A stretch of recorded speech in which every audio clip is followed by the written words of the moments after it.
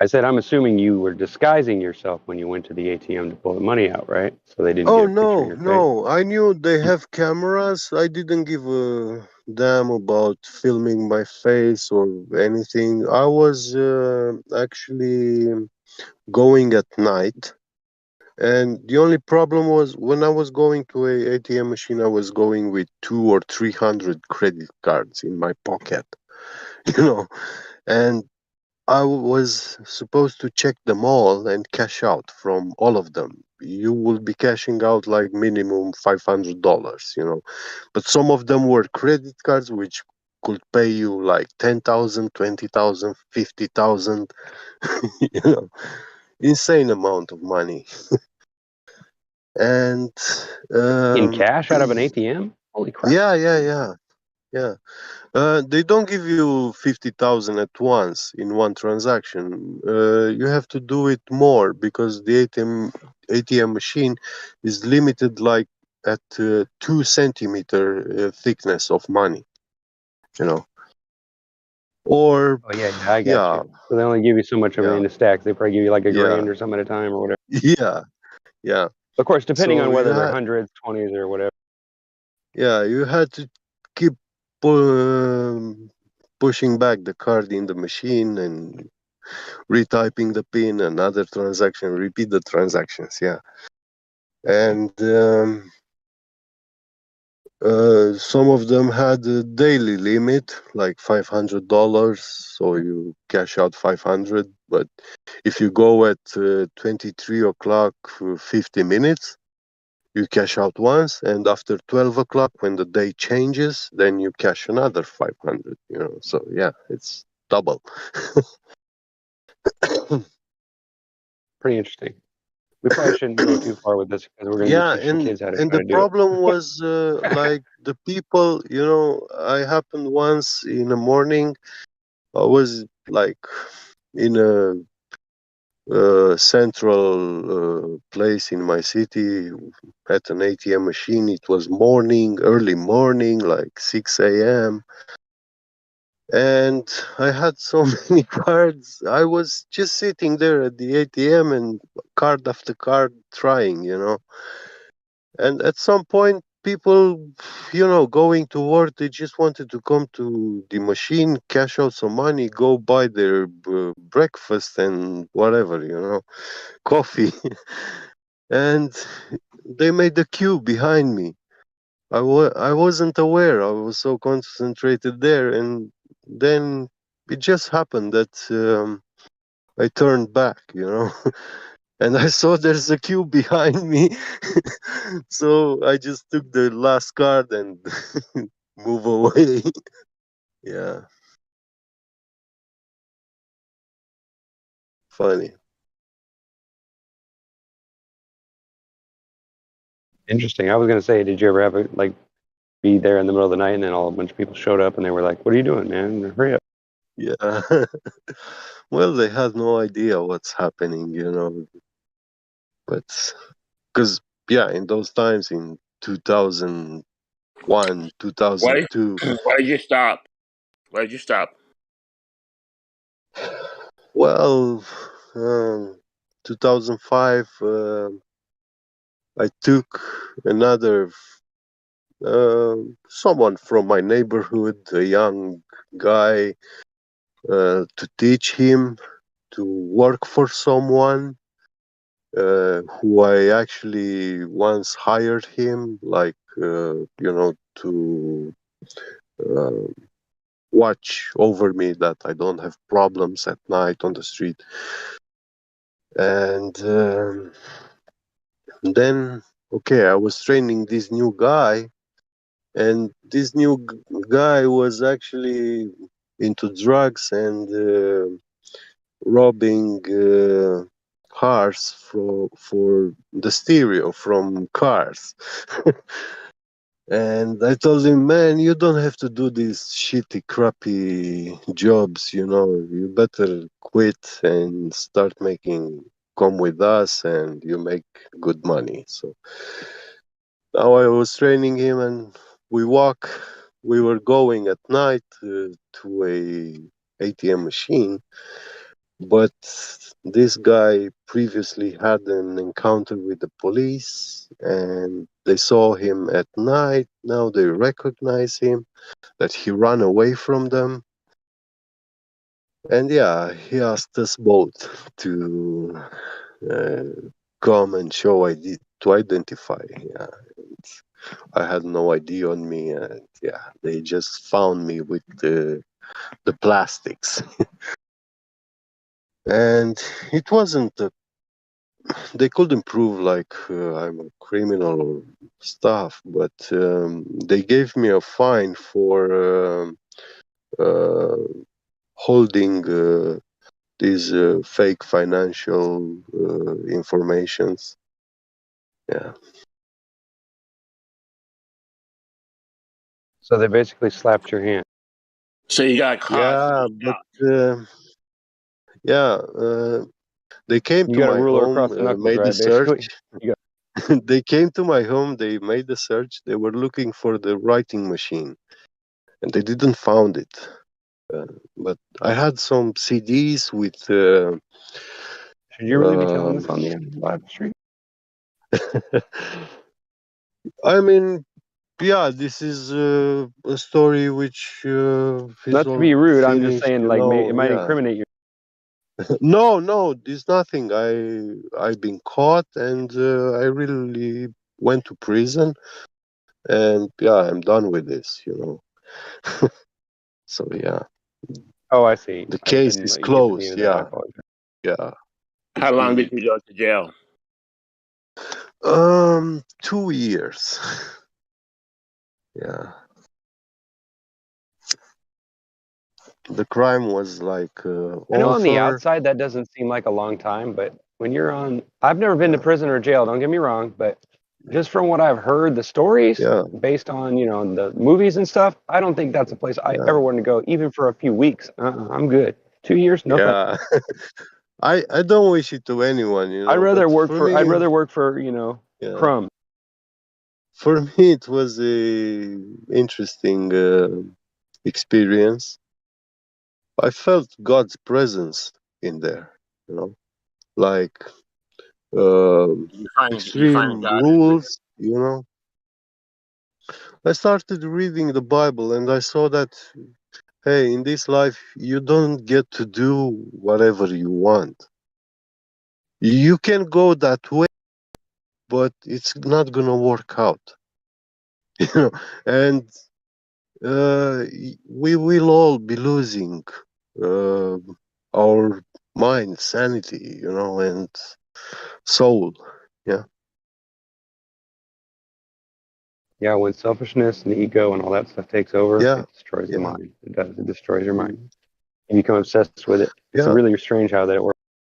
yeah. And I saw that actually, you know, I wasn't into doing crimes. I didn't want to be a criminal, but the money were seducing me.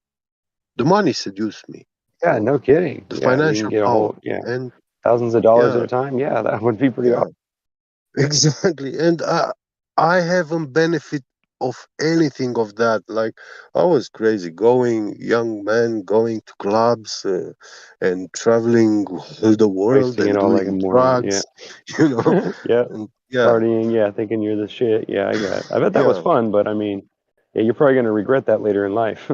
When your body's yeah, all broke down or whatever. mm, yeah. You mean you didn't I did like a lot of partying. invested, like you didn't buy Bitcoin or something Yeah. like that? Something you made money off of long term? You have nothing to show for it? Mm. Well, I didn't catch the Bitcoin train. I saw it, but I at that time I was like disgusted about everything what's about internet, and you know I didn't want to. I came out from prison in 2015, and it was still okay to get into it. You know, it wasn't late. When did you find flat Earth? Oh, flat Earth. Before going to prison, I would say 2012, 2011, something like that. But I was more into this religious stuff, Illuminati, Freemasons, this satanic system, which is ruling the world. And I started seeing that, hey, there is a God, and because before I was an atheist, and when I had this, I had a change of heart, and I said, yeah, God is now offering me like a way to pay back for everything in my past. I went to prison, I did it. They sent me home they call you to the trial, and I knew I'm not going. I will be guilty by not showing off. So yeah, I knew what's coming. We got somebody in here that's Yeah. not real new, but he's still just VC verified. Professor Proton, are you here? Are you listening? Oh,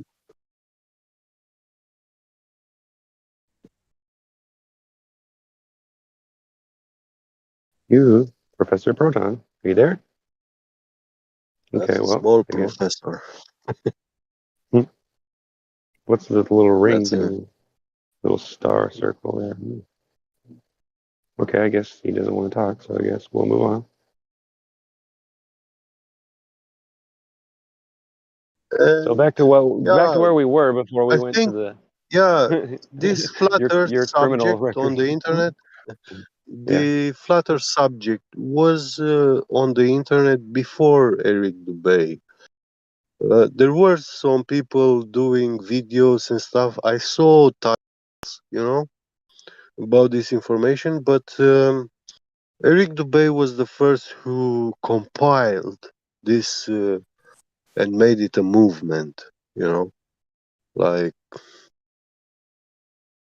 yeah, when he did his video in 2013, I think he published it on YouTube and it went viral. But I still saw, because I had a lot of video titles into these uh, Freemason, Illuminati. Um, Also, it was these guys, the ICUC, is no IUYC, something like that. Israel United in Christ. It's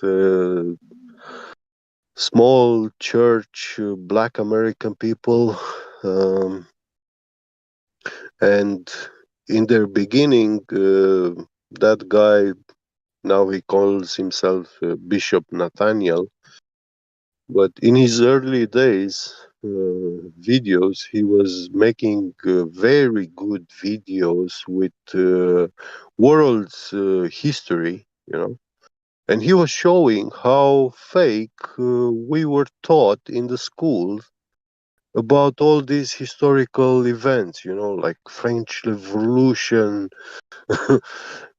slave trades, and yeah, on and on. And yeah, watching those, I saw that, yeah, these elite of people, they existed from ancient times and they pass it from generation to generation, the power and control, over the slaves. Michael Jackson Uh, always said that history was a lie. He's always said that yeah, history is a lie. yeah, yeah, yeah. I saw about Michael Jackson also, and what they did to him. Yeah, they killed him because by law he was supposed to be the president of Sony. Like the whole Sony corporation should have been. It was his. By right and everything. um, the money which Sony Corporation owed to Michael Jackson was so much more than what they could have be paying, you know. And yeah,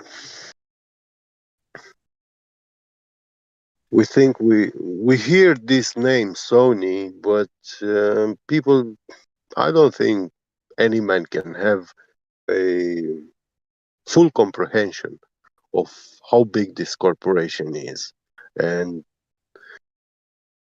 everything that's involved in.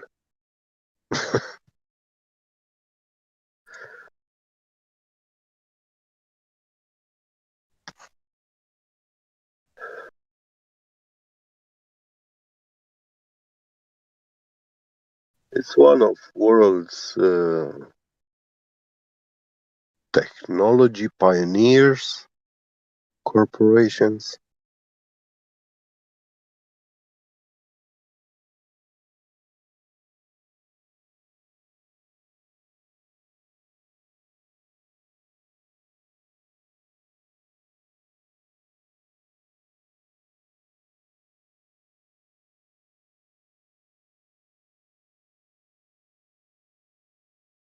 Well, thank you for that story, Get Again. That's interesting about the Yeah, credit it card. was very. I Yeah, appreciate it. Yeah, I mean, even though but it goes that's along with why I what we're want to talking about say morality and all that. I'm nobody Well, special, I'm just an ordinary man. Anybody could have done much better than I did, I don't praise myself, but yeah, So I had where's the I credit had card? Right? this. Well, I don't have one now. I only use debit.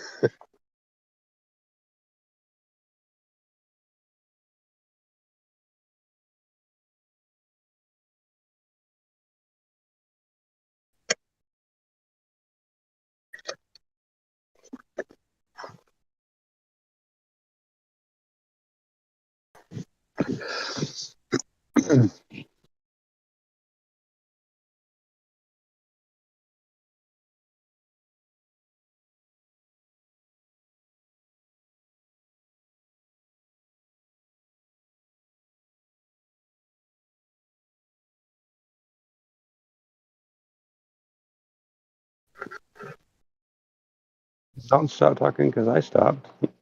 So what's this I wasn't about interrupting Putin and the border? You think they're going to try to start a war? America's going to try to start a war again? Try to police the world? Mm. Well, it would be a good distraction away from flat Earth and all the other stuff they don't want to talk about. I mean, I hate to say that it's possible, but it is possible, I guess. We've done it I heard they before. already moved thousands of U.S. troops over there. And aren't we already like deployed everywhere? Like, don't we have like active troops everywhere anyway? Like, Yeah, they but make it there's a sound like bunch of as if shit there's going on never in. any interaction, right? If that was real, right? No, when you send troops to another country, this is real. This is a thing. It's not a regular thing. Like Yeah. Putin's telling us, Yeah, he's that's what I mean. Like, yeah, that's what I'm saying. Like, I meant like that it's all like set up that way to make it. You know what I mean? But, Mm. I'm sorry. Go on. Go ahead. I didn't mean to interrupt. Putin's been telling us, listen, he's not doing nothing. He's just on his own border. He's not doing nothing wrong. But the U.S. media is like, oh, he's going to attack. We got to send troops over there. It's just nonsense. Well, check it out. What's going Waste of on in time, Canada right resources, now? money. Yes, all that. What's in Canada? Does Canada even have a military? Or I mean, I know they have police and all that, but Yeah, I don't know. Canada has a pretty large military. Cool. It's funny that I don't know that, right? I live right below you, and I don't even know. I don't live in Canada. I heard the Canadian military 80,000. Okay, my bad. I got you mixed up. Damn, am I having a bad Well, day? I think the Canadians will be experiencing very soon a shortage in supermarkets supply and stuff. And also, isn't there something going on in like active revolution happening? Yeah, That's why he's saying that he like the truckers. Basically, the idea being that it was set up so they'd run Yeah. out. I'm actually pulling for them. I don't even care. I don't like. I'm glad that someone's speaking out. I know that every single person that went there is not in on some magic scheme to collapse the economy. It's actual truckers that just don't want to take the vax. So I think maybe the real litmus test is to see if people get behind it. Because if they do not, that means that they have won.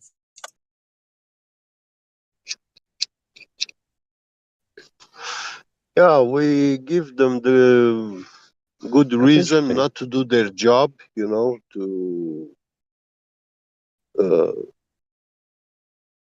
be part in the supply chain. So yeah, they make these strikes, and the supply chain is crippled, and yeah, the result will be empty supermarkets. And when hunger strikes, people gonna go mad. Yeah, but wealthy people and these politicians and stuff, right? Yeah. Like they also get their food from like Whole Foods. So Yeah, I don't think they're in on it. That's all I'm saying. Like, will there be a repercussion? Yeah, maybe. But the only language these people speak is money. So yeah. I don't I know. think It's a It weird thing. doesn't. It I think doesn't you can affect tell it's much the staged because villager. it's televised. It's all over the media, all over the world. Like Yeah. for the last 2 years, we had like marches in London with like 100,000 people every other week. Not a mention. Some truckers in Canada. It's all over every single mainstream media outlet.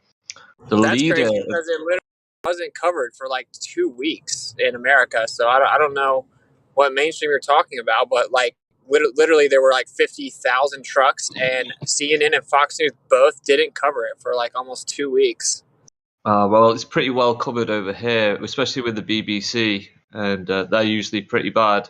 But also, what's suspicious is the so-called leader of this trucker movement.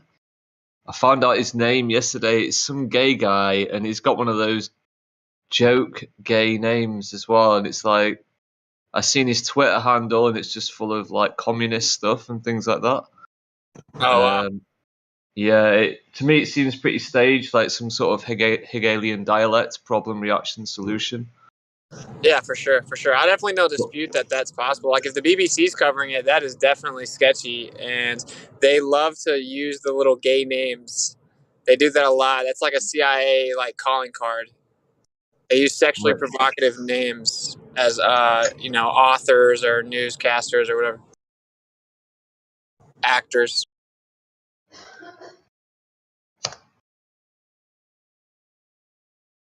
I don't know, man. I'm trying to But find the like, guy's Twitter name. He's a gay guy, and his name's like Dick Biter or something What like that. Not what supposedly his actual name, Dick what a world. Dictor. they do that a lot, bro. They actually do that a lot. So that would be the Yeah, number one thing so far that makes me think is fake. Yeah, well, it's if you look back on, we kind of like see it because of the numbers involved and then the way the names are presented and all that kind of like shows us who's who. You know what I mean? Yeah, I wish I could think of it. Owen Benjamin covers this a lot. He spots them really well. But like for example, one of the guys that talks about cloning back in the day from the 70s, his name is Dr. Peter Beater. Holy That's his actual name, bro. PETERBETER. we got Dick Wow. Baita and what's Pizza I Pizza. think they're laughing in our Pizza. face. Or is that really like what the name he wants? I think you might are supposed to pronounce it Bader. Right? I don't know. I don't really know. But like they do that all the time. The CIA does that all the time, bro. There's Isn't so that bizarre? What a strange many. thing, man. What Yeah, a, that what There's a, reminds probably me. something metaphysical You heard to from it. Smurf, Austin? Have you heard from Smurf again? No, not since he called me last night. No. I figured he's sleeping it off, but just curious. I mean, if any of us would have thought 10 years ago we'd be discussing these matters like this, it would have like blown our minds. Probably would have had an aneurysm right then and there. but I've found that That guy's was name. It took me a while. It's BJ Dictor. a gay guy who's the leader of the trucker rally. Anybody that thinks that's a real name has got mental problems. I was going to say, what are the odds of that just coming up accidentally? I don't know what they are, but I'm sure it's pretty slim. He's the guy doing TV interviews, and he's on like the media outlets and stuff talking about it. He's on the Rubin Report, other places. Well, He seems to be the spokesperson for it. That's the clue right there. If it's allowed on the mainstream media, then you know there's something with mind control involved. Hey, but I got a question He's for been the on room. Crowder as well. Stephen Crowder has been on there. Yeah. Wow, that dude's a sodomite. But I got a question for the room, right? So if I file this, okay, so I have the First Amendment cases. If I send them to the governor of Florida and say they pick it up just for political motivation or whatever, say that happened, and Fox News ended up calling me because I have a First Amendment precedent-setting case that goes to Supreme Court, and so Fox News called me and asked me to be on there. If I went on there and I was wearing a flat Earth shirt, well, would everyone in this room automatically say I'm a shill? Like, would everyone say automatically that I'm actually the CIA? I don't think so. I wouldn't.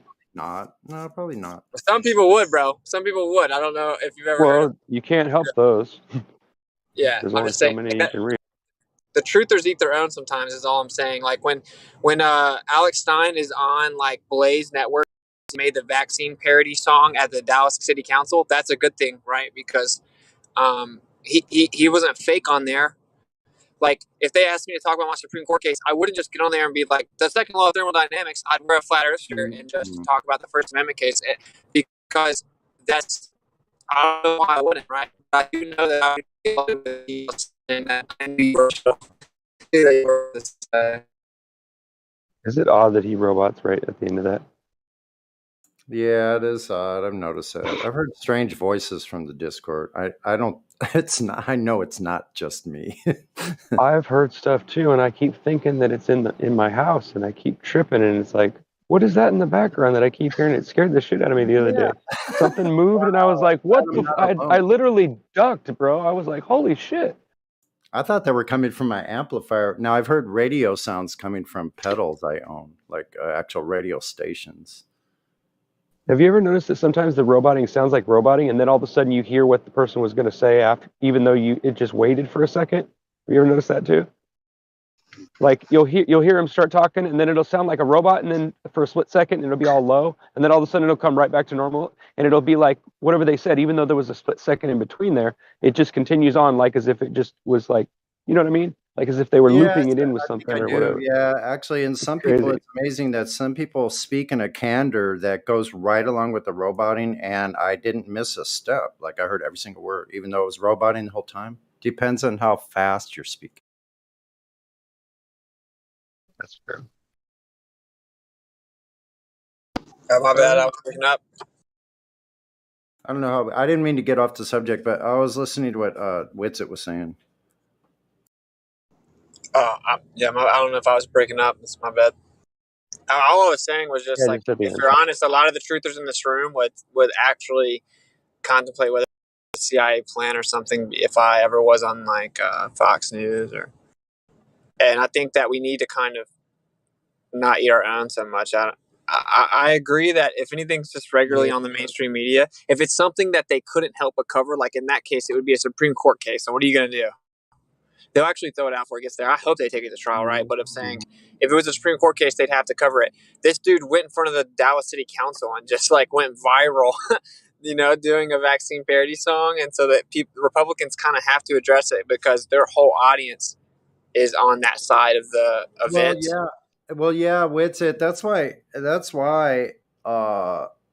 Like, what did they say? Any kind of advertising, like any kind of coverage is good. It can be utilized for a message to be conveyed, even though that wasn't the message the administrators of that media would want. You could still portray a message, so that's why it's good. Yeah, they say all publicity is good publicity, and some can argue or whatever, but like if I have a flat Earth shirt on, but I just am very articulate when I make my point about my First Amendment case, that would do more for flat Earth than has been done in years, right? So I mean, Yeah, and don't even pay attention, don't focus on it. Like, I don't know, you might want to think of a contingency if they asked you, but I don't think they're going to ask you if you got a flat earth shirt. They don't want. See, that's the kind of publicity they don't want. So everyone else will notice it, but they can't say anything. That right there is a freaking blatant, like illuminating that fact. that yeah, notoriously uh, all about flat Earth, right? So the odds that they'd ever have me on anything would be very low. Like Alex isn't really like that. Like he's on the show with Dave and Jaron, and he knows what the Earth is, but he doesn't talk about the Earth that much. That's not really his lane. And So can you have somebody film it when you're talking? yeah, I don't know. Hopefully. You might need like a iPhone because I don't know if they allow cameras inside the court. Are you gonna be inside court? They won't allow it inside the court. I'd be surprised if it actually goes to trial, though. But we'll see. Have someone take an iPhone and just like secretly like record you getting you with the flat Earth shirt talking to the judge. Well, I'm saying like the First Amendment case itself will, if they don't throw it out, which they probably will, then it'll get a lot of traction because it's a freedom of speech Supreme Court case. So like the Republicans, their sales pitch is all about standing up for people's rights, and they talk about the Second Amendment a lot. The first one's just assumed. So the Republicans would have to get behind it. I've been talking to this, we'll call him a lawyer, and he's super successful at doing this, like beating the system by using the system against them. Not an attorney, but a lawyer, and he was saying it's ignorant to think you'll win your case purely based on law and facts. Uh, all court decisions is politics, and all politics is local. Uh, and so if you can use the politics against them, where like DeSantis is the governor of the state I'm in, and he's supposed to be like one of the most freedom defending governors. We all know that doesn't actually mean anything, but uh, politically speaking, right? They may not really be in a position to ignore it. So I don't know. I mean, we'll see. I got arrested for saying that you can breathe the air, and free countries don't have lockdowns. That's what prisons have, and mhm. this is exactly what he's supposed to be defending, right? Yeah. Anyway, Yeah, you have two choices: to wear a nice suit and tie, or to wear a flat Earth shirt. I know you're not gonna wear a suit and tie, so Wear a flat earth suit and tie. yeah, like a that's what Kai said. Actually, wear like a jacket, but a flatter shirt underneath it. Yeah. Maybe you could get a tie. Maybe you could get a That's custom. what I was gonna say. I was gonna say wear a jacket or some kind of nice thing that you can unzip or open and just say, "Hey, it's getting warm here for a second," like in the middle of your interview, and then just take off the jacket. That'd be In perfect. court and in the interview, exactly. Like just Get a custom tie made with flat earth going horizontally with some kind of little image or something. like Yeah, as a that would muscle be man. great. That way you would at least reach the people who wanted to watch the whole thing. That didn't drop out in the beginning. Or diagonally, I meant. Like you don't, yeah. Like in that situation, you wouldn't want to talk about flat Earth. You would want. Yeah. It's just like I get a lot of emails that I welcome up to flat Earth because they heard me talking about something else. Yeah. They were like, "Damn, this dude knows so much about the Jesuit order. This dude knows so much about the supposed Aryan race or whatever it is that I covered." So they were like, their cognitus was kind of broken, like they couldn't really convince themselves that I was dumb. So then when they heard about flat Earth in my videos, they kind of had to look at it more serious. I have a lot of people right now, they comment and email me and they're like, dude, I love all your work. I don't think the Earth's flat, but I still support your work. Well, they will eventually think the Earth is flat because you can only do that so long, You can only think someone's right about like all this stuff, but completely wrong about the biggest thing for so long. I think that's my point is sometimes that's the way you wake people up, bro. That's going to be a breaking point. Right there, that Cogdis. Wow. Like if I was on Fox and I'm talking about, well, there's no prior restraint to the freedom of speech, and if we can't petition the government for a redress of grievances because the government has to give us permission to do that, that's counterproductive. That's a paradox. That makes no sense, right? So, like, yeah, I have the right to speak out against what the government is doing, and if the government is going to arrest me for doing that and then force me to partake in the very unlawful acts that I'm speaking out against by making me wear a mask to go defend speaking out against them, if we allow this to happen, and in front of the founding fathers, nonetheless, our country will never, ever, ever recover, because that's the whole reason freedom of press is there, because they came up with licensing schemes in the monarch to shut down the freedom of press. That was literally like the whole idea. They wouldn't let freedom of press. So, like, if someone hears that, you know, and they're not an idiot, and they know that the First Amendment is important, they're going to be like, I like this guy. This guy's got the balls to go up against the federal government. They don't need me to talk about flat Earth. They may notice my shirt, you know, they may look me up, and that's the move, I think, is breaking through to them. A lot of people come in here, and if they come into a conversation that's different, like say it's about economics or something, and they get really into it, they're much easier to talk to about the Earth because they have intellectual respect for the peers in this room, you know.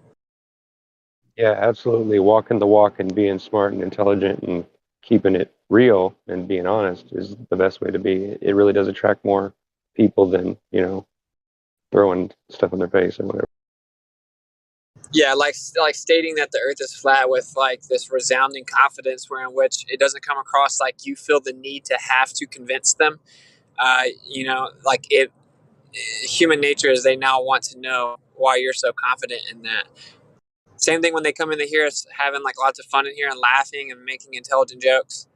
They want to know why all the flat earthers are so happy and smart and confident, right? When you're like begging them to believe in something, human nature is to not go with that. Or if you do Dead attract them, they're like cultist type people that are weird. Yeah. I do have some advice though. Talk slower. Sorry, I had to.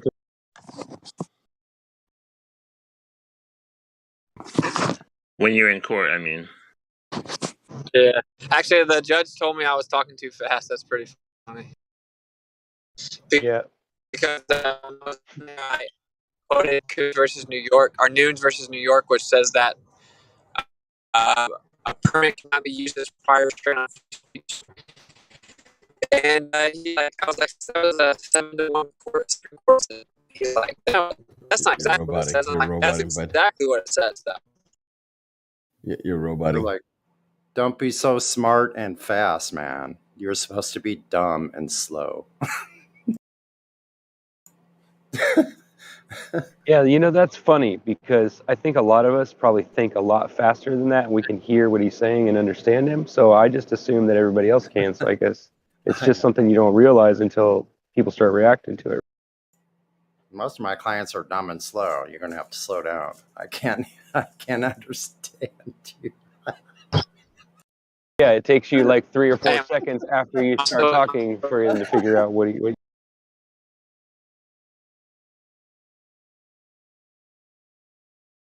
That's actually why I like you, actually, Austin, is because the way you present yourself is even that you speak fast, but most people can keep up with most of it, and they realize, wow, this person really knows everything what he's talking about, and he's really confident. You do sound confident, regardless of whether I can understand every word you say along, when you're saying stuff. But eventually, yeah, you go back, and that's how I found you. The same way. It was really strange. What day do you go to court? My Yellowstone, I have bad service, so. I can hear you. Go ahead. My Yellowstone case is March 7th, and my Rushmore case is April 14th, which is my birthday. Wow, that's a sign, maybe. Yeah, like whenever they tried to make me sign bond, I told him this is entrapment and this is ridiculous. He said, what? So I just started reading it off, and I can read really fast. And he was like, you're going to have to slow down. I'm like, I thought you knew what this paper he doesn't meant, even know? buddy. Right.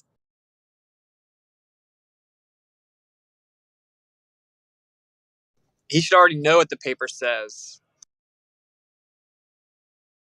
I would say, yeah. I would say if I was reading something that he was actually prosecuting me or I was being prosecuted for and they didn't at least look it up before they came in, I would be very upset. Yeah. I would be thinking, okay, what's going on here? Yeah, because like he's supposed to be a non-biased person that uses judicial.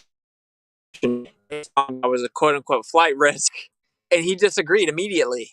And he didn't even read the bond paper because when I started reading it off saying I wasn't going to sign it, he didn't know what it was. And he's like, you're going to have to slow down. So it's just that's how corrupt the system is, you know.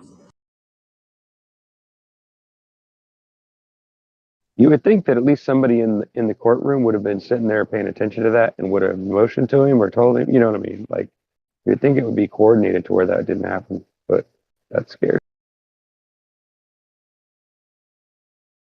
No, this is a federal magistrate judge, so they're just used to doing literally whatever they want, you know. Right, they're voted in and they don't get voted out until they die or somebody or they quit or whatever, right? Basically. Yeah, pretty much, and all their staff are just trying to move their way up, so they all just suck up to him, you know.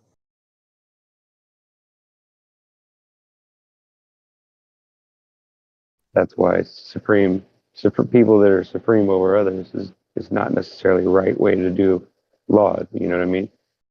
Like maybe we need to restructure it, but how do we do that? I don't know. But just saying. Well, I know how you do it. Actually, is you use the current law against them. Like I'm filing a federal judicial complaint of misconduct against him because he broke numerous federal judicial canons, which is just like an ethical list of rules as to how judges are supposed to behave. And he's probably never gotten one in his entire career. And they may dismiss it, but he has to report it to insurance. And if you get like 3 of those, insurance will drop you. Like judges have to have insurance because say they convict Like someone, doctor. yeah, like if they convict someone that's innocent and he does 10 years in prison and the state has to pay him money, like the judge can't pay $10 million, so the insurance pays it. That's why lawyers or attorneys, they also have to have insurance, right, to keep their bar license. These are the secrets that they'll never teach you, though. Damn, you've been researching, bro. Yeah, the things they won't teach you is basically how to get out of it and how to keep from standing under things, right? And getting Yeah, forced into. yeah. Like the best defense is a good offense. Is what? That's why you counterfile. Yes, exactly. Like criminal complaints, judicial complaints, bar grievances. That's an attorney not doing his job because they have a professional conduct list for attorneys, and so all you do is go read it. You find out what he didn't do, and you send it in. And you could probably find tons of them. Like he broke rule 5, 6, 7, 8, and 10. Well, you don't send them all in on one complaint. You send just what he broke in rule 5 in. You wait a week and you send another one in. I will be filing 3 or 4 judicial complaints against this guy. I'm sending my first one in. I'm just on one of the canons, the third canon. That's something else they won't teach you, right? So that way they're gonna have to report 3 judicial complaints to the insurance. That's not good. Like if a law firm gets 3 in 1 year, they'll get dropped. And if a brand new attorney gets 1 in his first year, he'll get dropped. And if a seasoned attorney gets 2 in a year, he'll get dropped. So this is their weakness. They'll actually get mad at you if they'll even try to threaten you. And when they threaten you now, that's a crime. So now you can file a criminal complaint, and that goes to the attorney's district attorney or whatever. If he doesn't properly follow it, then you can file a criminal complaint against him. So this is how you actually win, right? This is where they just come to you and say, "Dude, can we just give you some money and you shut up, please?" But they'll never. You basically have to go and read the whole canon of all the law and understand it, basically, and then use it against them is the only way to really fight. Yeah, you got to know what the rules of the game are. Yeah, we're being brought up into these games on their home court, which is why it's called that, and we don't even know the rules of the game.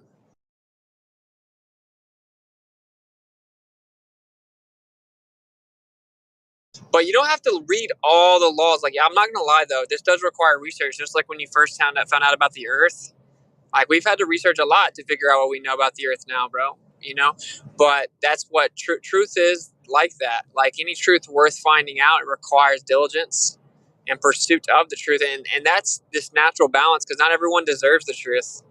Not everyone deserves to know how to use the law. A lot of people are criminals, as in they hurt people, so they don't. You know, like a lot of people aren't in a position to receive this truth, I think. But like what you read is the code.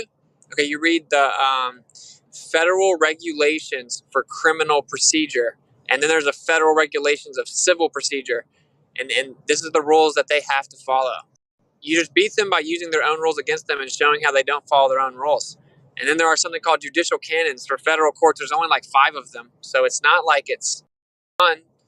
And you just go read the list and find out what they did wrong.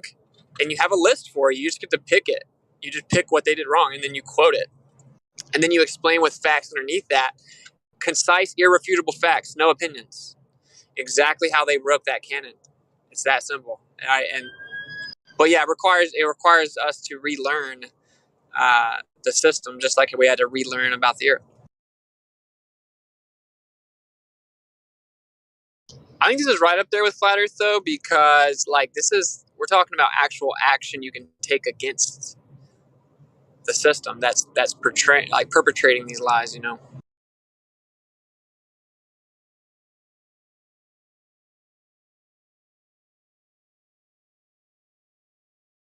I came in here and told everyone I was going to file a federal complaint against NASA, criminal complaint for fraud about the ISS, and then literally 5 hours later, they came out with a mainstream article saying NASA was going to crash the ISS into the ocean in 2031.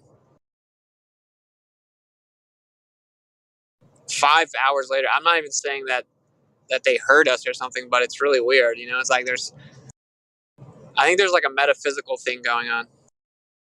I think it has to do with those monkeys on those islands. But yeah, I know that's kind of a weird thing to say in the middle. There you go. They figured out what you were talking about the 100 monkeys. They don't want to have to keep faking video from space. NASA has a lawsuit on their hands. I mean, has a lawsuit. They have lots of lawsuits. There's a lot of FOIA going on right now. Yeah, FOIA is one thing, but criminal complaints is a totally different thing. Like your lawsuit is just built upon their criminal activity, and that's cool or whatever. That's a civil procedure. But I'm talking about holding them criminally accountable in an individual capacity, meaning you have protection or quote unquote immunity if you're acting under the laws, under color of law or the federal agency or whatever. If you act outside of the law, you're out of scope, meaning you're now individually responsible and accountable. It's called individual capacity. And so you just file these criminal complaints against them, and everyone that covers up for them, when I go to the FBI headquarter office in Tampa and I file this, and if that guy doesn't do what he's supposed to and give it to who he's supposed to, then there's a criminal complaint against him, and it keeps going up the ladder. That's how the system's set up. And it makes sense, right? Because if the DA is committing crimes, it's not up to the DA whether or not to dismiss a criminal complaint about himself. That would be ridiculous. But that's what they'll do. And then you'll have to now file a criminal complaint against him because that's a federal. And if we equip ourselves with knowledge on how to move these actors, things could change pretty quickly, I think. Yeah, I'm that guy that's going to do it. I don't really want to hear people say it's not going to work. Like I get that you may think it won't work, and I don't know if it will, but the best thing for them is that we think there's no way to beat them. That's what they want. Well, and then that's how they keep it covered up with government classification. That's why FOIA is so important. And that's why once you find out that there has been a crime committed through FOIA, that's when you got to file the court proceedings. Right, but this is what's so crazy with FOIA. They pull out national security issues a lot, and then they don't give you the information. If you can find a way to get them in the criminal complaint round before that, you have discovery. Like if they take it to court, they now have to adhere to discovery, which means you can request production for anything. I want all telemetry data of the ISS. I want all intercommunications of anyone that worked on the ISS. You can even come at them for espionage because they work with other countries. I want all international communications regarding the ISS. And this is why they'll never take it to court, because everyone in this room knows they're lying about the ISS. So, they'll be stuck and they'll settle, but whatever. Like, why did NASA have to give a flat earther $5 million? That's a flat earth win, bro. And if we each start trying to do this, something will happen. I mean, what are they going to do? Shut the whole world down? I mean, they already did that. So I think it's kind of past being scared of what they might do, and we just have to go on the offensive. Oh, I have a meme that says you'll know when they're losing when the electricity goes out. So Yeah, for sure. That's the big one. But yeah, no, it certainly is interesting, and that's the hardest part is just proving that criminal intent. But if they're hiding it in criminal intent, or if they're saying national security instead of criminal intent, like, oh, it's national security, you damn right it's national security. Like, you committed a crime with other countries and other people around the world, and they have secrets on you, and so that's why it's national security. And that's not our fault. That's your fault. That's your problem. But it's getting that out in the open is what's going to be the hardest part. Getting a judge to hear it, because all the judges they all work with all of the lawmakers and the lawyers that are out there. They all go to the same parties. Yeah, which is why you have to file judicial complaints, and no one's ever heard of it. I didn't even know what it was, but you're right. You're right. They won't, dude. Like, it's a pipe dream to think they're going to come out and admit the ISS is fake in detail. They're not. But when they pull out, they say this has to be shut down in confidentiality because of national security interests. That's an admission of guilt. I mean, any normal person knows that means that you can't say the answer to my questions because it would jeopardize national security, meaning you would be admitting that you lied. So, I mean, that's a win still, right? But the tricky part they have here is if they offer you a deal, if it is determined that it is a fair deal that is significantly in your favor, you actually have a legal obligation to accept it. So what they do is they'll sneak in an NDA. So they'll say, like, we'll give you $10 million, but you have to sign this NDA. Yeah, saying basically like, okay, you caught us, and you can never speak of this ever again. But that's just like saying, like, like, everybody wants to be financially independent of owing anybody anything. What's the word I'm thinking of? Like we're all slaves to the financial system, and if anybody can get above the slavery portion of the financial system, that's what they're basically saying. Like, we can give you $5 million. What you do with it is what you do with it, but you can never talk about this ever again. And yeah, you're right. It's an admission of guilt. It's just like the same thing as saying we can neither confirm nor deny that. Like, why not?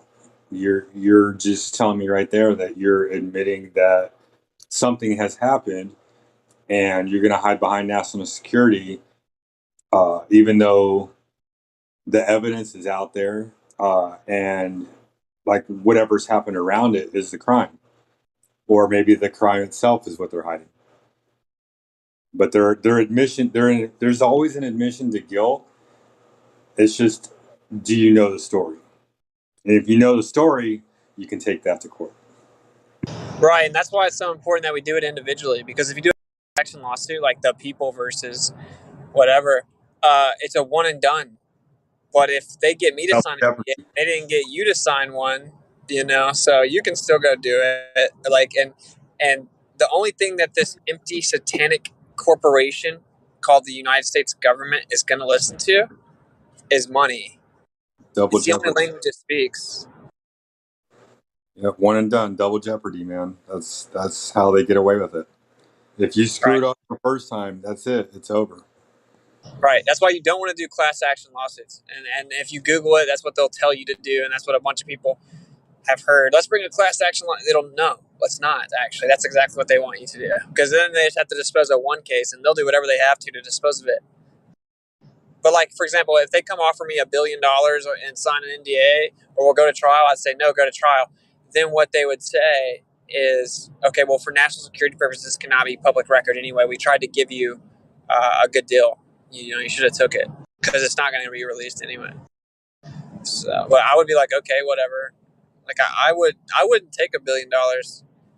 So if I know I have them on the ropes that they're going to have to admit the ISS is fake and they want to give me like $1 billion, I would say no. I mean, although I'd have to think about it, because I could make every single like billboard in the U.S. That's integrity right there.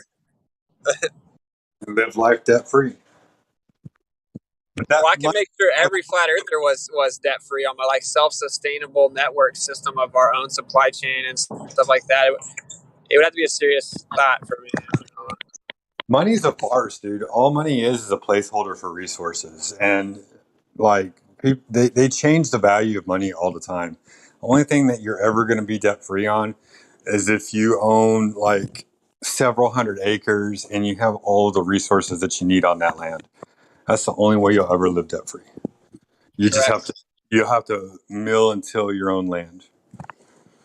Yeah, but that's cool, man. And especially if you can build a community of people that do that. So like everyone puts into the pot, That's why I'm waiting for the Don't electricity. take their money, because if you take their money, then you are partaking into their crime, lying to children.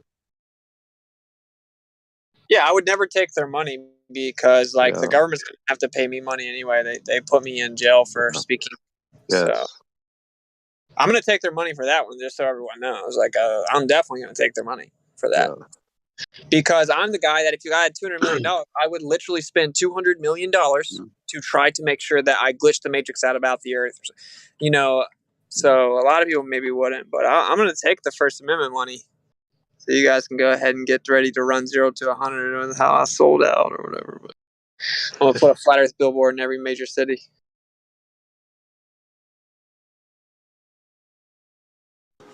What would you put on the billboard? That's a good question. I don't know. I'd want to keep it simple, but it'd have to take them straight to somewhere that would be really professional. But just like a horizon in the background, something simple. Maybe a time-lapse Star Trail as the background, and then just a few words that are simple. I would put the Elon Musk tweet as far into space as you'll ever get without getting past. Oh, by the way, a thing you said about the judge. You said at some point that he told you you're speaking too fast. For them, this means that you are speaking incoherently. He can't keep up with what you're saying, and he takes you by default like a fool, who's talking fast and nothing. So when you hear them saying to you that you speak too fast, you have to constantly reassure that they understand what you are talking about. Right. Well, the part that was so weird about it was I was just reading their document fast. So when I was talking to the judge, I wasn't talking very fast. I was like Supreme Court case 8-1. Yeah. Right. But when I read their document, because I was like, I'm not signing this, because what it says is if you get in any trouble, then they can come arrest you and blah, blah. You're not allowed any. It's just to set you up. And I'm like, I'm not signing this. And they had me wearing a mask forcibly, and they said, well, then you're not leaving. Then you're going to jail. So it's like, okay, just for the court record, this is under duress. So I wrote it on the paper. I signed it after I read it to him, and I said, this is entrapment. This is illegal and under duress, coercion, intimidation. And so then he's like, no, it's not that bad. He's like, I'm not sure what exactly is your contention. So I went to the sketchy parts of the document that's entrapment, and I started reading it. And he's like, oh, you're going too fast. I'm like, well, then maybe you shouldn't be sitting here stamping this paper if you don't even know what it is. Exactly. It takes freedom away.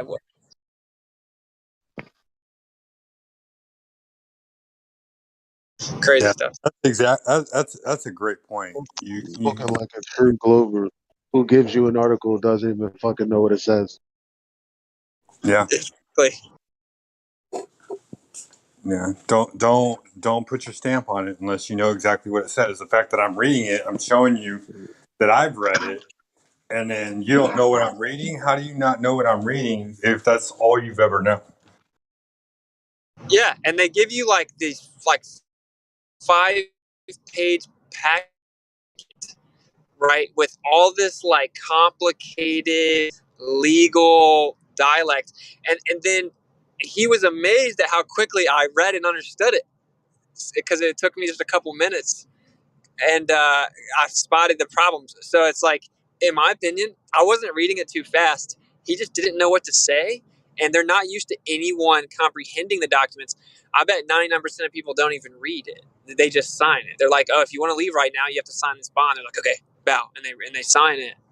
So he was just really taken back that I like could read and digest it quickly, and then he actually got embarrassed because in front of everyone, it was obvious he actually didn't even know what it said. He couldn't comprehend it. I read it slow to him again, and he still didn't even understand it. I had to. This is literally what happened. I had to paraphrase it so that he understood what it was saying to a federal magistrate judge.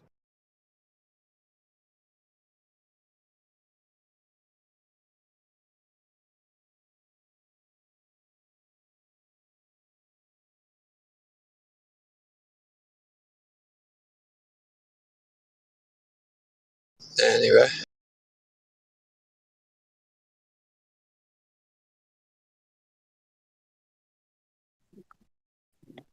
I hear what you're saying, bro. I don't know why it got quiet. oh yeah, all I was saying was that I had to tell the judge what it said. I literally had to, like when we read a quote to the Glober, like when I tell the Glober that even Isaac Newton himself said that he never wanted the idea of gravity attributed to him, and he thought it was stupid. Quote it, where he's like, the idea that innate brute matter would act on one another through vast distances of nothing is to me so great an absurdity that no man with competent faculty of thinking in philosophical matters could ever fall into it. And then you got to tell him what he's saying, that mass attracts mass is retarded. You know, you have to like tell him what it says. I had to do that to the judge, literally, bro, literally. Really? And he, Are you dude, yeah. kidding? And guess what That's he did? crazy. He changed it. He changed it over to another judge. Oh my goodness! Wow, that's And this is wow. a retired That's called gifts federal. from hell, isn't it? It's crazy, bro. Retired federal magistrate judge, like held the position. That office has held the same judge position with him and the guy before him longer than any other federal court in the U.S. That's just a sign of that there also needs to be term limits too. Like people just get way too comfortable in their seats and they think that because they can't be thrown off the bench, they can Right, say or at the least, yeah. There's something over them, right? Sorry, I didn't mean to cut in. Wait, I tagged you in the voice text. You know Isa? He joins the voice chat all the time. Yeah, he says cool, bro. You should speak to Isa about this maybe a little bit just to get some points about it. Yeah, for sure, bro. The guy I'm talking to right now, his name is Randy Kelton. And he's the one that got the mask mandate removed for Texas, and then that cascaded it into 20 other states removing it. And that was because he forced them to. So this guy is pretty good. pretty much a legend. Yeah. Sounds like But a I'll talk legend. to Issa for sure. Yeah, dude. What he did was he filed criminal complaints all the way up to the attorney general, and he pinned them against each other using politics. And he kept compounding criminal complaints because they weren't following through based on what, like Article 3, what the Constitution says they have to do. So eventually it got to the point where they're like, oh, we just got to throw this out. So, I mean, people can say it doesn't work. Well, then why did Texas remove its mask mandate? You know, I've seen a few people that go, and do that kind of stuff, and they actually itemize every rule or law that the government breaks, and they itemize each one of them, and present charges for each item. It's like because some people just make like a broad argument in the court and don't itemize the faults of the government, and it has to be like very specific. I wouldn't be able to give you any guidance, but I've seen examples of that. That when they go to when they sue like local governments, and these people go to federal courts, and when they sue, they are very specific, and each infraction of the government is one by one by one.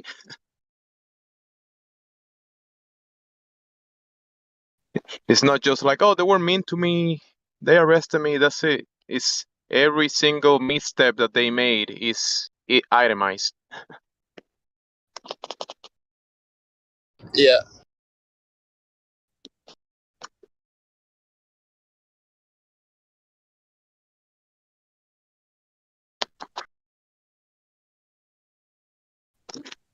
And even like they present fines and charges for each item.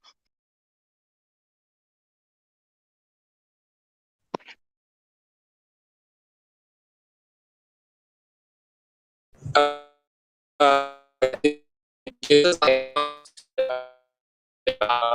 anything new. Out of control, robot. So I mean, they messed up, bro. They should just let me do my tour, bro. You know, because they made me start reading U.S. codes and stuff, and like I'm now shifted gears so much so that I like once I become knowledgeable, have like success.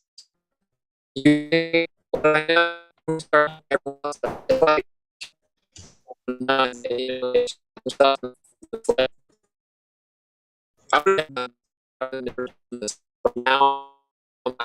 it me or is it is roboting? Yeah, he's roboting pretty much. He's doing Out it of to me control too. with it. Out of control roboting.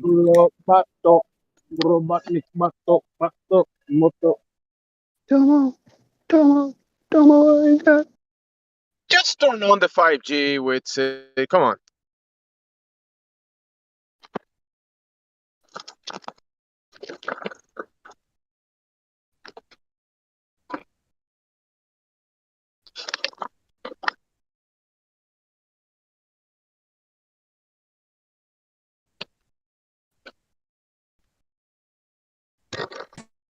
In a world. In a world where you In can't a world. in a world where you can't change the wind, but you can adjust your sails. Until they fall over. Pretty good. I got 5G 5 bars, bro. Discord just doesn't want me dropping the gems with you guys. That's what it is, man. I'm telling you. They got like ESPN. Hey, what do You're right. It does seem you like got? I rarely ever get complaints about me robot. With the ISS. Sorry, brother. I just want to. What are your guys' theory as to why that? All we heard was right what's your or something guys' like theory? Right when you're going to That's all we ask, heard. what's your theory, and then it roboted. Like you were telling the exact thing. That was the article. Is there a button that they can push or something? I swear.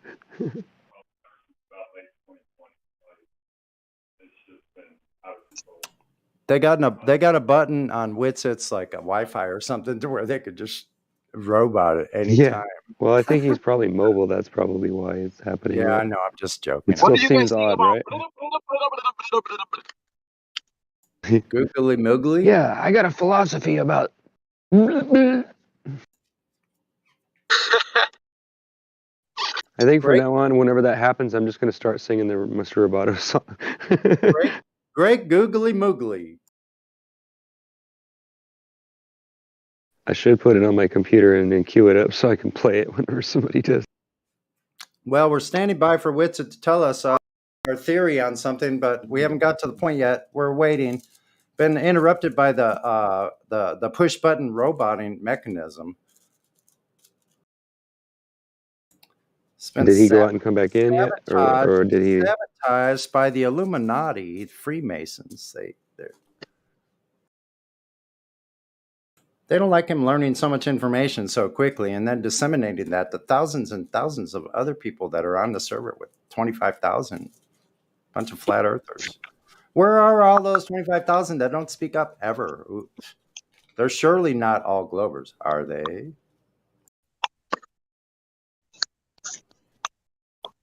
Are they all listening somehow?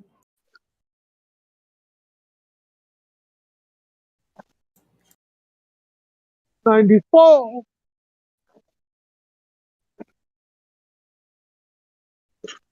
Bro, you mentioned the Illuminati.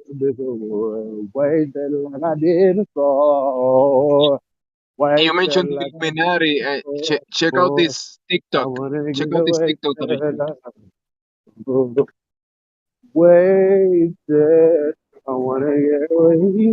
Eli, you sounded like Crack Villain What's for a going second. on here? Is he singing to the radio and not hearing us, or what? I don't know. He sounded like Crack Villain, though. I thought Crack Villain was there next to him singing rap. They were doing trading off raps or something. How did Crack Villain Are get they over really there? that close to each New other? York City. I didn't New know. York City? All the way from Britain? What? Get a rope. Hey, Sonny, you mentioned the Illuminati. Check out this TikTok that I shared.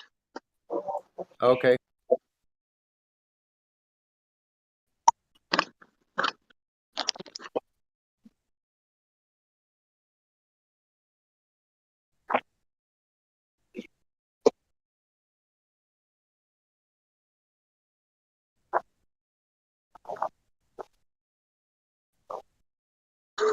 I can hear she's speaking Spanish. It's being translated by someone, but I understand what she's saying in Spanish, and she sounds serious. How do you know Spanish? Aren't you Asian? Yeah, we Asians speak all languages. No, you do all mathematics. You don't speak all languages. I'm, I'm sorry. Is that okay? I'm sorry. I speak the Spanish, the English, and the Spanglish. Spanglish or us. Yeah, that's pretty amazing. Wow. That chick didn't sound like she's lying. Look at her body language. She looks Bro, she's traumatized. serious. They're eating humans. So here's the young lady invited to Illuminati party. She saw all kinds of disgusting shit that these like subhuman elite are doing, and she's freaked out because they were eating human flesh.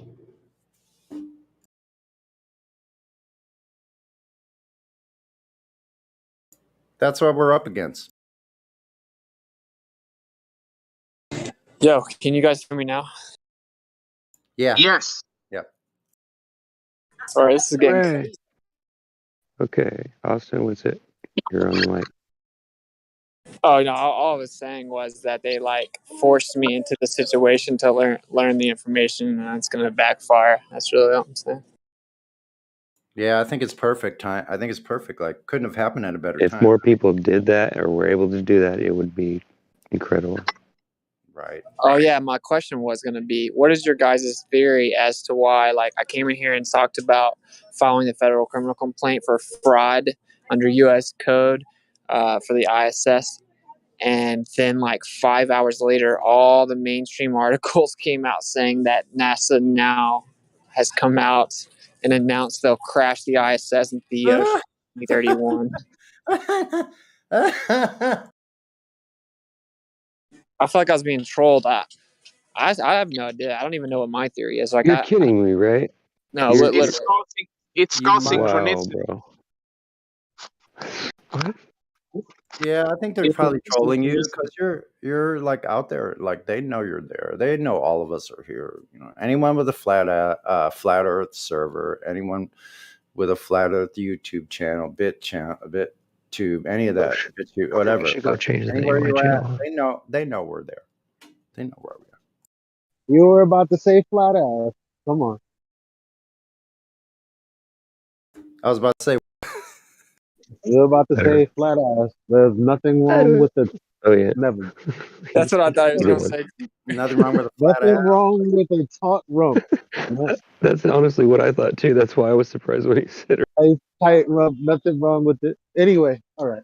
Yeah, that's Oh, the time you need some curve, bro. Need some curve in that ass. Okay, we got to get that straight.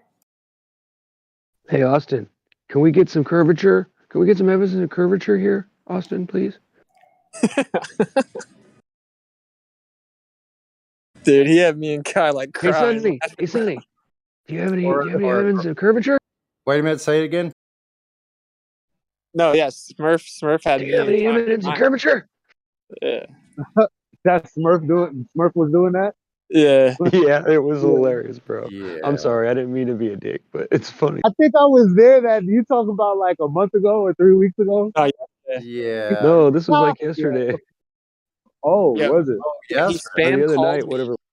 Yeah, I didn't I even know I missed had it. Discord set up for calls, but I got like 6 phone calls in a row from Smurf on Discord on both my phones, just going crazy. I'm like, what the hell? That's So I ended it. hilarious. He said some lesbian kicked me off 24/7 because I was asking where the curve was, and I was like, "What?" He's like, "Yeah, I was asking about where's the curve."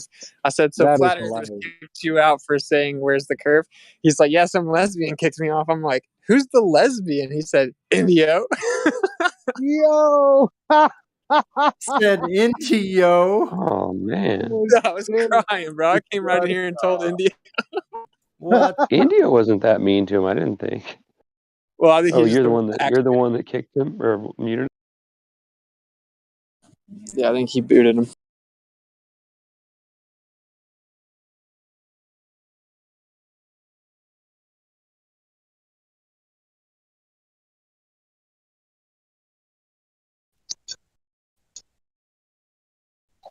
One of the funniest trolls. Well, maybe not. No, not the funniest. That's why he got booted. Wasn't funny enough.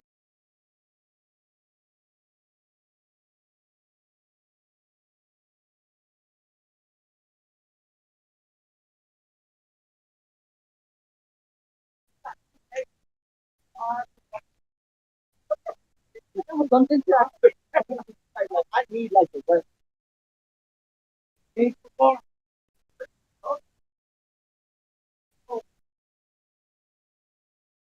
Your hot mic in there, Elijah.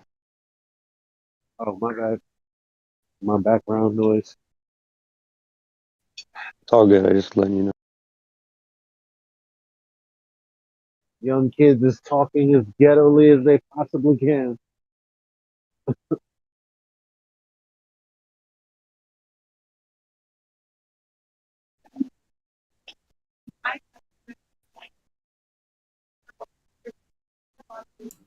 Ice, ice, baby. So, Which is Witsit, were funny you because I able to was get your literally. affidavit of status into the court? And yeah, I'm sitting in tomorrow. Mic check. Okay. All right. Yeah. Yeah, it sometimes is hard to get that in because when they see it, they sometimes conveniently lose it, right? So, Yeah, you have to get certified mail with the tracking number and the receipt, and then you insure everything for $500. So whenever they don't acknowledge or act they didn't get it, then you go down to the USPS and you say, "Okay, I insured this for $500, and they haven't received it. So what's going on?" They're not going to want to pay you $500, so they're then going to go down to the courthouse and make them admit that they received it. yeah. And then file a criminal complaint on whoever received it but did not acknowledge it, as is required by law. Look at law, man. Look at law. That's awesome as shit. Yeah, that's what these little clerks try to do, and they can really be held to the fire because of it. That's right. Like the FBI will do the same thing when you file a federal criminal complaint. You attach a cover letter and you say, "Send this back to me initialed so I know you got it." And you'll never get the cover letter back.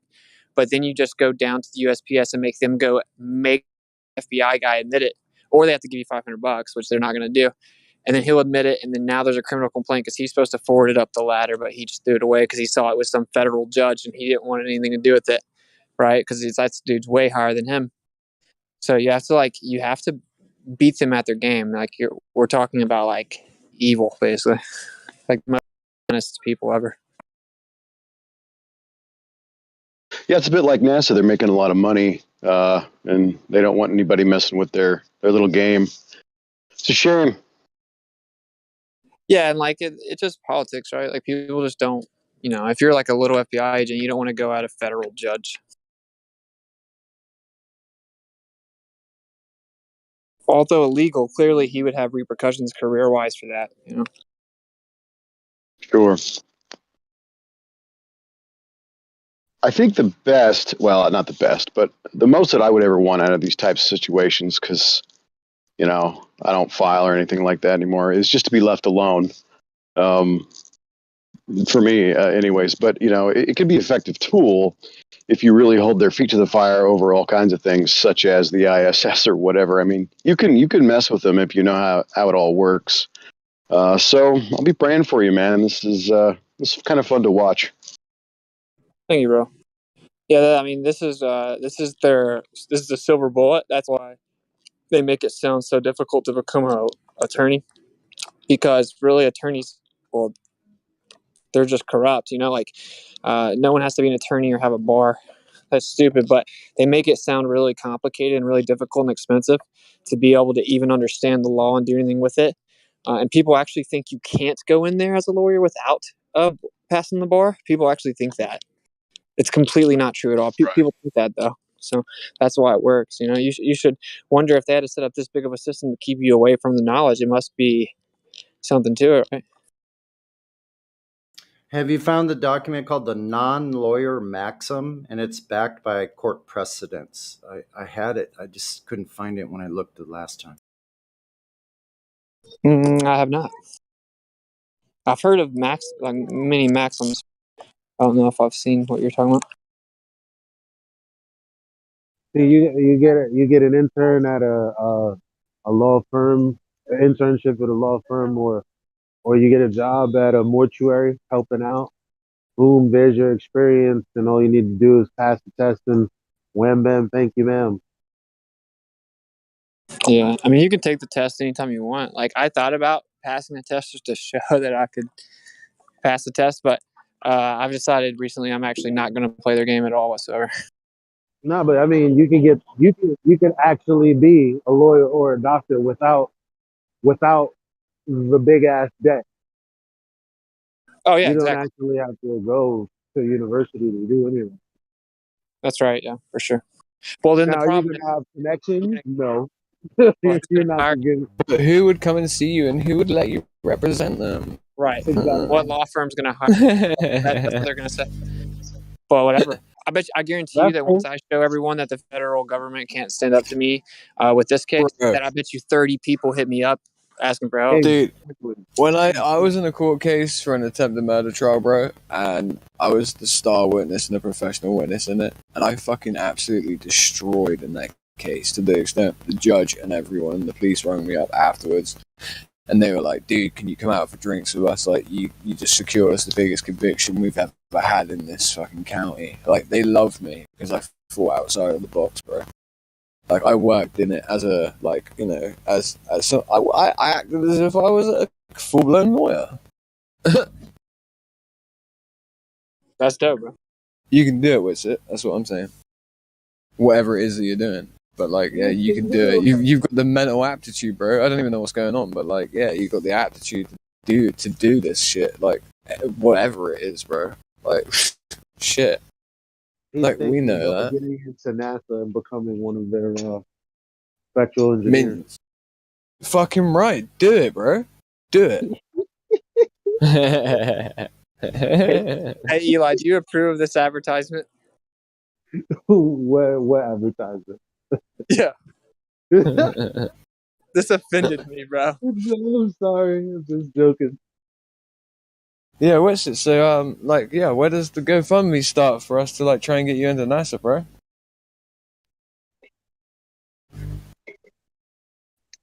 Imagine that was a real talking point. You get there and then you just be like a data pusher in front of a screen. Yeah, like a pencil pusher, but like, pencil pusher, yeah. Like, and they put a sign on your back called the Flat Earther We Turn. Like, they turn you gay almost, but worse. but much, much worse. Like the fire if we turn into the NASA flunky who make coffee for us now. Hooah! Do you know that would be. Do you know that the bar is a creation of the Rothschilds on both sides of the pond? They didn't make the metal bar, bro. I saw a black guy in Harlem beat someone up with a bar the other day. Wait, what? Yeah, I'm just playing. I know the Rothschilds are responsible for that bar. No way. I knew the black guy didn't do nothing wrong. Where do you think those bars get imported from? You think they're just laying around in the hood, bro?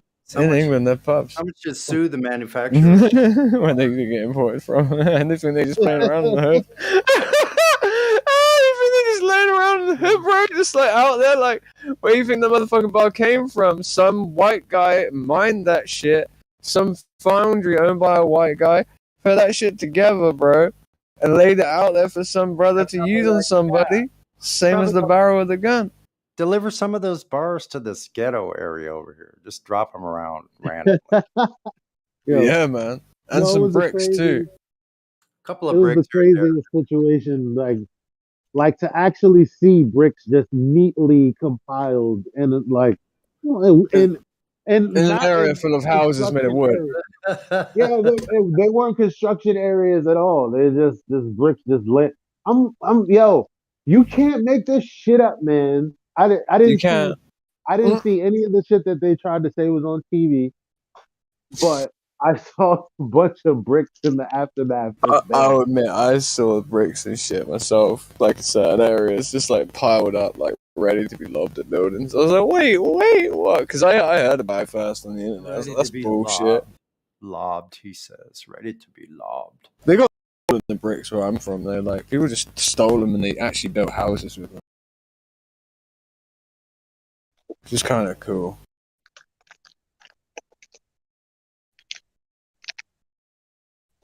Oh, guess what? News update on Somerset. Yeah?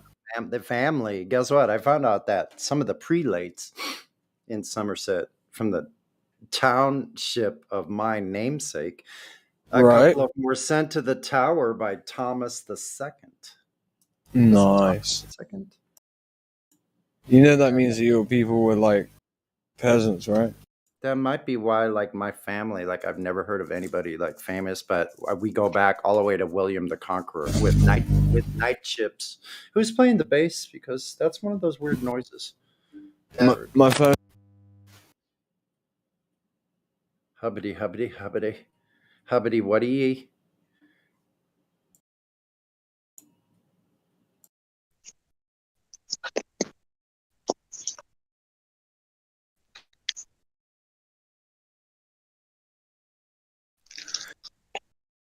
I didn't realize that was you.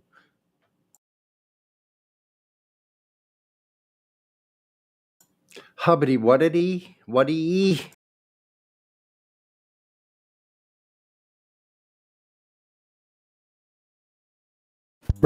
Me, my accent. Bottle of water. Static. Erratic. That's your phone making that buzz. I get it. My phone? No, it's probably my laptop, dude. Oh, your laptop. Just turn me up real loud. It makes it sound better.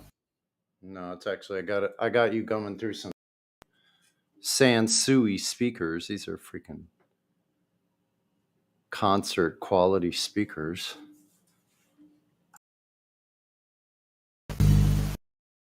Boom. Sounds like a bass guitar. Good cracking, mate. Swear to God. What?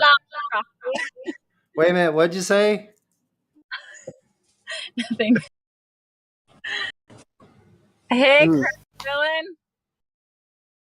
Who's that? What's cracking, Croc? What's up? What you saying, dog? How you doing? You alright? Winston wasn't even that nice to me when he heard me. Oh, I appreciate it, man. You've been in the slammer, mate. I have not been in the slammer whatsoever, actually. We're getting married. We're getting married. That's a boy. Woohoo! Wait there. He's been at the chapel. He's gotten married. Wait there. Yeah, I got a wife instead. I'm getting married too. To Witsit, apparently. No, Yes. someone else. No, just Mark. One sec, guys. I'm getting a phone call. She's just hanging with him temporarily. It's someone else. No, I'm just kidding. Damn. That's fucked up. Yeah, but it's comedy, man. I'm just funny. That's all. She better watch out. Watch out! Watch out, girlfriend. Yeah, it must be a blast. I'd like to be a fly on the wall of that motorhome. Seriously. You would have no shortage of entertainment. I don't mean like that. Nothing dirty or nothing. No, I know. I'm not either, bro. I'm just saying. You would be entertained. Just the conversations. I bet that's fantastic.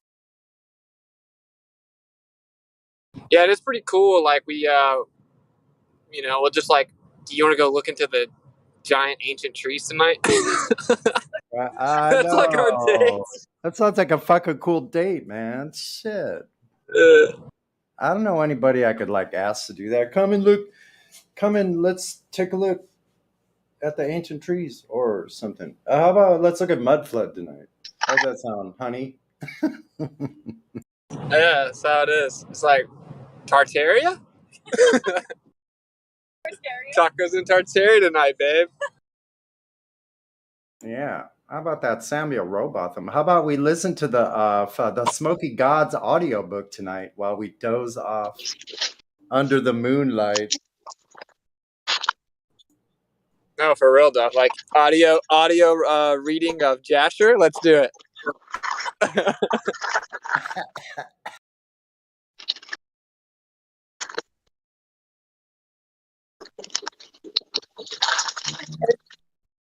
That's pretty cool. The latest rabbit hole we've been going down is the world tree. The alleged world tree that existed. Apparently If you watch so big. There's a tree so big that every nation took under its shade. if you watch Hunter x Hunter, the final season, the season finale, what the series finale actually, Gong meets his father at the top of this giant tree, and I forget how many meters high it is, but he says this is actually just a sapling that wasn't allowed to grow to its full potential.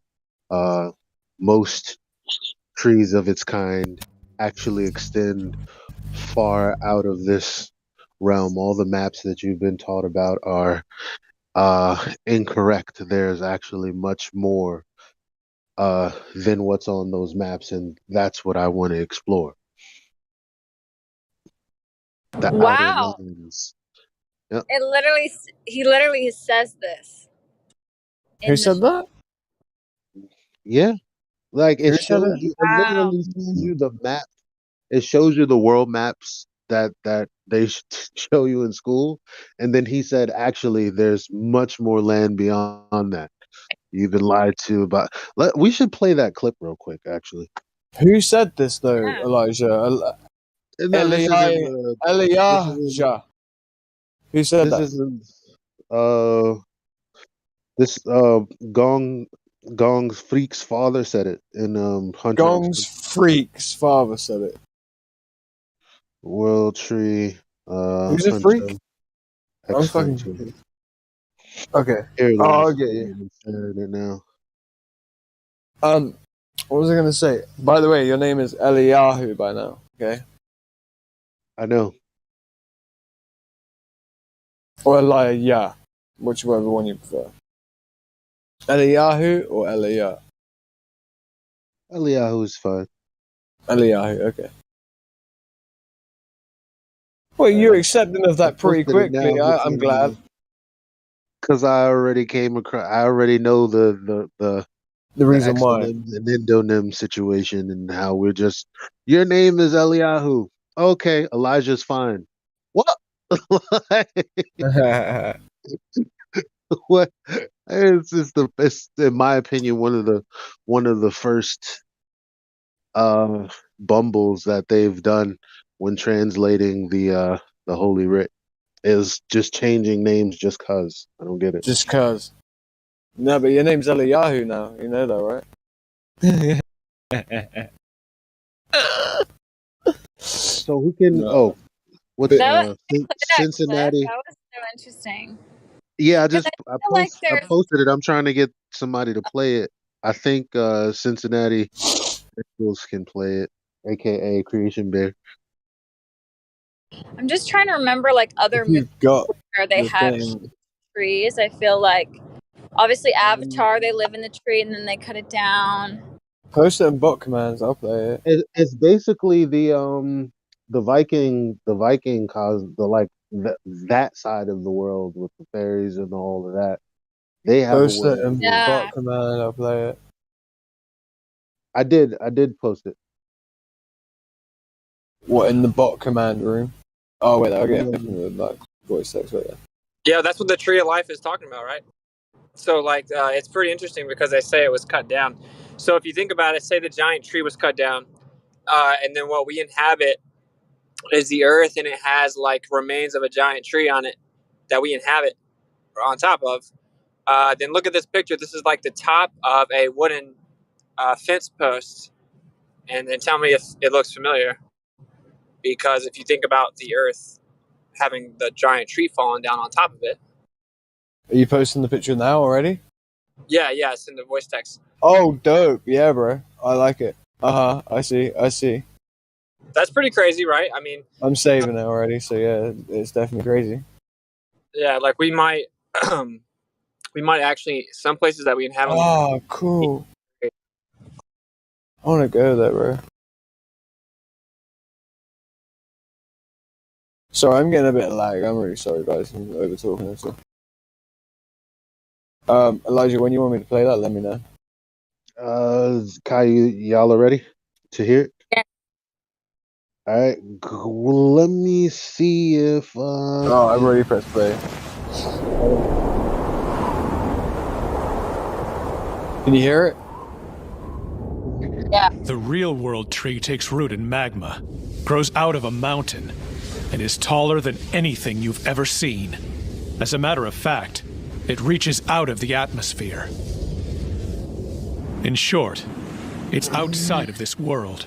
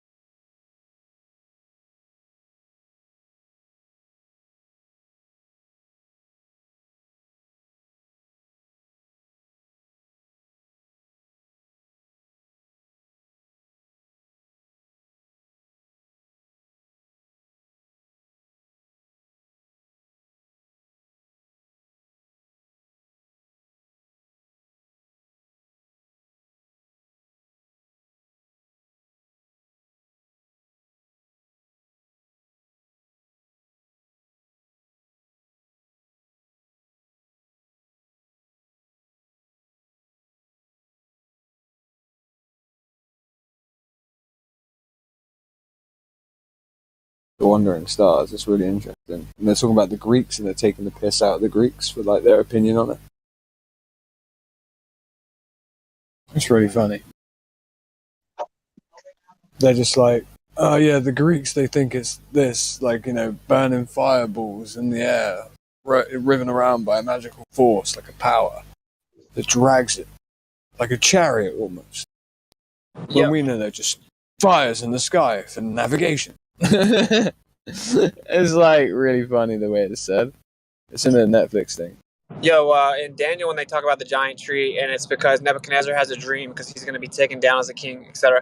It talks about it having iron wrapped around it, just like yes, just like you would with like a Tesla coil, or like really, you know, you could use copper. But anyway, so that's pretty interesting because then the idea being that, you know how the tree gets bigger and then it kind of goes out at the base when it's going to the ground, into the ground, that would be the mountain that's magnetic.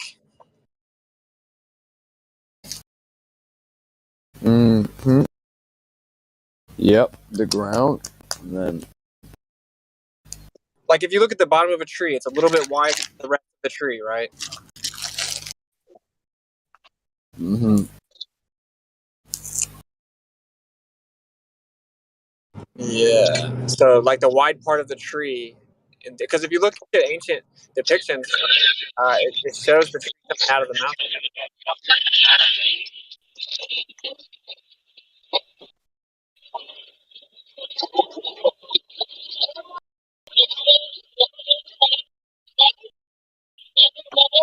What's that?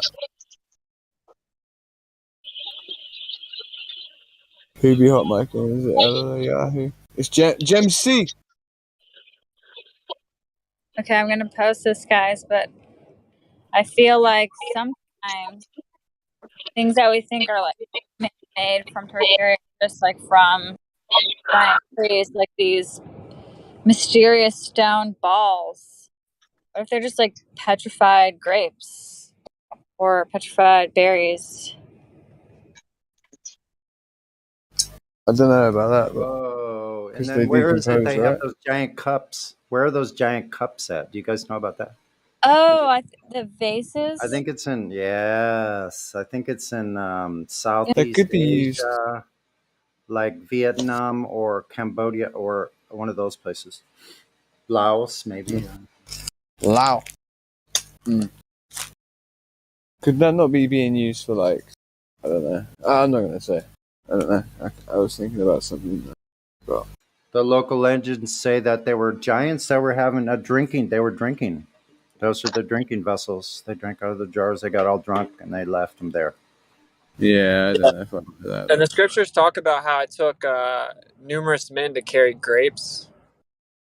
I believe in bigger fruit when yeah, I believe in the bigger fruit and all that stuff. Yeah, definitely. Those are some big grapes, man.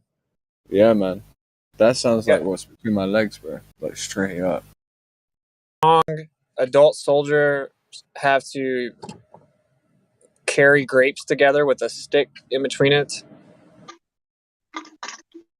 So those balls are in Guatemala, aren't they? The Olmecs. Weren't they found amongst the Olmecs graves? Or is that in Costa Rica? Forget.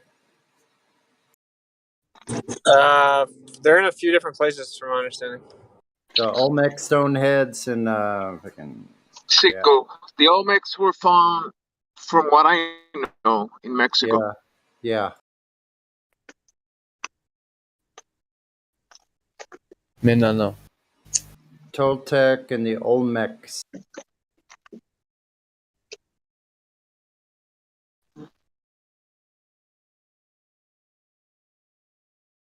Yeah, Kai's saying if you just research mysterious stone balls, there's tons of them. You'll just find them everywhere. But it's interesting, the idea of it being fruit. Mm.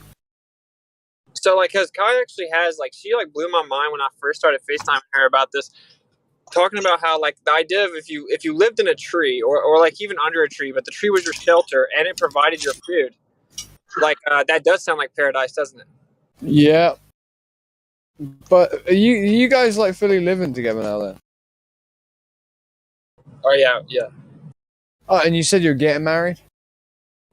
Yeah, like scripturally, we're married, but we're That's what I was about to say. You're already married, so I'm not. that's correct. You don't. Yeah. Hey, congratulations to the two of you. Thank you. To Thank the you. We're just doing a little ceremony where the families kind of. When are the babies coming, though? Yeah, that's what I was thinking. When are we gonna see little Witsits? When she gets it. Yeah. Oh, nice. Wanna be? Had to be me, didn't it, Good Bridget? one. That was a good one. Yeah.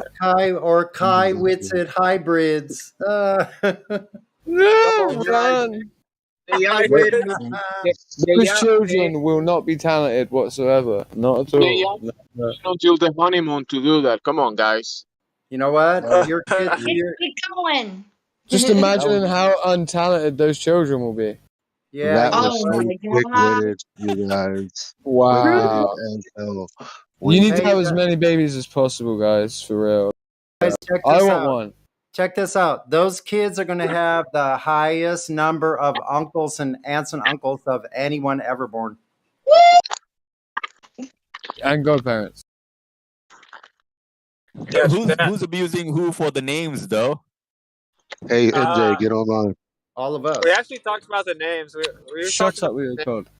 Yes. We want Shut up, names. bro. Yeah. We want different names, variants of names that have like "ya" at the end, like Yeah. yeah. Elijah is a good name, you know? It It is. is. It is a Yeah. good name. It's up there towards the top. Like I said, Eliyahu. Right. Aliyah. My kid's gonna be called Melky, and then eventually he'll be called Melkis, and then he's gonna be called Melchisedek. Just call him Ja. Well, yeah. MJ, let's go. Yeah. You know, Eli. Come on. Wait, I just got back. I need to relax, bro. No, Eli, you you know always your relax. Let's go. the end of your name. MJ, let's go. Say that again, what's it? Sorry. You know, the end of your name comes from "ya," right? Mm-hmm. Yeah, like hallelujah. That's where Elijah. He knows that. Absolutely. But He just ain't beautiful. buying it. That means you have one of the names that have actual spiritual substance, and most people don't nowadays. My name, actually, when you translate Hebrew, it's mentioned in the Bible as it's a military commander that led one of the armies. In fact. Well, we all know about the letter J, so there's that. Mm-hmm. Hi, Jenny. Hello. Yeah, and the closest name I can think of to Joshua is Yeshua. Yahusha. And Yeah, instead of Yeshua. Yeshua with Yeah. I'm sorry, but YESHUA, right? It's Yahusha in my opinion. JEYE instead, or JE. Like that's even a word, Jeshua with an E. Right, and all of those are abbreviated from Yehoshua. So, but like, Yahushua. But like, Joshua would be the more accurate English translation for sure. English maybe, but I'm going back to the Paleo Hebrew when I'm learning this stuff. Like yeah, of course. Yahoo. So you got like Yahusha, which is short for Yehoshua. Yeah. That's actually a poetic abbreviation. It's just like Yah is a poetic abbreviation. It means salvation. That's why I call Jesus now Yahusha, because he's the salvation of Yah. That's correct. The salvation that comes out of Yah. The Yod. Yes. The Yod, and then obviously if we break it down, for instance, like fully, right? So like the concepts of the individual like letters, right? For instance, right? Right, so how do I go about doing this? The whole story's in the audio, or the Aleph Tav, the Aleph Bait even. The Aleph Bait, the Bait being the house, the Aleph being the ox head, right? The ox head being like the ultimate crown, the ultimate resh. The resh being the R. So the Aleph, the A, okay, which the ox head. And so the Y, the Yod, right? which would be the I as well, within inside is the closed hand of Yah, okay, like gripping you, right? So then the A is like the closed hand of Yah gripping you as you are held by the ox head, the ultimate resh, the main leader, right? And then with the Che, yeah, the Che would be to behold. So it's like now you're to behold. So you like behold that you're being held in the hand of the highest, resh or crown. So that's Yah, right? And then with the Hey again, Yahush. So it's and then the Vav, which is the nail, which pins it together. So Yah being pinned together by the U, the Vav, the U. Pinned together is represented as the nail, right? It's drawn as a nail. So then that's Yah, Hu, Sha. So then we have to go to the SH, the Shin, which is to consume, to take in. What do we consume from Yahusha? Salvation. So we consume that which has been connected from Yah to him to consume it as the Shin. Yahusha. And then we go back to, again, what do we get at the end? We get the ultimate thing, everlasting life, the crown, which is the Aleph. Again, Yahusha. The story is in every letter. Correct.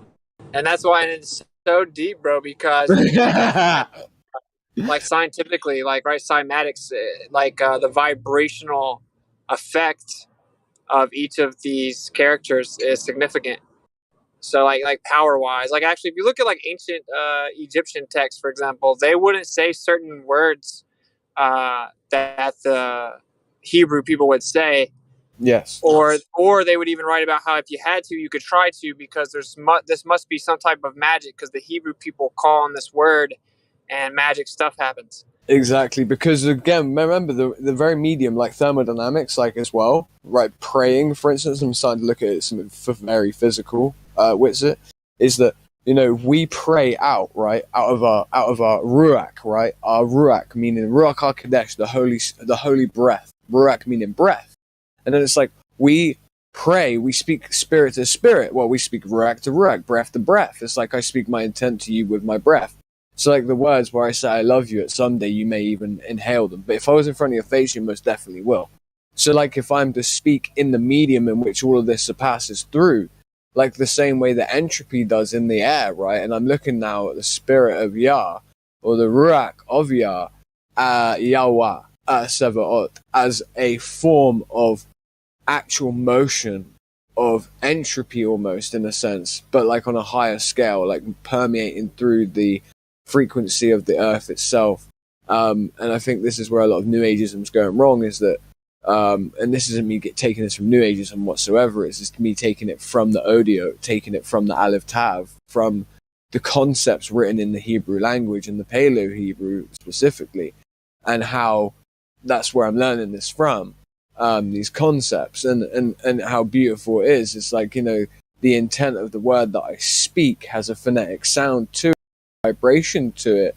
Not only that, does it permeate through the air, it is absorbed into someone through their own breath, right? Like, like when it says that you don't need to be like saved, let's say by water anymore, but like, you could be saved by the word of a man, by being spoken spirit to spirit, the spreading of the gospel, for instance. That's speaking ruach to ruach, right?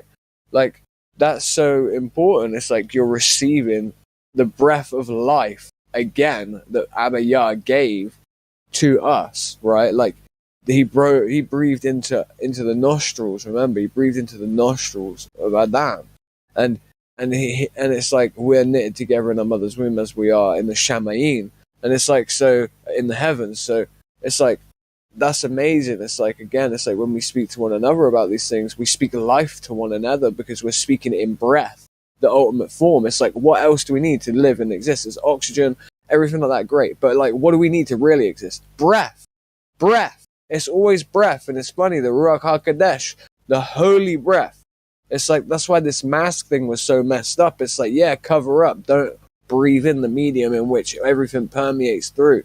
Oh yeah, don't do that. Sorry, I'm preaching. You're good. You definitely get on a roll, bro. You're making sense though. I mean, I got no No argument doubt. with what you're saying. It's okay. Yeah, I let us almost fell know, asleep. man. Oh, What did Hey, you you say? guys. Yeah, apple in the room. There you go. So is the giant tree? Did the giant tree get cut down? Like there were giant trees, but like we're talking about the idea that there was a world tree. You guys think that's crazy? no. No, not crazy. No, I've looked into the topic myself. There's too many coincidence theorists on that. Just in movies, in stories, books. Yeah, the big tree. Like, look at the one with the Dark Crystal, which is a lot of truth in it. Oh my Even gosh, I love that them movie. with those, yeah, with those, even the new series, it's like the big tree that like the Skeksis are in the big tree that they're in, and that being like the tree of life, and where they're taking the power from like adrenochrome, right, from the Gelflings, and You have it's insane. Stephen King, the Dark Tower series. Yeah, Oh, I saw that. That was good. Well, I mean like the actual books. yeah, like the actual book. And I'm not gonna there's read books. Go on. Who reads books? Come I'm on, sure Johnny. there's a shortcut Yeah. version of it. The movie. Yeah. Yeah.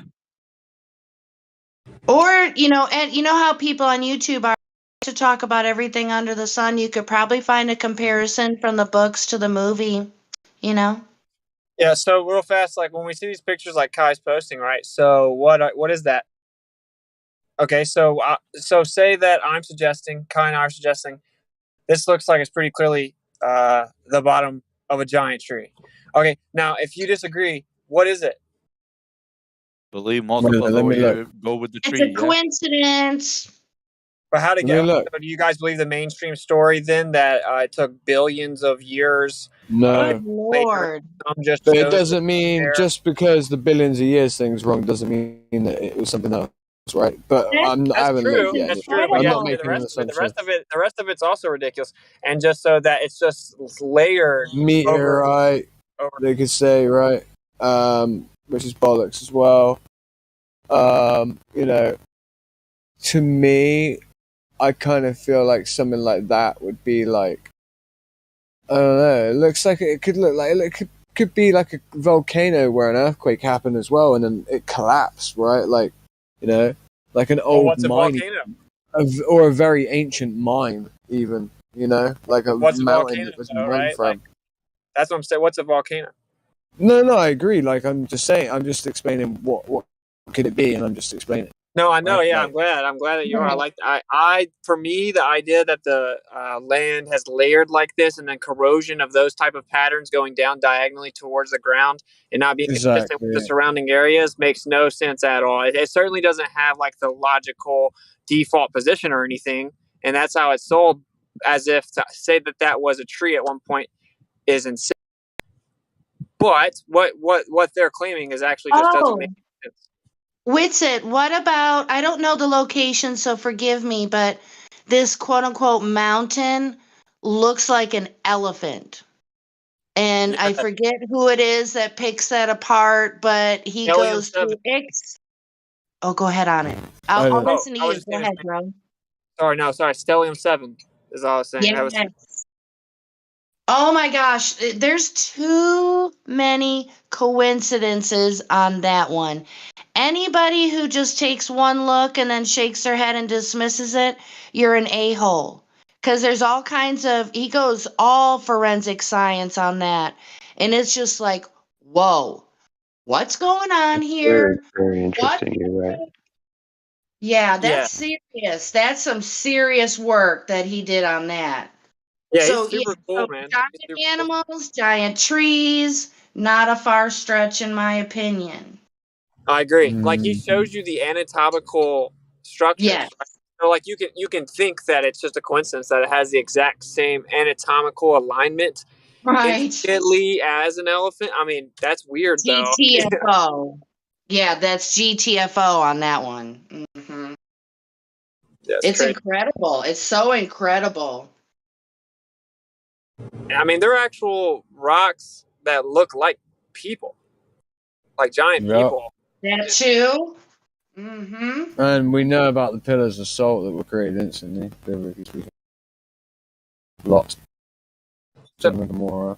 I mean, we agree that Lots more. these ancient civilizations were way more informed about where they live, obviously, right? Like they knew they lived in an electromagnetic field and they lived within its resonance, and they knew the earth wasn't moving and that the sky moves around with this field and it's everywhere. They knew this and they all depicted it, and they're way smarter than they told us. Well, many of them depict a tree in the middle, man. That's so weird. You're right. Ugh. It's fascinating. It's ultimately fascinating. Yeah, like they just chose to all put this tree there metaphorically for artistic value, I guess. I have a question. Oh yeah, thanks, old dude, for posting that. So by chance, do you or maybe somebody else listening happen to have a external copy of No Trees on Flat Earth? I mean, I know that's not the best because it's like not English isn't his first language, so but it's been a while since I've watched that, and it's just so many images that just seem so coincidentally like things that we see on a smaller scale. And it's just, yeah. I Yeah. almost, we should have normies do reaction videos for that, but it's way too long, the only thing. But to see somebody's facial expression when they think in their head, OMG, when they start thinking something ain't passing the smell test.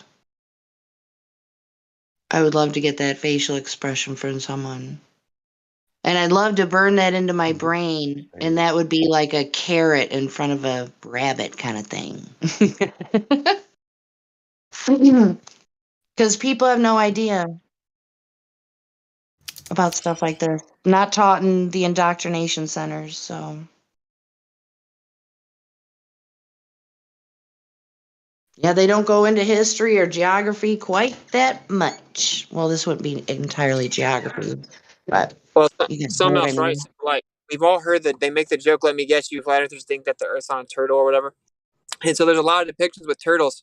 Yeah, because there are waters everywhere, and what if there are creatures in the water below us that's way bigger than the Earth because the waters are way bigger than the Earth? Ooh, never ending story. You remember that giant turtle? Whoa. Was it a giant turtle? Or the dog? I mean, it's not big enough to depict the quote unquote Earth or whatever it is, but I don't know. Sorry, that just popped in my head random. Everybody, sorry. But yeah, I love this topic. I'm so glad you're on this a little bit with it. So cool. And I did listen to your I think it was that other live I I did watch it. Was it transhumanism and Yeah, no, transgenderism? I clones. think I saw something about that. Clones. Yes, thank you, thank you. I honestly did listen to it, and I'm looking forward to part 2 because it seems like you're still working on your production stuff and everything. So I'm excited for you on how you take it. High five. Thank you. Yeah, like I don't want to do that subject without really good connection and everything. Because it sounds so crazy. I want to really do it justice, and they like attack that stream pretty hard. So Yeah, maybe you need more moderators in there or something. I wasn't paying attention to the chat. I was just listening to you. oh no, But I mean the actual stream itself, like my ability to broadcast it, like got attacked. Like my computer was working like A1 until I went live. It all of a sudden just completely glitched, and that doesn't normally happen. So well, geez. yeah, Well, I pretty. hope you figure that out because you're doing way more than we're doing. So, well, I mean, I don't know. More than me. Well, thank you. We all do our own thing. Yeah, you're right. Yeah.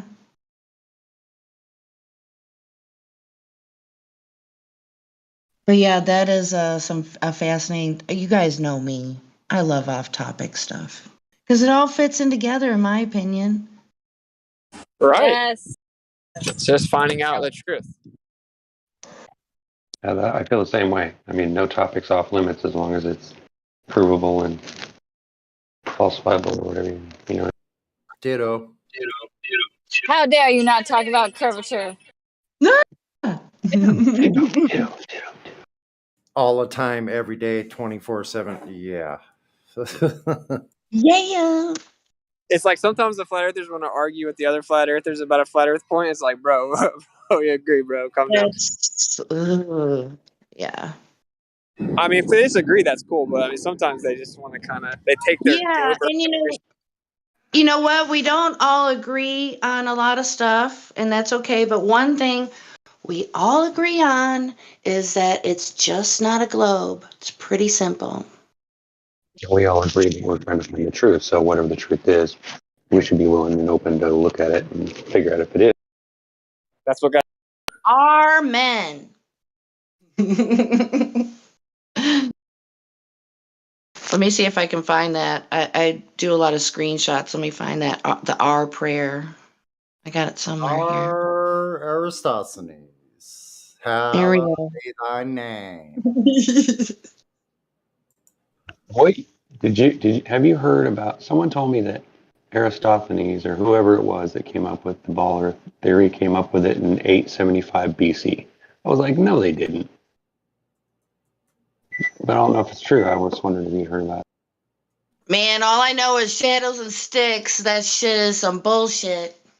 Exactly. Well, I don't know. I just didn't realize that the time frame they claim it was in was way back before. That's all. I just thought it was interesting. Sonny, are you going to recite the R prayer? I don't know. I'm trying to pull up your postings because I know I could find it right away, but for some reason. Oh, I just posted it. Oh, you got it. Well, my point was, the only real record we have from that far back is biblical scriptures, right? Or am I wrong? Ooh, I don't know. So, like, Hold how on. are they gonna? Oh, You know what I wait, mean? hold on that thought. Okay. Hold What on. are you on about Aristosthenes? You on about that?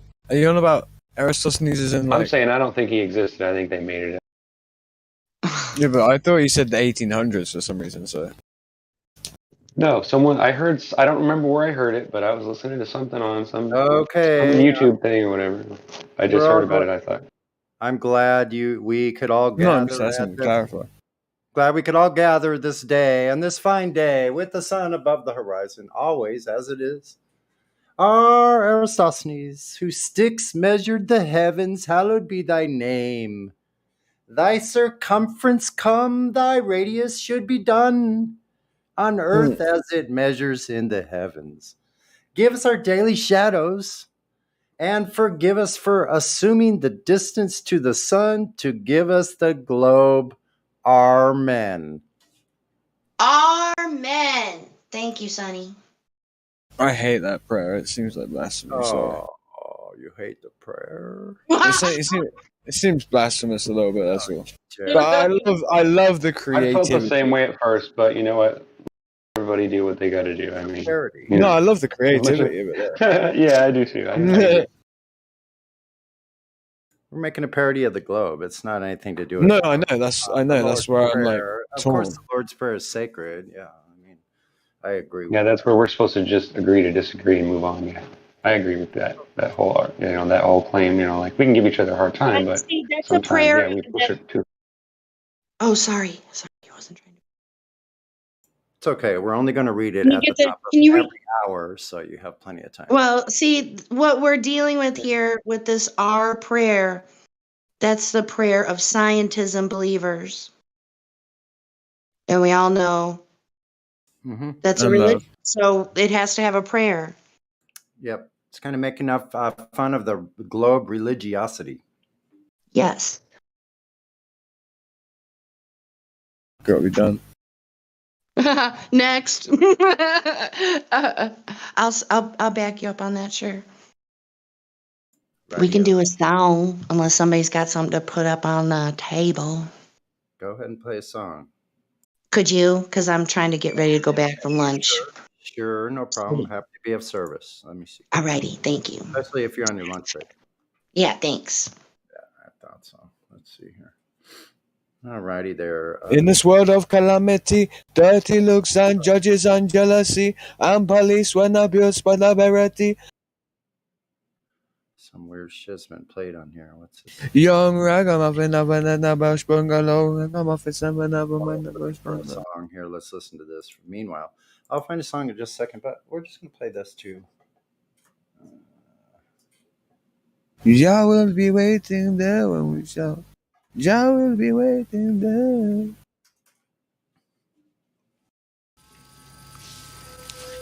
They told me that you had gone totally insane. You didn't lie. And that your methods were unsound.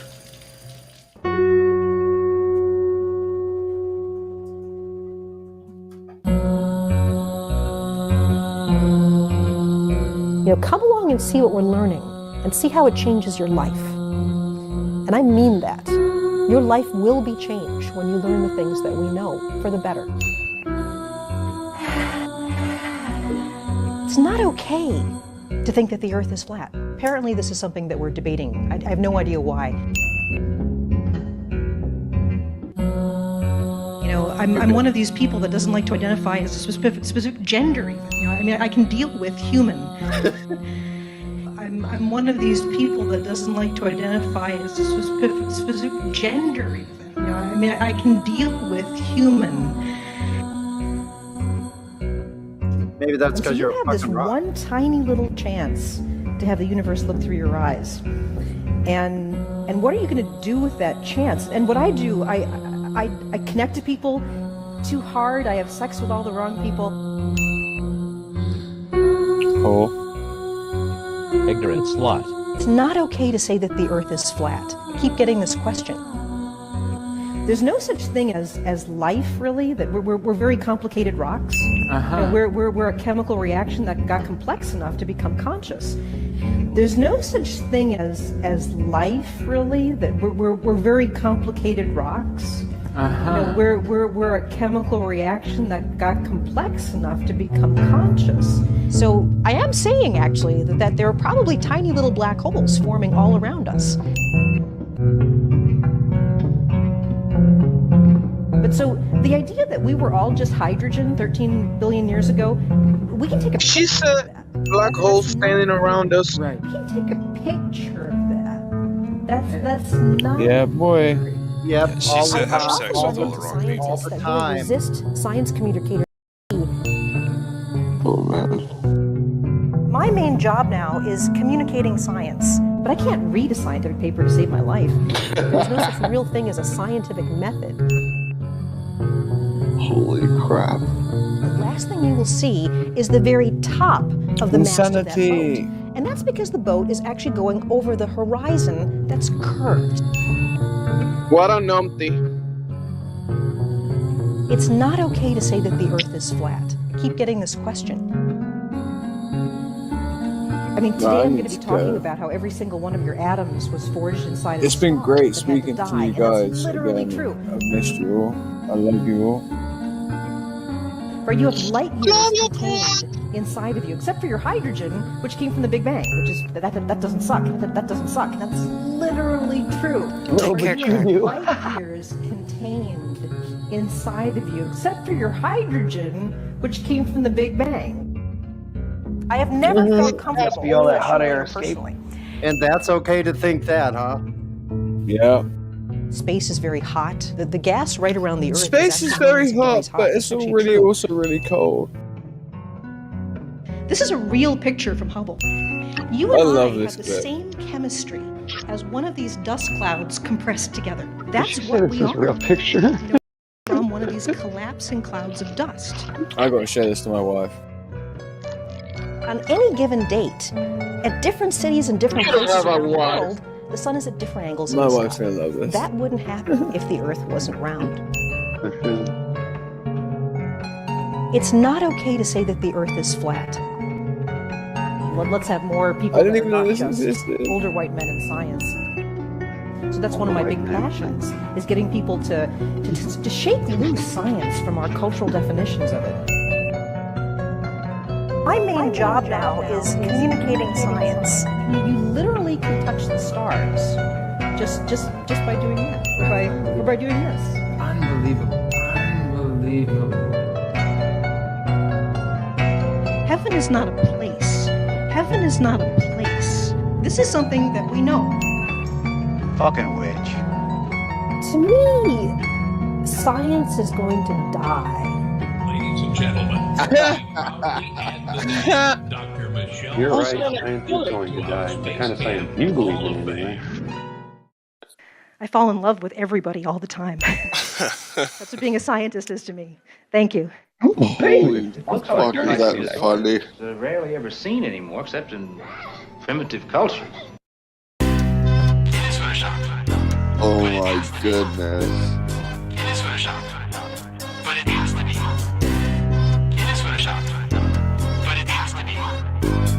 What you're seeing here is a mirage. A lie is a lie, and it don't matter how many dumb sheeple believe it.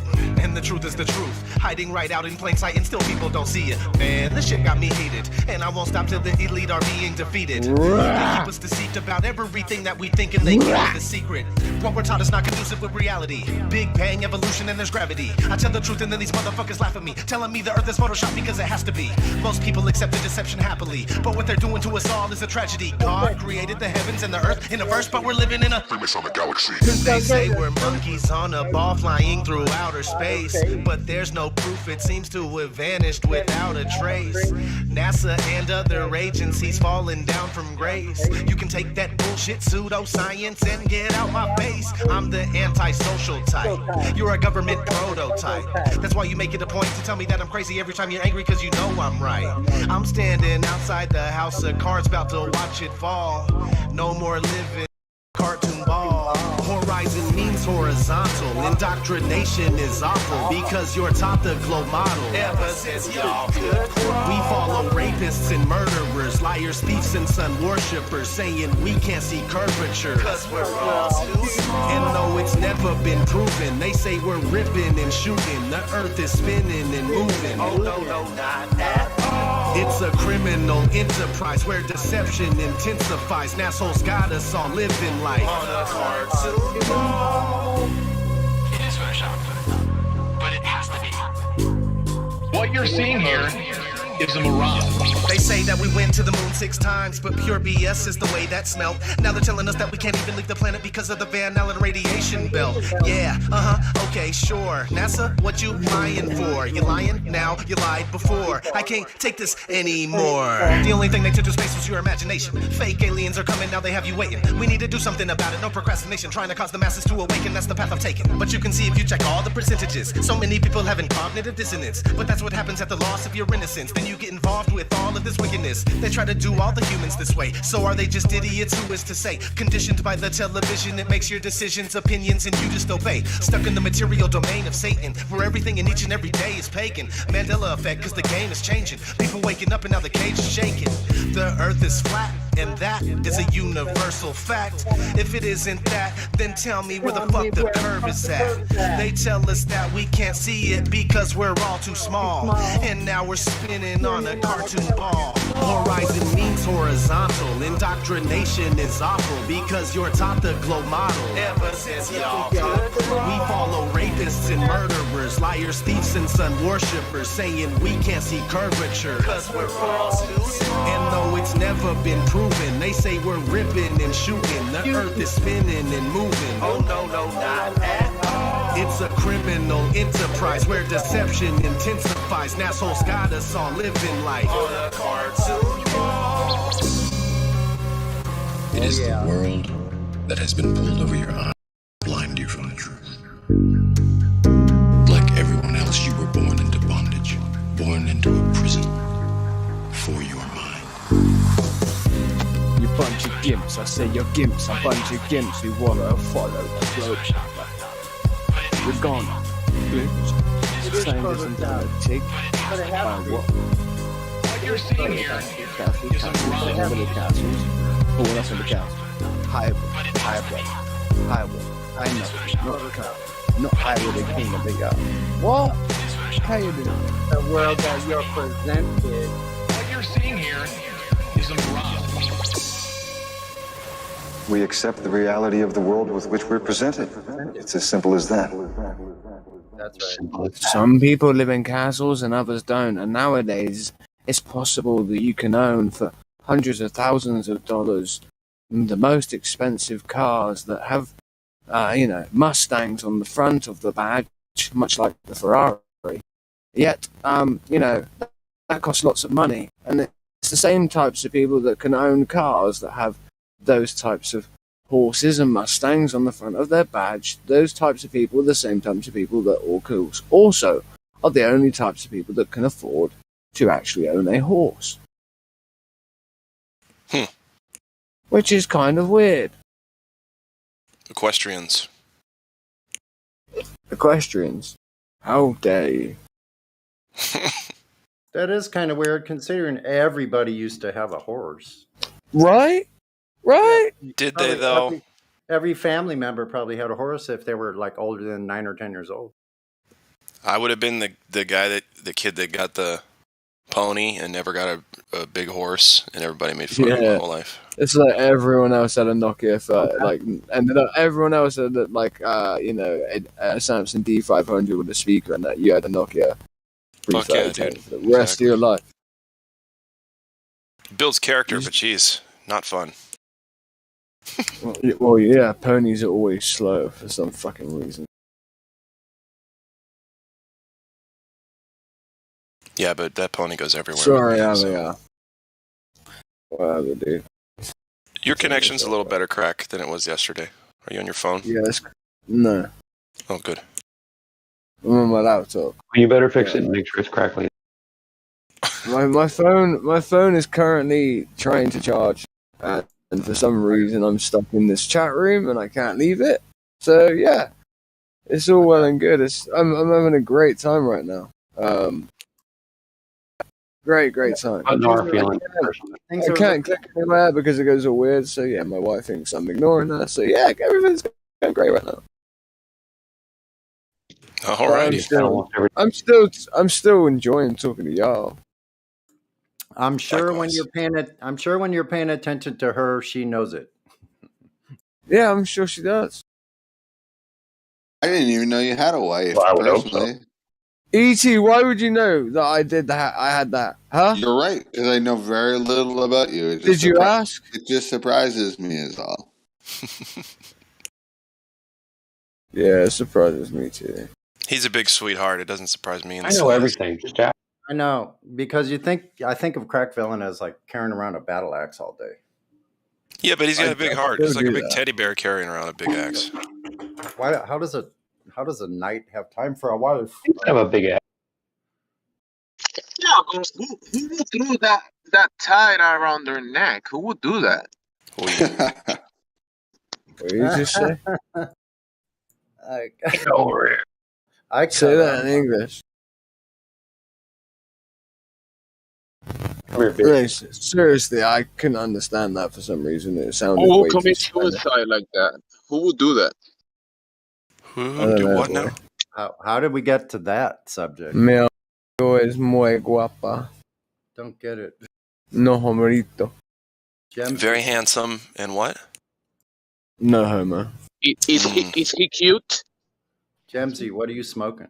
Yo, I step away for a few seconds and come back to hearing you guys talk about sodomy. See, we get so good. Dude, Win said I didn't do it. It wasn't me. No one spoke about sodomy once. You just brought that up. Nobody said anything about sodomy. Crack Villain. No one actually did. I literally just said to Gemsy that he's a beautiful. I said to Gemsy he's a beautiful man. Kai, you better check your boy. I'm just kidding. Yeah, Kai, check it out. Witset's hearing sodomy in every conversation. Oh no! There you go. Because why do you think she keeps talking about these giant grapes, right? And Witset's like, yeah, they're my legs and shit, and like. It's all on his imagination. Yeah, him funny, bro. So imagination. I Got imagination. Like I don't ever check my DMs. Anyone that sent me any probably know that. But like, so I just realized that Professor Phil is at the top of my DMs. Yo, dude, he keeps DMing me too. I feel left out. That guy just don't. He don't give up, does he? Dude, he DMs me so often. This is Desperate. unreal. He's fucking desperate. He's racist because he doesn't text me. I know. True. Wait, didn't we determine that he's an actual professor? He doesn't text me. Yeah, he is, I think. Yeah. Well, he he's an actual. professes lies. That's for sure. Seriously, where? Oh, Yeah. funny. He's an actual professor that teaches. Who's this? Orion, change your profile picture. I've reached out this like twice this week. Whoa. Change that profile picture. I don't care if that's your real face. You look way too much like Mark I want Zuckerberg. to change. I need to look at it. If you don't like the way my ugly mug comes off, you just deal with it. No, I'm doing it right, right? E.T. It doesn't I matter. know, but my name happens to be Ryan. Wait a minute, hold on. Who are we talking? No, I know Ryan, but I'm on about Ryan. Oh no, today actually, that picture doesn't look like Zuckerberg. On my phone it looked like Zuckerberg. You look nothing like Zuckerberg, I'm sorry. Hubbity. Well, when I was younger, I looked like Tobey Maguire, so What? people kept calling me Spider-Man. All right. Talking about Zuckerman's famous pig. Ryan, That's it's pretty fine. cool. Tobey Maguire with a little bit of muscle or not? Is that you? Yo, check this. The last message he sent me. I had to curve around that, bro. I'm sorry. You're good. So- You're good, man. That was good maneuver. 10:41 last night. He sent your God analogy with respect to gravity is ignorant and stupid. We use gravity to make accurate predictions of how objects move, especially objects in our solar system. Try and predict something about God. And I was very tempted to respond and say, if you don't get right with him, you'll cease to exist. But I'm thinking I'm just not going to respond. But like, what's really funny, what he's referring to is when I said, think about how funny it is. They say there's this omnipresent creative force with a big G. I'm like, okay, just say God. He got triggered. He had to message me after being ignored. Yeah, I remember saying, I said that exact same thing in a slightly different way to a guy, like, when was it? Like, about a year ago. Like, I was like, yeah, like, alright, yeah, like, that thing that's just everywhere is, like, you know, holds your whole reality together, and it's just you know, without it, you're dead, right? It gives you life, correct? You will cease And- to exist. That happened to. That's hilarious. Joe Biden has that same problem too. And that's why there's that meme of him. He's like, the thing. The thing, yeah. The thing. That's so ridiculous, Witsit, because for someone to just say, "Oh, that's stupid and ridiculous," and pretends to be an adult and is actually a professor, like that's supposed to be an adult response. What the hell? Yeah, well, I mean, it's not even a response, of course, right? Because I just opened it up. I haven't responded to him one time. These are just paragraphs. When I guess he can't hold it in anymore, he has to slide in my DMs. And it's pretty funny because also with gravity, when they can't explain anything, they just call out to their God. They're like, oh, yeah, gravity. Yeah, we know he's always like this vulture. Yeah, that's They really are like flying debating around the server, DMing new people that come in. That's why he got banned. Yeah. It's really funny that you're bringing up the whole God thing right now, Witsit, because I was on Facebook the other day. I'm part of this like group. It's called Mexican Memes, and some people started some challenge on there where they're like roast me, right? And this guy. Let me get in there. Hey, how about you? Hold on, dude. Just wait a minute. Shit. So I'm in there, right? I'm in this group, and this guy was like roast me, and he has like a Baphomet shirt, and I was like, by the way, it's on the live stream what I wrote. I was like, no need to roast you. You're based on your shirt. God will roast you later. That's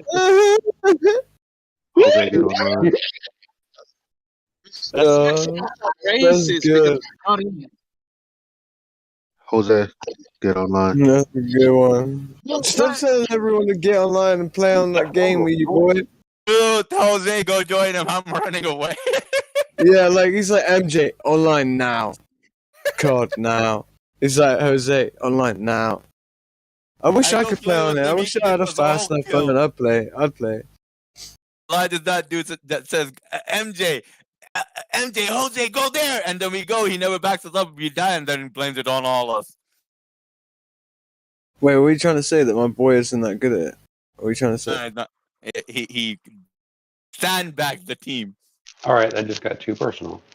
You right? Whoa, dude. I- Dude, that MJ, that's way let's way out of order, MJ. Let's see. Check this out.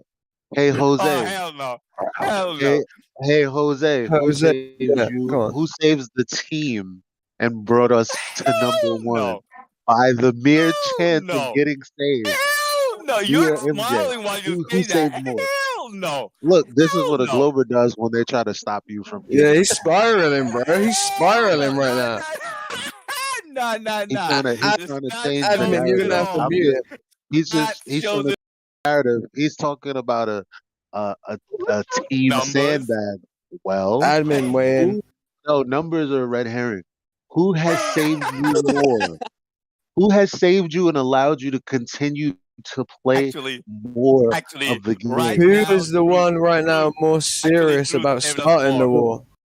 I'm asking Jose a question. Well, if I'm gonna be asking a honest, question if I'm gonna and be honest, it Jose- depends on the situation. See, like everyone, like in our squad in Call of Duty, we all kind of No. fill The in. situation is this: who revives the team the most? What? All right, you do. You do. That was easy. Thank You you do. very much. Thank you very much. That was easy. No, okay. The last few He games. said that was easy, MJ. No. The last few games where we were all together, who saved whose ass? Like MJ, that. that slid. MJ, that slid out of his mouth though, like nicely. Why is MJ so triggered anyway? I'm just trying to tease him, and that's it. So, Elijah, last few games we've been together, who's been saving who? I don't know, man. I just revived the team overall the most. So I can't be a sandbagger when I'm out here You saving knew I was lives. teasing when I said that. I want to see you guys online today. Oh man, I just got back. I'm worn out, man. You said that 30 minutes ago. Yeah, I just went, bought stuff, got in, cooked, and eating right now, and then just gonna go lay down and then join you guys later on. Sure. Come on, let's Well, I mean, play if you guys before are games always needing really to get get helped up, reminded. that's what the argument's about, then maybe all you are trash. Hey, jump in, join us, bro.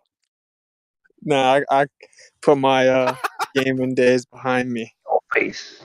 I was way too good.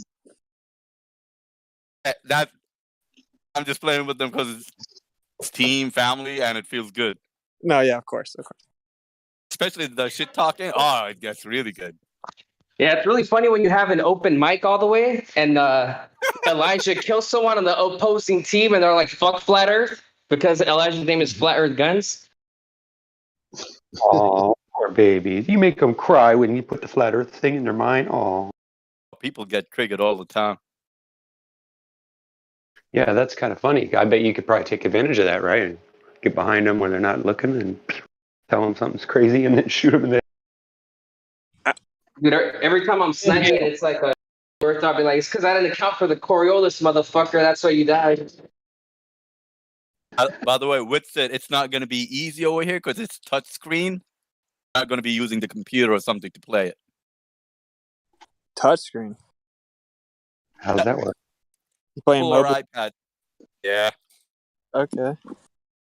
I've always been a PC gamer, but playing with the guys, yeah, they play on COD Mobile. I had to learn the touchscreen. That wasn't easy. Took me maybe 2 weeks to get used to it. Nah, I'm on a You got to big put your phone. thumb or your finger on one spot on the keyboard or on the screen, and then you got to put one on the other, and you got to control all that. Figure out what you're doing. No. You can use a keyboard and a mouse on the phone if you buy the right attachment. It plugs into the C port, and it has USB attachments, so you can get a USB keyboard and a mouse, and you can play with a USB and a keyboard on the phone.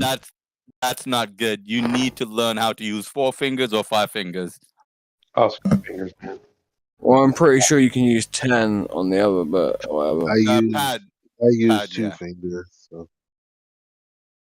Bad man. I'm feeling a little triggered right now, to be honest. Because you can't play first-person shooters. Sandbag. What? Really? Is that where you thought he was going with that?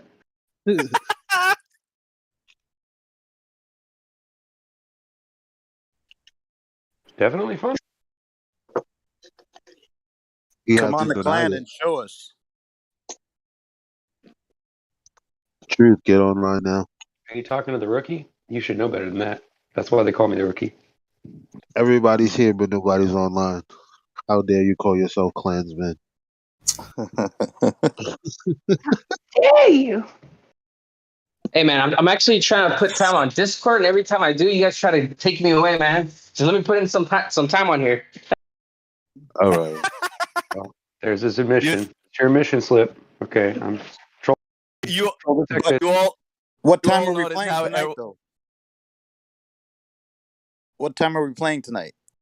About 3 hours, I guess. Let's set I a usually time. hop on around 6:30, 7 o'clock my time, which I'm in California. So 3 hours Right difference now, from some of you guys. All right, Right I'll be now, on 9 my time, which is 7 o'clock your time, Jose, which is 10 o'clock your time. Eli?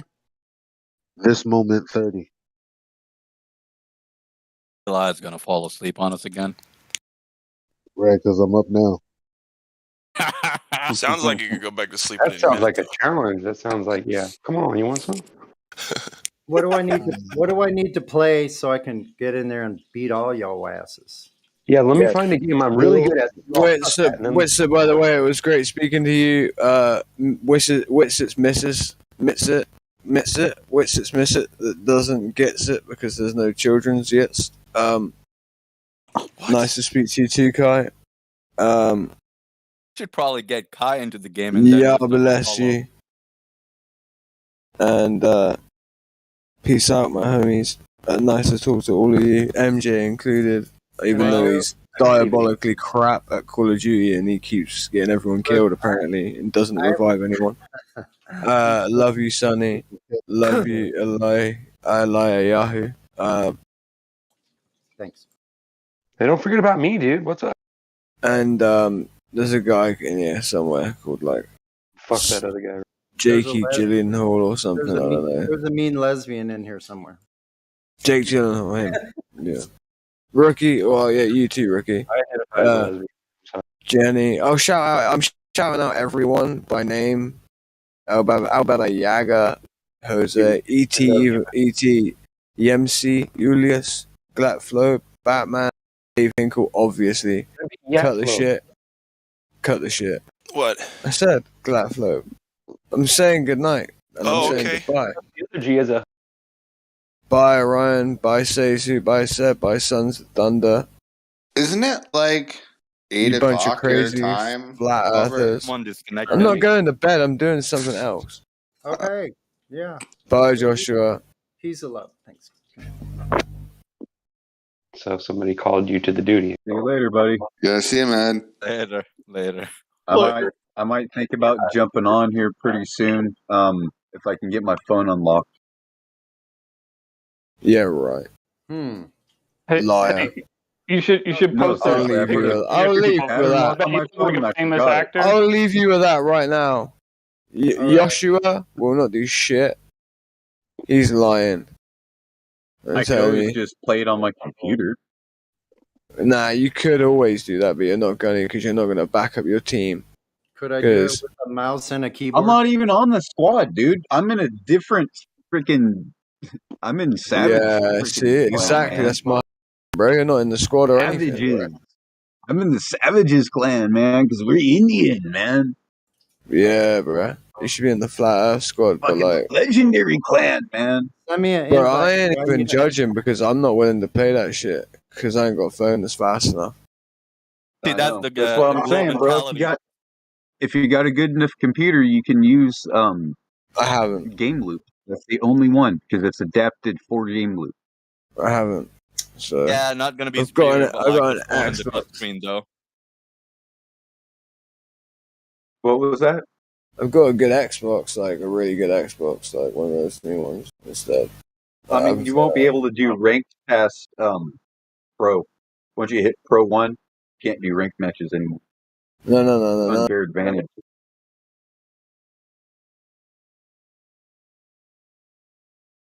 But yet they let people with fucking controllers and switches play. Controllers and keyboard, it's pointless when it comes to COD Mobile. A lot of the streamers, a lot of the PC users are also going towards COD Mobile because of the attention it's getting. All the cool stuff and everything is being added into it, and all the Vanguard and all the PC stuff is not getting any loving. I mean, COD Mobile is getting all the tournaments, Battle Royale tournament, MP multiplayer tournament, all over the regions. It's crazy right now. What's the What name? pisses me off Card is if Mo. I can't get my phone unlocked, I don't have a secondary screen. Because I can That's because adapt everybody. it to be another monitor. I literally could do something which is most of you guys join in. You could make a private lobby, right? And that private lobby, everyone's gonna be everyone for themselves and just kill each other. Or a team of two. That sounds like a great idea. Let's just play Russian roulette while we're. To make Elijah wear something.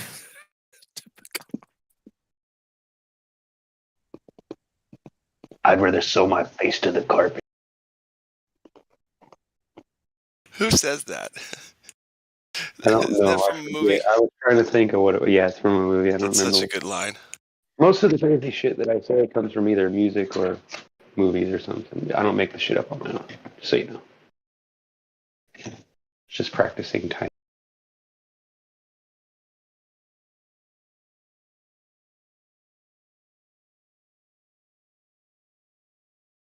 Okay. So U.S. Code 18 U.S. Code Section 1341. So 1341, frauds and swindles. Whoever having devised or intending to devise any scheme or artifice to defraud or for obtaining money or property by means of false or fraudulent pretenses, representations, or promises, or to sell, dispose of, loan, exchange, alter, give away, distribute, supply, or furnish, or procure for unlawful use any counterfeit or spurious coin, obligation, security, or other article, etc. Now, I clearly just describes NASA at the very beginning of that whole thing.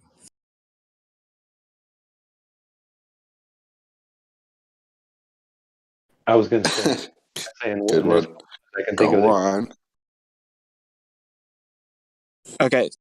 Yeah, I mean, that is like just describing NASA. It would just be a well said description of NASA.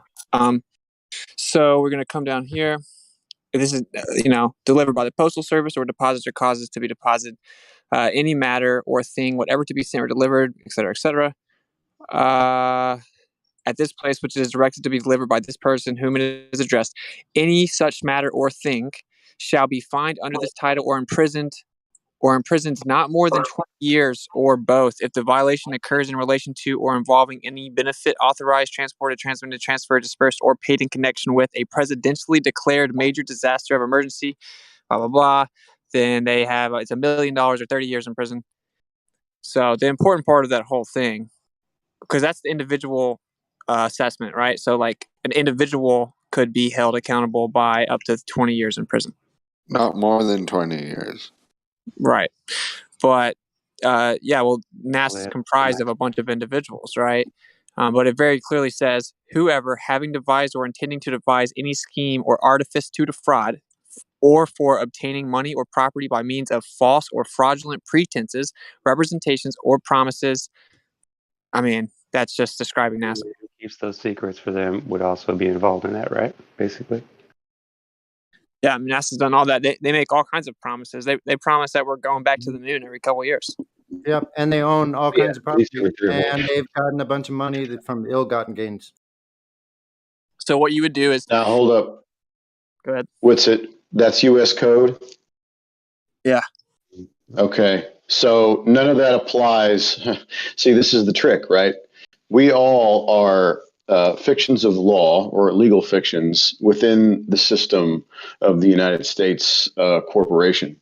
So anything that happens within the corporation is, I guarantee you, disclosed or assumed fraudulent. And so they're very careful about this, right? If you're in their club, you have no say over what they do. You are on the lowest pole. You are the trustee. You are one of their employees. So you have no say. They make decisions. You agree to it by tacit consent.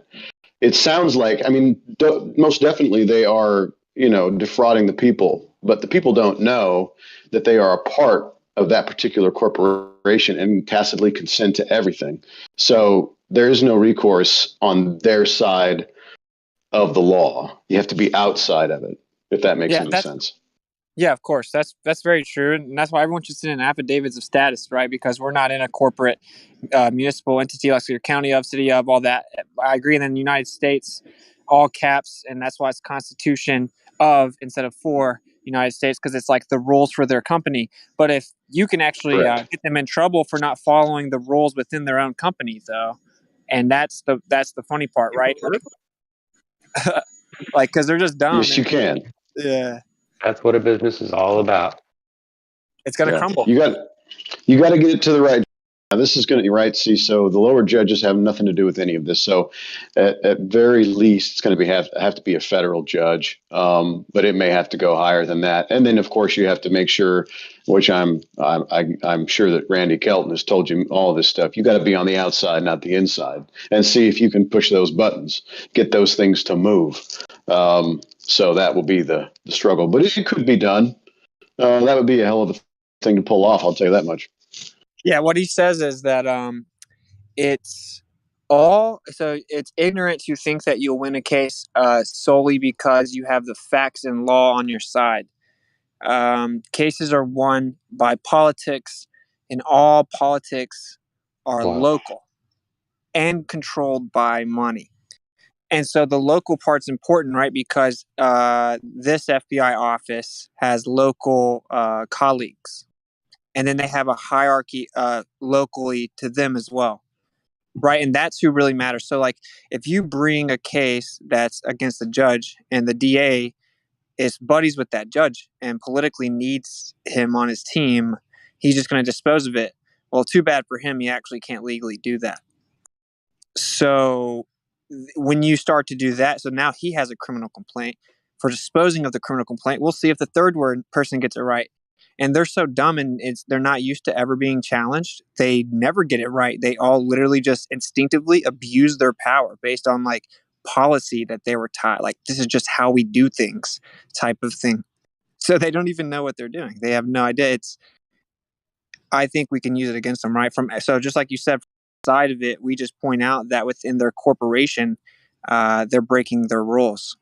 So they need to be held accountable. They're in a contract with that corporation. Yeah, it's akin to like the teachers and the administrators of a school district or whatever. They're all button pushers.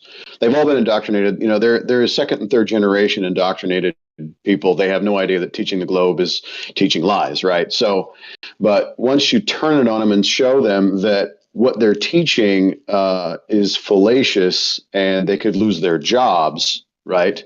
Or what they're authorizing could cost them their jobs, then things could start to move. It's all kind of the same idea. It's funny once you start to look at all these different, like whether it's churchianity or whether it's education or it's government, the same lie, the same type of lie from top down is just rampant throughout all of these different institutions. And so until you start poking around in there and making people uncomfortable, nothing will really change. I'm trying to figure out at this point if it's more effective and could be more fruitful to do it at the education level than it would be, trying to just poke at NASA, because I'm pretty sure they're really protective over that, Disney cartoon. But man, I'd like to kind of, be involved in this as well. But anyway, cool. Yeah. Let's do it, bro. Like I agree with the education. And, you actually have a better playing field because now they're trying to push stuff like critical race theory, and people are trying to bring these to court saying that's free speech, and you actually don't have free speech when you're a public educator in a contract with a municipal corporation. And so the political undertones are starting to change, and in my favor, specifically with the First Amendment cases in federal court for the public forum, lack thereof, whatever, national parks, but at the same time, I think you nailed it, which is that the only way that they're really going to care is if they think they're going to lose their job or if something makes them really uncomfortable. Well, that's why no one knows what bar grievances and judicial complaints are, because you can file on the record complaints against any judge and anybody in the bar, and they're insured. And how many times they get these marks against them, their insurance goes up proportionate to that, and eventually they will be dropped. And they cannot be a judge or an attorney with that insurance. Yep. It's funny how the insurance company, which is, of course, a gigantic pain in the butt lie, too, will turn around and kind of, drop any of them if they get any kind of judicial complaint or criminal complaint, which is sort of fun. They erected this web of awfulness, and it can easily be used against them if people knew, right? That's the other thing, is getting people to understand, like, just start filing criminal complaints and get your ducks in order and start throwing arrows back at them. And it is effective. It's just, it takes time. I mean, not everybody has time to sit down and get their affidavits in order and start to learn this part of their existence, which is getting identified as a trustee of a that they didn't even know they had anything to do with, other than I was born into the world and all of a sudden now I have to start paying taxes and people tell me what to do and throw me in jail if I don't pay. So this is like, going from flat, like I thought flat earth was kind of the end of it, but I don't think it is. I ended up in this particular topic afterward and went, whoa, this one might be bigger, because if people knew that they were just born into the world and were immediately considered a slave and didn't know that they were volunteering to be a slave, I think that might even be worse. But I think it's important that everybody learn this stuff. I agree. It's right up there with, I mean, and then just like you said, it takes time not only to do them, but to inform yourself on how to do them. But you got to inform yourself about all the lies you were told about the earth, and so this is actually incorporating the ability to take action to ensure your freedom. Yeah, no doubt. I agree. This goes back to what I've been saying lately, is we need to get up off our asses and start doing something about all the shit we don't like, instead of just sitting around bitching and complaining and saying what it is. We need to start being like, get out there and do something about it.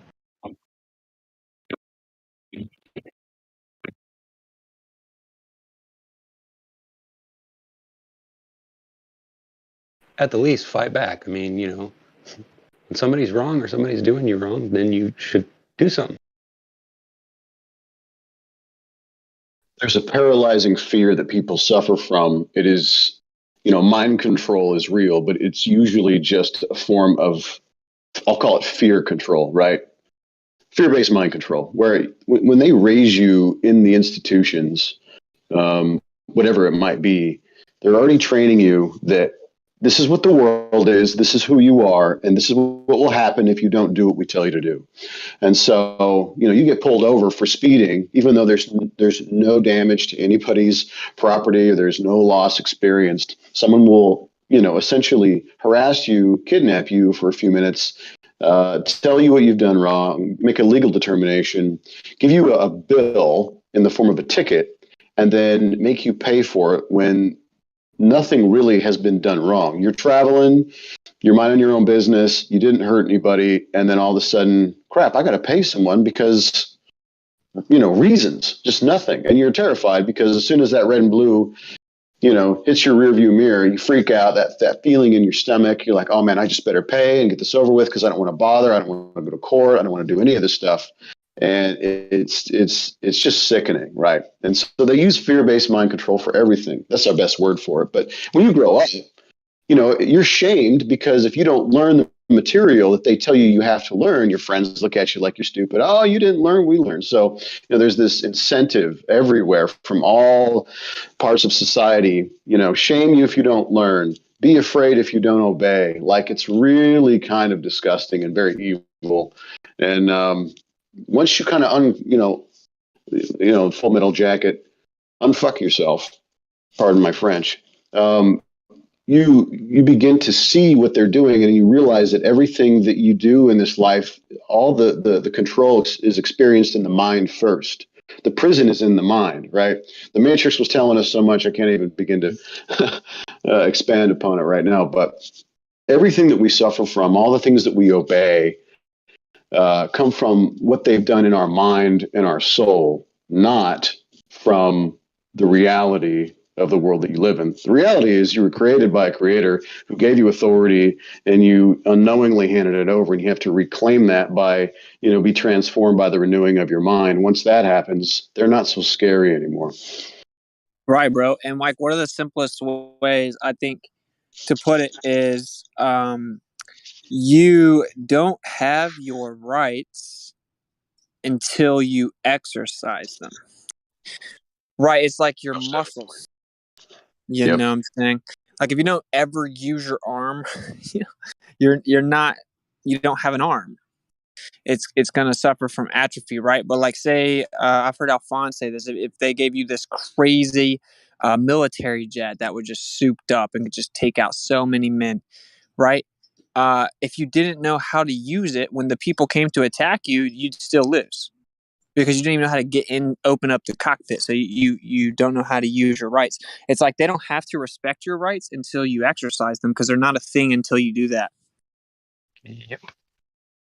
It requires a living man or woman, an individual made by the creator, to exercise that right for it to be a real thing. Which proves that what we're saying is correct. It's not baloney. For any of those that are in doubt, that is. Well, people become black pillars, and they're kind of like instinctively like, there's no way this could be true. It's too good to be true, but it is true, actually. Like, there's a guy established affidavit. He established a status in Florida, and then they came and tried to arrest him because he wouldn't pay property tax. They came in his house and took him, and they ended up settling for $38 million. Yikes. Yep, that's what happened. That's what they get, though. I mean, the only problem is that it actually affects all of us at the same time. But if we don't do it, then there's something, and then it's going to just get worse and worse and worse until it's too late. Right, and like, he had to sign an NDA and get the 38 mil settlement. So they can't. He had to sign a non-disclosure. You mean? Yeah. Yeah. Well, yeah, he had to sign an NDA with them. Because it's a company, dude. Like, he had to make a contract with that company. Now, I imagine that, for as protective as they are of this entire scheme, a lot of money will be offered to you, but this is just my supposition that they may give you another incentive, right, to sign it because, a heart attack, dart, or something to that effect, right? There may be other threats involved, because it's not as simple as, as what that guy did in Florida. If that was as easy as it was, everyone would do it. But for those of us that actually want to free people, right? I mean, my intention is to have people actually liberated in this life. And I would say, keep your money, right? I don't want your money. I'm going to let people know and let this cat out of the bag. That's where they get you, though, just to intervene real fast, because I would do the same thing. Like, I was saying there earlier, and I mean it, I would turn down $1 billion if I had NASA on the ropes to go to court to prove the ISS or something. But like, it'll never go there, man. Like, there's this expectation that when you're offered a quote unquote fair deal, now in that situation, we'd say it's not. But I would accept 67 billion a year for the last however many years they've been open, and then give it all back to the United States and all the people that paid in. Well, this is why they'll never let it go to actual like court, because it would be public record too. Like, so, but I'm saying this is the realistic part here. They will just find a way to throw it out. They'll say national security, and they'll all at the top get together and just dismiss it. Like, Right. You have to be careful what you ask for, right? Otherwise, they'll just shoot it down. But they don't want to have to just blatantly do that. That's why they'll come out with you an offer that's like quote unquote too good to refuse. And like, again, for me, $1 billion wouldn't do it. If they told me that I could make the entire southeast of the United States a flat Earth community, you know what I'm saying? I don't know. Maybe we could talk a little bit, but like, I don't know. It wouldn't get that far. I Be don't careful what you say. Be careful what you say. They might offer you something like think. Well, no, I probably wouldn't even take that either, because I'm like, now you guys are just going to hone in on the southeast. You know, I don't know what's going on here. I'd want Cali back. Well, at least for me, they would, they would have to like give it all up. I wouldn't. Yeah, I would expect way too much. They wouldn't agree to my term. That's right. So, what do you do, right? Because there's this expectation that when the deal is fair, that you're supposed to take it. But what does that mean? That's subjective. So I respect anyone that can say that and mean it. I think a lot of people in this room, and I'm not talking to you specifically at all, bro, but I just think a lot of flat earthers in general would say, I think almost every flat earther would say that in a way, but we need people that really mean that. And then we all just do it in our own individual capacity. And what has to happen is the people that have the balls to do it and aren't scared of stuff like when you mentioned the little heart dart, like, Those everyone don't work on me, by the way. I'm immune to the heart attack darts. Sorry, go ahead. Nice. Like everyone knows my heart's in great condition. I don't do drugs and I don't like to speed. So if something happens, it happens. That's okay, cool. I bet a bunch of people look at it that wouldn't have. And we need people like that, but we need them geographically scattered out. Right. So because when you start to take these, even if you do it on the local scale, you take like a county down. One person takes the whole county down, and that ripples in the whole state. So it doesn't actually take a bunch. One guy got 20 mask mandates removed for 20 different states. One guy. Wow, that is pretty awesome. And they try to hide that. They don't tell you that. Like the mainstream Republican news or whatever, like, oh, here's Texas fighting on the front line of our freedom again, just like they're the ones that challenged the election and all the states followed. And no, actually, an individual made them do that. Yeah, it's funny. That's the only time there's two sides to anything is when they're trying to get somebody to vote in. Every other time, it's like there's only one side of the argument. Isn't that interesting? Yeah, everyone agrees. It's like it's so strange how that just comes up in everything, except for that one. It's like, I wonder who's benefiting here. But look, they sold their soul basically, right? And so they live in like this demonic, empty corporate entity. They live inside it. So they don't really know what they're doing. And you just use it like the result of depravity is stupidity. You just use that confinement to stupidity against them. And they have to play within the rules of their stupid little world, not just with the courts, which is their worst nightmare, literally. Because the people that wrote the Constitution, bro, if you really read it and understand it, it was very brilliantly written, bro. Like, it actually was. So it's pretty interesting, I agree. I think it was that way in case we did take over, they could at least take it back. I think that's the reason why it's written that way. Guys, how's it That's going? why it's like, Well, I mean, they're all pretty esoteric, like Freemason founders of the United States, and the founding fathers on Mount Rushmore is about apotheosis, like becoming God, like alchemy of oneself to a higher state, and it's a bunch of stuff like that. But yeah, it's written in the idea that the licensing schemes of the monarch became too much, and we have to build a system that balances itself out to ensure freedom. And I think they may have gave it to us because if we choose to give it up, then by natural law we deserve what happens. All right. Somebody wanted to say something? Sounded like somebody was trying to cut in. They're gone now. Oh, I think they hopped off. They were a bit quiet. No patience. Oh, dang, my bad. It's all No good. worries. They were too quiet. I thought it was related. Who knows? No, they were interrupting to see if their mic worked. Oh, I see. I didn't hear that part. I just heard mumbling in the background. But you guys see what I'm saying? Like by natural law, if they gave us like the perfect thing to protect inherent freedoms and rights, and we give it up, That would be a way to say, yeah, see, we took it because you gave it to us. Well, by natural law, it actually will remove a lot of the physical consequences that they would experience if they did it by force. Natural law is real, like it's real, bro, because everything follows natural law. And like for anything to vibrate or there to be any energy or movement, it's reciprocated by its environment. So like physically it's demanded, which is beautiful. That just once again shows you how beautiful this place was designed. Yeah, they gave you the choice. The problem is you didn't realize you made a choice. Yeah, that's the whole trick, is to remove the knowledge of the choice. Yeah, you got to remove the fact that someone else made a choice for you and under your behalf. You just got to take that away. Yeah, but they rely on your ignorance of the situation. Oh yeah, definitely.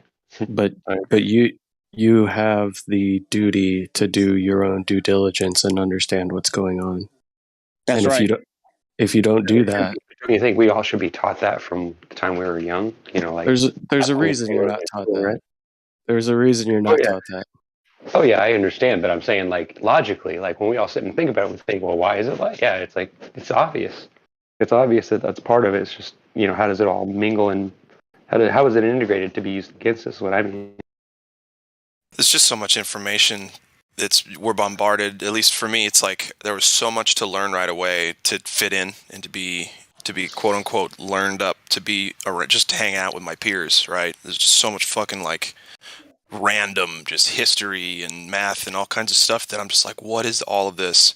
I want to be getting to know my fellow man, but I have to focus on multiplication tables. What the fuck?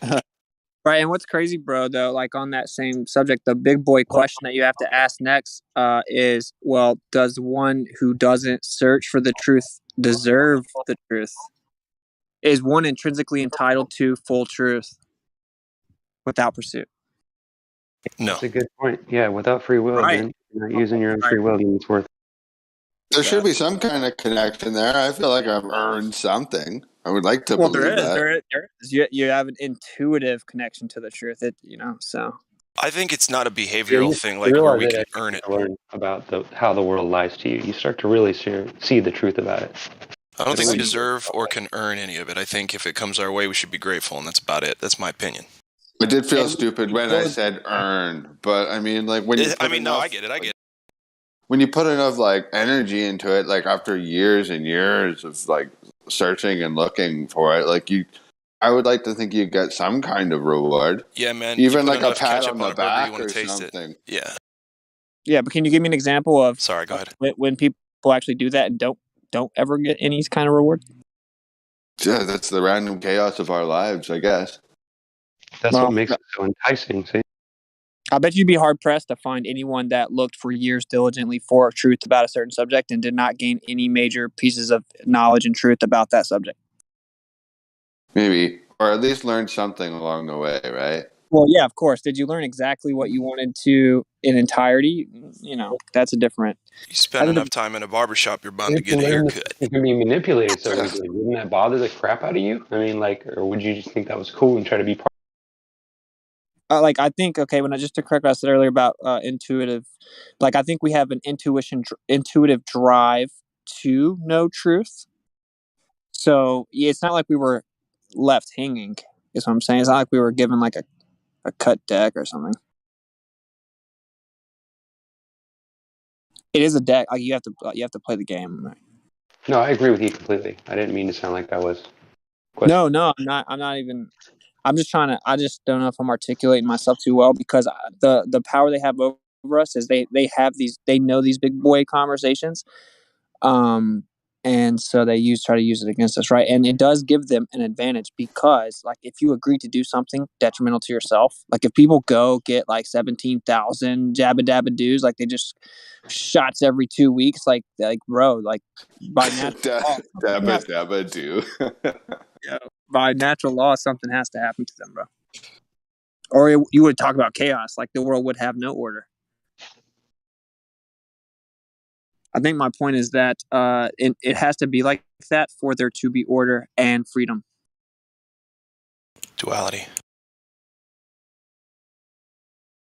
This might not be the right time or place for this, but there is something in Scripture that says, "Ask and it shall be given to you; seek and you shall find; Walking knock on hot and it coals there, partner. shall Hot be coals. opened." I'm just Yep.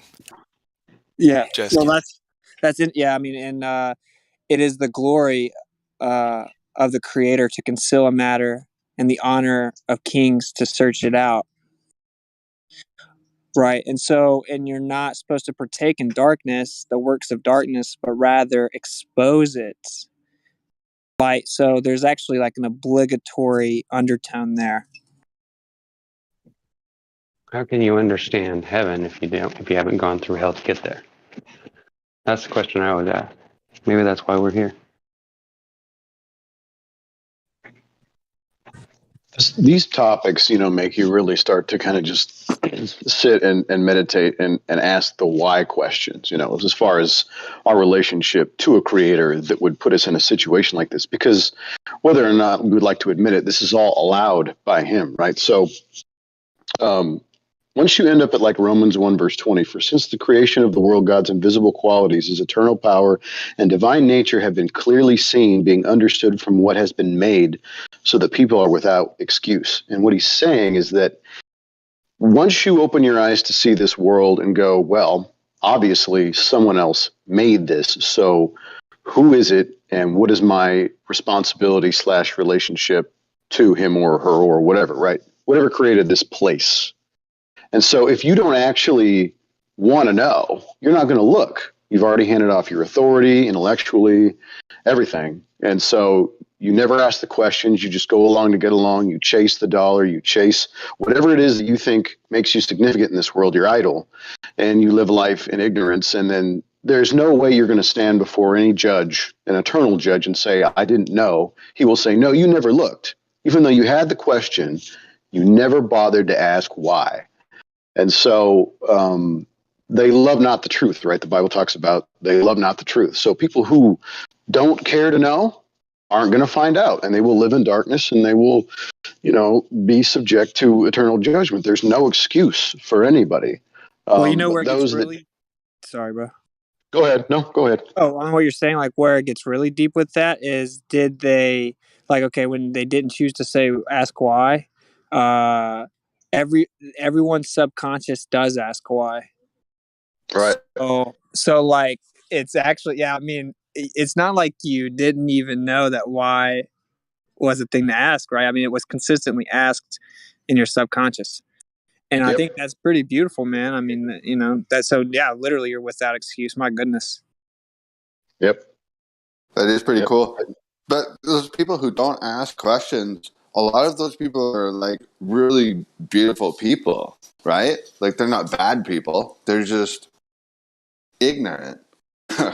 And I don't really think that like deserves punishment by any means. Well, yeah, but I think sometimes it's arrogance and pride, and like I don't even think that atheism exists. I don't think there is such thing as an atheist. And I think you'd be very hard pressed to debate me on this, to be honest. So, Maybe you've thought about it more than I really have, but I bold mean, claim though simultaneously. So I encourage. I think I kind of get where you're headed with the whole thing. Like, is there a true atheist? Right. Yeah. I mean, there are numerous angles to this, like on the basic level. The etymology of atheism is no deity. Like no human ever could say they know for a fact that there is no creator. So it's almost like an oh, sorry. I cut you off. Well, yeah, that's what I'm saying. So you're limited by default to agnosticism, the idea that you don't know. But even beyond that, I think that everyone knows that where they are was created, and that they have like moral obligation. If it's got rules, it was constructed. Yeah. Yeah. And like everyone knows intuitively, bro. That's crazy. Like even if you think about like a video game, I'm not a big gamer guy, but like even video games, they have rules, right? Like there's certain things you can and cannot do. It almost makes me feel like we are living in a simulation. Yeah, it's you know deliberate. What I mean? All that was deliberate for sure. I mean, you call it I was what you gonna want, say, I think simulation. that I is a think deliberate that word is kind of like almost a curse word, a 4-letter word within the quote unquote truth community. You know, it's all blurry, but yeah, I mean, all What's intents the and curse purposes. word? What's the curse? Simulation. This is my opinion. I just hear simulation and I get all cringed. But yeah. Oh, I'm sorry. I guess It's maybe not you, that's dude. a It's trigger totally word my fault. or It's something. probably just Elon Musk saying that on mainstream media. That's probably what it is. Yeah, it just gets in my subconscious, and every time I hear that word, I'm like, damn it. No. I was aware of this concept Hold since on. David Icke was talking Just about right it here. in the 90s. Let's analyze that word for a second. Let's analyze the word. So simulation. In order for you to logically say that the real world, the regular world, is a simulation, you would have to observe a place outside of this place that this would be a simulation of, which you have not. So that's not a proper word. You got to find a different word. It would still be a Correct. And of simulation. course, they told everyone evolution. Yeah, they told everyone evolution. That didn't really work. So now they've said a new word. So What's the new word? Simulation. Oh, okay, got it. Because it concedes some type of design because evolution didn't really work. The evolution was the first trick, though. It worked for a while. It's all just to keep you like passive. Saying that you don't the creator, but you sit there and say that you believe that there is a ball because some scientist told you. Isn't that a religion? Isn't that like believing in a deity? You're fed by the television, whatever it is. You're still believing in a deity when you believe crap that's not true. They don't Right? understand the definition of the word religion. Yeah, it's by definition a religion for sure. I will say this. When I was getting into the whole flat Earth concept seriously, like probably when I met a lot of you guys, like a year and a half ago or so, I always thought that actually making space would be way crazier than making Earth, whatever that may be, because it would be way more massive. And I like to think if I was God, I would create like the craziest thing possible. Just saying, just for throwing that out there, just for conversational sake, I guess. I don't believe that. I mean, yeah, I'd have a lot of fun, man. I'd have a good time with it. Yeah, I think the adventure that they paint is a lot of fun, and I think that's why most people, once they kind of wake up and go, "Holy crap! There's no way space could exist." There's a period of mourning that you have to go through. Like even from my, we'll call it quote unquote Christian perspective, like I just justified everything and said, well, if it's space and a ball, then God made it that way, right? And I just enjoyed all the fantasy that surrounded it. But once you go, oh crap, well, all that stuff's gone, it's kind of sad, right? But that's what they want. Like they want you to idolize the mystery. They want you to idolize the fantasy, the idea. And so, but I mean, even still today, if it was a spinning ball, I would give all credit and, to the creator because he could do it. He just decided not to do it that way. It's way too stupid. Yeah, and that's the crazy is like I would admit that you have to say that, right? Like what I've never understood is that as a glober, you have to admit that it requires design, right? I mean, you make the most insane claims. Like, so from the Earth, the only thing we can ever experience and know where anything's alive, the moon, if it was moving 1/4 a mile per hour faster or slower, we'd see the rest of it. But we just see the same moon forever. And it's 1/400th the diameter of the sun, but they look like they're exactly the same size because coincidentally, it's also 400 times closer. Pretty messed up, hey? I know. Isn't that How can you crazy? say that happened without a creator? I don't know. It's hard to do. Man, it just all fell into place, dude. You just don't understand. Yo, it's gravity. Gravity is your god. There's no way around it. Isn't it crazy though? Like just like you described what's it, like those numbers are just mind-blowingly coincidental, aren't they? It's pretty crazy stuff. Yeah, but like my dad was instantly like, yeah, of course the creator could do that. So, but like say, at least I can understand intellectually somewhat for a second from over there, right? Until I hear all the info. But I can't really understand thinking that all was random because they're like, that's contradictory. I don't want to get weird or anything, but it sounds like something an alien force would do with the moon. I don't think that it's true. But in fact, you know what? I regret saying that.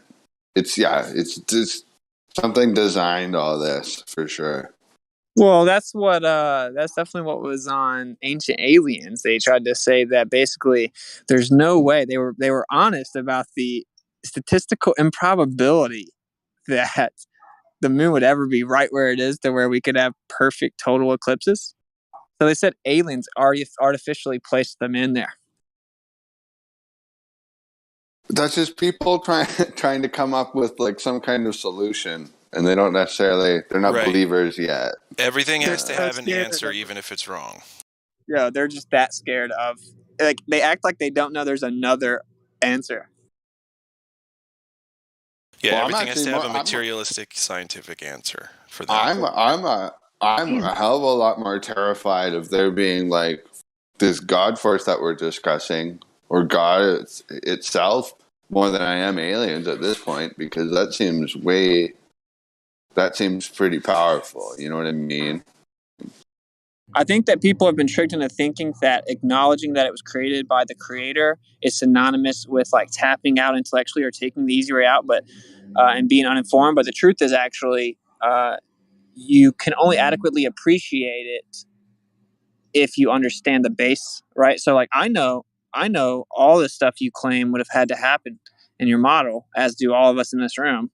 We also know that's not true, right? And like you don't even know the specifics, but you just blindly believe it could happen. But simultaneously, you know there couldn't be a creator. It's pretty crazy. You know what I I'd like actually to see? wrote Go Grim ahead. Go ahead. Panda's room more than anything I ever did.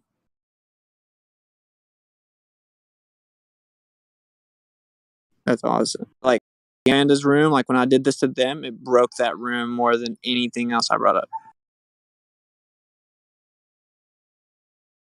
It's gonna happen. Most people don't know. I don't even know how to talk about it. You know what I mean? I just don't even know how you can like, bro. And then it gets worse. I mean, it gets so much worse, right? Like it doesn't just stop with those. It's just on the base that preposterous. Oh, and its size is spinning at just the speed relative to its size that you don't feel it at all, and it feels like it's completely stationary. Right. I was going to mention angular velocity. Like we're never going to feel that ever. Are you sure? Is that the argument? Is that it's spinning at just the right speed? Just the right Goldilocks. Yeah. Yeah. To not feel it. I've never heard that. Yes. The whole thing is like this. The whole model. It's listen. It's because it's moving in so many different directions and so fast, but consistent. You never feel it. That's like the trick. It's like how many claims they can get you to believe that could only happen with a creator, where in which you still simultaneously deny creator. It's like that's the game. It does seem that way, doesn't it? Well, it would be the most efficient like spell. Still lesser magic. I'm I not agree impressed. if you know what a spell is and how they work. Yeah, I would agree. But I think most people don't even know what You that think it is some kind of spell, guys? Yeah, it is. But it is always. I agree. Definitely got to be some kind of spell. And then what is spell? Spelling. That's words. What are words? Vibrations. Spells. Vibrations. You know what's crazy? Power. Cursive spelling. Cursive. Correct. To place a curse. It's crazy. Guys. Damn, I never thought about it like that. Right. Cursive, spelling, spells. Damn. Anytime you move sound, light, or anything, and you cause reaction in this world, you are forcing your will onto it, and therefore perpetuating the responsibility and the punishments involved with it. So that's why intention is so important. That makes sense, yeah. But that part of me tells me not to get too close into that kind of realm of thinking, because that's like witchcraft speakery. Well, but that's the problem, is that's kind of what is a law governing a lot of stuff here, is that witchcraft garbage. It's like it's an undertone going on within this duality machine. Anyway, go ahead. Yep, you gotta spot it. Like you can't just ignore it. Ignoring it's never the answer with anything, in my opinion. Like the creator made us to be big boys and big girls. Like tell me, yeah, go ahead. That's it. I'm sorry. We face truth without fear. Go ahead. Yeah. So along this theme, I don't know if any of you guys have thought about this, right? But once you kind of get comfortable in this realm and you see everything, sometimes we get too like bogged down by trying to figure out how stuff works. Like I listen to Nathan Oakley pretty much every day, and it's really a helpful tool. I like that show. But sometimes we get too bogged down by trying to figure stuff out when we don't go ahead and transition over to why God intended us to see it the way we see it, right? At a certain level, who cares what the sun is if we can't figure it out? Why does he want us to always see it rise up and set? Even the things that we perceive, there's an intentionality behind it, right? So seeing what God wants you to learn from creation and everything, and what you're supposed to experience and learn about his nature from what you observe, is I think a lot of what they're trying to mask or to reverse, right? When we're talking about intention or whatever, like they're taking what God is telling you, the Creator is telling you, and they're turning it into just straight up materialism and uselessness. And I think what you said was appropriate. You do actually have quite a bit of authority when you speak, especially with intention. You have the ability to curse or bless people, things, right? Someone was talking about plants earlier. The fact that we can just speak to them. If you speak to them in a blessing way, they produce more fruit. If you curse them, they tend to die. So there's a lot of authority and power that we've been given since we've been made in the image of the Creator. It just depends on how we use that authority that sort of determines what side you're on. Well Anyway. said. I like that a lot. Mm-hmm. And like when you talk about the plants, I guess I wasn't around. I missed that part. But like we all know about like people talking to water, right? And the crystallization inside of the water changes. Yep. If you Same constantly intend love and like healing and strength, then you know what I mean. Just like to the plants, to the cat over here, to my front door, to everything. Just like even if it, fake it till you make it. Even if it's cheesy at first, like you're like this feels forced. Just love and strength all the time. It works. Yo, and dude, you know what clicked in my mind when he was saying how the Creator obviously made the earth for us to see everything the way that we see it, and like the sun. I was thinking, so what if the sun is like if or your light, literally? And so then what happens to the sun? Well, it goes down, but then it pops back up, doesn't it? You know what's crazy about the sun, though? They say that will one day eventually explode or self-implode or whatever they think is going to happen. They say, like in science, they believe that. Well, they just know the scriptures say that eventually the sun will cease to give its light, and so they're trying to make up stories. But I'm saying, do you see the impact of what I'm saying? So that you see the sun, say the sun's like the symbolic of the light in you, which is your literal life, right? And so then it goes down, it gets dark, but then it pops back up, the light. Oh yeah. Oh wow, that just hit me. That hit me pretty powerfully just now. Yeah, I do know exactly what you mean. That's crazy. Do you guys understand what he's saying? Because at first I didn't get what you meant either, and then it all just like, whoa, okay, I get it. That's pretty awesome there. That is awesome. That would be pretty beautiful because it's like literally right here, and we see it every day.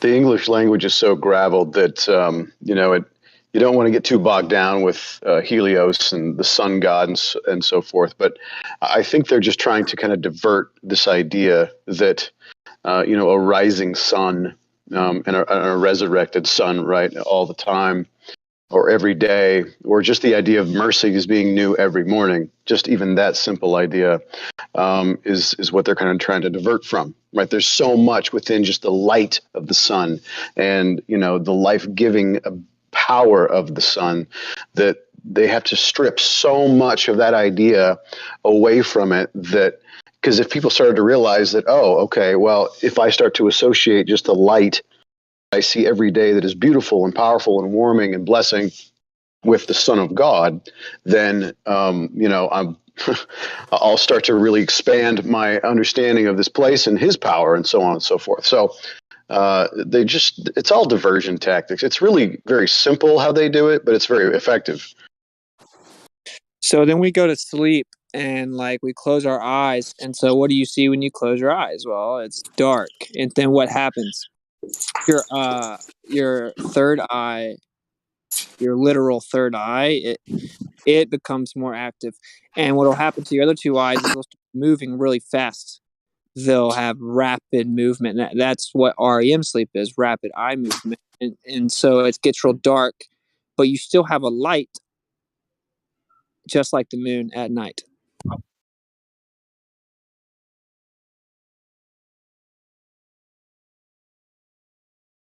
Yep. Yeah. I'm literally just I'm just speculating on top of my head right now. My first No, one was light. that's beautiful. It's like even when the sun does go down and things get dark, it's like when you're a kid or something and your mom plugs in like a little night light in the wall or something. It's still light. It's not completely dark, right? Like, did anyone when they were growing up as a kid ever get like put in like a completely pitch dark bedroom when they were sleeping? Like, no, probably not. Well, a couple times maybe, but I mean, don't know. Yes, I have.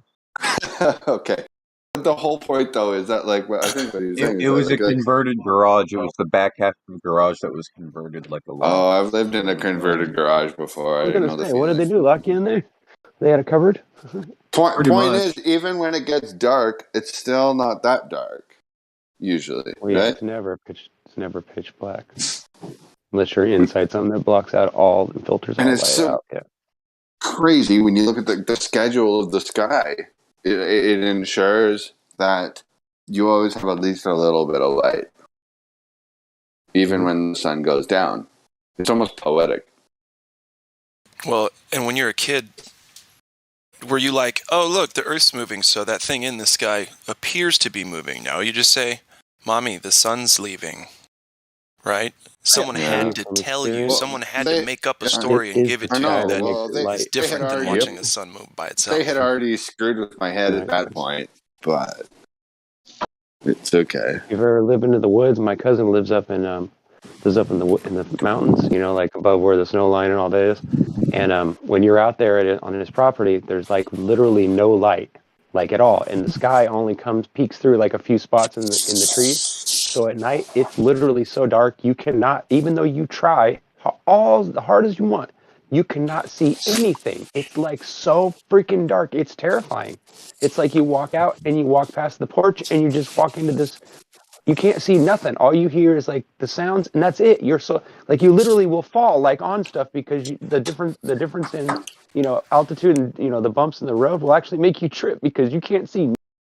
It's fascinating how when you live in an open area where you can see the sky, how lit up it is, but when you get into the trees where you can't see that, it's black. It's dark, dude. It's really dark. Sorry. That is scary. And it's funny when you say like you can still hear stuff, so there's like the animals running around you. Yeah, it's a little bit freaky. Yeah, when something moves right next to you, it freaked me out. I had to take my truck when I went for a walk. First night I went out and took my truck so I could shine light at where I was going to go. So I was scared. I've been there, man. A bear or deer come out here and crazy. I know. You guys ever just on purpose go and kind of get lost a little bit in the middle of the night in the woods? You ever done that? Yep, I've done it plenty of times. When I was a kid, I did it all the time. Yeah, I did it a few times. Yeah, that is scary stuff. It's like how scared can I make myself before I fucking run home? Yeah, yeah. I've done that too. Well, I mean, anything's out there. Like especially when you I don't know about you guys, but like I believe in Sasquatch, and I won't go into the woods probably alone in the dark ever again because of Sasquatch. Did you have a fucking encounter or what? No, I didn't have an encounter. But I've just heard enough. I've heard enough stories. Don't you think that if you weren't aggressive, then you wouldn't have anything to worry about? Hang on. Here's what I'll say. I mean, not very I don't know many what the animals fuck's would out just there attack making you. noise. You know what I mean? Yeah, I don't Could want be to know. anything. I don't want to know. Right. As long as it stays within 12 feet of me, I'm good. I don't want to know. Personal space, man. You can go ahead and move on wherever you need to move. Just stay away from me, man. I'm good. I'm just passing through. That's funny. I'll be waving a flag when I'm walking through the forest, like, hey, it's all good. No worries. I'm just here looking. If you walk around with just like a bunch of lights hanging off you and like bells, says, don't worry about little old me. You'll scare anything away if you're wearing a bunch of lights. They'll be like, fuck all that. What? That's another way of doing it. Or just unless they're trying to eat you, like a bear or something, or a cougar. You smell foul, that usually will scare animals away too. Because the stronger your natural human smell is, the more they're afraid of it. No shit. Yeah, it's because it's gross. Well, yeah, to them.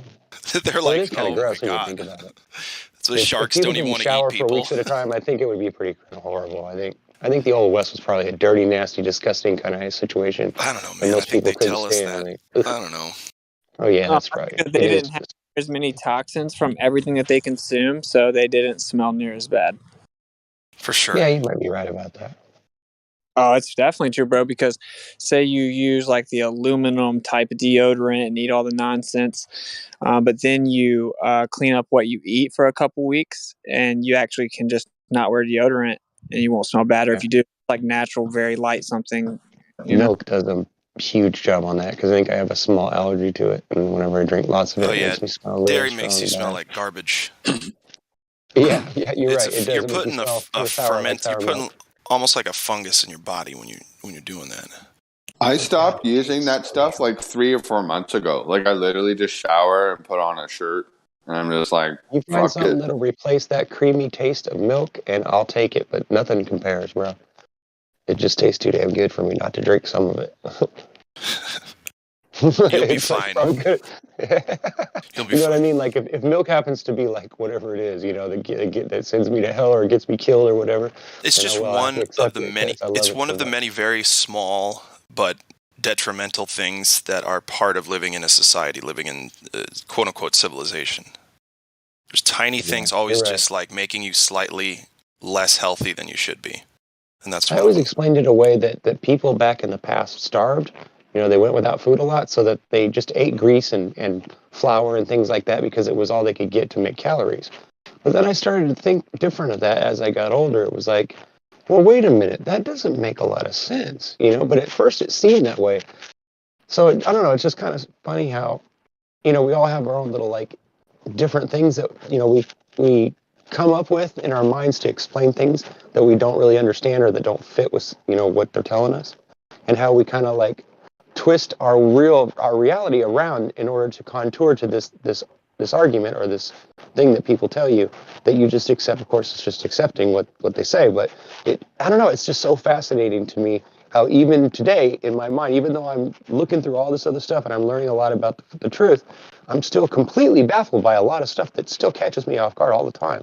And it's scary. It really is. It's like, how is that still in there? Like, I'm supposed to be like getting better. I'm supposed to be recovering from this issue, you know, this situation. I think it's a healthy vulnerability to have. Right. True. Yeah. I don't think that's ever gonna go away. Maybe one day, but I've been down That's why that I feel journey like, you know, for quite a long time, and I'm like, wow, that it just hasn't solved pretty much any of my problems. But I'm still like, you know, I'm not obsessed with research and learning, but I am actually obsessed with learning. But it's not going to solve my problems, is what I realized eventually. But so then it begs the question: well, why the fuck do you even do it in the first place? And I don't know anymore. Mm-hmm. Accepting that you don't know something is healthy. That's what I mean. The No, healthy it is, 'cause that's how vulnerability. you learn. Yeah. You don't truly learn unless something's taken away from you that you've already had, or whatever the case is. You know, you're exposed to something you didn't know you could have. You know, changes your outlook on things. Because people don't want to do the work themselves. They want to. If you're given the opportunity to have the cake baked for you and eat it then, or you bake the fucking cake, what are you going to choose? You know what I mean? Path of least resistance every time. It's built in. It's how living things do stuff, right? How can I survive best? How can I be happiest, quickest? Some people take the hard route though, on purpose, consciously. Mm-hmm. That's I true. It's called respect psychopathy. No, I'm just kidding. No, I do a lot of that. It's called defeatism, I think. Well, that's what I call it. It's called being defeated. It's called being defeated by your own fears and your own egotistical nature and your own selfishness, because you fear that, and not only because you feel guilty for some of it because you've seen it affect other people, but also because you know it's wrong, and in your mind, and it adds up. It starts to It eat wears away on at you. you. It really does. Yeah, Yeah, you're like, it fuck. adds I up. was Yeah. I just spent the last like 2-3 decades of my life taking the easy way out. Like, why have I been doing that? No. The less personally you can take that, though, in my opinion, the better. So that the quicker you can start to learn the actual truth. Like, I'm not going to get pissed that I was so gullible for so long. Like, oh yeah, you know what? Fucking A. I've been gullible shit, growing up. So that actually makes sense. Okay, well, what's the truth? And then just move from that moment. Yeah, I hear you. That sounds like another easy way out, to be honest. Where's that moment where you have to sit there and suffer for a year or two? More than that, you got to sit in the deep end of the pool as often as you can. I mean, yeah, I totally agree. Well, I see your point. Glad. How I else really you do. gonna I learn see to where you're swim? coming from. Yeah, it's like what I was saying. It's like you don't truly understand the whole situation, the whole argument of something until you've been on both sides of the argument. Like, you go to a debate and you usually just take a side. You don't think about the fact that what you would have to do to be on the opposite side of that. You know what I mean? You don't really think about that, and what would you be your argument if you were on that side of the argument? So you've got to go out and look at what people think on that side of the argument and understand where they're coming from, right? And then by knowing both sides, then you could say, well, they're both crazy, or maybe one side is better than the other, but at least you can come to your own conclusion. Without that, you're just wasting your time. You're just accepting whatever you're being told, and that's really never a good thing. Right? Feels good though, don't it? Oh Not to yeah, have to work. yeah, because it makes you feel like You're as part if of the crowd. You're part of the gaining fucking. something, yeah, and you're part of tip top of the list of But- things that everybody agree on. But that's also sucks because then you're doing your fellow man a disservice, man or woman a disservice, because you're not being completely honest with yourself, and you're spouting these facts that you're not 100% confident in, and that does nothing but just like screw over everyone else who actually still has a chance of finding some kind of truth. You know what I mean? So it's really not that cool to be right unless you're damn sure you're right. Right, exactly. I like knowing that I'm right, and then be able, because see how it would work is you come at somebody the first time, you try to share something with them, and then they defeat you by having all these arguments against it. You never considered that. So then once you go and you, like we did, or like most of us did, we go and look at their side of it. We try to find the evidence that they need to find in order to make their claim true, right? That's how we came to this conclusion, right? Without that, we would never have even considered it. You see my point? So it's like biggest, it's hardest a two-edged hurdle. sword when it comes to it. Yeah. The Yeah, biggest, but hardest understanding hurdle you is got a to problem or that admit. there's something wrong is definitely the beginning of Yes. Admit that there is something else to be figured out. We may not have, or I may not have in my worldview, anything close to the truth. Maybe once in my life I can just reevaluate real quick just to see what happens. That's an open mind. That's critical thinking. Right. Got to be able to admit, Yeah, though. critical thinking is something that I wish I would have paid more attention to in high school. I should have gotten involved with debate because it would probably have made me understand some of this stuff They don't earlier. teach you. Maybe. They don't teach you critical Oh, I thinking know they in don't. school. So that's the God forbid problem. they teach you critical thinking. You're right, but in junior high, like when I was a kid in junior high, they did have a debate club, and they did debate, and they were forced to be on both sides of the argument. So that's where I got the idea from in the first place. That's why I thought it was kind of weird when I heard, when I hear a lot of people, arguing on one side. I'm like, well, have you ever considered that maybe the other side's right? Like, because you're always getting, when you're always going up against somebody and you always seem to lose because they always come up with something to like make you seem wrong. Doesn't it not make you want to find out that that's it? And if you're wrong, then you want to join sides, right? You'd be like, well, you know what? You're right. I don't understand what the big deal is with that. Like, if somebody like shows me evidence and proves it to me, like if they say they can levitate and I see them do it right here in my living room, I'm going to be more apt to believe you. That's for sure, right? It But if you also don't makes prove you. something to me, I'm probably not going to take you seriously. Yeah, I know. Especially since there's so many people who you can easily take seriously. Because like let's all admit it here on the internet. There's a lot of smart people out there, right? And funny too. I don't claim to be the smartest or funniest, but you're right. I do. So whatever. Okay, that's fine. That's great. You're so But just kidding. and then like you just described though, when you come up against that in an argument, you basically get destroyed. Excuse me. It makes you curious as to you want to learn what they're talking about, or like you at least want to learn how to defend your point, right? And it's pretty obvious when someone like destroys someone. At least, in a debate. Yeah, because my fear is that I'm wrong, right? That's why I do that. Is because I'm fearing that I'm right, and I want to see and if I'm going to teach them what's true, I need to come at them with an answer for that, don't I? That's why I kind of get frustrated when we kind of like throw stuff to the side on here and we kind of like say, oh, that's not important, or let's not talk about it. I mean, I know we can't put it on the live stream sometimes, but I'm saying a lot of times there's stuff that we really can say and we can talk about, but nobody wants to. It's like, you know, like what's the harm in it? If it does back up how to answer those questions that people honestly will ask you when they do start to see your side of it, or when they do start to research it, you want to be able to give them some answers that helps them move along, right? So, I mean, in my opinion, that's why I want to learn it, is mostly because I want to be able to share it the proper way so they get it. Well, if you have good intention, keep in mind also you have a lot of people out there with bad intention on the internet, especially. You'll find people who they revel in the fact that they can make people uncomfortable or Right. anything Well, I mean, those people negative, kind of show basically. they kind of show their tails, though. Yeah, eventually. You know, not to say that there's not a bunch of really good people that do that, but I'm saying, you know, on the norm, you know, we usually pick up on it pretty quickly. Yeah, you know, you won't see a genuine. Not all the time. You won't see a genuine person, or I guess genuine flat earther, but I'd say person seeking out people like Glovers, seeking out anti-flat earthers to, like, you know, throw wrenches in their gears like they do us, right? There's something to be said about that. Yeah, I'm still not really sure. I mean, don't get me wrong. If I watch a video, okay, like on YouTube, and they're talking about something, I can't help it. I'm gonna make a comment in there. I'm gonna be critical about what they're lying about, and I'm gonna say why I think that is. But I'm not gonna get into detail about how stupid they are. I'm just gonna say, okay, well, what about this, this, and this? I'll offer some information. Then it's up to whoever sees the damn message to go and look at it. You know what I'm saying? I don't think I'm attacking anybody, but when it comes to, like, you know, going on to a non, you know, like an anti-flat earther site and giving them a bunch of crap and trying to prove them wrong, I could care less. If they want to be in a group where they're closed-minded and they don't want to listen to what might be the truth or what might not and consider all the options, then they're just idiots. I don't have any, you know, I don't take that personally, but, you know, where I do take it personally is when they come in to where I'm at, where I'm trying to share the truth and I'm trying to be an honest person, because this is, you know, because that's just how I like this. This is just how it is. It's how I feel about it. You know, it may not sound genuine to everybody, but that's just how I am. I really do believe the goodness is always right. It's not always what I choose. Don't get me wrong. I make mistakes on a daily basis, but that doesn't mean that I can't keep accelerating and trying to move towards that, and that we all can't at least keep that in the back of our minds, that eventually we're going to have to take account for what we've done and how we've treated people. I mean, whether it be, you know, why we're still here, by the way people manipulate us back or take advantage of us as we get older.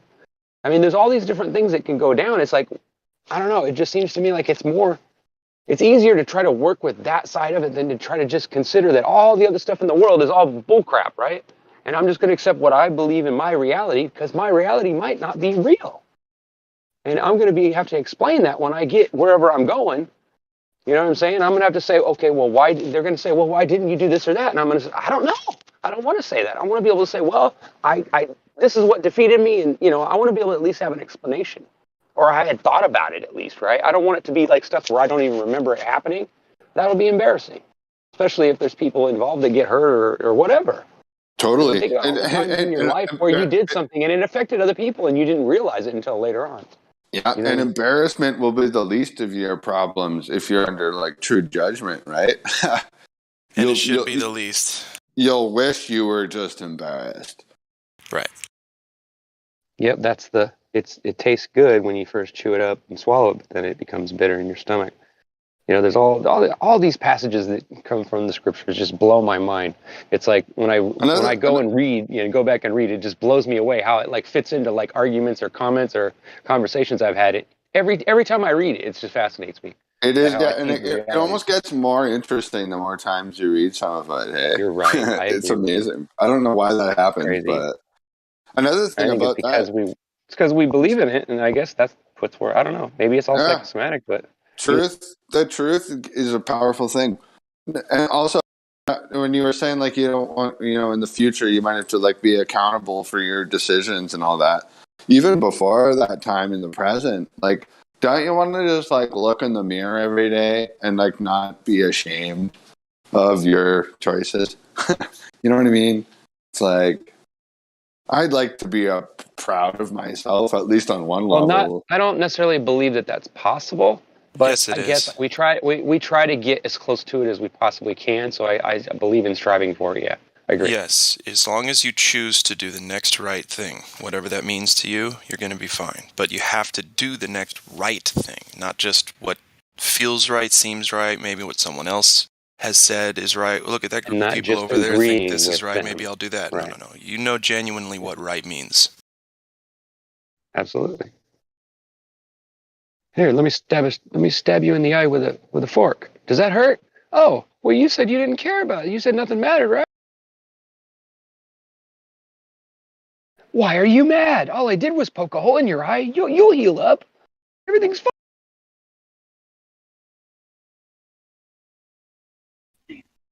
There's a lot of stuff to figure out, that's for sure.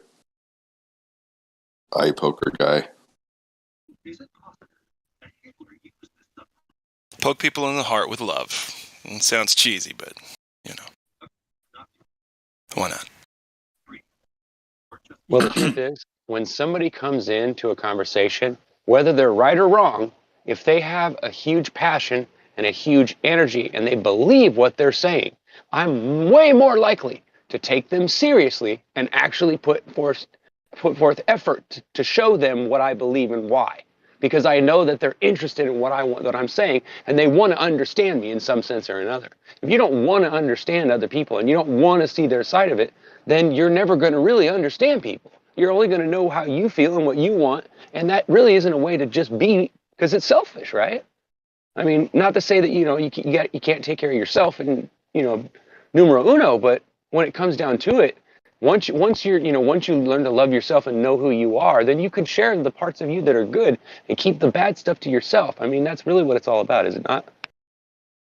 Kind of, yeah. I went off on a rant. I like that. Yeah, it's like you're basically talking to yourself when you're arguing with people with a bunch of bullshit that you're like uncertain about or that you know is wrong. Aren't you basically just talking to yourself?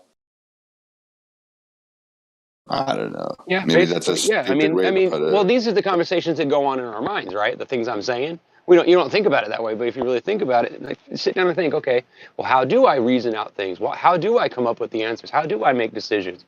Is it based on bullshit or is it based on evidence? And if it's not, is that really a big deal? Can I live with that? Or does that really affect my life in a way that I need to go and do something about it, right? Because if I feel like I'm being held down by something and I could actually do so much better, then why, just a natural response would be to go at least investigate it, right? Like if somebody told you if you ate a lemon ate a whole lemon every day for the next month, that you'd be cured of all diseases, you might have to do that, right? If there was some evidence to it, until you find a reason to not believe it, right? Because it's not going to harm you, right? You're not going to die from eating lemons unless you're allergic to them. You know what I mean? It's weird though how sometimes people will share something with you, and I think some of them are crazy. Don't get me wrong, but there's a lot of things I've heard, but I don't just automatically think, okay, this guy's crazy, right? I think, okay, they're crazy, but what have they seen? Obviously, I know from knowing them, being honest about flat Earth, that obviously they're honest people. So obviously they're either being deceived, and I want to find out where they're coming from, right? I at least want to know why they believe that. What brought you to that idea? Like, is there evidence for it, or is it just something that's just been on your mind and you've always wondered it, and if that was that way? But it's interesting how until you engage in that conversation and ask the person and share yourself, then the person isn't going to share that with you, and you're never really going to get where they're coming from. So you're just you're arguing with somebody that when you can't get any input back, and that's probably why being online is a little more difficult. But that's why I try to show my passion and my personality through my voice. You know what I mean? Because I can't. That's the reason why I talk over people a lot, because I'm trying to make sure that I'm listening to you and I understand what you're talking about, especially if you're talking directly to me. Because when I'm standing in front of you, right, then I'm going to make I'm going to look at you, I'm going to nod, I'm going to wink, I'm going to squint. I'm going to do something so that I know that I'm paying attention to you and showing you respect to listen to what you have to say, right? If I'm not listening, then I'm going to be looking over here, looking over there, picking my pants, or picking between my fingers, or biting my nails, or whatever, tinkering with something, right? So I mean, so that's the reason why. So a lot of times, I don't know why I even said that, but I don't know. Sometimes I feel like, I talk in between and people get irritated, and I know what it's like, because I do get irritated too when I'm trying to get something out and people won't stop and listen. But if I do that to you, it's really not because I'm trying to be mean to you. It's more like I either want to get the thought out before I forget it, or it's more like it's uncontrolled. It's like something that's out of my control. It's like I get excited, and you know what I mean, and I have a tendency Yeah. to And you want to over address. push my personality so that I know you understand where I'm at, right? Because Mhm. ultimately you're trying to convince me, or you're trying to communicate with me, right? So I apologize if I do that, a lot of that, where I go in the middle of stuff. It's my That's nature, I guess. It's to make up for fine. that not being able to see my face. Can you address? Yeah, maybe. Yeah, and it's a good point about the whole like physical contact thing. Where you're on the internet, it changes everything.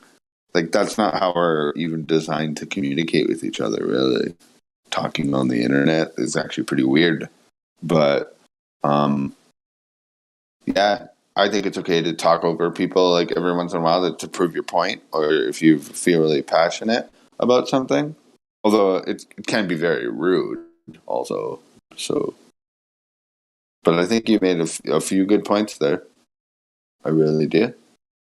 Well, I'm more like just letting people know that, because I know sometimes when I meet a person and they seem pushy or something, I'll just automatically think, okay, I don't know if I like this guy, and I'll probably just not talk to him or whatever, you know, because I feel like they're probably going to be aggressive, and we're going to clash or something, right? Mm-hmm. So I don't know, you know what I mean? So I get it, you know, like I completely see both sides of it. It's just that's my nature, is to try to fill in that gap so that you can kind of like hear. I don't know. I guess that doesn't really make sense to some people, but No, now that I I get think it. about I it, think but I do get what you you're know what I saying. So mean? you want to no? I'm glad you vocalized that, because I sometimes fall into that. That I do the same thing sometimes myself. It's like you just got to like assert yourself and to let your point be known, or your presence, perhaps even. You know, like. Right. You can't just sit there and be like, ugh. Especially on the internet And when like, you have like so many loudmouths, right? yeah. And also, if I think someone's misunderstood what I'm saying or asking, I'll try to stop them before they spend 5 minutes telling me how I'm wrong. When they, you know what I'm saying? If I don't think they're understanding what I'm saying, it makes sense for me to stop you from going on and on and on about this or that, and then I tell you, well, wait a minute, I actually made a mistake and I said that wrong. You know what I'm saying? It's like I'd rather someone Right. cut me It's off like and say, hey, wait, you misunderstood. don't waste your time like rebutting me my point when you don't understand it. Yeah, in the But first at the place, same or time, if maybe I'm or wrong, you call me out misspoke. for it, because I want to. If I say something wrong or I misspeak, say it. You know, like bring it up, because I'm sure that Okay. people that are online or whatever, they see that they don't know what the answer is. They're going to be like, well, how come you didn't tell me what you know? They Well, want to I know like what's how going on. honest you are, so I just gotta tell you, I think you're a complete idiot. That's okay. I'm just kidding.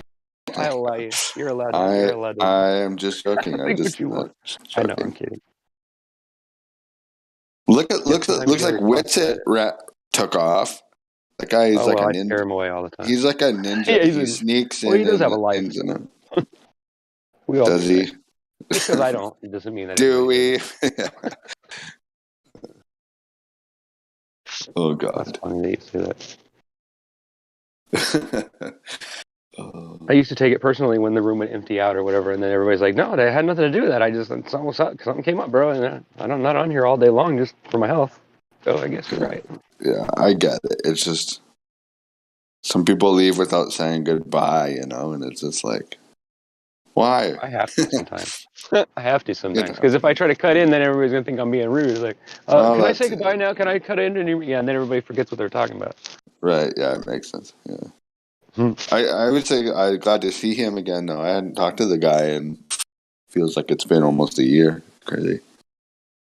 Yeah, I'm not sure how often he came in here before, but it seems like in the last year that since I've came in, he seems to be coming in lately, a lot lately.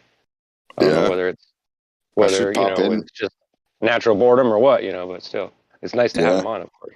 I 'Cause he's should real pop in knowledgeable. I more. like talking to him. Yeah, I've seen him in here Yeah, I like a couple appreciate his times a day perspective on lately. things for sure. Oh, really? Mm-hmm. I'll come in here a little more. I stopped coming in here because a couple of these like crazy mod people kept being rude to me, so I stopped coming here for It a while. happens. Yeah. Try not to take it so seriously. It's not really meant that way. It's more like, when you get frustrated with people that come in here and do the same stuff over and over, and when you sound like you're doing that, even though they see something written on your, in your roles, sometimes it sets them off, and sometimes people are under the influence or whatever too, and they're not thinking straight. So don't take it personally, bro. Usually, if you call them out later when they're, when they're not online, and send them a little note and say, hey, I didn't appreciate that or whatever. Usually they'll say, oh, I'm sorry. They'll apologize to you. I don't think it's personal. It's more like, you know what I mean? We just get tired of trolls and stuff, man. That's just how it is. They server banned me 5 times. Yeah, well, you've given them good reason for that a couple of times, so I'm not going to defend you on that level. But yeah, there's different reasons why you can get kicked out. It depends on what you do, but I mean, Well, just talking too much can get you kicked out. Who said that? that's funny in a way. Sasha, he's a local LARPy troll. Oh, There's like Sasha. 3 new Wait, people who in here. called me a Somebody wants to LARPy try to troll? talk to them. There's like Who 3 new said people that? in here. Somebody wants to try to talk to them. I'll shut up. Who called me a LARPy troll? That's not me, dude. This isn't Sasha 2.0. Oh, it says who. Yeah. Yep, you're a LARPer, dude. Dave Hinkle called you that, and Sasha, I will second that. I will say you are a LARPy troll. I don't know what LARPy is. Go with you are a little bit. So Sasha, I like you. I do like you, bro. You're just like everybody else still, though.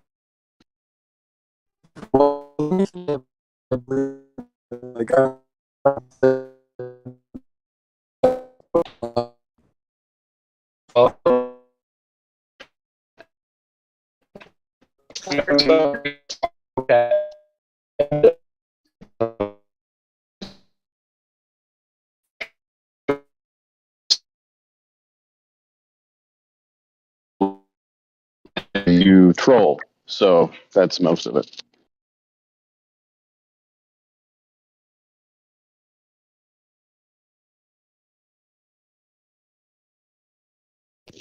Mic checks, my mic working. You're loud and clear. 5 by There's like 5, 3 buddy. new. I was trying to say there's like 3 new people in here. If somebody wants to try to talk to them. My mic Who are sucks. they? Hi, new people. What do we got? I'm not looking at it right now. I'm sorry. That's probably why I'm not paying attention to it.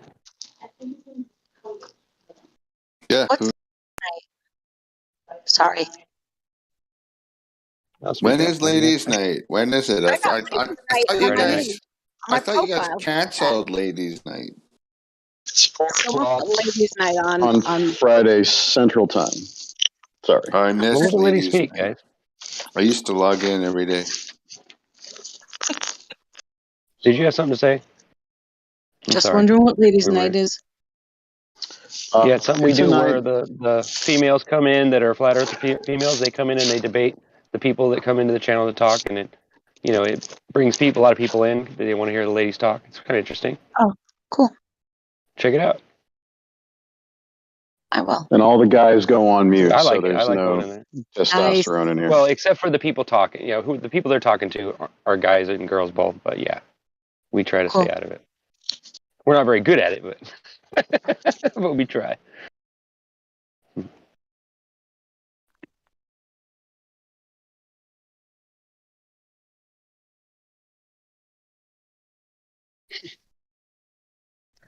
Amy, are you new here? I would say new. Just don't come here too often. Oh, Amy, are you the same Amy from the other server? Wait, what other server? I don't know, but you have like some French name, and then it says Amy in the middle. Is that you? No. Okay, my bad. Completely forget that I talked. Amy, what is your views on the shape or makeup of the place we call Earth? Don't get mad at me. I don't know. I don't know. Why would we get mad at you? I don't know. I don't know. And when I hear you guys get into it, sometimes it just it goes way over my head because I don't understand. And it doesn't matter so much to me. I figure one day we'll all find out, and then it is what it is. You know what I mean? My faith is You're definitely curious about it, though, right? Yeah, sure. I don't mind listening and hearing, but I just don't have a strong opinion. I did watch a video a while ago, and it was this guy, and he was showing his grandma, like, or great grandma, something about flat Earth, and she started crying. I don't know if you guys are familiar with this, and That she was said, Dave, yeah. "Yeah, that's what they told. That's what I was taught," and that kind of got me. I'm like, wow. And Right. I do believe that there's a whole bunch, there's elite that lie to us. Oh, I believe that. So yeah, I believe that it can be flat, sure. But do I know? I don't know. Yeah, I hear you. We kind of feel the same way. We really can't be sure exactly what the Earth's shape is completely, but we know that the water lies flat and even everywhere. So we know that basically the Earth would be convex to the water, but we live on a plane that's flat because when we rise up, we know that it keeps continuing to rise up with us, and that would only happen on a flat surface that continued on at least beyond where you could see, right? It's But that's definitely just the interesting. beginning. But when you I'm start not looking into opposed the to it. It evidence doesn't. for Yeah. the ball, you start to realize where the holes are. That's where, Yeah. at least for me, that's how I was converted, or Yeah. convinced, or I should say, it Yeah. came to light. Whatever. Converted. For me, there's just a lot more important stuff. Like, yeah, the shape is important. I think being lied to, yeah, that bugs me, but I think there's like so many heavier things happening. Um, and especially like with my faith and reading the word and seeing, trying to discern the times we're living in, and being a part of, let's say, a couple of churches who believe the same. I just feel like there's heavier things to like figure out and pay attention to. That's all. I can relate to that completely. I'm sure everybody can. Like Mhm. especially now in these times, with COVID and all this other stuff, it's making it Mhm. difficult for people, and they just don't have time. But my thing is like if you're really curious, take your time, do whatever research you want, whenever you want. Just start looking into it. I mean, just take a good look at it. You might see that where we're coming from. You know what I'm saying? Mhm. We don't want to force you to believe something that you don't want to. We're all just trying to show you the proof and the evidence that we found. And there's a place in here at the bottom. If you scroll all the way down to the bottom of the server, there's all these little Mhm. categories down there that'll explain a lot of things and how we see it and the evidence of why we believe that. It might be interesting to you. It might help you at least understand where we're coming from a little better than when you just listen to the show. We don't always cover everything that's important. You know what I'm saying? Yeah. I think it's funny because if I even tried to say any of this to my family, they would just think I was crazy and dismiss me and laugh at me like they have over the years. They just, it's harder for people who aren't searching and seeking the truth to open their eyes. That's another thing that made me wonder. It was like, why does everybody not want to talk about this subject? Why is it so taboo? I mean, we sit around and talk about aliens, right? We all know those aren't real, but yet we still talk about it like as if it could happen, right? Or it could be real. It's like ridiculous. Hey, Yet you bring up something about the shape of the Earth, and all of a sudden, no, that's not possible. True. You That just made me triggered wonder, like, wait a ET, I minute, bet. why? hey, Brooke, you just triggered ET. you triggered me, bro. E.T. is phoning home. Oh no, Amy, what did I though, do? you know what I did though with the What's your flat problem? Earth thing? Because I still had a lot of questions myself. Brought it up really gently to my family, like stupid gently, like to the point where I was almost like being fake. Where I was like, "Isn't it weird how the moon acts like this?" When I already knew the answer, and all that kind of thing. There's an interesting saying that goes, "It's easier to convince somebody of a lie than it is to convince them that they've been lied to." Mm-hmm. Well, then just add something small that's a lie, and then throw it in there, and then you'll get their attention. And then just tell them later, well, this part's a lie, but the rest of it's all. That's how Whether they do it, right? Isn't that how they do it? Let, They get us involved because of one true thing, and then they drag it in. They drag us through all the. Yeah, I don't know why people react so extremely to the topic, other than maybe it's an ego thing, and they don't like the idea that they've been lied to on such a big Well, scale. especially if you went to college and spent thousands of dollars on tuition, that'll really piss you off if you find out that it's really like worthless or meaningless. Right. Yeah, If you that's a good invested point. a lot into it, and it's like defines your personality or your Not to say that if you went through college and spent that time in it, that you didn't devote yourself and you weren't worthy of understanding. But I'm saying, like, if they're not telling you all the truth and you're not willing to check and make sure, then it kind of like would be defeating of the whole idea. Yeah, I'd be pissed too. So, Amy, I want to ask you a question, real quick.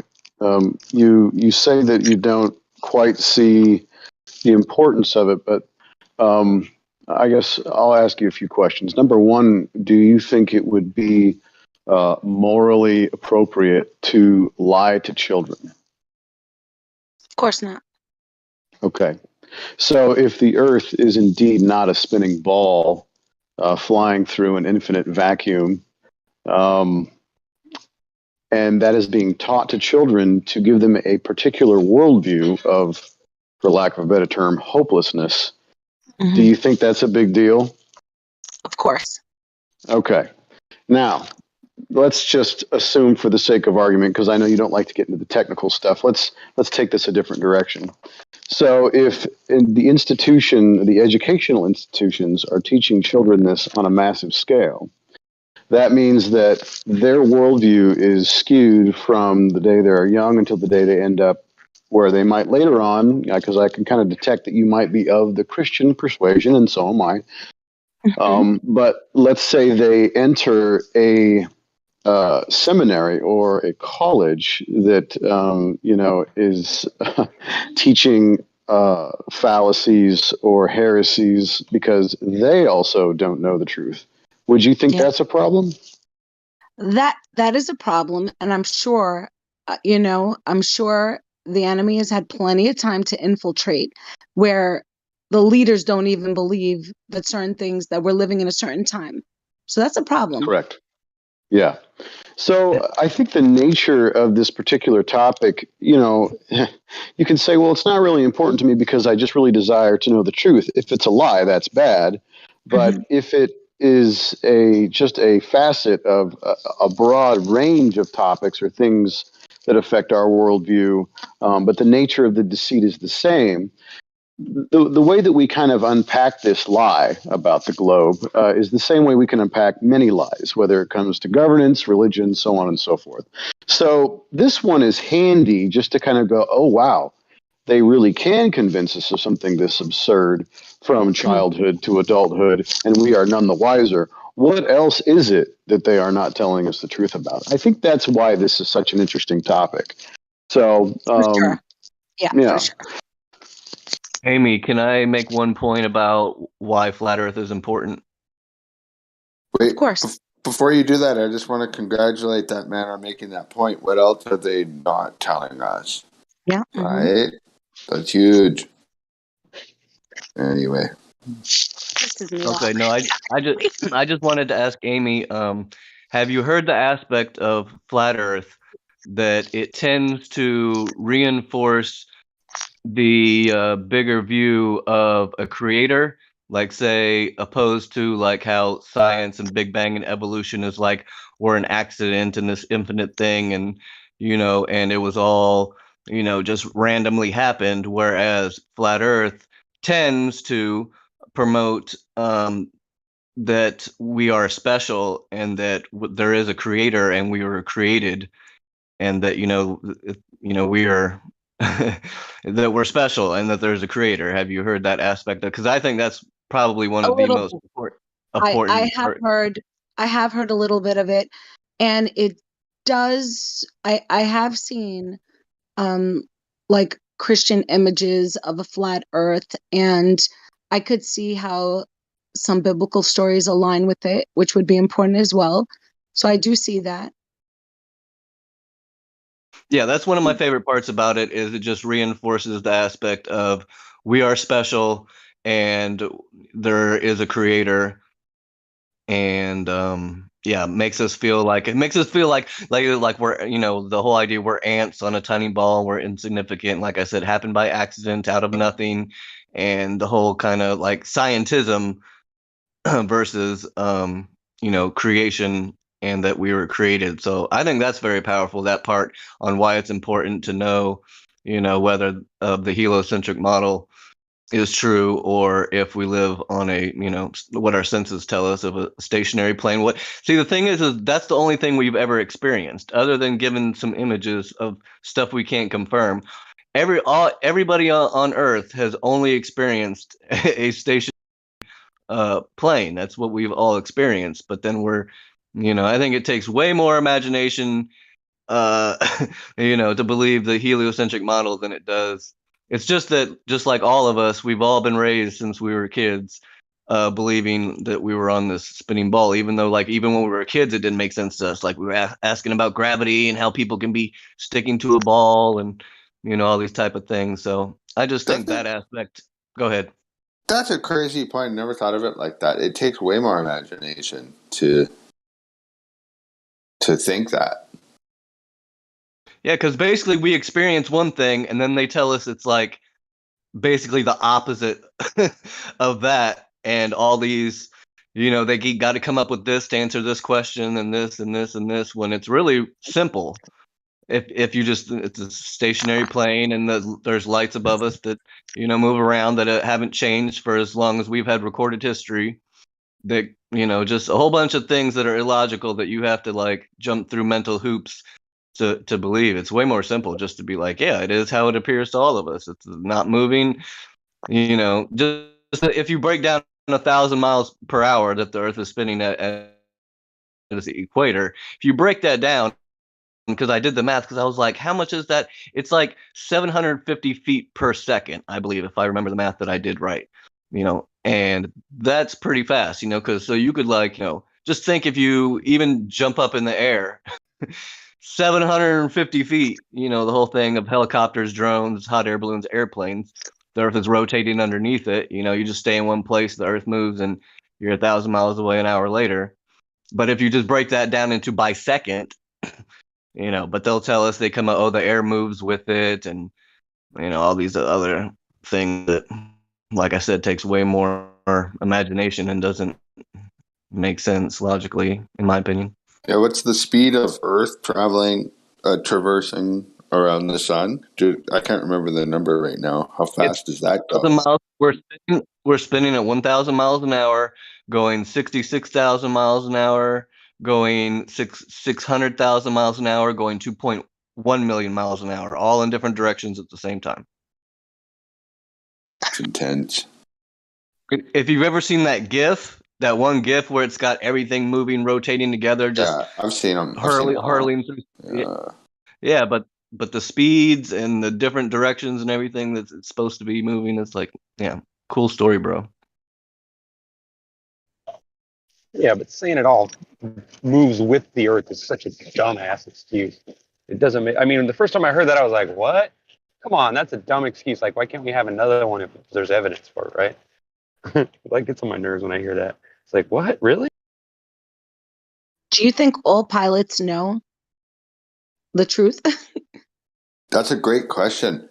I don't know. I think probably they would that if they were to question it themselves and like second guess it. But I don't know. Just telling them something. I don't know. Maybe. Did you guys hear about those or read about those Air Force documents that came out? I think it was the Air Force, and they're like, we treat the Earth as a flat stationary plane. Did you guys hear about that? Can someone back me up on that? I can't remember exactly what it's called. Yep. Just like NASA says to treat it like a flat stationary plane, and then the airline, whatever training, they say treat it like a flat stationary plane. And I don't know about all pilots, but just so you know, Amy, there has been several, I don't know the exact number of. Oh damn! I'm getting a phone call. Sorry, someone was calling. No, but there has been testimony from multiple pilots that say yes, they do know that it's a flat stationary plane. And there's actually one pilot from Australia that just came out and said that, and she lost her job. Oh, really? You should post that online. I didn't hear about that one. That's interesting. Hey, it's awesome also that you asked that question. Yeah, I think people that stand for truth ought to get their names heard. You know what I mean? It's all right. I didn't mean to talk to you. Oh, no, my bad. Mark Sargent has a list of people from everyone from military to snipers to surveyors to, like I said, ex-military, Freemasons, pilots. He's got a whole list of interviews he's done of people that are professionals in their field, giving testimony about how the Earth is a flat stationary plane.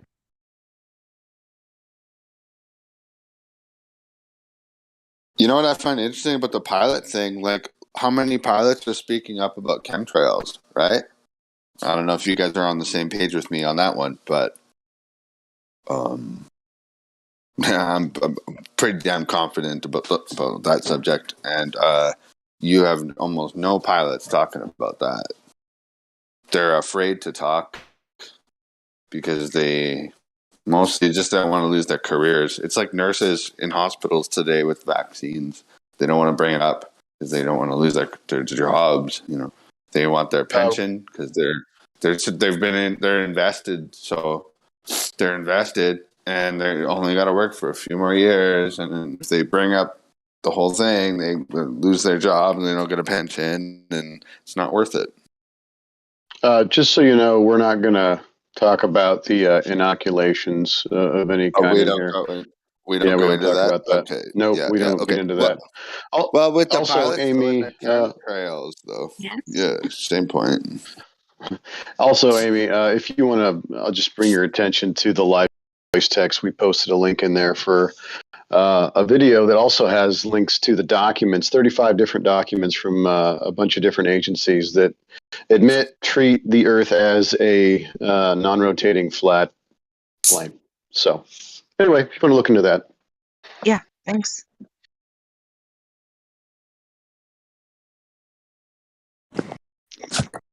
So what do you guys know about the Freemasons? Because I've heard some people say that the Freemasons are flat earthers. Like, is that true?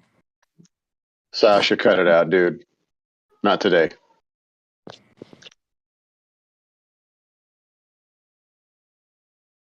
I mean, that was a genuine question, but okay. No, you've already been through this 1,000 times. We're not going to do this today. Go troll somewhere else.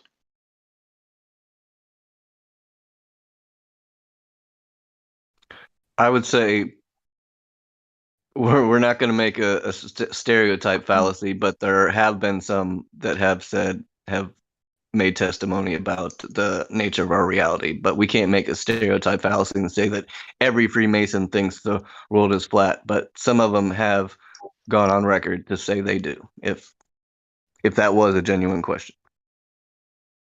Yeah, but I think it needs to be pointed out that at least as far as, again, just a story, but as those stories, those testimonies, whatever go, I think the idea on their end is to know it, but not tell anyone. Our idea is to know it and tell people. Okay, thank you. You know what blew my mind last week? I saw a picture of Donald Trump with a Freemason, what do you call those little tag things with a pin on his shirt. Crest? Isn't it a crest? Kind of like a crest. I don't know, those little metal things that people put on their shirts. I think it's called a lapel pin, probably. Maybe, What was yeah. it? But Was it just classic Freemason logo, though. It was just the G and the square encompassed? Yep. Yeah, I wouldn't be surprised.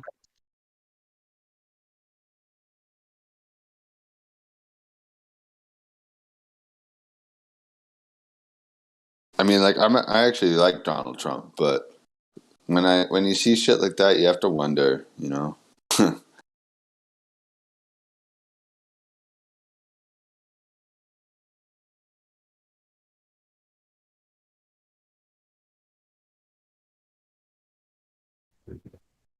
I would say one of my favorite non-provable theories about Donald Trump, but it would probably trigger too many people, so I'll leave it I for want to another. hear it. This sounds fun.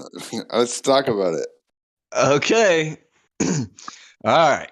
So it's kind of an anomaly that Trump became president, the first non-military, non-politician, and then also the fact that he's just a reality TV star / celebrity in general that he became president. And he, it's kind of like, to me, it makes more sense that he had some cheat code or like hacked the matrix in some way to become president rather than just the like getting the most votes, or how they tell us it works or whatever. So there's a theory that that Donald Trump is a time traveler. Okay, now hear me out. Hold on. I knew you're gonna say it. I know you're gonna say it. Because and there's basically circumstantial evidence that doesn't really particularly mean anything, but I'm into like synchronicity and things like that. So one of the points or parts of it was that the movie Back to the Future and Back to the Future 2 and just the character Biff in general, the people who wrote Back to the Future said they based the character Biff on Donald Trump. So that by itself, doesn't really mean anything. It's just interesting. And so like in Back to the Future 2, Biff basically goes back and steals the book, makes all the money, then puts his name on everything, casinos, ties to Biff. And then there's also the aspect that Trump's uncle, John Trump, is like some sort of physicist or science. I forget exactly what his title was, but his uncle John Trump, who Donald has talked about before, he was in charge of receiving all of Nikola Tesla's research and data and everything that he had done in his life. Basically, when he passed away, was given to John Trump to go through, and was just basically in charge of all his work. And so I found that's like another interesting point. And then there's like another synchronicity where there's a book written in 1930 something. It's called The Last President. and there's it's like there's two of them. There's one, it's called The Adventures of Baron. Is it Baron Trump? Yep, yeah, Baron yeah. Trump. Who is Donald Trump's son's name is Baron, the autistic one, or whatever. And then there's also a character. There's also a character in the book named Pence. And then there's also like some other stuff. And Baron von Trump. You literally can't write this shit. Like, and then the same author that wrote The Adventures of Baron Trump wrote another book. I think he only wrote 2 books, but so he wrote The Adventures of Baron Trump, and then he wrote another one, I think, which was called The Last President. And so there's that aspect too, and then there's more to it. I can try and go through my my history and find the video. You did a damn good job. There is more to it, I think. I can't remember it all myself. So do you guys think Trump's next again? Maybe the Uncle Trump got the technology from Tesla and he sent his self to the future, and that's him. He is him being his uncle. Do you think, like, when the world starts ending, he'll go to Trump Tower and, like, hide out there for a little bit with an army? Well, I really want to know what you guys are smoking, because I want some. Hey, man, no, look it up. What he just talked about, illegal, man, that whole thing he said about Trump is No, all we've heard real. about it, but we're saying, but to just jump out there and believe it, that's what I think. That's Well, what he's I'm trying not to say. jumping out there and believing it. I'm just saying, what is the likeliness of that fucking happening at all in the first place? Trump is definitely a time-space traveler. Yeah, I can't explain it, but that's weird. You have to at least admit it's He's bizarre. a looper, bro. He loops. He's looping. His hair is definitely from the future. There's no way. I think it's a strangely bizarre coincidence, and when I read about that, I couldn't fucking believe it. So are you saying toupees get worse in the future? Because that tracks. That makes sense. No, you guys are idle. You would think that toupees would be a thing of the past, though, right? Again, to clarify, I said at the beginning that I don't believe this. His hair It's is okay. in the future. His face is in the No, past. I wasn't insinuating that you did. I was just letting you know why you got that. Right. I don't care what kind of medical technology they come out with. Apparently, they still can't deal with hair loss. You know what that reminds me of when you told that story about Trump? Maybe they don't want. Too bad, man. Did you guys that book from where that science fiction writer talked about the Musks or the Elons going to Mars? It's kind of like that. What year was that? I don't remember off the top of my head, but And see, I also don't really subscribe to coincidence. I'm more of the team of synchronicity, as in like which Carl Jung coined as meaningful coincidence. But I think it ties into like the butterfly, just like all things being connected. And when you recognize these synchronicities, you're recognizing kind of like you're seeing the code of the matrix. You're seeing how hell yeah. little glimpses of how everything is connected together. And a lot of people contribute synchronicity to, oh, some man planned it that way, and this whole like conspiracy, like men in a dark room made it that way with these numbers and things. But I don't think that. I think it's that's too just intricate. It's too ingrained for it to be like a person Exactly. or It's persons way doing too. it. It's way too intricate. I also believe that. I'm crazy about synchronicity. I have been since I was like basically like 20 years old. Like it's a big deal. It's a thing. I believe yeah. it's real. Yeah, I'm big into synchronicity too. Another aspect of the Trump time, there's something that has to do with his wife. What's her name? Is it Ivanka or was that his first wife? That's his Anyway, Ivanka was his first wife. Or yeah, his, his dog. Who knows now? It's His, so weird. his name is that Ivan was his Kov. wife. there's something that has to do with one of his wives. I don't remember which one, and somehow Yeah, she played into it. in the future, he is a man, Mr. Ivankov. You talk about Melania. Trump's wife. Yeah, Melania. I think it Melania? has to do with Kazakhstan or wherever she's from. It has something to do with her and where she's from. Melania sounds a lot like malaria. She's a supermodel. You can find naked pictures of her online if you look No around. thanks. Melanoma. Right, sounds like melanoma. Yeah, Right. malaria and melanoma put together is Melania. Did you just say you don't want to see naked pictures of Melania when she was younger? You don't want to see them. Guys, No, I don't. I just All Yeah, right. it's kind of crazy that we can Google nude pictures of the first lady. I know, right? Yeah, it's pretty worth weird. it just for It's that. depraved, is what it is. Can I get a mic Oh, check, come guys? on. We're just having fun. Deal. That's the problem. It starts with that, and then it turns into full blown porn. Yeah, It's Wolfgang, fucking we can- disgusting. That's just my opinion. Can I get a mic check? Your mic is checked. Nice Hello, one. Flatty. Right, carry on. Hey guys. Can I get a mic check? Said again.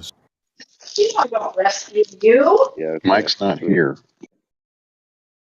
I was just going to suggest moving on from the Trump talk since Dave's we've got not here, a few man. people in the Jiggy chat. check. Microphone check. Can I get a Mike Pence check? Jiggy Very check. good. Microphone Pence 1. Jiggy check. Microphone Pence 2. Jiggy.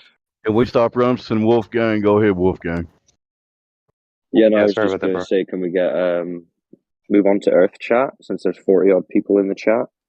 There must be someone with an Earth topic. We've got Matthew Yeah, we don't want to wearing destroy grey any credibility we might have as soon as they come in here. Well, no matter what we talk about in here, Earth measures flat. Yeah. Hey, can I Does ask a anyone respectful disagree? question? I know I've been talking a bit in the last hour, but I mean, there's this one question. If you guys don't mind, may I ask it? Does it have to do with the Earth? Yes, of course it does. Super duper. Go ahead. Okay, I brought it up in a similar server, one of our little sister servers, or whatever you might call them. What the hell is going on with meteorites? What's a We've meteorite? been over the satellite thing. I know they're balloons and all that. What the hell about? Can someone explain to me? And I will respectfully mute myself and listen to the answer. But what is going on with meteorites? What are those things? First, you have to define what you think a meteorite is. That's my only insertion. Go ahead. Has been the phenomena described as meteorites are these kind of light effects that we see that cross the sky from one point to another. It's like this, like you see like a line of light. Some people call that rocks falling from the sky or whatever, right? But the phenomena that we see of the light effect, there's been some research done about it, and it's been concluded that what is called sporadic meteors, the daily meteor showers, and many of the described sporadic meteors come from specific sources of the sky, specific 6 radiant sources up above in the sky. That's And interesting. they all they change with the seasons. So within the year, these radiant sources change position with the yearly cycle. But it's 6 specific points of the sky. The south apex, north apex, Helion, anti-Helion, and there's 2 more. I can't remember the names right now. I have But never heard that. 6 Me neither. locations. Do they Crazy. also come down in the same spots year round? Year round? all year round, but these spots that we're talking about move within the year. So it's like they're part of the cycle that we call the luminaries. You know, Mm-hmm. these spots have their own cycle too. So you could potentially view the same spot or where one's supposed to come from and then see that? Yeah, the source of the meteors, they call them radiant sources, and it is 6 of them, 6 radiant sources. Huh. You blew Bro, my let's get a mind. camera set up. This is crazy. I've never heard this before. Well done, at least, for having an answer to that question. 'Cause every time I brought it up before, everyone's like, shut up. But So that's light. That's not meteorite. That's only light. Yeah, but it is light. It is a light phenomena that we see, but it's not just like a random place that they come off. Like they should be random if it's a globe, you know? Yeah, because don't they like predict it or like tell us when it's gonna happen before it happens sometimes? Yeah, they not predicted, post-dicted, because it's events that happen during the year, every year, and daily. They call it daily showers, daily meteor showers. The day shower, nightly Yeah, shower. he's right, though. Like, they do predict it. Like, they say, I'm oh, saying go out only- tonight. There's going to be a giant meteor shower. Go out and bring your kids, you know? That's not a prediction. That's a post-diction because it happens. It always happens. It's been happening, and it's gonna happen again and again and again. Hey, real quick, Matthew Learns posted a... Go ahead. But we still don't know what it is. We cannot call that, let's say, meteorite, because we think that it's something what it can crash or some kind of rocks or whatever that it is, but we see only light. Exactly. That's when the space movie religion comes in, right? Because we can label it any name, right? We can label it meteorites or whatever. But what a meteorite is, I could say, is a phenomena of light that we can observe. I've seen it myself many times. Some other people saying that phenomena is caused by rocks falling from the sky, and that's the difference.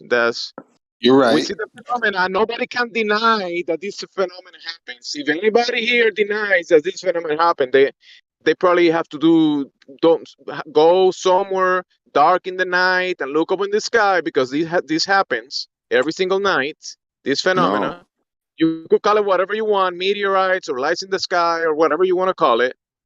But some people claim those are rocks falling from the sky. That's the stretch. Well, maybe it's a stretch, and you can admit it, and that's great. And I don't know what the hell it is either. But do you say you can call it whatever you want? Shooting stars is like the term for it, a phrase, you know. Stars, falling stars, that kind of stuff. But there is multiple phenomena that we observe, but the sporadic meteors is a specific one. There's other light phenomena that we observe on the sky, and people confuse it with meteorites, but it's different. Oh yeah, like There's what? multiple different phenomena, and they have different names, and they happen differently, so it's not all the same. Yeah, you're probably right. Okay, I believe you. I believe that's probably true. Yeah, it's just that shooting star one, for lack of a better term or phrase. That's what always just blowing my mind, because it looks like something falling fast downwards towards Earth. You know. Yes. I got a couple things to say, then I got a jet real quick about this specific topic, if that's okay. Real quick. So Matthew Learns posted a picture of a supposed site where a meteor had hit the ground and created a crater. Now, Matthew Learns, Prove that. Prove that something came from the sky or outer space and made that hole in the ground. Thanks. You can't. Well, something came from up high and hit the ground. Gosh, it was almost like it was rhetorical. So anyway, the next thing, because I gotta go, Matt. These guys can destroy you on that one. Did It you guys proves see nothing. how close it came to almost hitting the visitor center? Almost hit the visitor center. Yeah. You wanted to make sure you said that joke twice. It wasn't funny the first time. Oh, I thought it was hilarious. Yes, and then the next thing I wanted to say was that to know what a meteorite is or does at all, one would have to view it from its origin point nonstop until it hit the ground somewhere, and you'd have to follow it over there and test it right away to see what it is, and yada yada yada. And no one has done that. So that's the only way to know what the thing from the sky is. No, that's the only way is to follow it completely, and you see it the whole time, so you know it's not obstructed or what's the word? Cross-pollinated with anything. But I know you got a jet, man. But to say that meteor has never been studied before. I'm not saying that.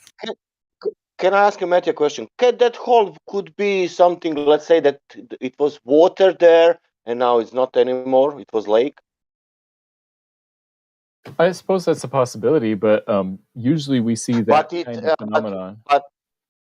But which phenomena? I see hole, nothing else.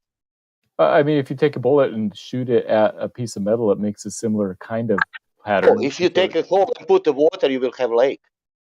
Yes, that's right. Yeah. The question is, where did the hole come from? When you shoot the bullet, though, Matthew, they find the bullet afterwards, right? Yeah, and they found pieces of like some strange rock scattered around this crater. This was the question I was going to ask as well, and Crypto said it in the chat.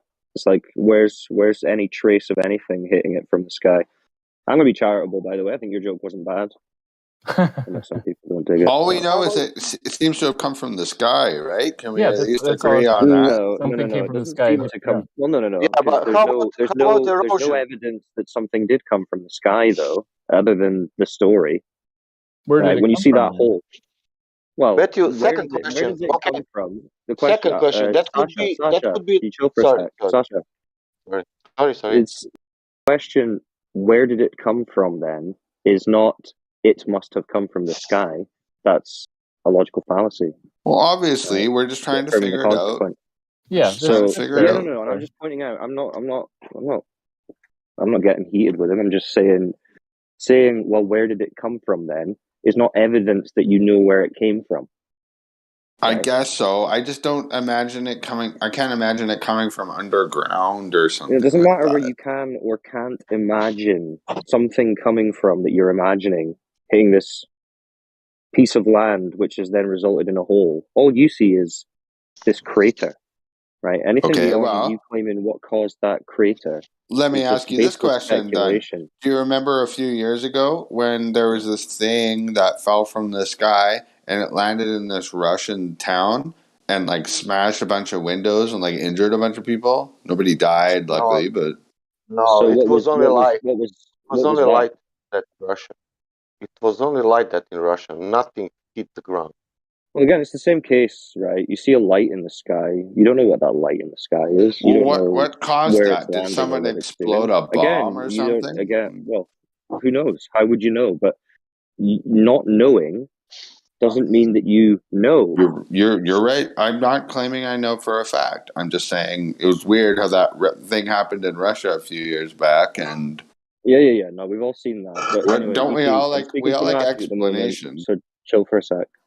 So Matthew, do you understand what I'm saying when I'm saying where did it come from? Then isn't showing that you know where it came from. Right, and I agree with you. I'm saying here is an explanation that seems to make sense. I would be open to other explanations if they make sense. Like erosion. Fair enough. So have you ever heard any other theories about what it could be? I haven't. That's why something falling from the sky and hitting the ground is the only explanation I've ever heard for those type of shapes on the Earth. I've heard a couple other theories. I've heard people say that parts of the firmament is collapsing and falls down. So something hitting the ground. Yeah, chill. So, I don't know, are there any other flat earthers here who want to speak to Matthew about the possibilities of what that hole could be, if that's what you need? Well, I'll go ahead. Just going ahead and saying it makes sense. Well, it would only make sense according to a heliocentric religion Since space is an impossibility, whatever is coming from the skies, at very least, if it did come from the sky, which cannot be proven, is going to be local. But what would be falling out of the sky?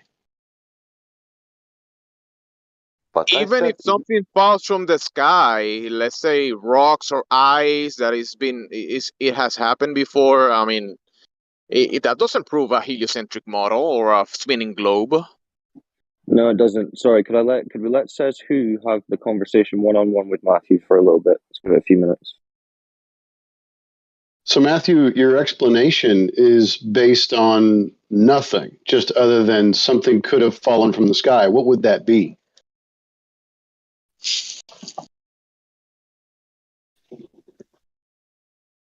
I'm not sure, actually. Okay, so we don't know what could be falling from the sky. Certainly not space rocks. It's entirely impossible and completely inconsistent with the model.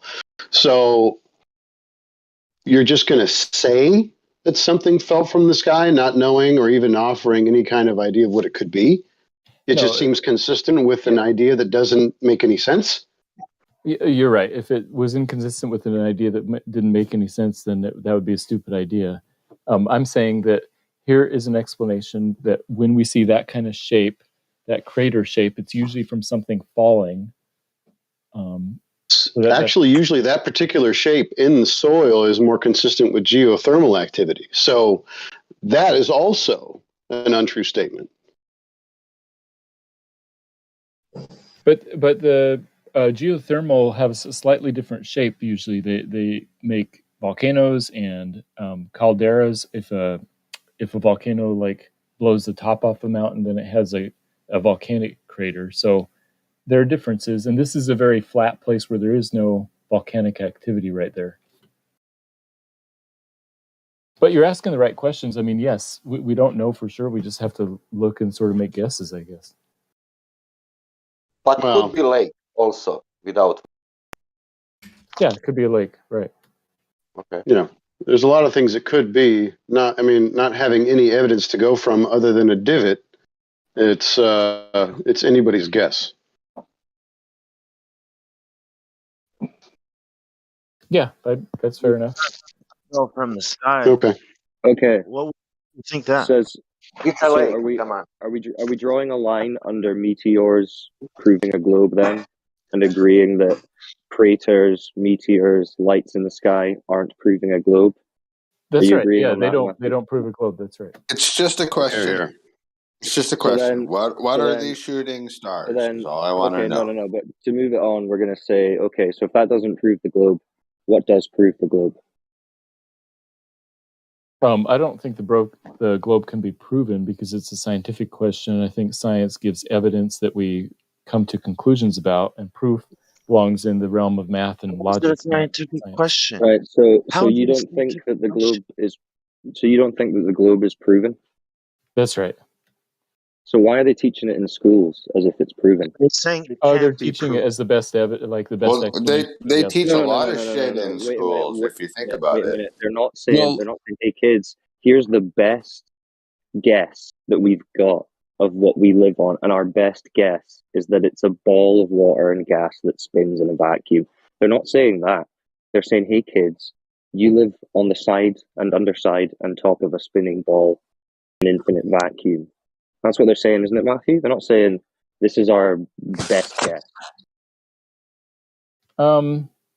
Yeah, they probably say it's a proven thing. I would say that's probably what you'd get in elementary school. But when you're talking about in the realm that we're talking about here, do you not think that's mental? You don't think that's mental then that you've just said? No, just different definitions. The globe isn't proven, and it's being Matthew, taught what as about if it's NASA? proven to kids. Hold on.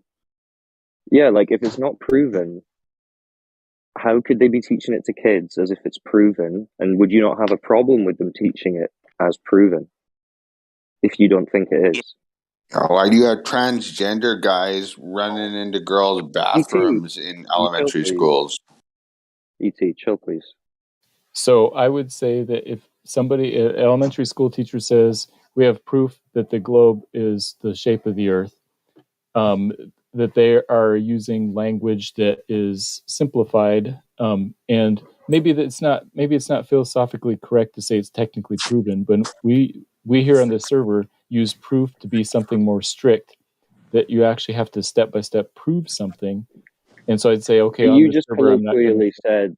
But you just colloquially said the globe isn't proven. That's right. The globe Right. is We not know what proven means. Right. So the globe is using the not word proven.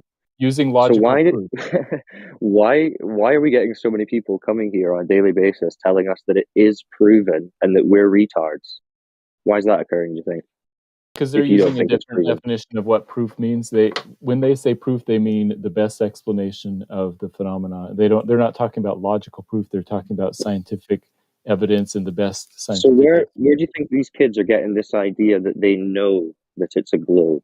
Because we're speaking to loads of people every day who tell us they know that it's a globe. The globe is proven. The globe is scientific. Why are so many people saying that if you're saying that's not the case? Imprecise language. So when they're saying I know it's a globe, they're being imprecise because what That's they right. mean is they don't know it's a globe.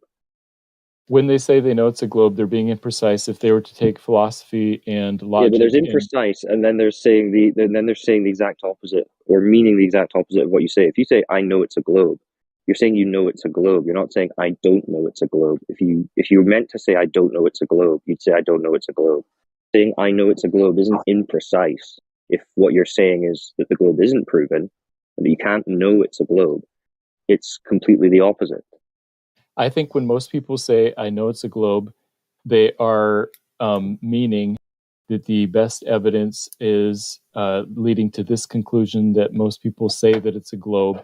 They're not meaning, oh, it's logically proven beyond a shadow of a doubt, the same way that mathematics and logic works. So it is a shorthand, and you're right that we need to be more precise about our language. So I agree with you about that. I just think it's quite crazy that an educated man like yourself, an educator as well, charged with educating kids, understands that what they're telling kids at school isn't necessarily true or proven. I didn't say it wasn't true. I just said I wouldn't use the word prove. I You think said it's it's not true. necessarily true because you said it's not proven and that you can't know. Oh yeah, which means lots you of can't things are know it's proven. true. No. Lots of things are proven. Lots of things that we No, know and Matthew, the include that globe aren't isn't. proven. The globe isn't, is what you said. The globe isn't proven. That's right. That doesn't mean it's false. It just So means the it's thing not that they're proven. telling kids every Matthew, morning when they come in, you live on the ball that's spinning. That's a true statement. They're not. No, but you don't know it's true. You just said it's not proven. It's not proven. wow. But I'm comfortable saying we know it. We know things that aren't proven. Pure Well, insanity. Matthew, why How would you how not do you believe how NASA? do That you doesn't know it? even make sense. I know that. I would say that I know that Wait, the Eiffel Tower exists, but I haven't proven it. sorry, Matthew, Sasha. can What did I you tell just you? say there? No, Hold on. me, I think I Sasha was wanted to saying say, something there. yeah, Oh, go not on then, that Sasha. Sasha. Oh wait, I was thinking Matthew, about Sasha. Yeah. I'm that student, Matthew. I was that student. Okay, Matthew, can I ask? I Go want to ahead, tell him Wolfgang. that I was the same and that we, all of us, was the same students, learning the same things what you, Matthew, learned. The same things, nothing different. Yeah, can I speak to Sasha Sorry. 2.0? Was that you jumping in? Well, yeah, I think it's kind of weird. What, Matthew? Why do you not believe in NASA? I do. I trust what they say. I believe what they say. I think that they tell the truth. So then it is proven, though, right? No, proven is a much higher standard. Just like it's not proven that the Eiffel Tower exists because I haven't seen it, but I believe that it's true. That's an example. Well, okay. Do you think it's been proven for Neil Armstrong? I would say that for him, he has good personal testimony that the Earth is round because he's seen it with his own eyes. I'd say Buzz Aldrin rather than Neil. Okay.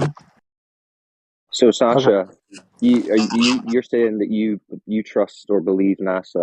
So that would be who says he believes in the globe, doesn't believe NASA. Is that what you're confused about? Well, yeah. I mean, I just feel like I don't know. I'm just kind of confused. Okay, yeah, I'm. We don't need to argue semantics here. I'm just using a very high standard for the word proof. That's all. So why would so Matthew, just quickly, why would you say to Sasha 2.0 that he shouldn't necessarily believe that what NASA's showing us means that it's proven? what NASA shows us gives very high evidence, and it means, and it is okay to say that that's true. However, it's not proven in the same sense that it's proven that there's an infinite number of primes. That's a mathematical logical proof that's 100% correct. Whereas all of science gives very high probabilities about things. That's the difference. Wait, Sasha. No, I want Sasha 2.0 to respond to what Matthew just said.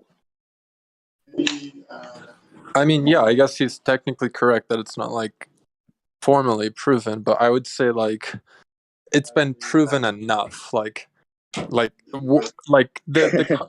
confidence that we can have in the globe is like 99.9. I agree. 99.9 is right, but it's different than 100%. That's all. So we agree. Right. Yeah, I agree with you. How's it been? Can I just get in been here quickly? Yeah, sorry, go on, Peter. Yeah, I just find it interesting because what you are actually saying, what you are actually saying to Matthew, has actually been proven by Sasha's reaction to what Matthew said. Right. So there was this kind of this disbelief that he would. Why would you say these things, Matthew? And I think Matthew knows that he's being a little bit deceptive here because no, I'm not. Because most guys who come in here, they are of the impression, no matter what language you use, they are of the impression that the globe is 100% true and that we are definitely morons. Right? These things in their mind they know to be true, whether they're true or not. They are fully convinced of them. Right. So I don't think they're using a different standard. I actually think that they're using the word prove incorrectly, but I don't think they're using a different standard. Yeah, you know what? I think you may be right about that. Listen this, Crypto. I will find more proofs that NASA lying that the Earth is flat. Can I just get Matthew's response? Have the conversation with Matthew. Yeah, yeah, you pointed out that Sasha 2.0 said, hey, wait a minute, I don't believe what you're saying here. But then when I explained, oh, look, it's just that I have a really high standard for the word proof. And then he said 99.9. I was like, yeah, but that's not 100. Notice that he now agrees, and now that he understands more completely what I was saying about the word proof. Isn't there also a difference between the word proof and evidence? Yes, there definitely is. Yeah, that's semantic anyway. The point I was making is that the high level of confidence which Sasha has was Wolfgang's point in the first place, right? Okay, yes, yeah, that makes sense. So they would, sorry, just to finish, they would probably equate 99.9% with 100%. Right? Okay, you're right. And when people say I have a high level of confidence at 99.9%, they sometimes use that as a synonym for the word prove or proven. And I would say, don't use that as a synonym.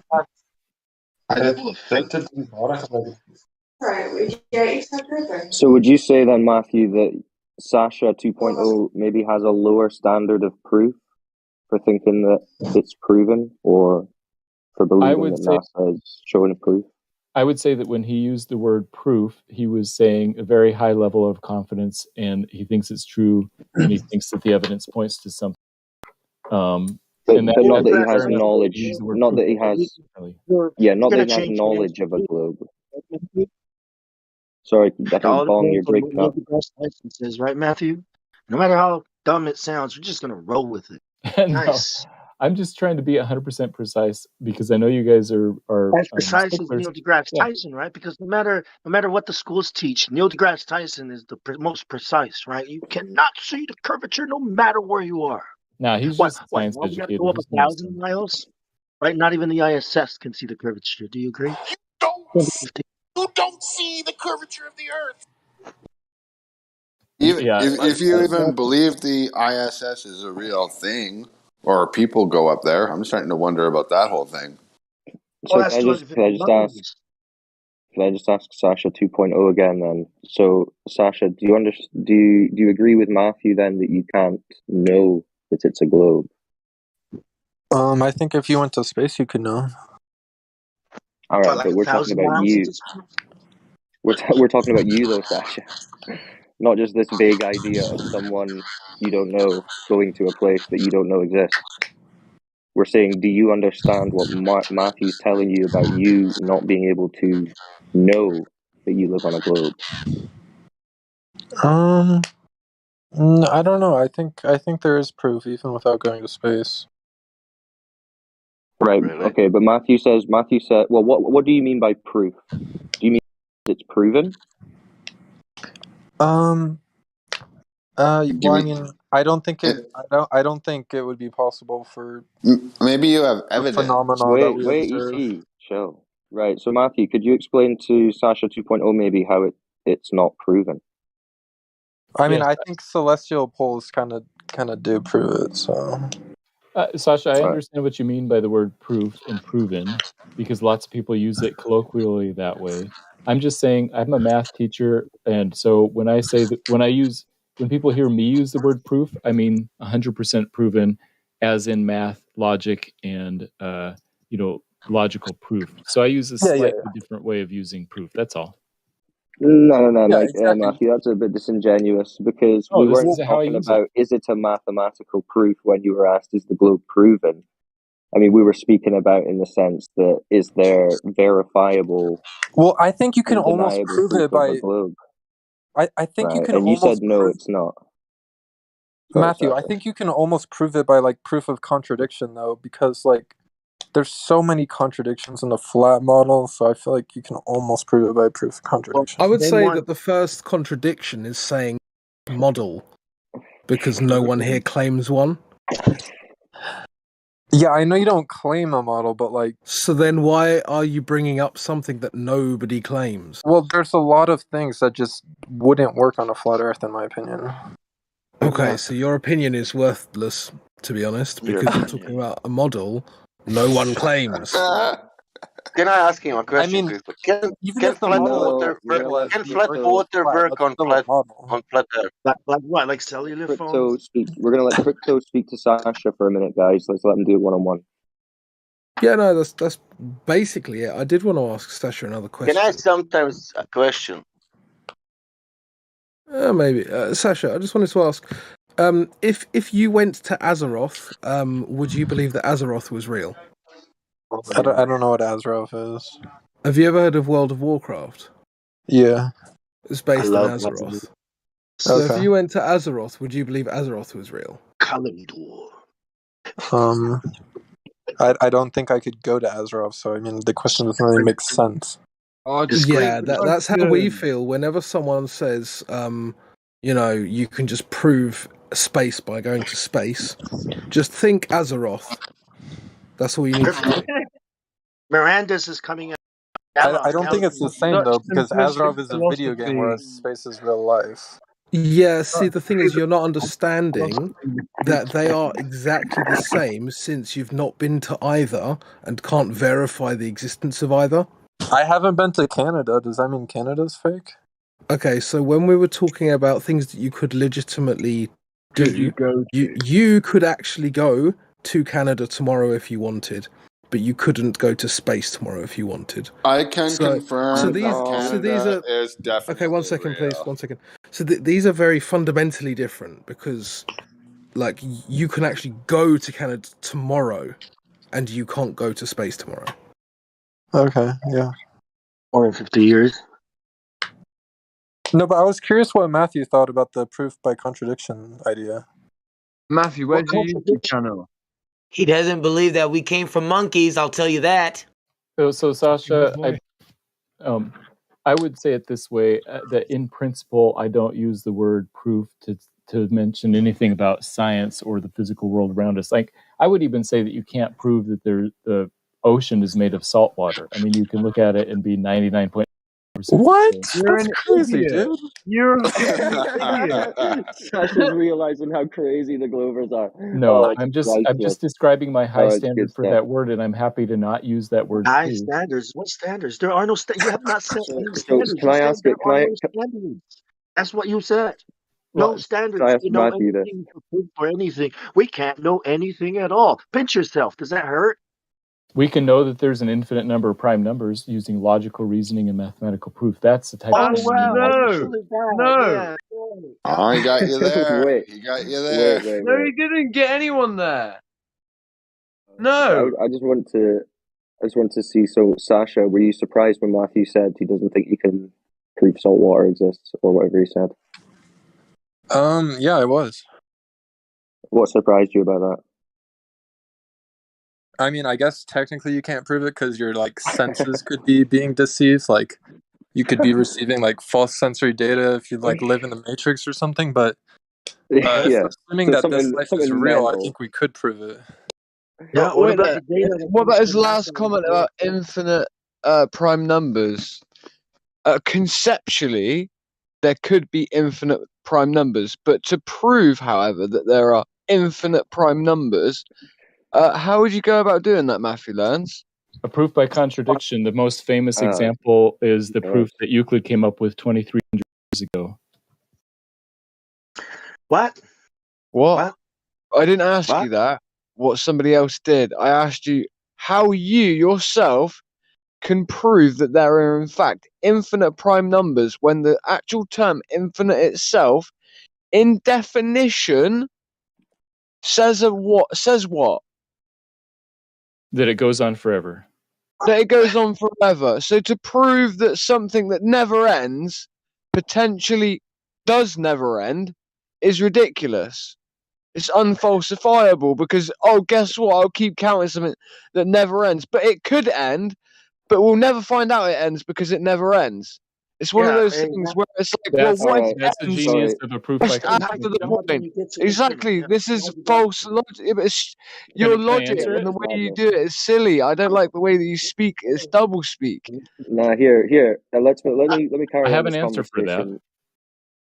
I'll let you do a quick response, and Let then me I do want my to take on response. to the next part. The way that you prove that there's an infinite number of primes turns out to be a proof by contradiction. You show that if you had a finite I number of understand the primes, concept. Let's just let him finish, and then I'm going to move Sorry. to ask another question. I suppose I'd have to finish a sentence to explain it properly. Yeah, We can no, move you're on. saying you can prove ridiculousness, Go but ahead. not. I won't interrupt. Yeah, come on. We're just going to let him. We're just going to give him You his can time, prove and then we're going to move concepts, to another one. not real things you can touch and measure. What? Okay, so Go ahead, let him say it. Here is how the proof for the infinite number of primes works. Sure, nobody cares about that. Never mind. Yeah, you're going to be quick. Go ahead. We can move on. Guys, can everyone shut up and let him finish, please? Please. It's actually a pretty cool proof. Basically, you assume that there's a finite number of primes, and then show that that leads to a mathematical contradiction. Therefore, your assumption was wrong, and the opposite of the assumption, there's a finite number of primes, is that there's an infinite number of primes, thereby proving it using logical Start writing it down and send it proof. to us when you finish. And this is one of the most famous examples of proof by contradiction. It was invented by Euclid 2,300 years ago. People were like, "Oh, that's genius," and we use that kind of logic. Yeah. I Okay, understand the number games logic. are fun. Number games are fun, but we're going to move on. Listen, We're I going to move just on because I just wanted Yes, to let's ask move on. quickly. I wanted to Matthew point out learned. the flawed part of his logic, though, is that Yeah, I know, but we're doing that anyway. We're doing that anyway by talking about the Earth because well, I I just was want going to to check take it with back to the Matthew. Earth, but yeah. Well, let me just ask Matthew. So, Matthew, would you say that you know that the Earth is a globe, or would you say that you believe that the Earth is a globe? I actually think those words are overlapping, and I know that the Earth is globe, and I believe it, but I can't prove it. Wait. Could you say that? Could you say that again, please? Sure. I know the Earth is a globe. I believe the Earth is a globe, but I cannot prove it. Right. logically. So, is it I know the Earth is a globe, or I believe the Earth is a globe? Those are not contradictory. What is knowing something? Wait, so what's the Matthew? difference between belief and knowing? He believes that he knows that the Earth is a globe. Wait, guys, let me get an answer. Right, what Okay, let's let Wolf take what does knowing mean? What does knowing mean to you, Matthew? Well, there's a whole field of philosophy called epistemology that sort of talks about that, and it'd be hard for me to summarize it all in one But sentence. just like colloquially, if I'm asking you, Sure, what does knowing mean? Or yeah, knowledge? having a justified true belief, like thinking something that is actually true, is knowing something. Believing something is a lot more tenuous. You might believe something that's false, but you might also believe something that's true. Would you not say that knowledge would require some kind of experience? I think experience is a big part of knowledge. I think that you can know some things without experiencing them, possibly. What can you know without experiencing it? logical truths, mathematical truths. And you know fire is hot without experiencing it? Well, No. give me an example. Give me an example of something that isn't just like a mathematical concept. We're talking about like reality. Tell me something you know about reality that you've never experienced. I guess I would say that I know that the Eiffel Tower exists. Curvature. Mm-hmm. I've never experienced it. How do you know that? Based Well, no, you don't. a whole bunch of other people saying it. My brother's been there. Okay. I believe him. Like a bunch of I evidence. liked it better So with the you could, Canada example. you could experience that. I could, but until then, do I say that I don't know it until I've gone there? Yeah, my dad fought a sea monster when he went fishing the other day. Yeah, then you just say He that you told me. believe. What is something that you can't experience? What is something that you can't experience that you have knowledge of? What it's like to be a woman? I don't know. Are you serious? Wait. Serious? You saying The you know what curvature, it's like to dude. be a woman, Matthew? I don't know what it's like, and I can never experience it. Okay, so in that example, then knowledge requires experience. So, is it true to say that you know you live on a globe when you have no experience of living on a globe? What do you mean by no experience? I think that I think the things that I have experienced do lead to that conclusion. Well, like Right, the but you flat don't horizon? experience living on a spinning ball. What you experience is just a flat and motionless Earth, right? Oh, you're talking about my senses, like what I sense. I'm Well, what talking you about. experience, right? Oh my god. I think that the things I experience lead me to believe that the Earth is a globe. That's what you mean. Like what? Okay. Oh, the constant size of the sun all day, the constant size of the full moon all night. Also, it has nothing to do sunsets, with all the that actual Earth, right? But But we're talking everything about to the do Earth, with though. your dreams. No, talking about all of reality, the whole realm of reality. No, but we're How talking big about is what that? you The stand on. universe? What you stand on. You know what's The below your ground. feet. Like I go to the ocean. We're talking about the ground. Yeah, I go to the ocean. It Yeah. looks flat. If that's what you want me to say, it Yeah. definitely looks flat. So you don't experience the Earth to be a ball, then. That's what I'm saying. Yes. One that's second, right. I just want to experience say, so you don't know that the water in the ocean is made of salt water, yet you know that the actual ability to see the sun tells you enough about your reality to tell you that the thing you are stood on, in fact, has bending oceans on it. Yet you know not what the bending oceans are made of. Okay, thank you very much. Crack. Yeah. Let me respond to what See, Crack that's said. a good point, right? Let me respond to what he said. Exactly. You're saying you don't know it's salt water, but you know that you live on a spinning ball of water in a vacuum, and that the sun is 93 million miles away, and the moon is 250. You know all that, but you don't really know if seawater is salty. You're misquoting this is me. kind of I what we're seeing. know that the sun Is is I do think that the ocean is made of salt water. I do think that. I do know that. I just said that I But you cannot. just said you don't know that the sun, for example, is X amount of miles away. You don't know that. I wasn't talking about the sun. I don't remember talking about that. I thought you just said You said the I don't know sun the in your distance of the sun. experience. That you actually leveled the sun as being part of the sum of your experience as to how you know that you live on a globe. Oh, because yes. we asked you about what your experiences made it thus that you know that you live on a globe, because apparently knowing that you live on a globe overlaps also with believing the fact that you live on a globe, and that's based on your experiences. So we thus asked you to label them. One of the first things you spoke about was something in the sky called the sun. However, the sun itself, ambiguous as it is comparatively to the salt water in the sea that you can clearly know is salt water, that you admit is salt water, it's just that you cannot prove so. How would it be in relation to the fact that what can you prove about the sun in relation to the earth that would tell you any inference whatsoever about the shape of the earth that we're stood on? In relation, when you have those two paradoxical situations that clearly show a statistical sort of, statistically speaking, almost like this, thinking about the odds there, right? That you can know so little about one that is so knowable, but you can know so much about the other that's so unknowable, and have such high yielding results from one and such low yielding results from the other. Ridiculous. Yeah, I hear It's what flawed. I would also say that I can't prove anything about the sun, just like I can't prove that the ocean is saltwater. So I was just saying I don't like the word So then you prove. can't prove the globe and that, right? No, that's right. We're I back can't to prove this. it. The ocean We is said we saltwater. can't I prove the think globe, and then now I you say you think can prove that's the globe, and now you're saying you can't prove the globe again. I So think that's the okay, whole point. It's like it's hard to fucking prove something that crazy, right? well, Well, it like doesn't Hard to exist. prove Yeah, anything in the physical world. not water. In this case. Sorry, that one's the best Honestly, one, man. You can go to the this is the ocean and logic we're prove that talking about, it's right? salt, that there's salt in it, but you can't go to the sun and try to do anything with it. You can only look at it. So you can know a lot about the ocean and salt, but not much about the sun. You can just look at it. You just barked like a radioactive like dog. That was funny. Someone go on Just to YouTube and lighten see the that, mood. guys.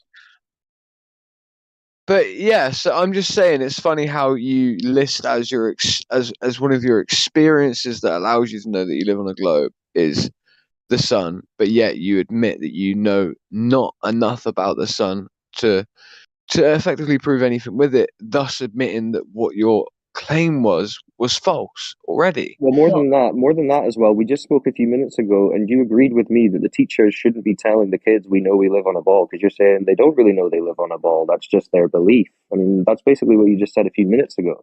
No, I said they shouldn't use the word prove. I would be more comfortable with them saying we know we live on a globe, but not we can prove that we can live. Well, But you kind of NASA said it is was like their best guess. Earth is a ball. What do you think NASA should do? Or do you think NASA shouldn't use those words too? Maybe you should go and talk to them because that's Yeah, what I NASA don't does. think they use the word proof that much. Well, NASA uses 3 proofs to show you that one of those proofs is that Bosco over the pyramid. Matthew, you're confusing me with the proof. You know, I'm from Croatia. I also speak Italian. Can you tell me, translate me that I understand in Croatia what proof could mean? Then that my brain then can later figure out what is proof and what is whatever. Sure, I use the word proof as a logical inference, a logical deduction based on mathematical or logical deduction. Okay, if I say 1, do you use number 1 like a 1, or you use number 1? You writing number 1. You go to diagonal line and then go down, and you write again. You draw again line down. As if you were making like a row of ones into a hash of That is it. Your 5. number is it your number 1 different from my number 1 when I'm writing, or our number 1 is the same number 1?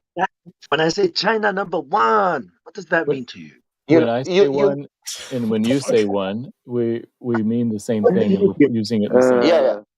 Oh, great! But Matthew, you're not saying. You're saying that NASA haven't proven.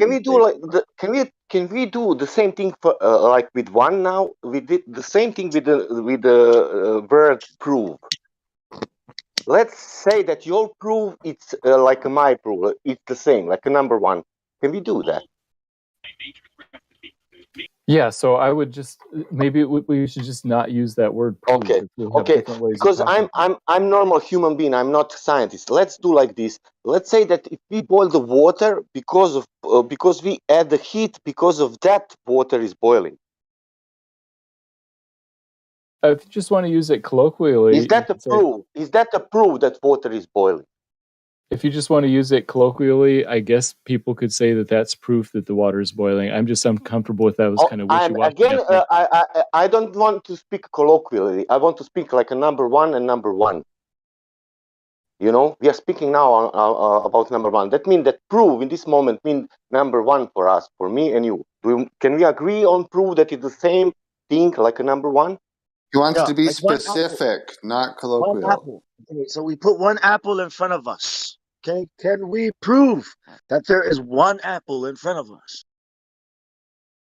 No, I want to No. I want from him that prove is the same like a number 1. You know that I thinking what he is thinking what proof it is.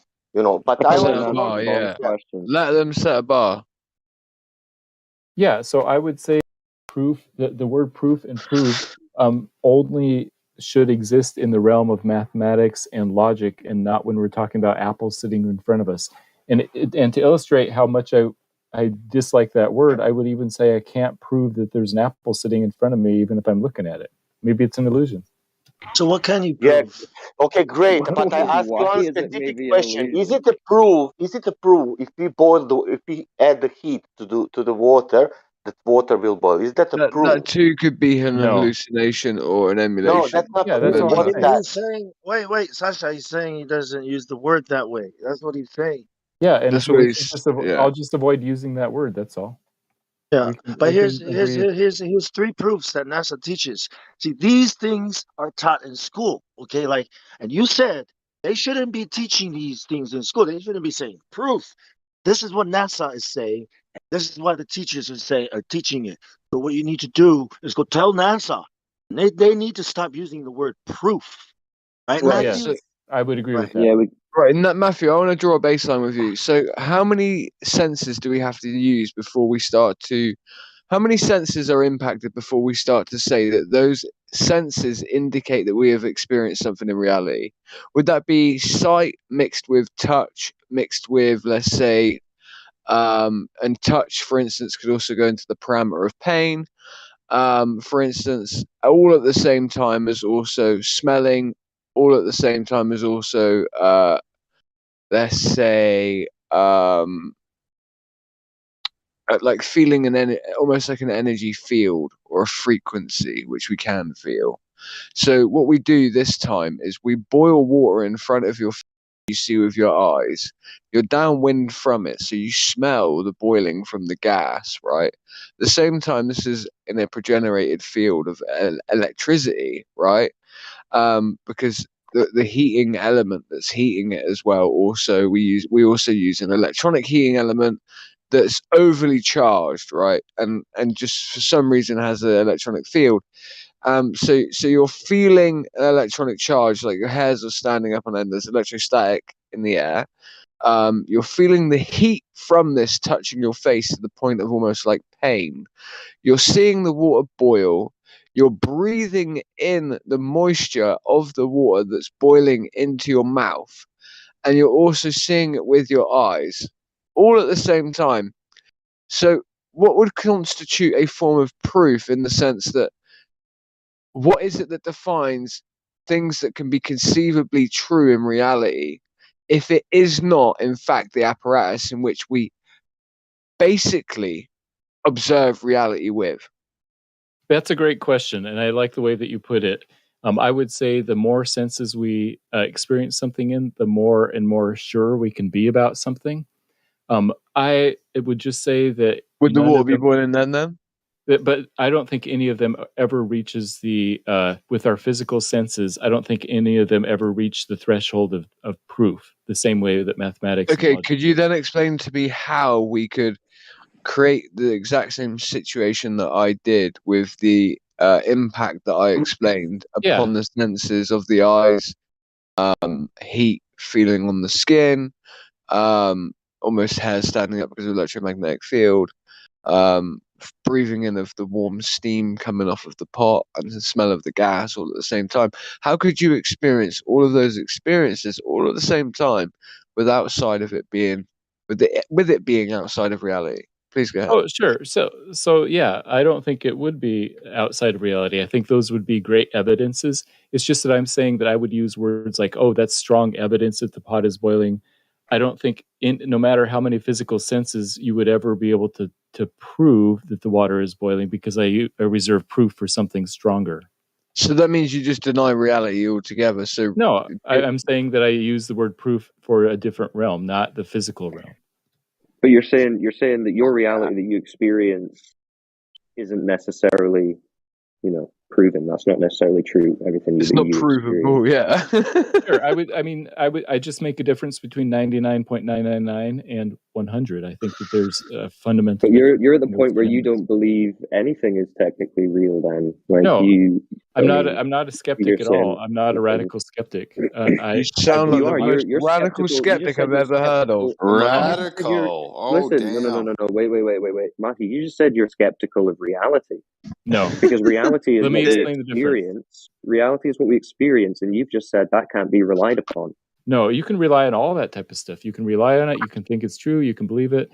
The difference between me and a skeptic is that I say it's not proven, and skeptic says it's not known. And I'm just So- making a difference between the word known and proven. That's all. But Right, early, so what about this? What about this? That super spinning monkey ball posted proof, evidence, or argument establishing a fact or the truth of a statement. Example: you'll be asked to give proof of your identity. What do you think of that definition? That is a great colloquial definition of proof and how it's used in everyday life. Usually, in the realm of mathematics, you couldn't prove your identity in the same way that you could. No, we're not talking about mathematics isn't a mathematics. realm. We're not talking By the about way, mathematics. Wait. can we just Wait. state this as well? I need to know. Definitionally, though, mathematics isn't a realm. Let's Sure. just get that clear. Yeah, It's not a okay. realm. So we're talking. So it's when it's talking about the truth of a statement. What do you take the word true to mean? Matches reality. Oh, Right. So then the flat Earth is true. Wow. I cannot believe Then the you were one saying, match. wait. Reality is what we observe and experience. So we observe a flat and motionless Earth. So by that definition, then flat Earth is true. If true is reality, right? Sometimes we perceive things that aren't real. Wait. So what does Well, true that- mean then? If it's not reality, because reality is True is flat what and motionless. true is what is actually true in the real reality. Maybe I would say what Descartes said, as God knows it to be the true. real reality. Do you know So, that? so do you know that it's true that the Earth is a globe? I would say there's strong evidence for that, and that's what I believe. Yes. I think the That's what- military but calls you it don't- but you real don't know world. that You it's don't know true. it You then. don't know So that you it's definitely true. don't know it then. You don't know that it's Yeah. true. You believe that it's true. I would say that I know it. You can't say How that you would you know it? You can't know that there's a boiling pot in front of your face where you can smell of the gas, feel the heat in your face, breathing in the moisture that comes off of the steam pot, all the You while. can't know salt water. You can't know You pot. can't. You can't know You apples. cannot know the Earth ball while not knowing that, Matthew. You have got Correct. something called a bias of your levels of what you would establish as what would be true or what you would call Yeah. real reality. Again, the On the one hand, you can't know oxymoronic statement anything. of real reality. Again, you said real reality. Did you know that? You said real reality. Yes. That's an oxymoronic statement. No. See. Like, listen. Let me just address says who in the chat, right? Matthew doesn't have us in the weeds here. He's showing himself to be flip flopping so hard between what he can prove and what he can know, and well, he can't know that the seawater is salty. He can't know about the boiling pan. I Can't know. I said necessarily I could know about, those, not prove them. a pot of water, an apple, but he knows.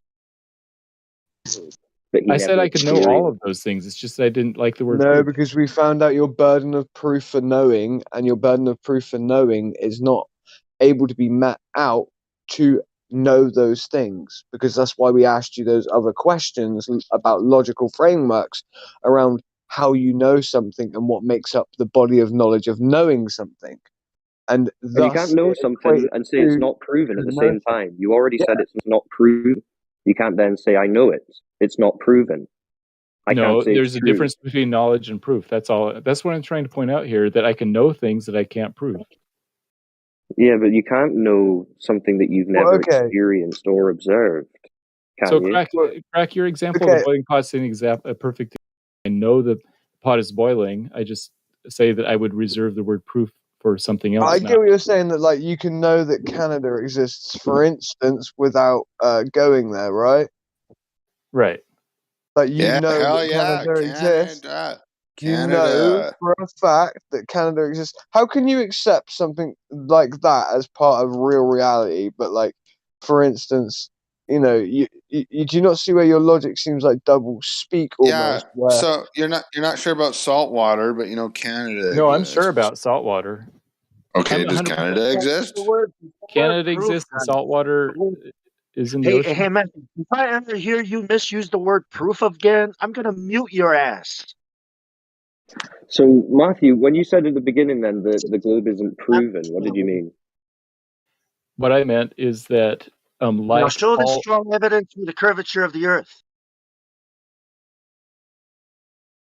Well, is that proven? Is curvature of the Earth proven? no. Okay. Wait. What did you say, Matthew? Is curvature of the Earth proven? No, I would say that I don't Right. use the word proven for anything physical. So then the globe can't be proven because That's there's no right. curvature to prove that it's a globe Exactly to begin right. with. So then you can't know that it's a globe since you've Now, just knowledge said is a the separate globe can't be question than proven. proof. So how can you just said you don't know that there's curve though? You just said No, you I don't said know I that can't there's prove it. curvature. Yeah, so you don't know it. No, you how- asked me about proof, and I said Okay, let's then ask, how is it that you know that there is curvature then? all Since you kinds can't prove it, let's at least know how you do know it. Like that would Maybe be I nice. can try and bridge the gap here a little Can I bit. ask you- Yeah, crypto. He was Crypto, talking about sorry, I don't want to get in the so- weeds. Sorry about Are you that. saying, yeah, maybe I guys, can. ask this question, please. Are No. you saying Yes. No. that you Hello. can prove? Yes, please. Can I get a mic check? Go. We hear you. Go for it. Quick Cool. question. One question for Matthew. Crypto, please. go. One question. And so you're saying you can I'll just prove wait the then. curvature No worries. mathematically, right? But there is no strong evidence for it in the real world. Is that what you're saying? Or are you Yeah. So you're saying just you asking can the same prove question that 5 other people have asked. I'm trying to bridge the gap here. Thank you. So, what Matthew was talking about earlier was epistemology, and he used the phrase "justified true belief." Okay. Now, this is I'm trying to think who came up with this It's definition. like But 2,000 years old. yeah, it's generally accepted, I would say. So you've got three elements of that. You've got the justified part, the true part, and the belief part. Right? I would say that you have a belief that the Earth's a globe. I would say that it's justified. I would challenge the true part, because at that point, then you actually have to present very strong evidence for it. So I think where you and I would differ on your opinion of the globe is the true part. I think you have a justified belief, but I don't think it's true, and I don't think it's definitionally true. Yeah, fair enough. No, that's a good summary. I appreciate that. This is the Gettier problem for you, right? So, obviously, you can speak of epistemology, but there are even problems with epistemology, and you know that yourself. Like, Yes, of so, course. yeah, exactly. So, like, you use that, but you also understand that there are, right? Yeah. So again, that's what you spoke. There are truths, there's knowledge, and there are beliefs, right? But knowledge actually lies in between truth and belief, right? Right. And poorly justified true beliefs, as were, will also lie in between the middle of those two, also, correct? Right. And where would you put proof, by the way? But the point is that truth has to overlap, right? Right. Truth would be right. So if we drew this, and we can use a very simple diagram, right, for this, okay? And you can type this in. Anyone can type this in. Just type in epistemology type in the Gettier problem. That would be the best way to do it. Right. So you'd have a circle and another circle drawn with the vagina in the middle of the circle. Right. Knowledge would be the vaginal hole. That's just the best way I can describe it easily. Right. Okay. So truth would be the right leg. Okay. It doesn't matter which leg it is, but it's the right leg. Belief would be the left leg. Okay. In the middle, where the vagina is, yeah, there is a field where they overlap. Knowledge is in the middle, right in that vaginal hole. Okay. Fully justified belief is roughly up where the clitoris and that is. Okay. But the issue is that you say you can know things, first you have to have beliefs that overlap with truths, right? Your problem is that you segment off all of these portions while you purport to talk about epistemology. And this is the main problem with epistemology, is the Gettier problem, is that these things in fact are fundamental, and fundamentally that they actually need to be like counterexamples of one another. Anyway, in order for you to have true belief or an account of true knowledge or belief. And this is in epistemology, so why are you even citing it? No, you're right. That's a good summary. I appreciate that. I think you gave a good summary. And I think the whole thing started because of the word proof. Where would you? I don't appreciate the fact that I just lost like 10 brain cells in the last hour. Let's move on from epistemology. I feel like we're in the Yeah, weeds. I would. You just got wrecked. Yeah, I mean, Are you going to use I the don't know. I don't know vagina of any example with your arguments. students, Matthew? Am I gonna what? Are you going to use the vagina example with your students? I will not. No. What was It's an that? awkward one. Don't want to know. I mean, wouldn't Matthew have had some experience first? Vagina. No, he just learned it all It's a from justified Craig. true belief, Crypto. He's got a Pornhub subscription and everything. Oh, you guys crack me up. All right. Sorry, Matthew. Those can't I be just proven. No, it's fine. sorry, Matthew. No, you know Yeah, what? no, you're all I right, know Matthew. that there are Honestly, problems with You this can mix it up right now, justified yeah. true belief. I know that Even it's though you're a whole kind of thing and there's problems and contradictions to it, but I still like it. I'm not even gonna apologize. I'm just pissed. Can What are you you one pissed about, question? EC? One question. Can you mathematically prove, right, that the Earth is a ball? Like, is there proof for it? Go ahead. No. Okay, cool. Why do you say no? Why no now? Because you're mixing. Go ahead. Can you explain? Well, Now he can't. Now he can't were you prove it again. expecting a yes there for some reason? Yeah, give Like, the guy yes. some credit. After everything you just heard, you expected him to say yeah? He said math is reality. That means yes. Well, no, he has to say no because of his definition of proof, right? Right, Matthew? Exactly. Yeah, but Exactly. you're mixing the physicality with mathematicals. He's talking about mathematics only in the sense of the mathematical realm, which is a paradigm in which is non-physical, fully conceptual, abstract, has nothing to do with actual physicality or reality in any way, sense, or form. So when you ask him to prove things in the physical with maths, which is the only place maths would really be useful per se, for instance, like counting an apple in front of your face, like, you know, you've sort of got him in a bind. He can't do that. But like in a theoretical sense, where we talk about numbers like prime numbers that would be infinite, like, yeah, all day you can be pretty sure about that shit. Well, this is why I was being pretty clear when I was discussing, right? I'm not talking about mathematical proofs, right? We're talking about what 99.99999% of people would understand from that question, not this 0.00001% who all of a sudden don't know the meaning of proof, proven, level. Maybe we should etc. ask there, man. Well, I think the main you know point what, that we you're- need to you're point right out about here, that. I think the main point that we need to point out here is that this is actually the place in which, due to the lack of proof, empirical proof, physical proof, measurement, tests, experiment, and all of the above and the scientific method running through, this is the place in which most individuals that believe in the heliocentric model, and this is the position psychologically they've had to hold in order to be able to continue to hold the idea of the globe true.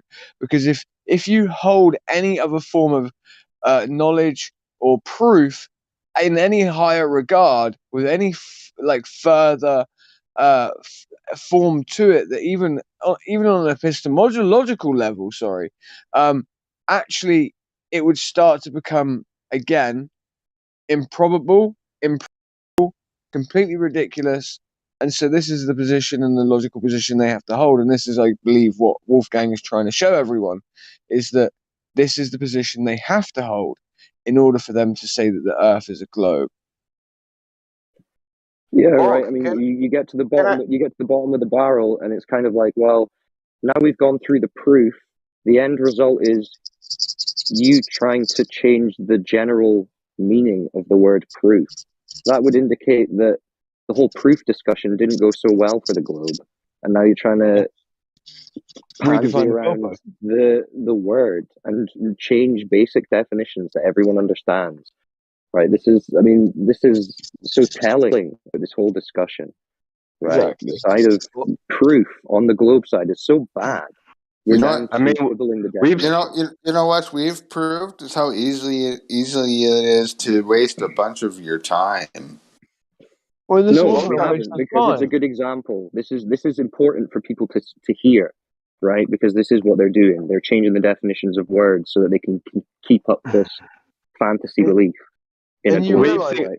we've seen them literally. in defense of Matthew as well, because you realise that Matthew's a highly intelligent individual, so he actually understands exactly how damaging it is to expose this form of logic, and we should actually be very thankful to Matthew for having these types of conversations with us, because in fact he is exposing the very typecast of individuals and people that purport to have knowledge of such things, while knowing that technically they have no real evidence or proof of it, while still purporting it to be something that's completely factual.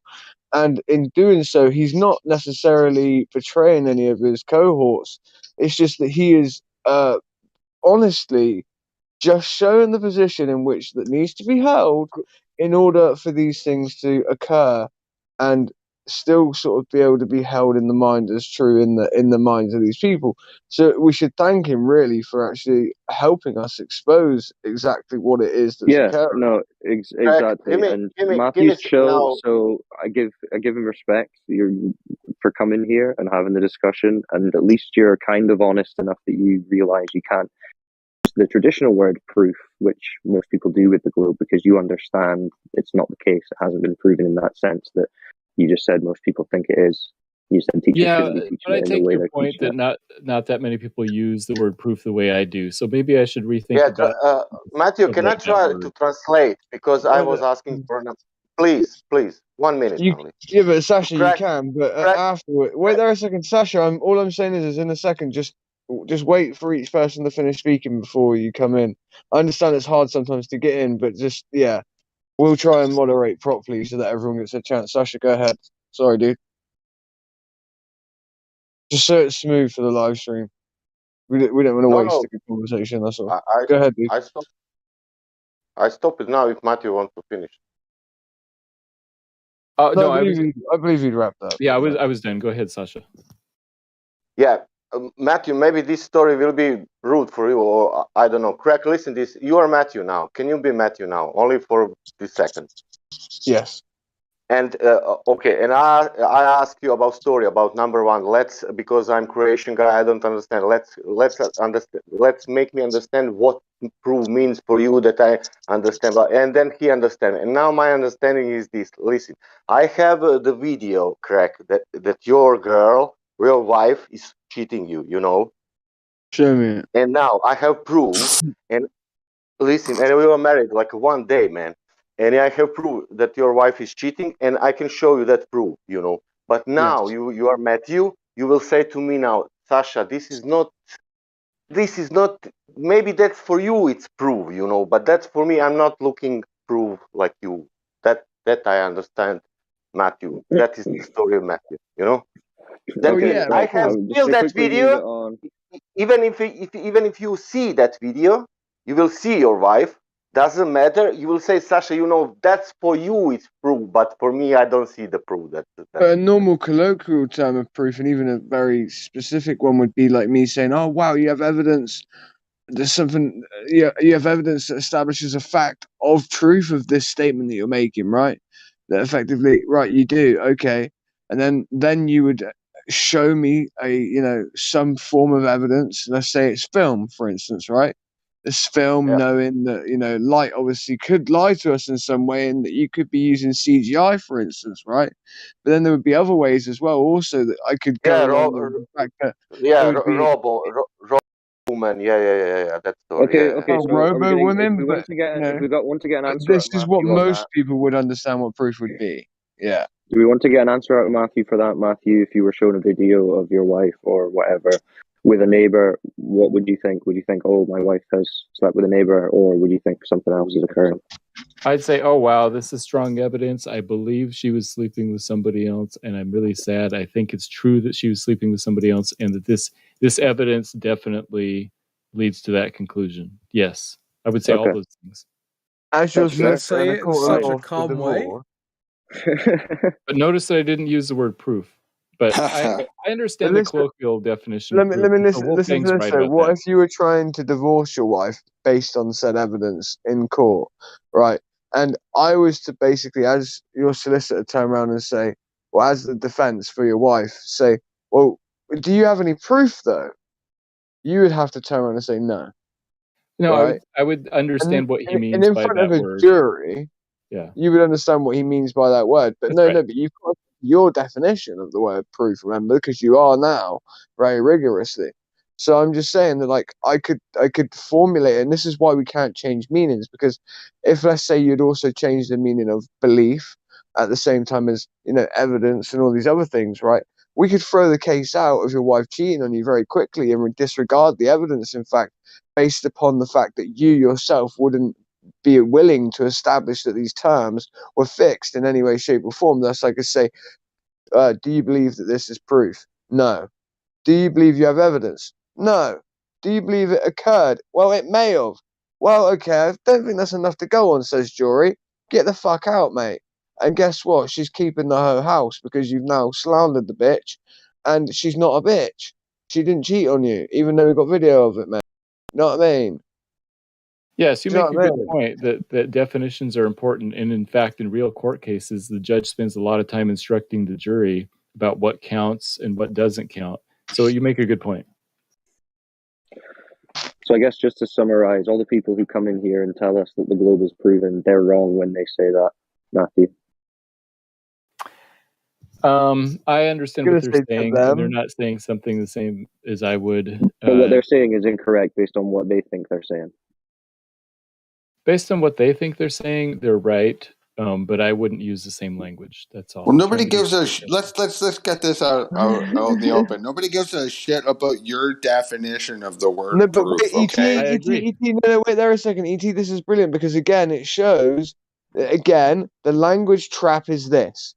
Even when it's someone else, one of my friends potentially that may be supporting something like the globe, somebody else is also in the same vein of belief that I'm in, right?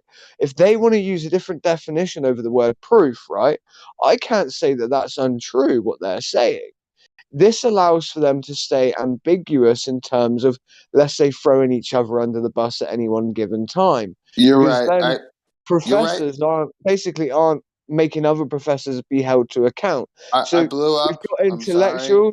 intellectuals, and we have basically intellectuals and now professors and PhDs that are in a realm of language that allows for them to basically pass the buck continually, which means that basically, again, we never have to accept that one person is lying or another, even if they contradict one another. This is the type of language they've created for this reason. And we just want to show that for what it is. And thank you again, Matthew, for doing so. God Correct. bless you. I have heard of that. I know what you're talking about, where people take language and twist it in weird ways, and I also am against that. I'm not saying you're doing that on purpose, but Yeah. I'm saying it's by design, this new form of speak, this double speak around these types of topics. It You're just allows, doing it accidentally.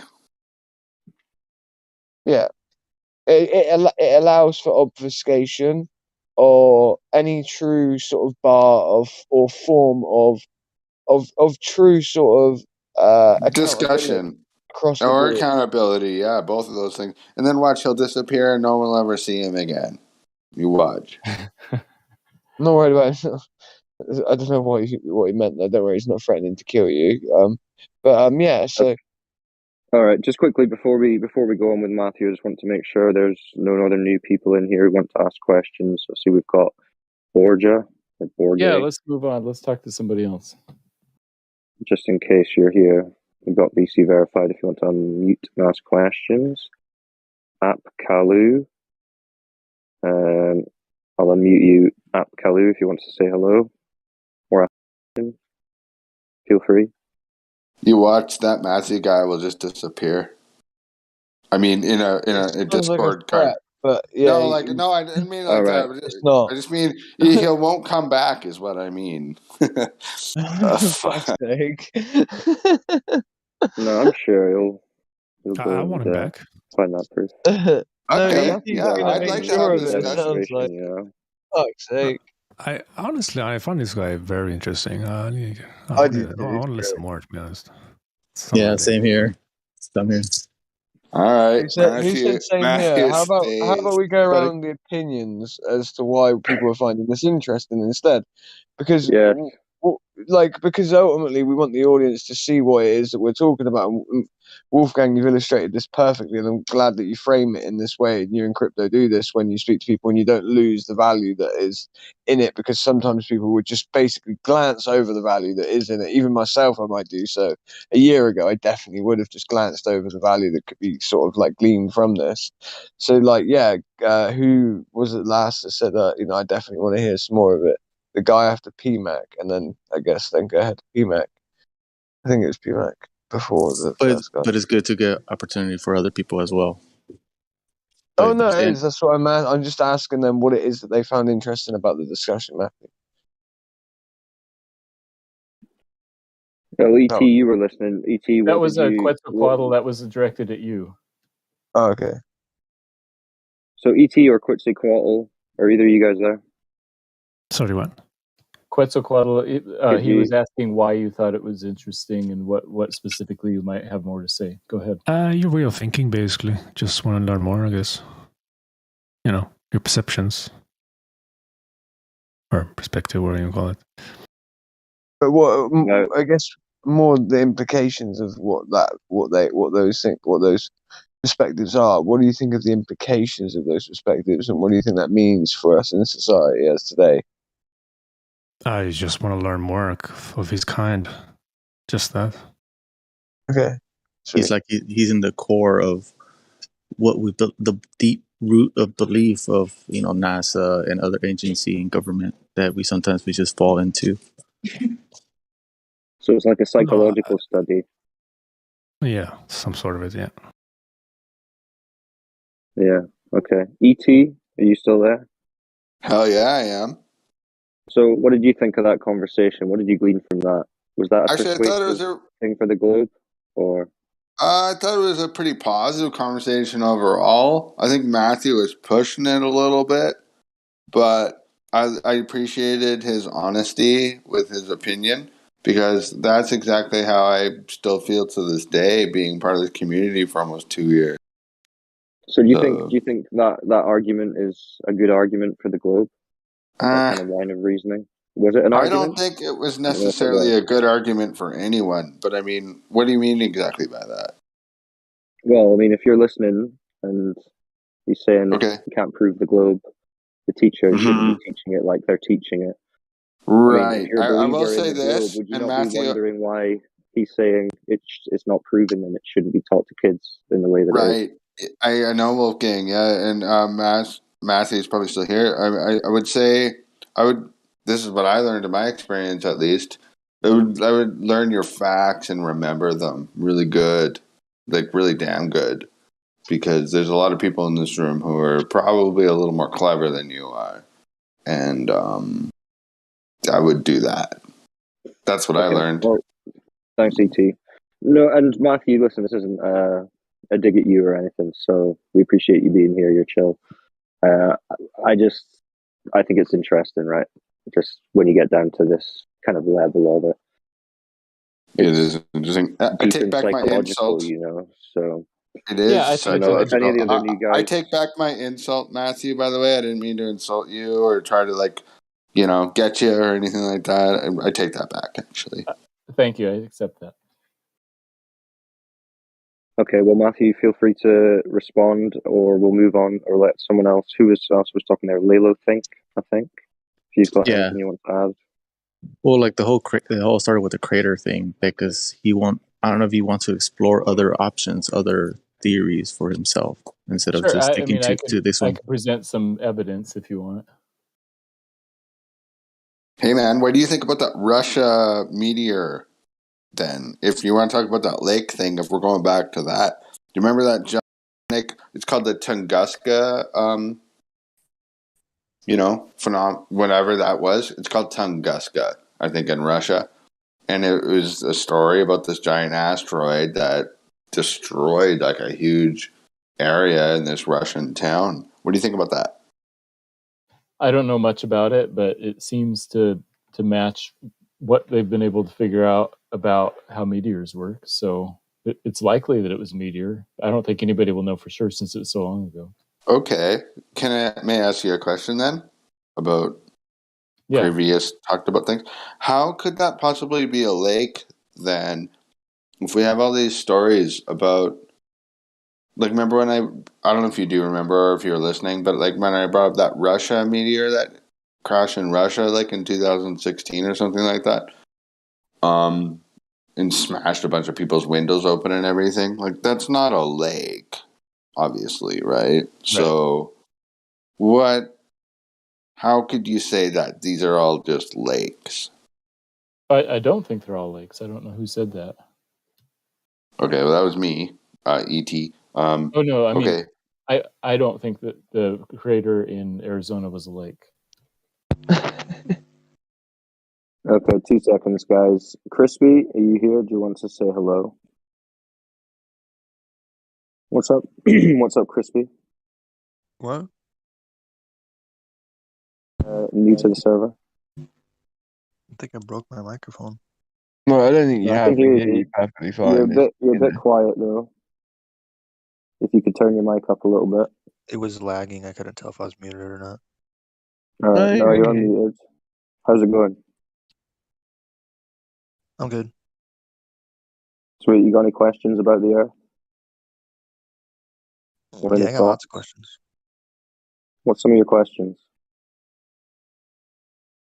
A running list of things that I can probably find out by looking at the information already available on the server without being redundant and asking them again. No. Well, that's why we're here, you know? I mean, everyone's got these questions, so it's not just for the people in the room, it's for people listening whenever they're listening. So feel free, I mean, whichever one, just whatever comes to your mind, just put it The out and satellite feel one free is to talk always a about it. good one. ET. Yeah, okay. Well, Crispy, yeah, I mean, if you want to do satellites, say satellites. What makes you think there might be a globe, basically? Okay, so three-dimensionalness everywhere. The z-axis. So what do you mean by that? To extrude.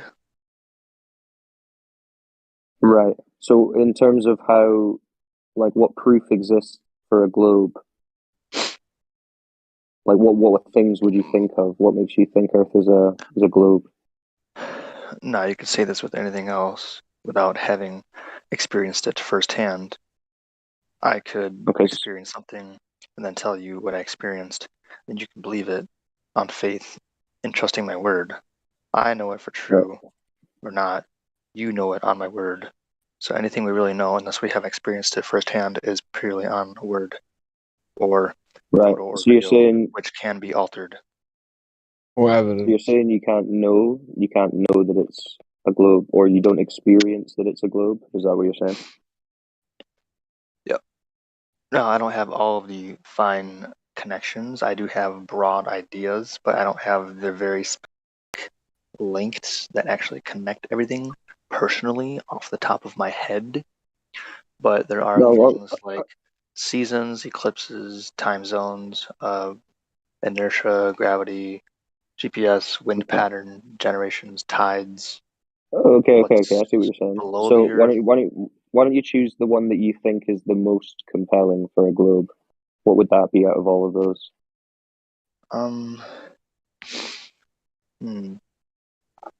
They all derive the same thing. There's nothing really. Probably wind pattern or generation.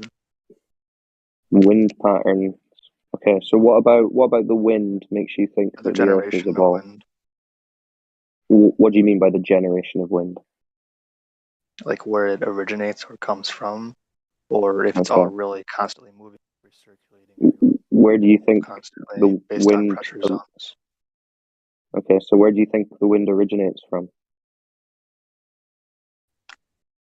The gases and inertia of other gases around those gases pushing on them, and just kind of like imagine constantly stirring a cup of liquid, which everything's just constantly moving around. So gases moving gases, not Earth moving gases. Is that what you're meaning by trying to tie that to a globe? The gases have to be moved by a force, and whatever force pushes on those gases pushes on other gases in a chain reaction.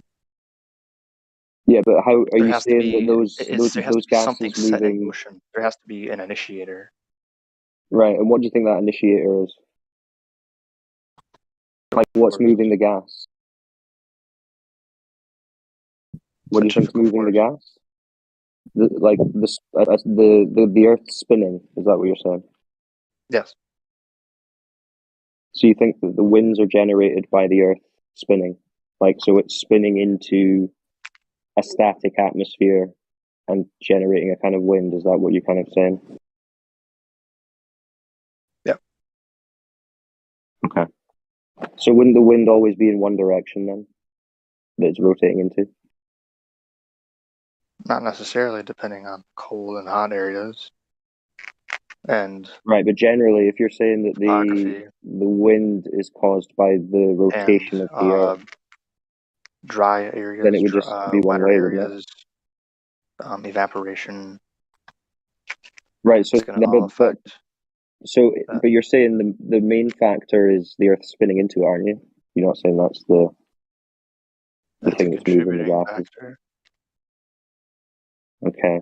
So wouldn't that factor mean that there's always a bias in the direction of the air if you're only rotating in one direction towards it, so to speak?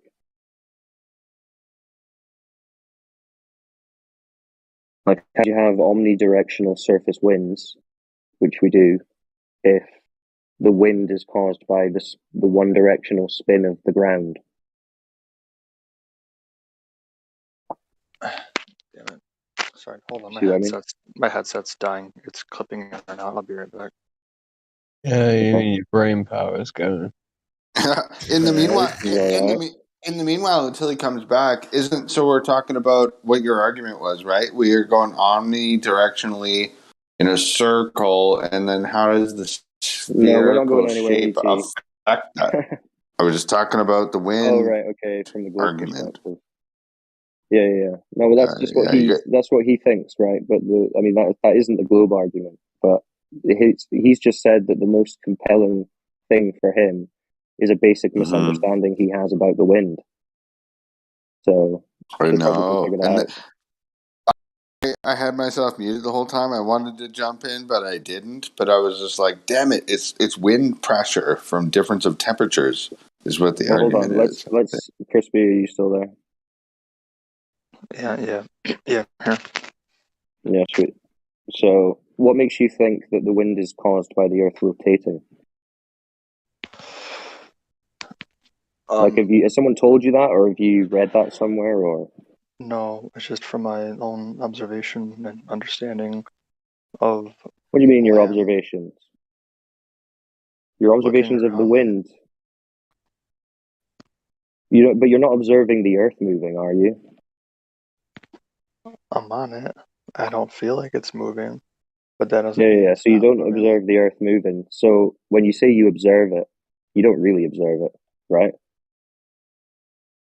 Like you don't observe a spin of the Earth causing winds, right? I feel the wind on my skin. Yeah, you feel the wind. You don't experience wind caused by the movement of the ground beneath your feet. And someone else was just saying that it comes from hot and cold temperatures and creating different Yeah, but of course, hot and cold temperatures, entropy, obviously, right? Hot creates excitement in gas particles. They become more excited, which means they become higher in pressure in their volumeric microstates. And in that area, then thus a pressure area, the higher pressure area seeks to push to the lower pressure area, which would be a place that's cooler. We can see this under Charles's law, or we can see this under Gay-Lussac's gas laws, for instance, both phenomena in which you can actually experience yourself. You can create a vortex, in fact, using heat and cooling at the right angle. You can create a vortex of steam. Pattern generation. So, yeah. I have my answer there. Thank you. Anyway, I gotta go, guys. It was nice speaking to you. And, yeah, nice work, Wolfgang. No. Yeah, good one, bro. Crack, are you leaving right now? I am. Okay, it's been nice. It's nice talking to you again. Nice to hear your voice. You too, dude. Take it easy, man. Take it easy, guys. Later, everyone. Later, Later, Later, Later, Ricky. All right, is there any Right. Sorry. What about Catch you later, crack. Could I ask, is there any flat earthers maybe on the silver side that want to have a one-on-one discussion with Crispy?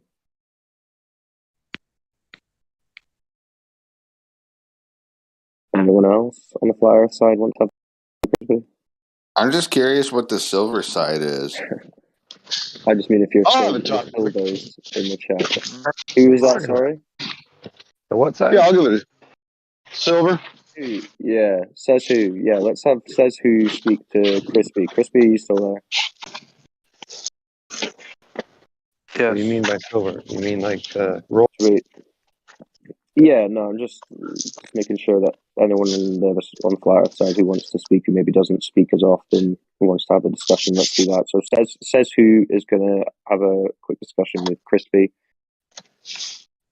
I don't know if you want to suggest another proof, Crispy, or if you want to ask a question, says who. Feel free. Yeah, I just kind of bounce in here. Crispy, I assume you're of the globe persuasion. Is that correct?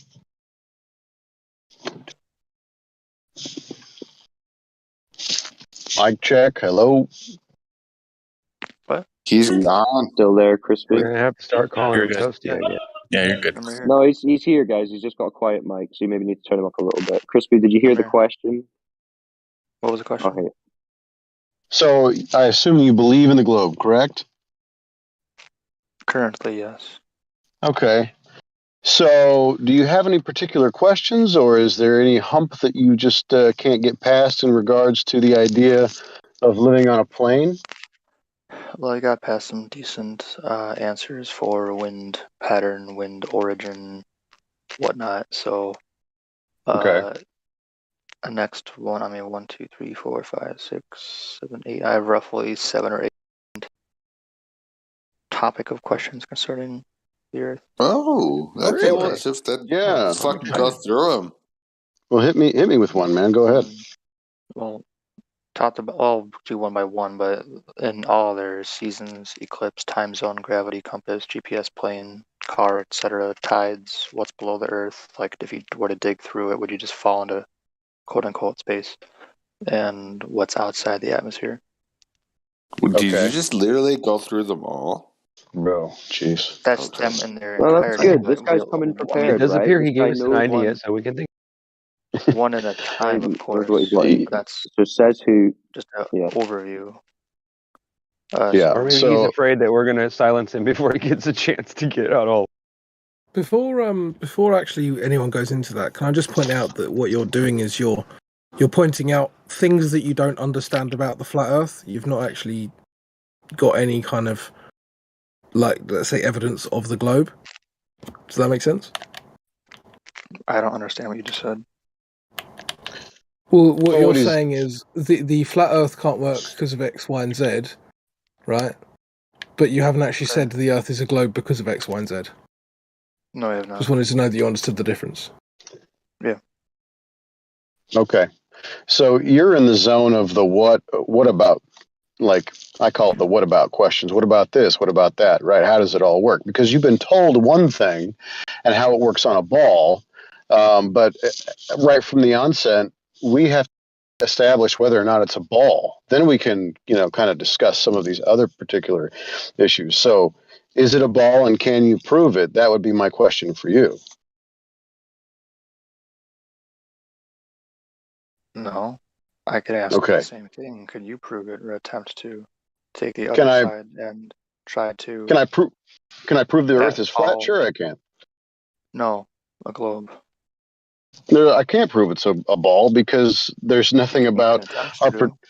You could Well, believe me, we've tried. I mean, that's the whole point of the server. Anybody who gets invested in this topic is we've been trying to figure out how to make, we've been asking everyone to see where the evidence for this ball is. And that's the number one thing you got to find is curvature. Well, there is no curvature. And, a ball requires that there's curvature everywhere you stand. So since there's no curvature, it can only be, if something isn't curving, what is it?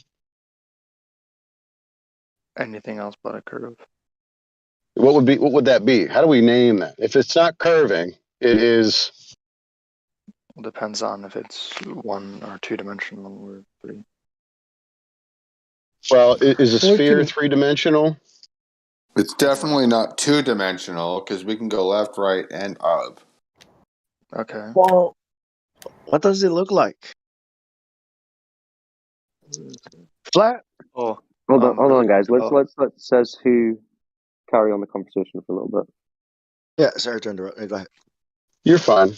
Well, Crispy, here, what I think is happening is I'm asking you very, pointed questions that only really require simple answers, but you kind of want to say, oh, it could be this other unicorn thing, or you kind of want to be coy about the whole topic. I'm just asking you, if there's no curvature anywhere, and we measure it to be flat, we navigate it flat, we observe it to be flat, what would the answer be? You're looking for a very specific answer and expecting me to say an answer which would be flat. Okay. See, that wasn't so hard. I'm not trying to give you a gotcha or anything like that. It's just let's have an honest conversation. So if we can't find curvature anywhere, and we measure it flat, and we navigate it flat, if it walks like a duck and talks like a duck, it's going to be a duck. So we experience and use this place that we call Earth according to its dimensions and its, the description of what it is, not its shape necessarily, right? But the attribute is flat. So now we have to say, okay, well then if it is flat, prove it's flat, then we can get to the what about. So what about weather, right? What about eclipses? What about is the Earth hollow? Some of these things we just can't answer for you because number one, we don't have the budget. Number two, as far as as far as we know, the attempts to find out what's underneath the Earth, right, as far as we can dig, which is approximately 8 miles, all we found was dirt. So no one knows what's beyond 8 miles down, as far as anybody knows, or at least as far as anybody will tell us. Hell yeah, let's talk about going underground. We always talk about what's going up there. Let's talk about under. No, we're going to keep to the conversation. No, this is good stuff, says who. Keep it up.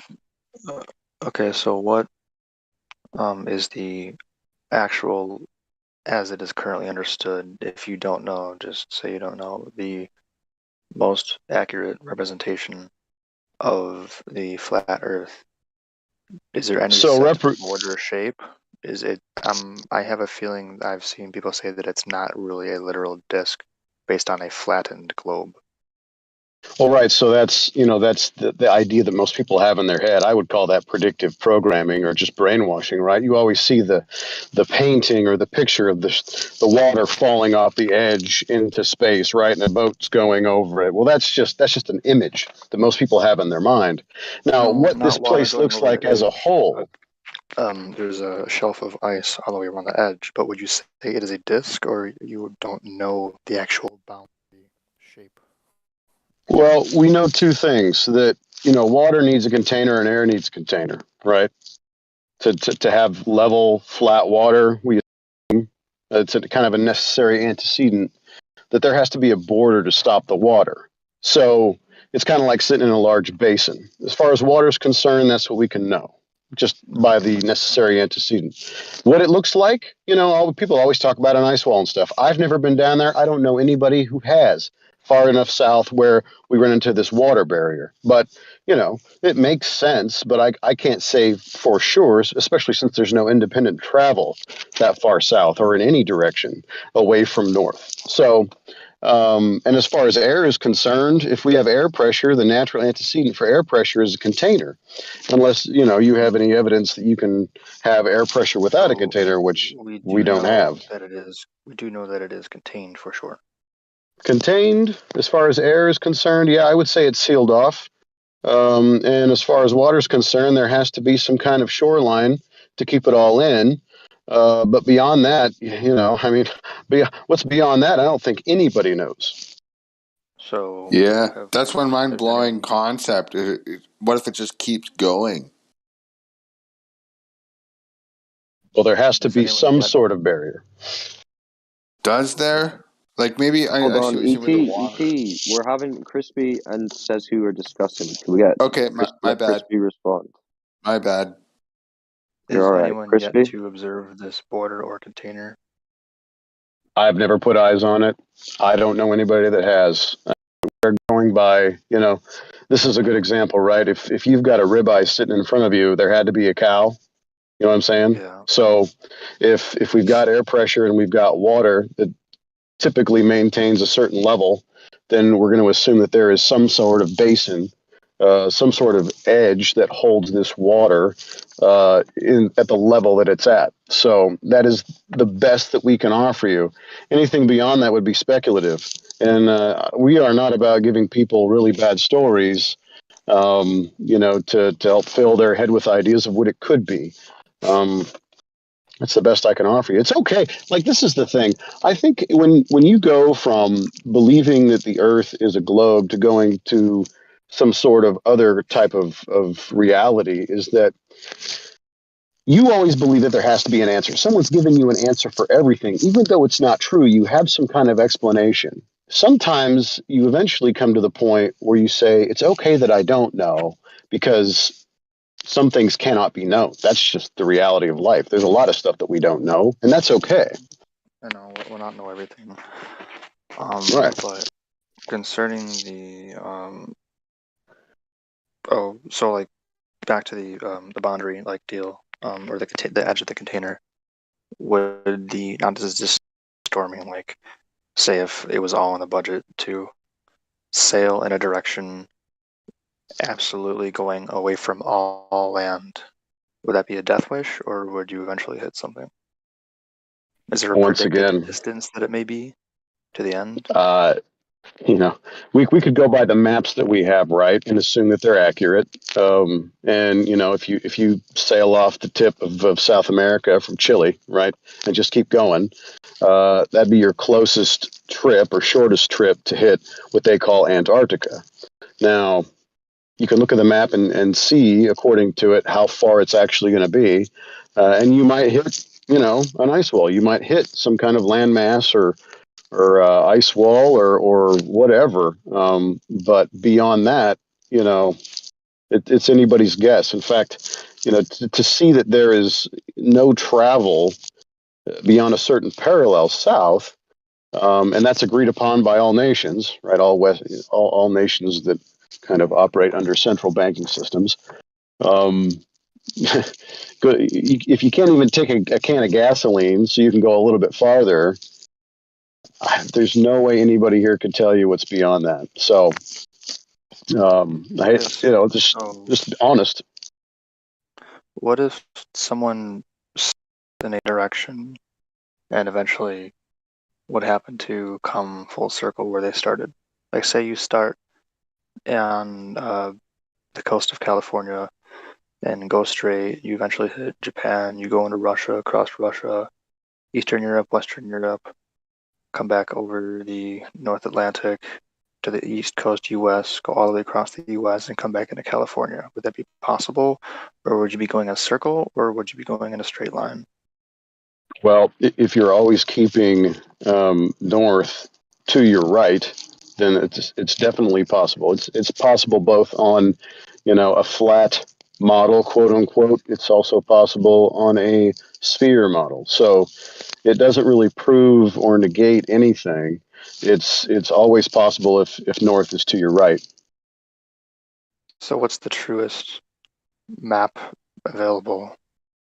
I don't think we have any accurate maps. All of our maps are projections, but I do know that the Earth itself is mapped out according to Cartesian coordinates, which is a grid system, right? So everything is just big, like usually it ends up being quarter-mile squares, all mapped out flat and all navigated from one Cartesian square to another. The Earth is mapped out square, and what its ultimate shape is as a whole, I couldn't tell you.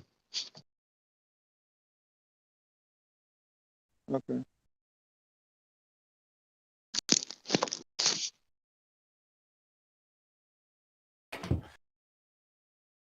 Oh, what about the other possibility? What do you think, Chris? Earth Thoughts on what you've just heard? Go ahead. Okay, what about ready? What about right? Another what about? Who could have guessed? If also eclipses. If Also if, yes. What if eclipse? So eclipse. So this is another fun one, right? You've been told that you have a giant ball of gas burning, combusting in a vacuum, 93 million miles away. Two-dimensionally, at least. Yeah, two-dimensionally it looks like a circle, right? Okay, we can at least establish that. So and other planets that we can't see as little specks like Mercury, Venus, Mars, whatever. Sure, and some of them are odd little shapes, right? Like Saturn doesn't really look like it has any dimension to it, but it looks like it has some sort of a hat, right? Little rim around it, but that's just imagination, for lack of a better explanation there. Because when you look at it through a telescope, it still looks one-dimensional or two-dimensional, not three. So if you're talking about what is happening during a full eclipse, which I got to witness in 2017, you probably did too, if you're in the U.S., close to kind of, right through where it cut. The sun appeared to be occulted by another object. What's bizarre about that is through infrared photography and telescopes, the moon could not be detected whatsoever, but the light of the sun was still darkened out. There's no way I could explain to you what's occurring there. Is it possible that something did occult the sun? Possibly. Is it possible that the sun itself, since we don't know what kind of light it really is, actually shaded itself in that shape? Kind of like on and off switch, like LED screen? No idea. But the best explanation we could tell you is that the sun got dark, looks like something went in front of it, and then it went away and everything went back to normal. I don't even know what the sun is.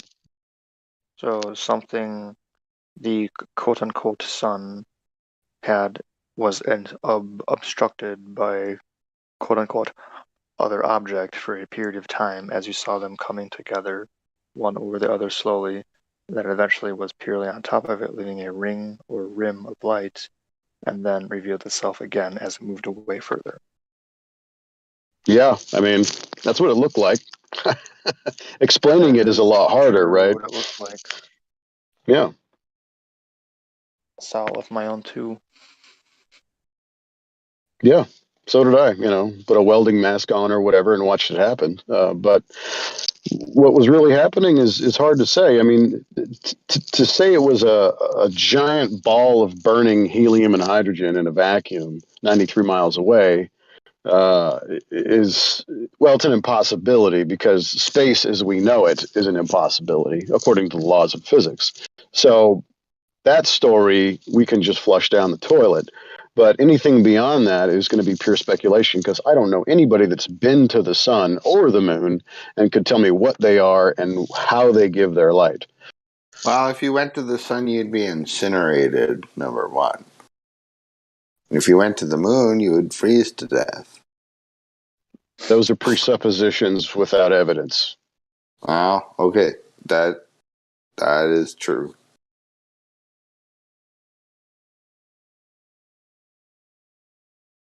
It seems as if those are real suppositions, though, doesn't it?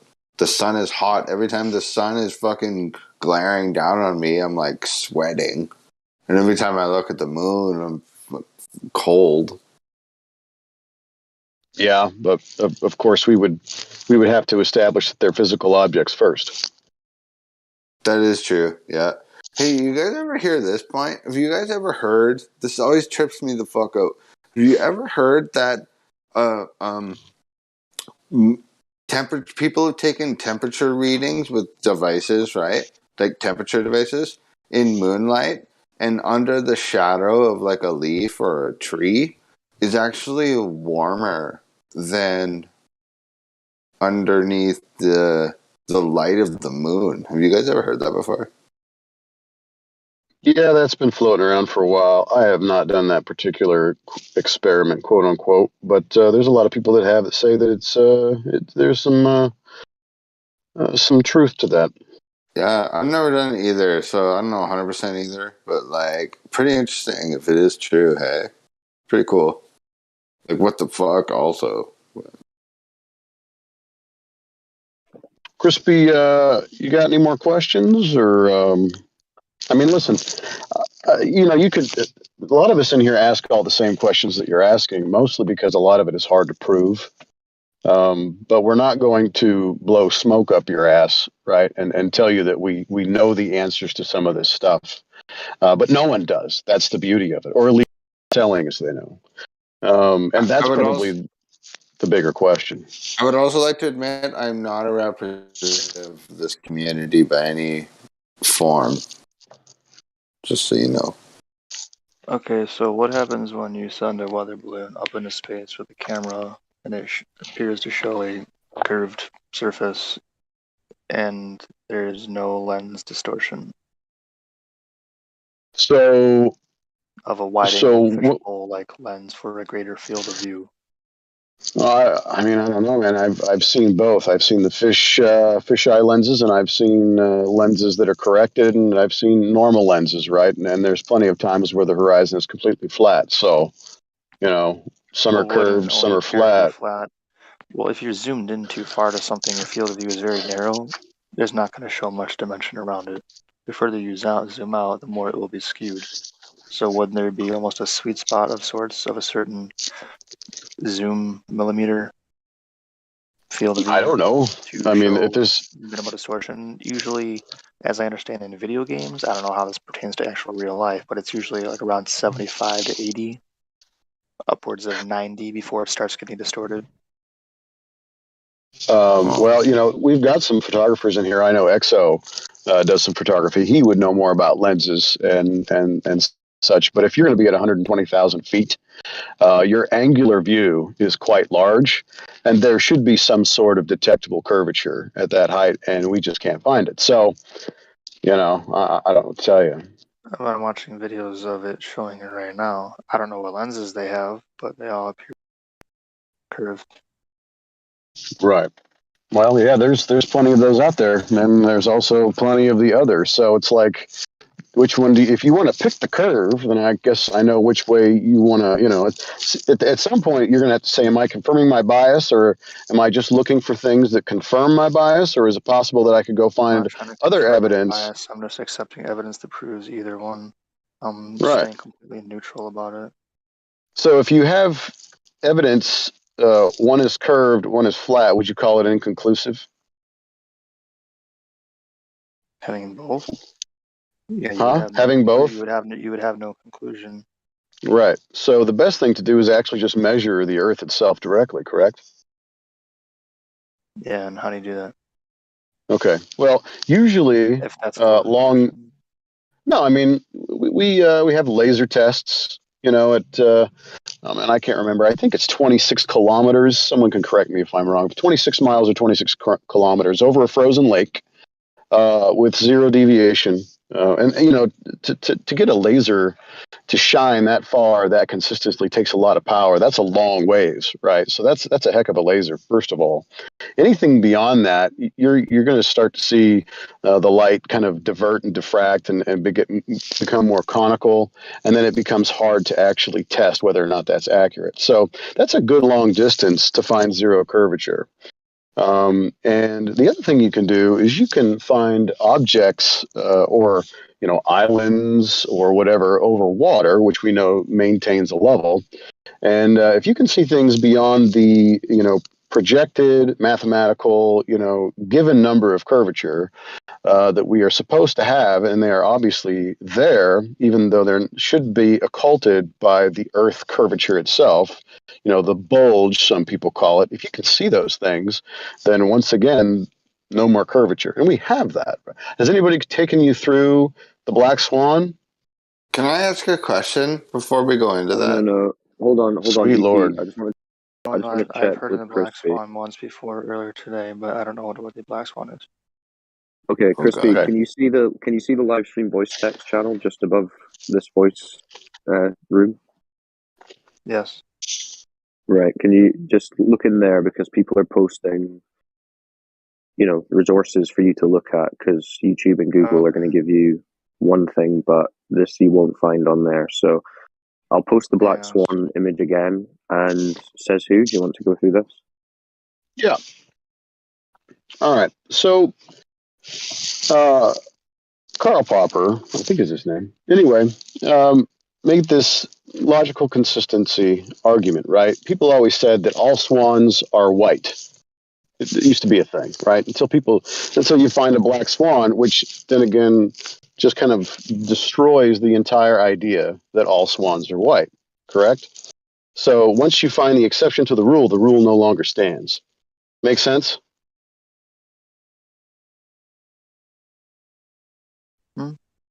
Yeah. Okay. Yeah.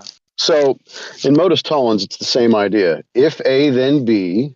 If not A, therefore not B. So if you look at the image in the live stream voice text, you see a couple of oil rigs, right? And the Earth dimensions, the radius of 3,959 miles, is what we're supposed to have from the center of the presupposed spherical Earth to the edge. Okay, radius. Now, that dictates that every observer height at 1 foot, that means the horizon can be no more than, and this is the important part, no more than 1.22 times the square root of the observer's height in feet. So being at 1 foot, you can only see 1.225 miles. At 6 foot, it ends up being about 3.5 miles, okay? So in this particular photo, can you tell me where the horizon is in that photograph? Of the two oil rigs. Yeah. Where the horizon is. It's kind of different shades of blue. It looks like there's one behind Habitat, and there's one's closer on Millhouse. I would have to say it's behind Habitat. Okay. So if we have the horizon, the visible horizon, the geometric horizon that people claim, right, is the edge of the ball at beyond. So those oil rigs are just there for distance markers, right? And this is a place anybody can visit. I think it's off the coast of Santa Barbara. All right. The observer height here is 1 foot. So at 1 foot, the horizon where the sky meets the ground should be at 1.22 miles. Well, it's beyond 9.41 miles. You could safely say that it's 10 miles. It's actually much farther than that, but we'll just stick with 10 miles. So if the horizon is at 10 miles, that would make the radius of the Earth, according to the math, 264,000 miles. It is farther than the supposed distance from the Earth to the moon. That would be the radius. So this one photograph showing the horizon being beyond the geometric limitations totally debunks the idea of a globe sphere of 3,969 miles. It cannot be that. That's why it's called the black swan. In fact, there are many black swans, many photographs taken, people that don't even know what they're doing, from observer heights of about, 6 foot man, 6 foot height above the surface of the Earth, that are in excess of the globe math limitations. So that globe with that dimension is totally debunked with one photograph.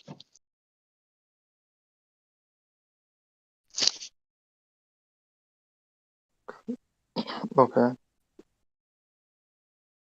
So, any thoughts on that, Crispy? No.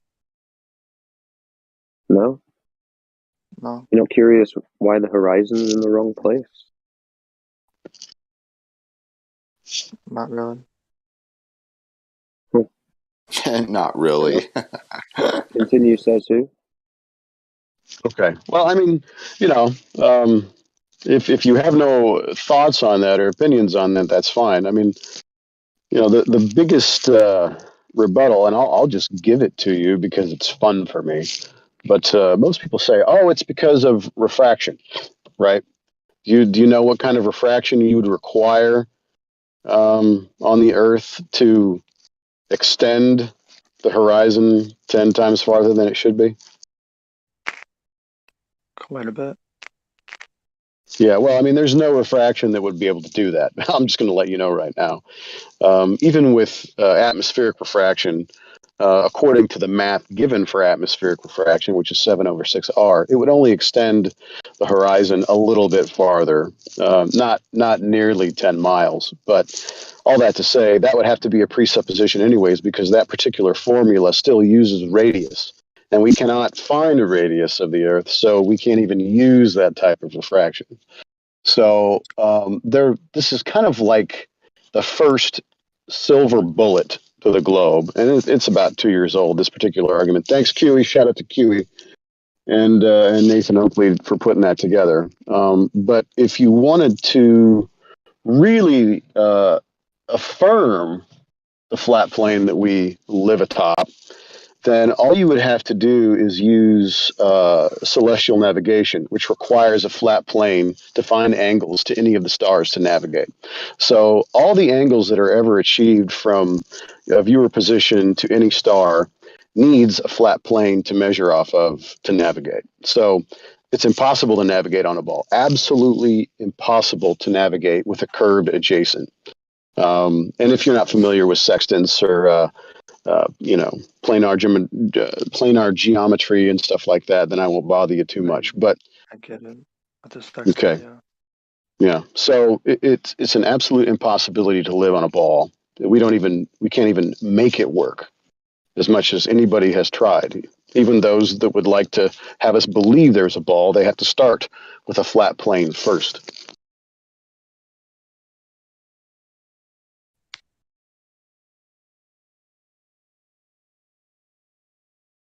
Thoughts? Do you mind repeating that last point you made, sir?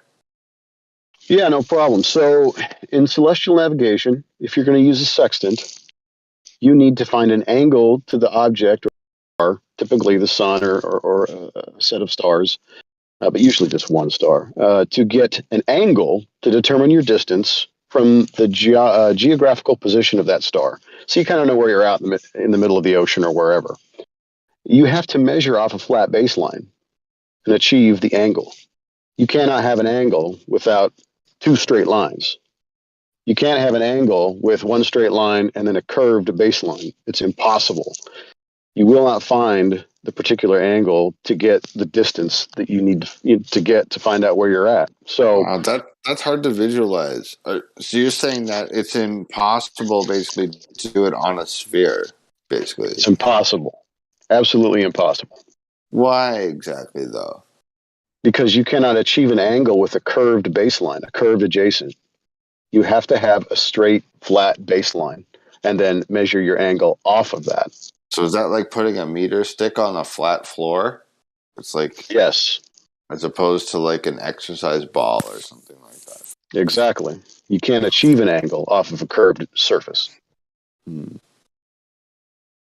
Okay. So if we don't know the radius of the Earth, which there is no radius of the Earth, it's measured flat, and we navigate using, straight, flat lines, then all evidence points to living on a vast, flat plane. Okay, what about this though? What can't we take into account the curvature and then change our math equations accordingly? Well, you'd have to have the curvature first. You don't have that. Huh. Okay.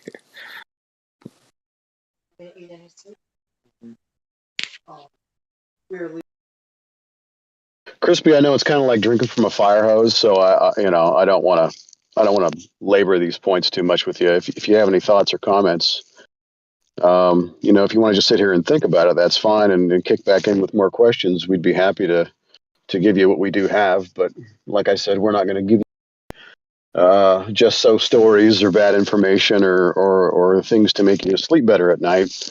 We can determine and prove what we can. And everything else, just sometimes we'll speculate about it, but we make sure to let you know we're just speculating. But one thing is for certain, we do not live on a round object. We never experience it. We don't feel, any rotation. We navigate this place as if it were flat because it is. And we have air pressure here, and that means we have to be in some kind of enclosure. So just those three things alone obliterate the fantasy religion that is heliocentrism. So anyway, man, it was good talking to you. And if you don't have any other questions, I'll just kind of open it back up. Yeah, well, it's well ended because I think Crispy's gone to have a think. So that was really good. Says who? Thanks for picking that up. He's Yeah, giving I him a lot appreciate to it, think man. about. And he sounded receptive, and he sounded pretty intelligent himself compared to a lot of people we're getting here. And Yeah, I was listening the whole time, just so you know. Sweet. Yeah, no, I like it when people actually listen and there's not this giant fight, and the first thing that comes out of their mouth is refraction. So that was enjoyable. If you're listening, Crispy, appreciate it, man.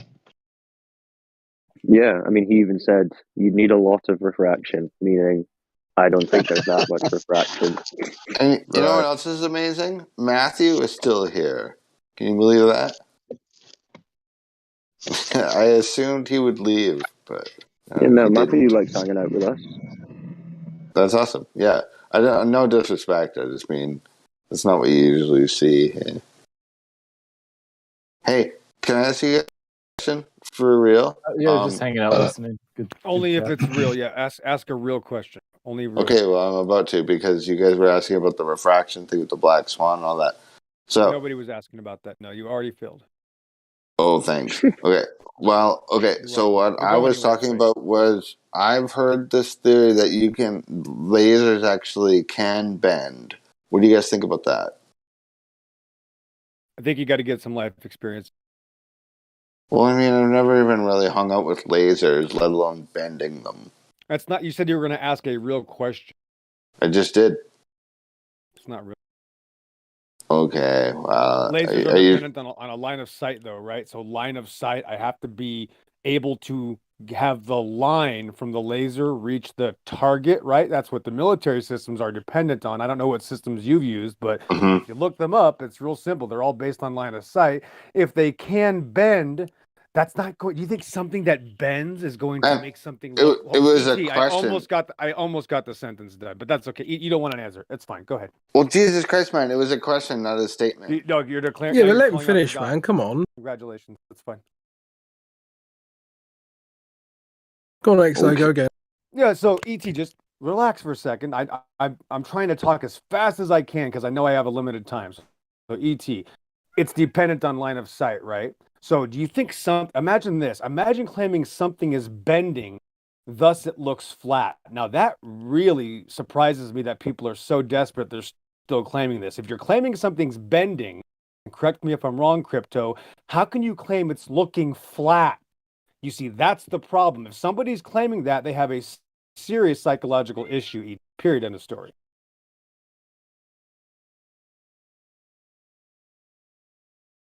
Well, okay, hold on. Just hold on a second. It was just a question. Number one. Number two, if it is possible, because I've seen pictures and videos of people supposedly bending laser light around, and I'm not a scientist, and I don't claim to be, but if it is possible, that does change the whole black swan argument. No, ET, and I'm not trying to change it. I'm not trying I just to. said if it bends, you see the laser bending, you can see it bending. That's the you're ignoring the answer I'm giving you. I'm telling you, yes, if a laser bends, which I've seen in some mediums, you can see them bending, ET. You understand? If something's bending, it's not flat. That's what you're not getting. That's the point. It will not look flat if it's bending, ET. Do you understand? I think I do understand, yeah. And I think even if you could make a laser bend, it would have to go through a series of angles, right?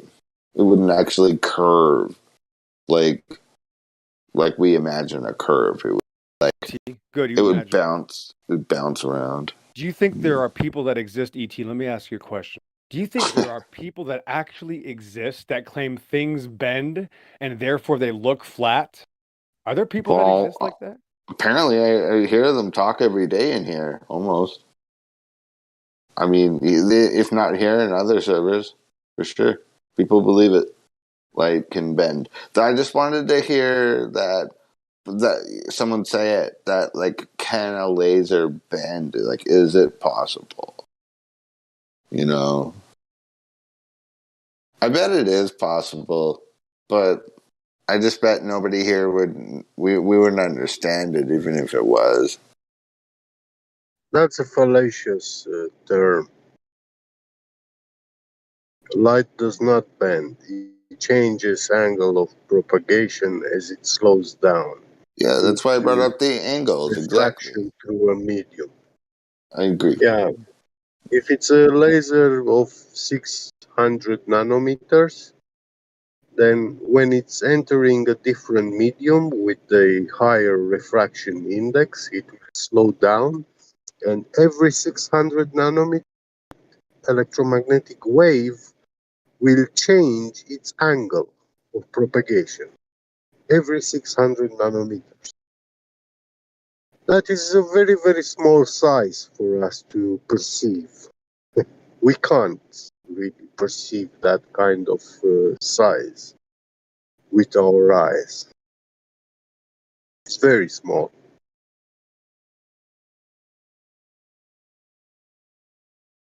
Yeah, I'm listening. Yeah, it's the millionth part of a millimeter. Yep.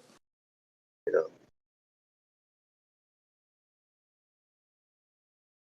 Every 600 of those nanometers, the light will change angle.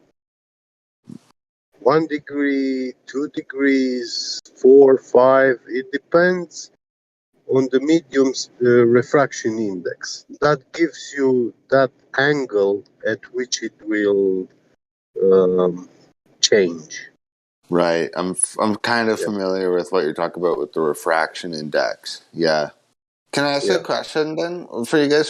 So when we're looking at the black swan and you look past the third platform, I can't remember the name of it. Yeah. But and it gets fuzzy in the background. Actually, two questions if you don't mind.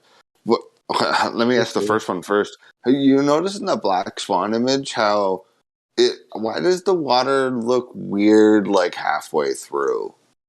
Like it looks like if someone almost edited it with a computer or something like that. Like I don't think that. I don't believe that, but I mean it's not edited. I'm not That saying image it's is, edited. yeah, I'm explaining what it is actually. That image is a stop frame from. It's a capture. I'm aware of that from Santa Barbara. Yep, I know. And you see, the way video cameras record, they have integrated a sort of algorithm. That camera sensor is made to capture certain pixels in one frame and the other frame other kinds of pixels. Look, and in the video I they get appreciate this mixed. explanation, You but don't perceive that difference, but it will look for you, it will give you the illusion that you have a higher camera resolution.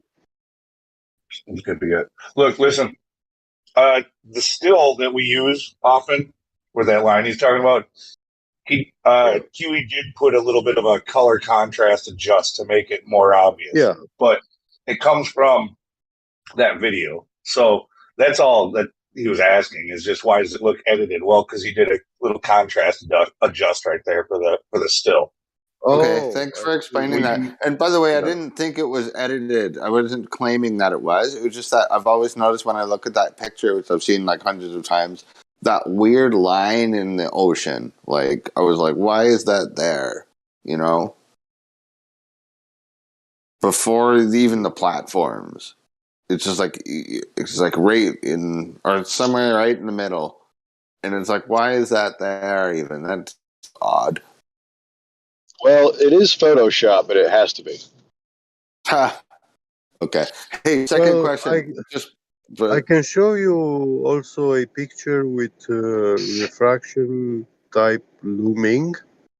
Looming, yeah. And Yeah, this looming makes like instead of seeing the ocean like for real how far it is, a big chunk of it is missing.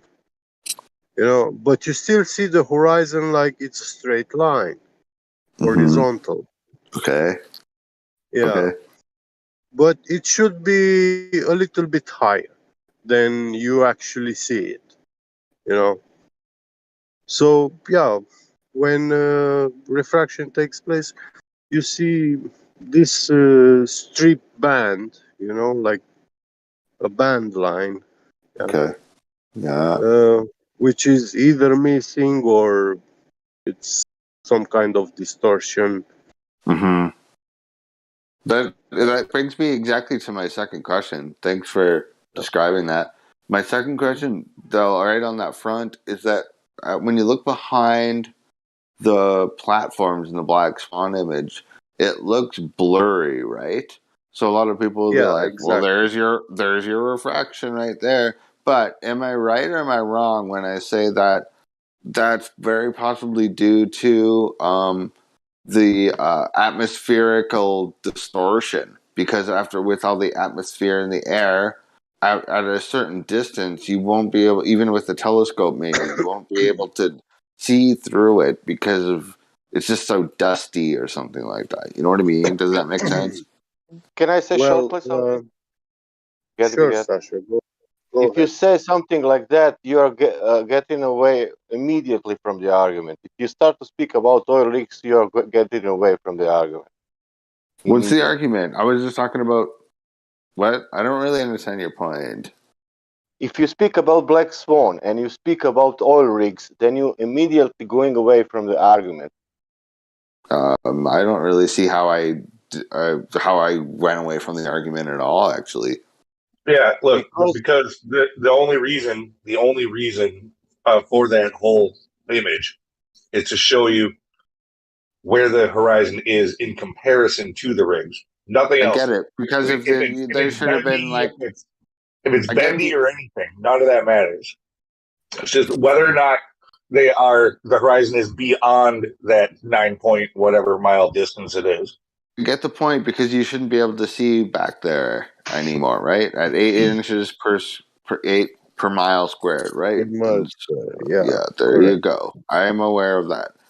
I was just asking, in that image, why is it blurry behind the third platform? And I was like almost supporting the idea more than anything. The second platform, actually. There's 3 of them. I've 3? looked at them on Google Image. I'm pretty damn sure there's 3 of them, unless I'm going crazy. Whatever you ask now, what is blurry, I will ask you the question, but what is going on with horizon? Where is the horizon? Whatever is blurry it is. Well, that's just an observer's perspective, in my opinion. But I was simply asking why the image was blurry behind the platforms, is all I was asking. Yeah, but the point is, where is the horizon? That's the whole point. Yeah, you see, the problem is the horizon is at least like 10 miles. It's behind the oil rigs.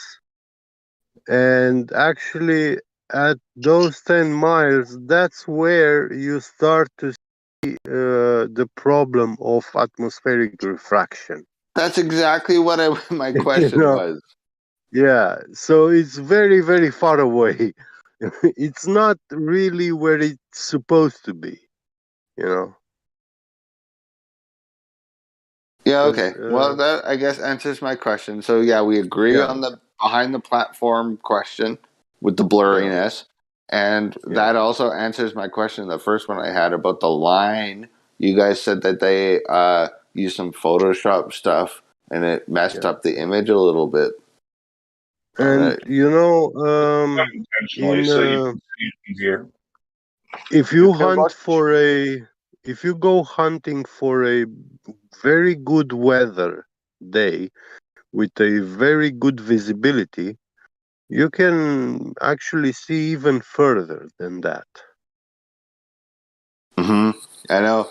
When we were talking to one of these, when we were talking about one of these other guys later, they're like, you can't see 10 miles out. do we not have pictures of people taking photos of mountains like 270 miles away or kilometers maybe? Yeah. So That's the world record. what's the problem? What's the point of even bringing BML, up the black swan at that point? BMLSB 69, who took the Black Swan video. If you watch his channel, a month or two ago, a couple months ago, he had a new one from the same location. Where he points a little bit further to the left at this Anacapa Arch or whatever. It's 31.8 miles or 31 point something miles. I'm sorry, almost 31 miles is what it was away. The horizon's still behind what he's capturing there, that arch. And so they're going to say it's some refraction. That's the only reason you can see it, right?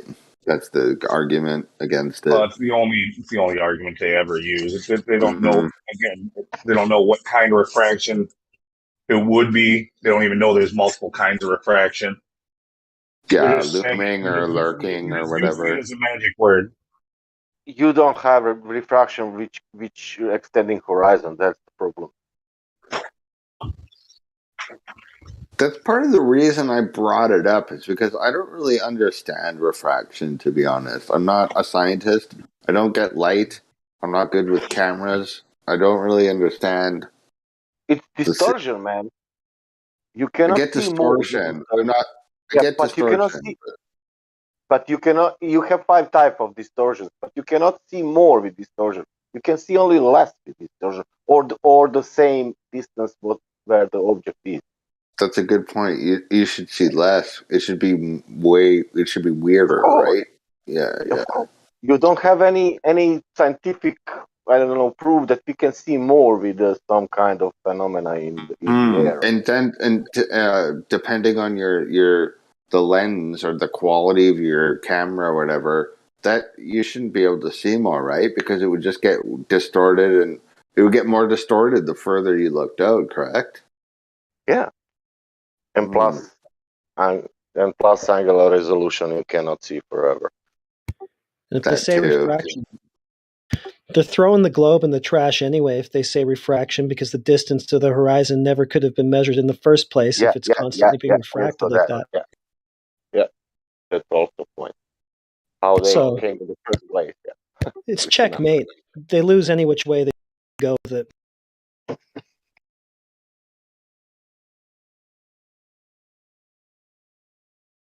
I'm glad to have that conversation with you guys because that's something that's been bothering me for like over a year now. And it's hard to bring these kind of questions up sometimes in this room. But it's pretty damning evidence. Crazy. Well, it makes you think, right? Or no.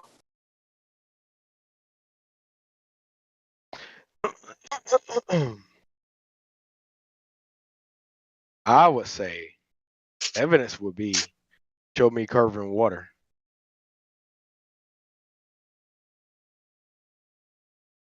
Yeah, that's the basis of their whole claim. Let's see that.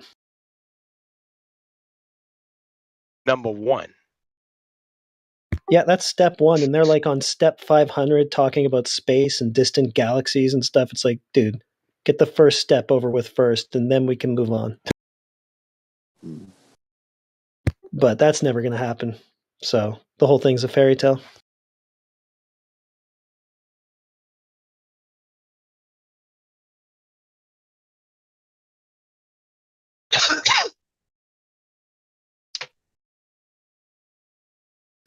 How's everybody doing tonight? Pretty swell. How about you? Doing great. Ate dinner. Feeling good. Feeling good. It's a good idea. I got to try that. Got to try that sometime. You got to try it every night. Dinner or feeling good? Yeah, I got to try both. Chicken, macaroni and cheese, mashed potatoes. What's wrong with you? Sound good. I'm meaning to try this dinner thing out sometime. Yeah, I'm gonna try food out. I've heard about this food thing. Interested.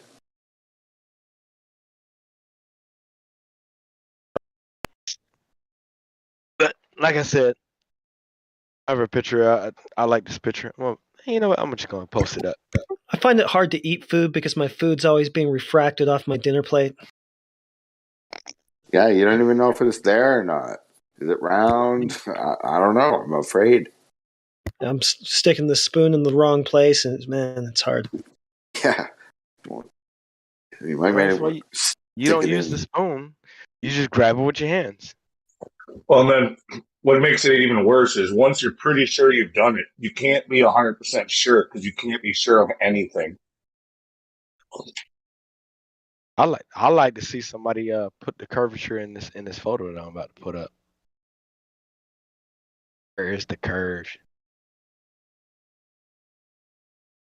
Is it a sexy woman?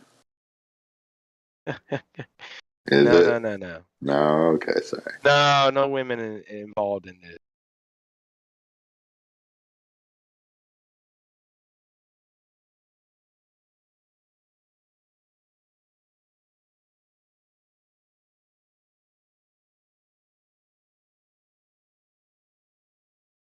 No need and all.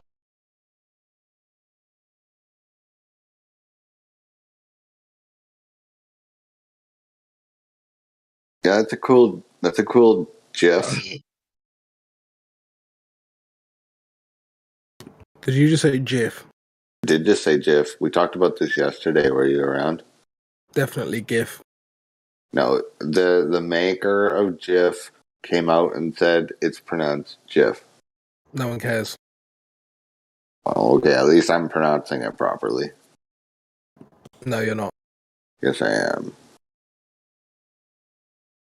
You're the one who's wrong. Well, actually, my people came up with the English language, so if you want to use the first person to come up with it is correct, then you have to adhere to everything that I say in English. What do you mean by you people? My people came up with the English language. Yeah. The English. What about us people? Well, then how did they say GIF back then when they made it up before it existed? Exactly.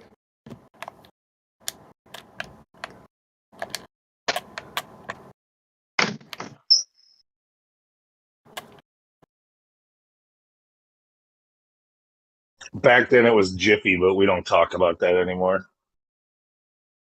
That was some good peanut butter. Ooh! Was that QE? Old school. What was that? No, it sounded like his voice for a second. Sorry. No, that was some good peanut butter. No, I was gonna. What was Jiffy? Was good peanut butter? Yeah. Old Jif.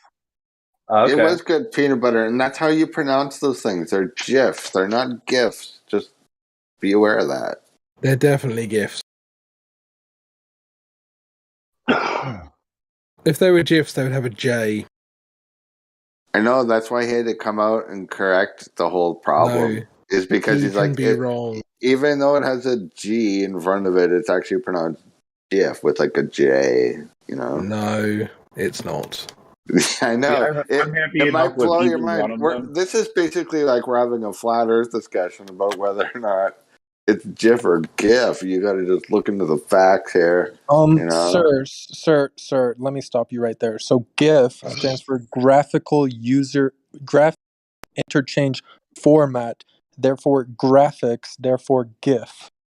That would make sense, but as it became an acronym, it was shortened, and you had to come up with a word for it, and so they called them GIFs. Mm-hmm. Either way, we really just need to pick one. I don't think it matters which one, but until we really all come together on this, every time somebody says it, they're going to say GIF or GIF or whatever, and that just takes way too fucking long. I know. I accept that it's that people say GIF now, but I know it's wrong. Do you know that? It's not wrong. Oh. But based on what is it wrong? Well, the creator of the technology went on the internet and was like, listen, you guys are saying it wrong. He's saying it wrong. We don't listen The to Bible. guys who created it ever. Like, we're giving PCR tests to people and shit.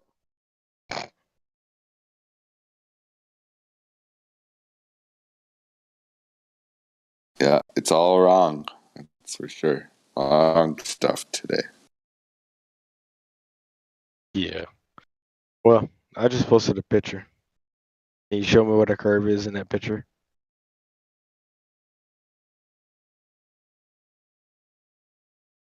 Did you say curve? No, I asked him, can he show me what a curve is in that picture? I just posted Redman.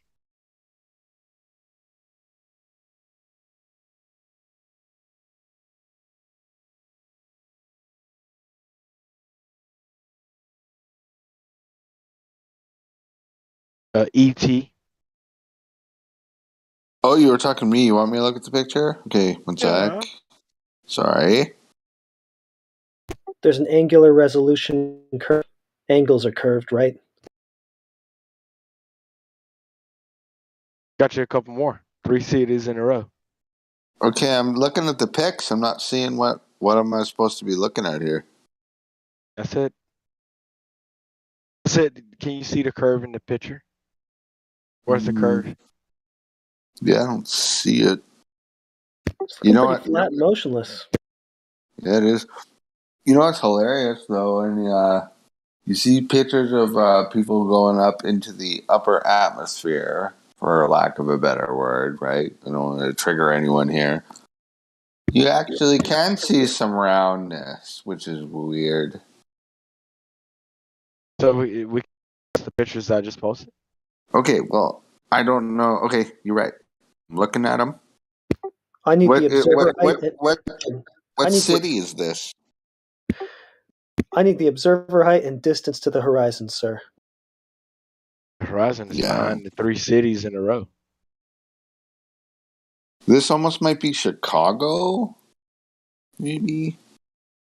It shouldn't matter. It's 3 cities in a row. Well, do you even know what city it is? Of course I know. Okay. I took the picture. Oh, cool. Nice. Yeah, cool photos, by the way. Yep, you're right. Looks flat. I've given up finding the curve. I can't find it. Can't find it anywhere.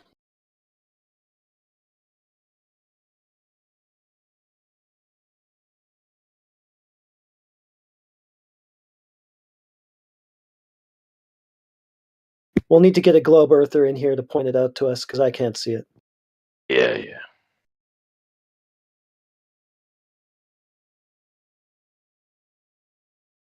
Maybe there's a type of refraction that makes everything look flat. Never thought of that before. Amazing. They measured an Earth radius with everything looking flat all the time like that. Crazy. Totally. They reflection. Must have been some lost Tartaria tech or something that Alberuni used. Yeah, it's old school tech for sure. Because we can't do it to this day. Crazy stuff, man. That kind of reminds me of the moon landings. Yeah, we did it before, but we can't do it again. Yeah, we did it when we didn't know there was thousands of miles of deadly radiation there, right? Let's get off the ground. Let's go to the moon.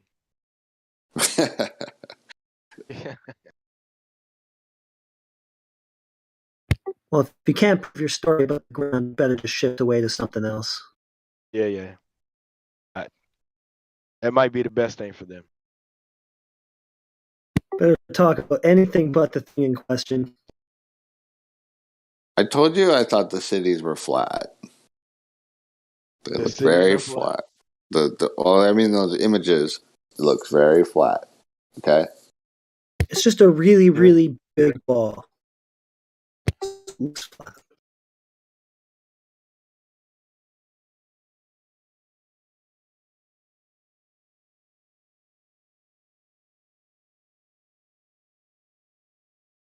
It's an infinitely big ball. So it's all flat. You're always standing on top of the ball. Everything's already going away from your feet. supposedly. What people don't realize.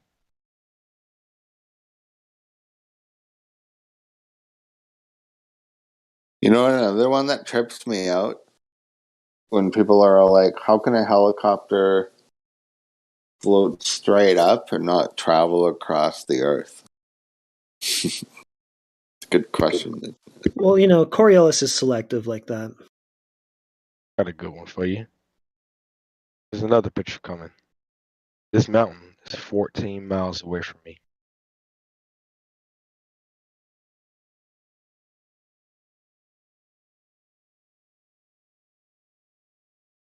And the refraction. It's refraction. The mountain is still taller than the building that I'm in. Refraction.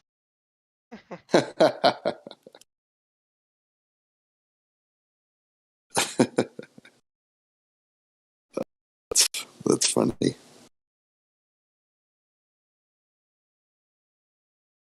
It must be the coffee. Chugga, chugga, chug. Jugga, jugga, jugga.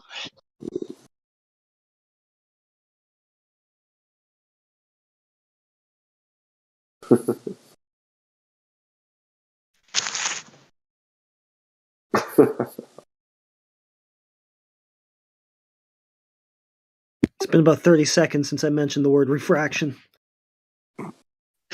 Going into convulsions here. No, it's true. It's just a funny way to put it. It's true. I don't want to talk about the various types of refraction or anything. It's just refraction. Someone listed all the types of refraction like last week, and one of them was even missing, and I was like, "What the? Yeah, it's like what the F?" that's like How many are there? Like 6? Well, I thought there was 5, and then one of them was missing, so maybe there is 6. Damn. No. Well, they're going to have to invent. They'll have to invent a new one to explain any of the stuff that they're talking about, because none of the known types of refraction does that. Well, look. What about glasses of water with straws in it? Oh yeah, therefore Earth globe.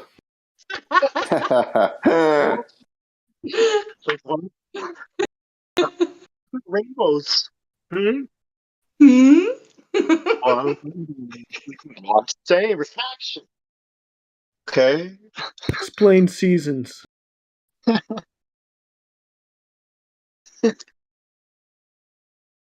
What about people in swimming pools looking weird, like, you know, the bottom?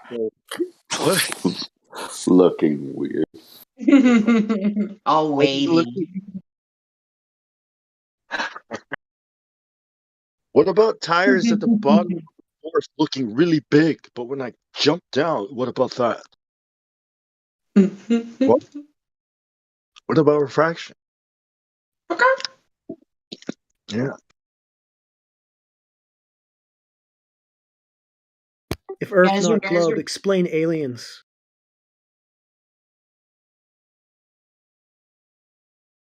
What? Yeah. How can we have aliens if Earth isn't a globe? They could easily just be living underground.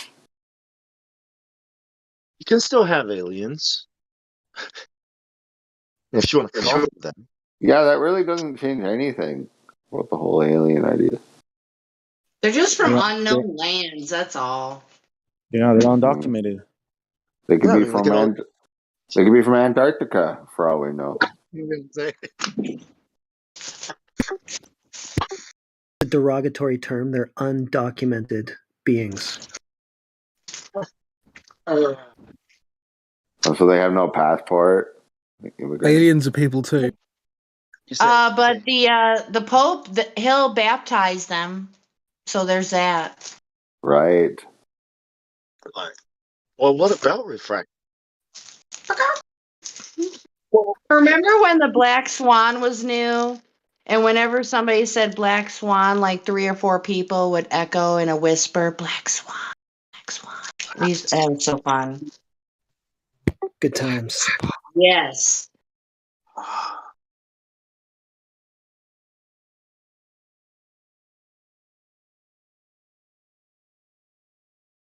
Now, what about refraction? What would you like to think about it? Yeah.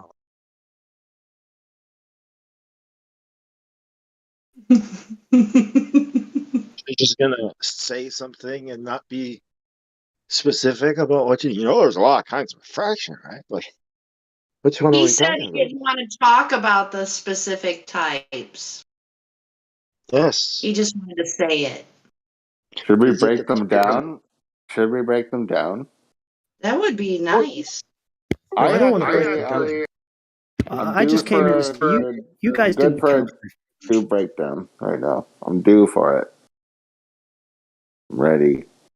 I mean, we already know what it is, but BRB. what is refraction that they're talking about, right? To me, it feels like magic because eyes.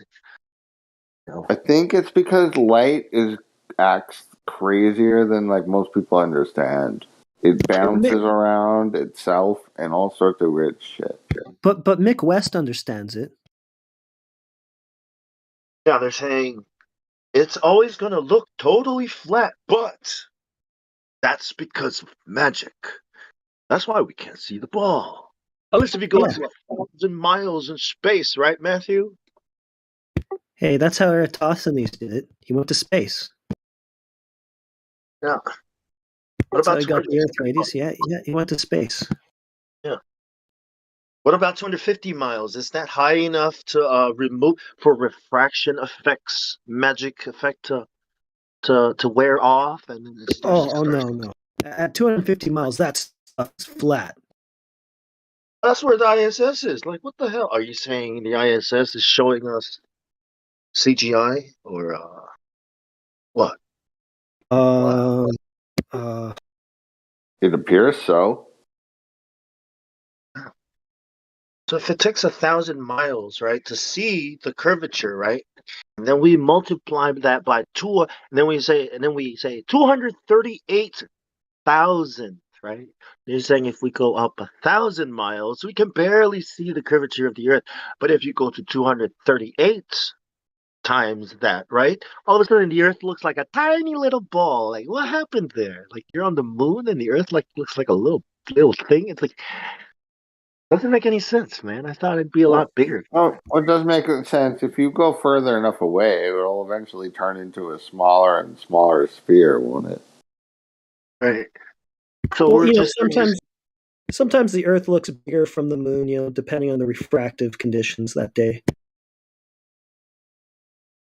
what about the math?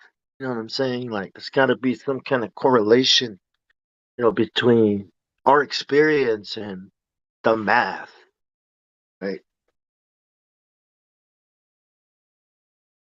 You know what I mean? Like,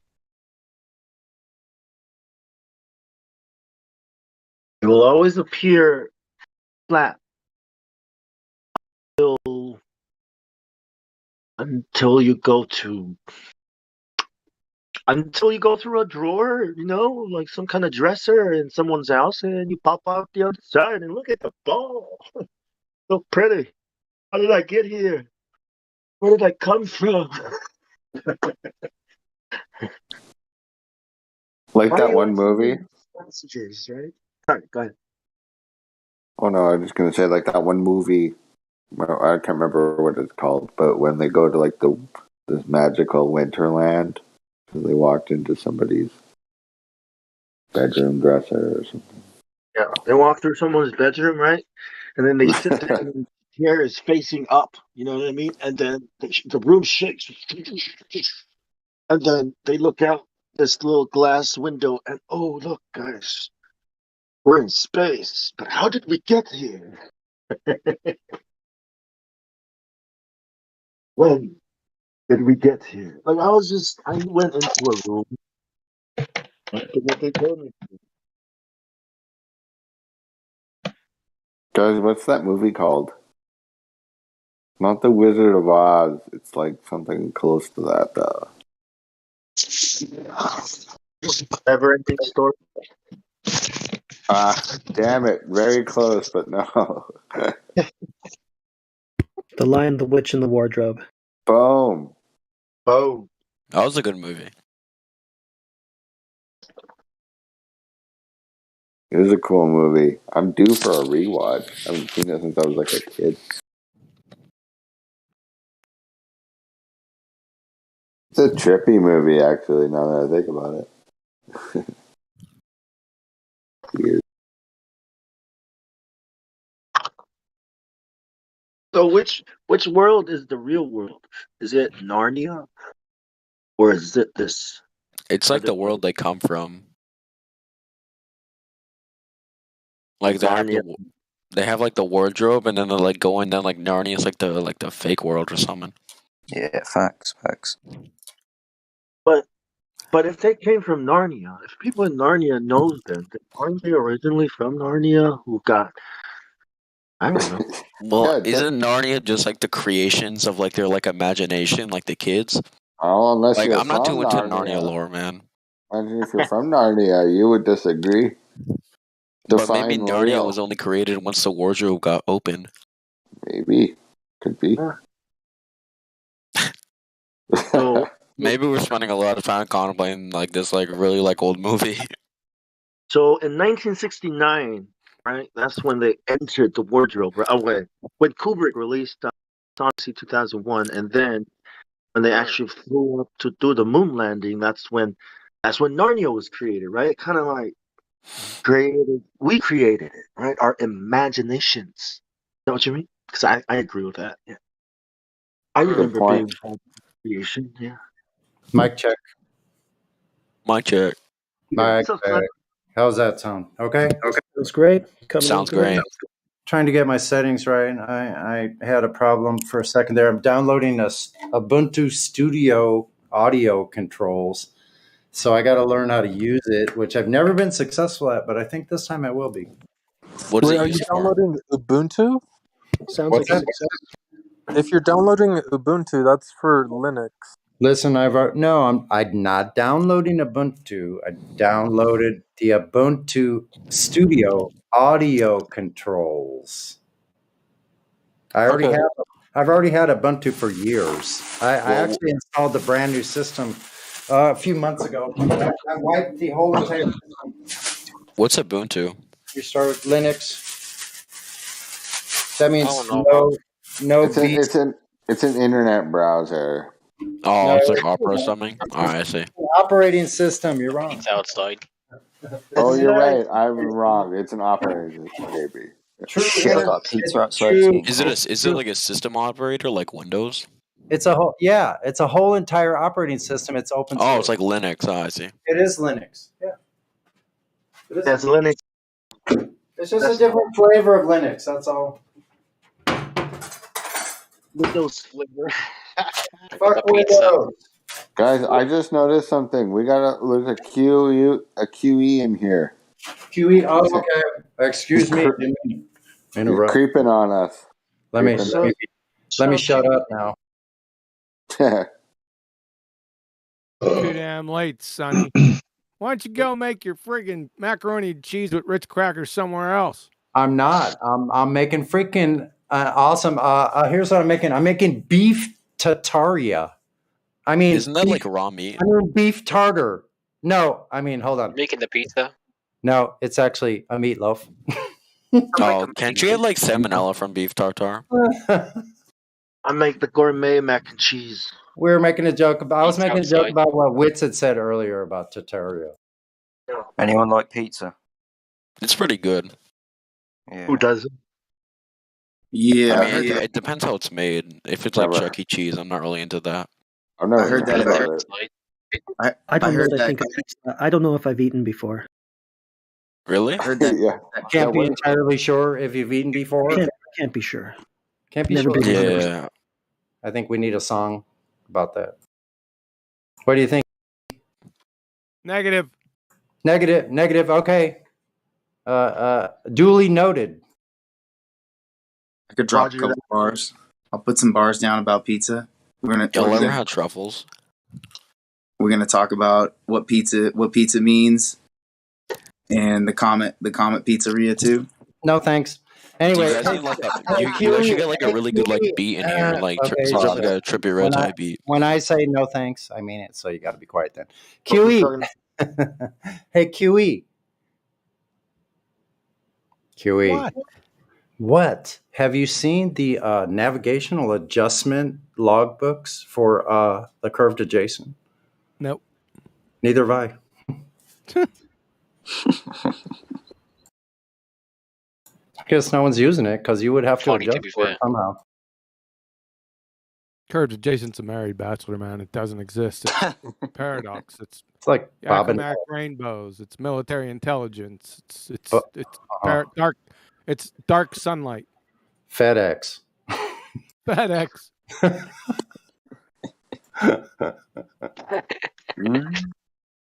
Bob and Alice.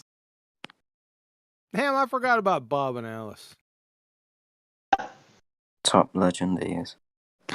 Do y'all think garlic bread is like overrated? I think so. Nah. Like a ball that only measures flat. How about that? Yeah. That was a pretty good rhyme. I got the pizza outside. You guys want to play this new rap that I just made? Not really. Yeah, but if you're gonna get a beat, I want to hear you rap on the beat. Yeah. No, my new one's pretty thanks. sick. I mean, I decided I was gonna cap on Tom McDonald because he's a Globee. You might be muted immediately if you do rap right here with QE and Yeah. So I decided to steal Tom McDonald's new beats, and I was just gonna dub over him with a little bit harder lyrics because he's such a phony that it's really easy to take his tracks and then make a better song out of it. I do find it quite funny. He's got a song called Fake Woke, which describes him perfectly. Absolutely. So I just dug in real hard, and decided I was just going to smash him a little bit. I was figuring I would post it in here. You guys could play it over the thing and tell me what you think. Nah. No. Why That's the thing not? about rap music. I'm It's just more usually interested in really the bad. outside. I took his beat and I rapped over his beat and dissed him. So I don't That's know. amazing. More details, please. Yeah. Spit a rhythm. Spit a rhythm. Right now. I'm not really a rapper. I just Nah, do it. I just You gotta do figured it. he was making me Not a angry. rapper. You I gotta could do do it. a better job than him, and I figured, so I would, and then I did. I can hear a Midland. Who's the guy with the Midlands accent? Who can put this onto the bot so everybody can hear it? Buddy. I stuck in the learning Is curve. that you, Puddy? Nobody no, wants to I'm not hear supposed it. to be learning curve. I totally messed up here. I got the pizza outside. Dub your ass as you're walking. No one cares Delete about your message. pizza. Who asked about a Midlands accent? I did.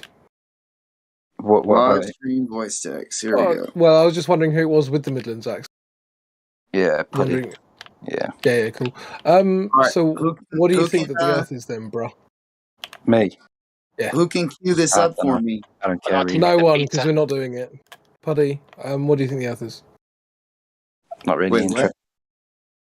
I'm I just think here for the the fact pizza that. outside. Sorry? Sorry, what? What did you say? Can you repeat that? I was just wondering if if you've got an opinion on the shape of the Earth. Nah, not today. Not today. Nah. Just does that driving mean? fence, Hey, but really though, I took some shots at Tom McDonald Globee, and I just posted that in the live stream voice text there. It's the link to it, at least. Hey, dude, you don't catch a hint, do you?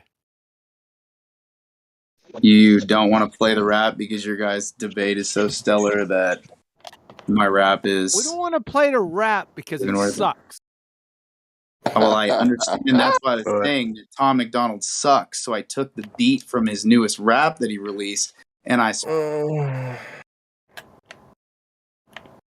Really, wait till I get my own rock songs going here shortly. Yeah, I'm going to blast you all the way. Sorry, too bad. Don't say I didn't warn you. Anyone want to hear what he did again, step by step, for the fifth No, I just time? listened to it. Yeah, no, it's all right. But it's not play worthy here. I'm just need a little more work. But it's all right. All right, Corporal Major. Didn't I already tell you that's in contradiction? It is. I was trying to call him Major to give him a raise, but the corporal part just like stumped me.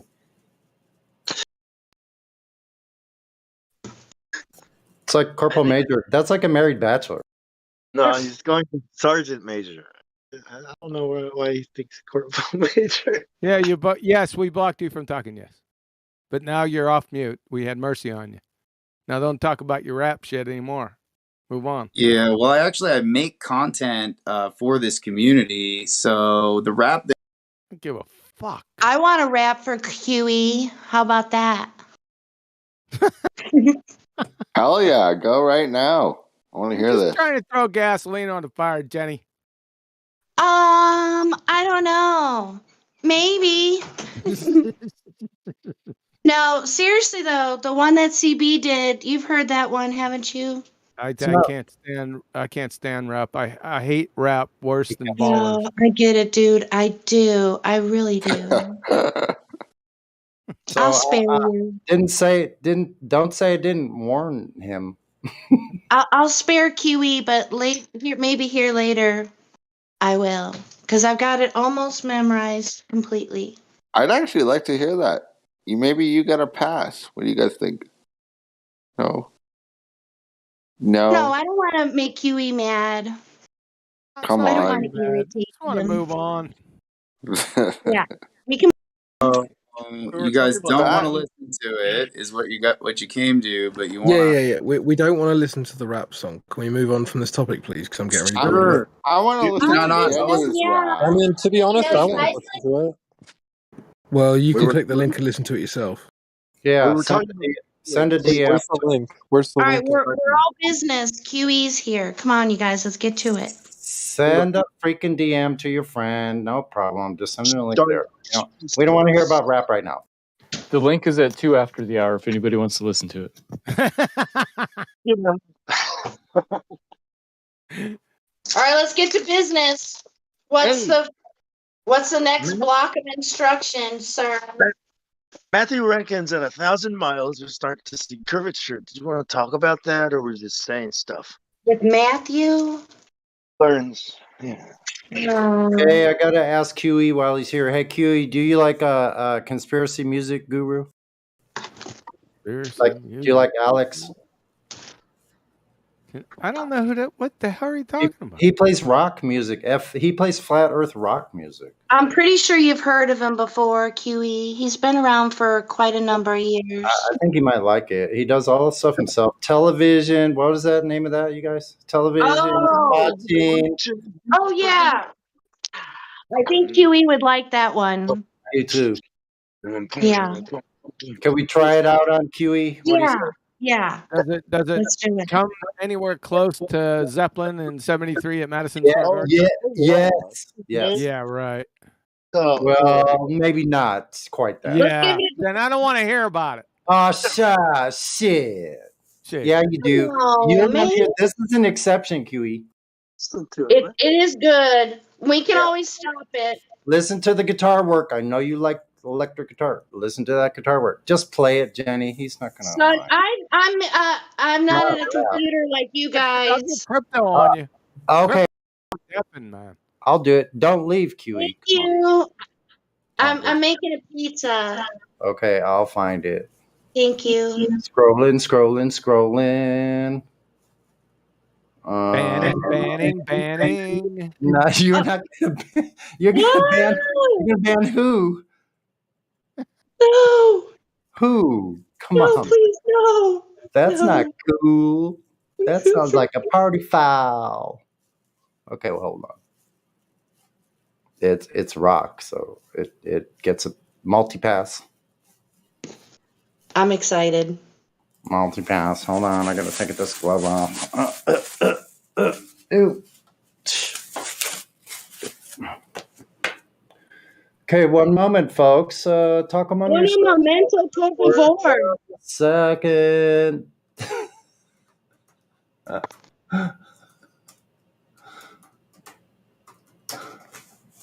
Ignition, flat Earth. Okay, here we go.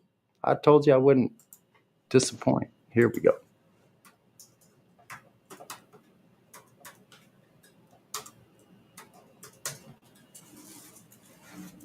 The sharing of biased and false news has become all too common on social media. More alarming, some media outlets publish these same fake stories without checking facts first. The sharing That's of right. Biased and false news has become False news. on social media.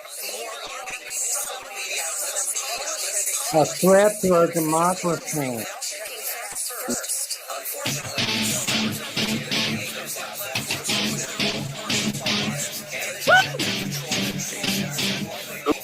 Yeah.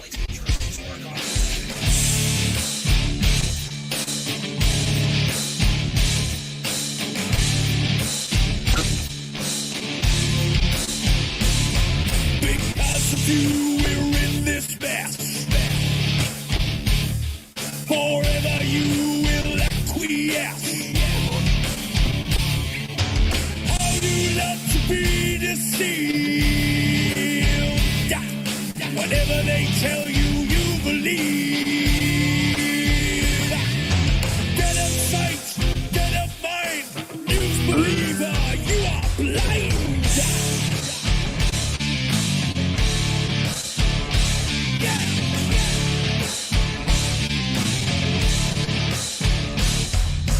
Critical thinker, you are not. Never independent thought. But stick to your paradigm. Hypnotized with pantomime. Regurgitating all you hear. Spread your terror, spread your fear. Never your mind to be free. Never your eyes will ever see. Lick the boot of tyranny, begging for your slavery. They who have remote control, the TV know your very soul. Tune into the great deceiver, television watching news believer.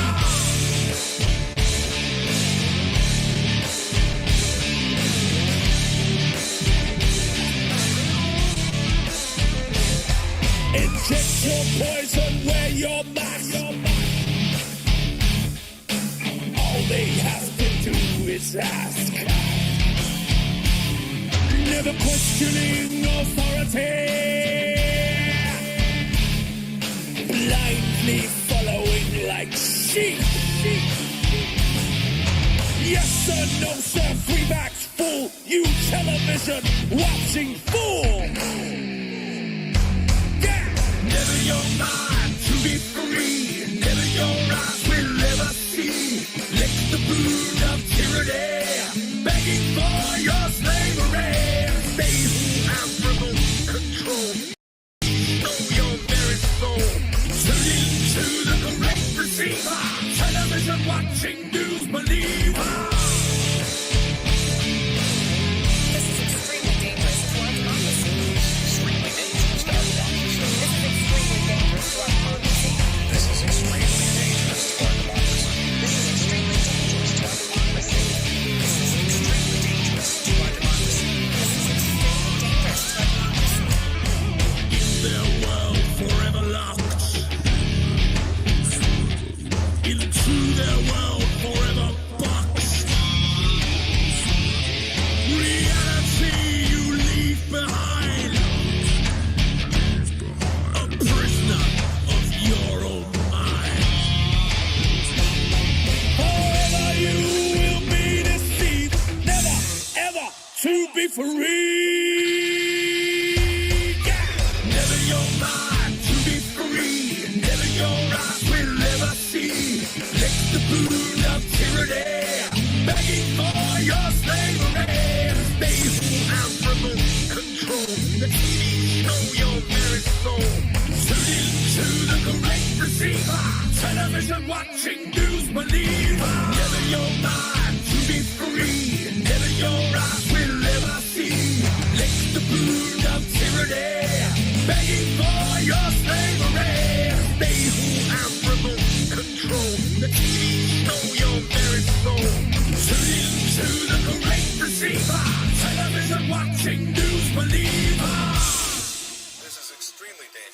democracy. This is extremely dangerous to our democracy. This is extremely dangerous to our democracy. This is extremely dangerous to our democracy. This is extremely dangerous to our democracy.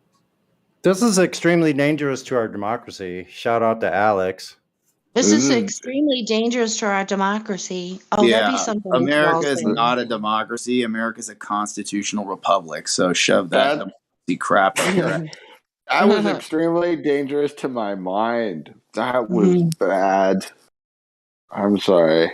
Okay, let's listen to Q's take. Oh, he fucking muted. Jeez, that's rude.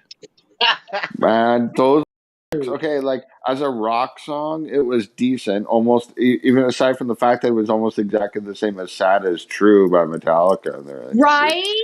But it It is wasn't definitely like Metallica. It was almost the exact same riff as "Sad but True." Obviously, Yeah, ripping off James That's the Hetfield. point. Why does everyone But miss it- this? It's meant to be like that. But it was And I not actually, fun. that's my favorite song by one of their last albums was Sad But True. "Sad but True" is a cool song. Yeah, Yeah. no, but the lyrics were so awful. Like they couldn't have been worse. no. They were bad. Aw. Admit it. Well, what I thought it was a no cool offense if tune. anyone actually wrote that, Yeah. like your friend or something, but Well, for you. it's cool to listen to, like, They're twice. kind of describing you though, E.T. I think that's why you don't like it. Oh. I actually take that back. You don't criticize people's art because you don't know where it's coming from. But man, that was hard for me to listen to. That's too bad. Was that sorry? Was that one of your friends, or did you write that? I take that back. I'm sorry. No. I mean, you can't like everything. That's unrealistic to, I mean, it's just not your thing. Yeah, it would Yeah. have been better if he sounded more like Metallica or one of these great. I think he sounded exactly like Metallica. No, it's not true. If it didn't sound like Led Zeppelin at Madison Square Garden, then it's not worthy. Then it's not That's worthy of all listening. music. So Well, I'm gonna first have to be inspired by the spirit of 1, 2, 3, 4. writing songs. Something like that. That was a serious "Sad but True" ripoff, though. Let's be honest here. But I'll be honest. I saw Zeppelin in '75 in Los Angeles at the Forum, and I believe it was better because I've seen the film of Madison Square Garden. I think the concert I saw in Los Angeles was better in '75. Well, I think it's better than anything I can produce as far as heavy metal or rock is concerned. Yeah, but I saw it in person. I could write a better song in 30 minutes and record it too. Go on Yes. then. I mean, See you in 30 minutes. Okay, why don't you do it? We'll see you when you get back. Dude, I do it all the time. That was a piece of shit recording. Okay. Whatever. You know what? I don't like criticizing musicians. Never mind. E.T., yeah. Are you qualified? No, one second. E.T., are you actually even qualified to make that statement? Absolutely. I've been making music since I was like 15 years old or 14 or something. But that is a well-recorded, So, like 2 years ago well-produced then? It sounds good. There was decent guitar tones. I'll give them that. And yeah, it was No, like but the well production recorded, quality but is like really good. very yeah, the sound quality was decent, but the creativity level was like at an all-time low. So you could do better. Hell yeah, I could. Okay, actually, Pardon me if I that don't agree. song he did, correct me if I'm wrong, that song that he did was very different from what he usually did. I feel bad now. This guy probably was doing his best. I feel Well, bad. no, I'm just kind of, I think Remember maybe that the first thing you said, dude? attempt- About go ahead, Jenny. maybe this is the first attempt with this genre, and it's not really, I don't know. No, it's not. That's because he's a But I hardcore see fan. what Elbo's saying. I mean, I guess, yeah, I could see both sides. I suppose for me, anyway. No, there I is was no a both dick. sides. E.T. doesn't know what he's talking about. I know exactly what I'm talking about, dude. I've been making music for like over 20 years now. That was shit. But Okay. you know what? I'm not. Also, one thing I have learned: I don't criticize other musicians for doing their thing. I was going to say And so the I first take point back that you what I made. said. The first point that you made before all this other nonsense that you did not need to say was, don't judge art because you never know where it's coming from. I'd stick with that part. Next subject. But the production is objectively good. This is The what's confusing production me. is objectively good. I would agree with that. Yeah, I okay, just think so then- on a creativity level is the only thing I was criticizing. And then I learned after I spoke that I shouldn't have even brought it up at all. Ah, well. Aside from the fact that it was a blatant Metallica ripoff. That was the point. Oh, Come on, bro. So is it like comedy then? Satire. Now at this point? Yeah, It's satire. Yeah. Okay. I actually tried to take it seriously, so I guess that was my fault. Then Maybe he just doesn't know how to listen to truth music yet, because that was high quality. I'm an audio engineer myself. That was high quality recording. I don't know what the fuck you're talking about. Yeah, that's exactly what I'm thinking. Like, if I'd have produced that, I'd have been with it. Yeah, well, and the lyrics and everything. Like I'm saying, it grabs your attention. No, the lyrics were not. This is the thing, Glat, is like, I mean, Those were I'm not good also a qualified lyrics. music producer, right? So for me, I'm actually normally quite harsh about these kinds of things. But when I listen to that, it's just every element of it is good or better. Like every element, you know. If I'd have made that myself, I'd have been delighted. And he pays a lot of money to do that, and he's knowledgeable, so it makes sense. I take back even bringing it up in the first place. Well, you can't. It's recorded too in like 5 or 10 different places. Well, I don't really care, but go back and listen and maybe do a little self work. That's all I'm saying. Like that make that song, right? And you never heard that song before. I'm pretty sure you would have liked it, but because you've got something to A and B it with, right? And then there's that. It's all, you know what I mean? It's. You're absolutely right, ET. It's trash music. If ET's been making music for 20 years. Hey, man, how many followers do you have? Shouldn't we give a listen? Shouldn't we give a listen? Come on, you guys. How many followers do you have? I already told you I regret criticizing that. Exactly. Yeah, Can't answer the question. One go. Let's let it go, please. I could have just kept it in my head, and I chose not to, and that was a It's mistake. okay. I get Don't it. let them shame you, man. Frozen songs next.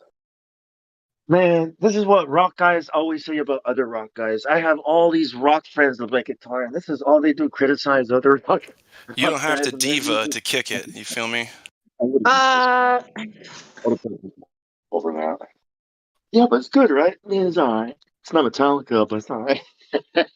Well, we It's none of his definitely business, don't want to agree honestly. with everything and say everything sounds great when it don't. We don't want to be doing that. I mean, Yeah, that's why I'm a little ashamed by my outspoken opinion.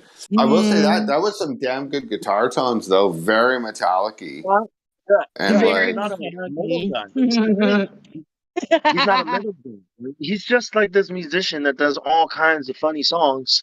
And, you know, I mean, he kind of nailed this one. It was funny, you know, but. yeah, he nailed it. Yeah, this got blown out of proportion, I think. Well, yeah, it did. it's uncomfortable because you're the first person who's ever said that it's not good in any way, and so It's I not think good. It's the lyrics that really got me. It was the style I found very uncreative, and the lyrics really kind of angered me.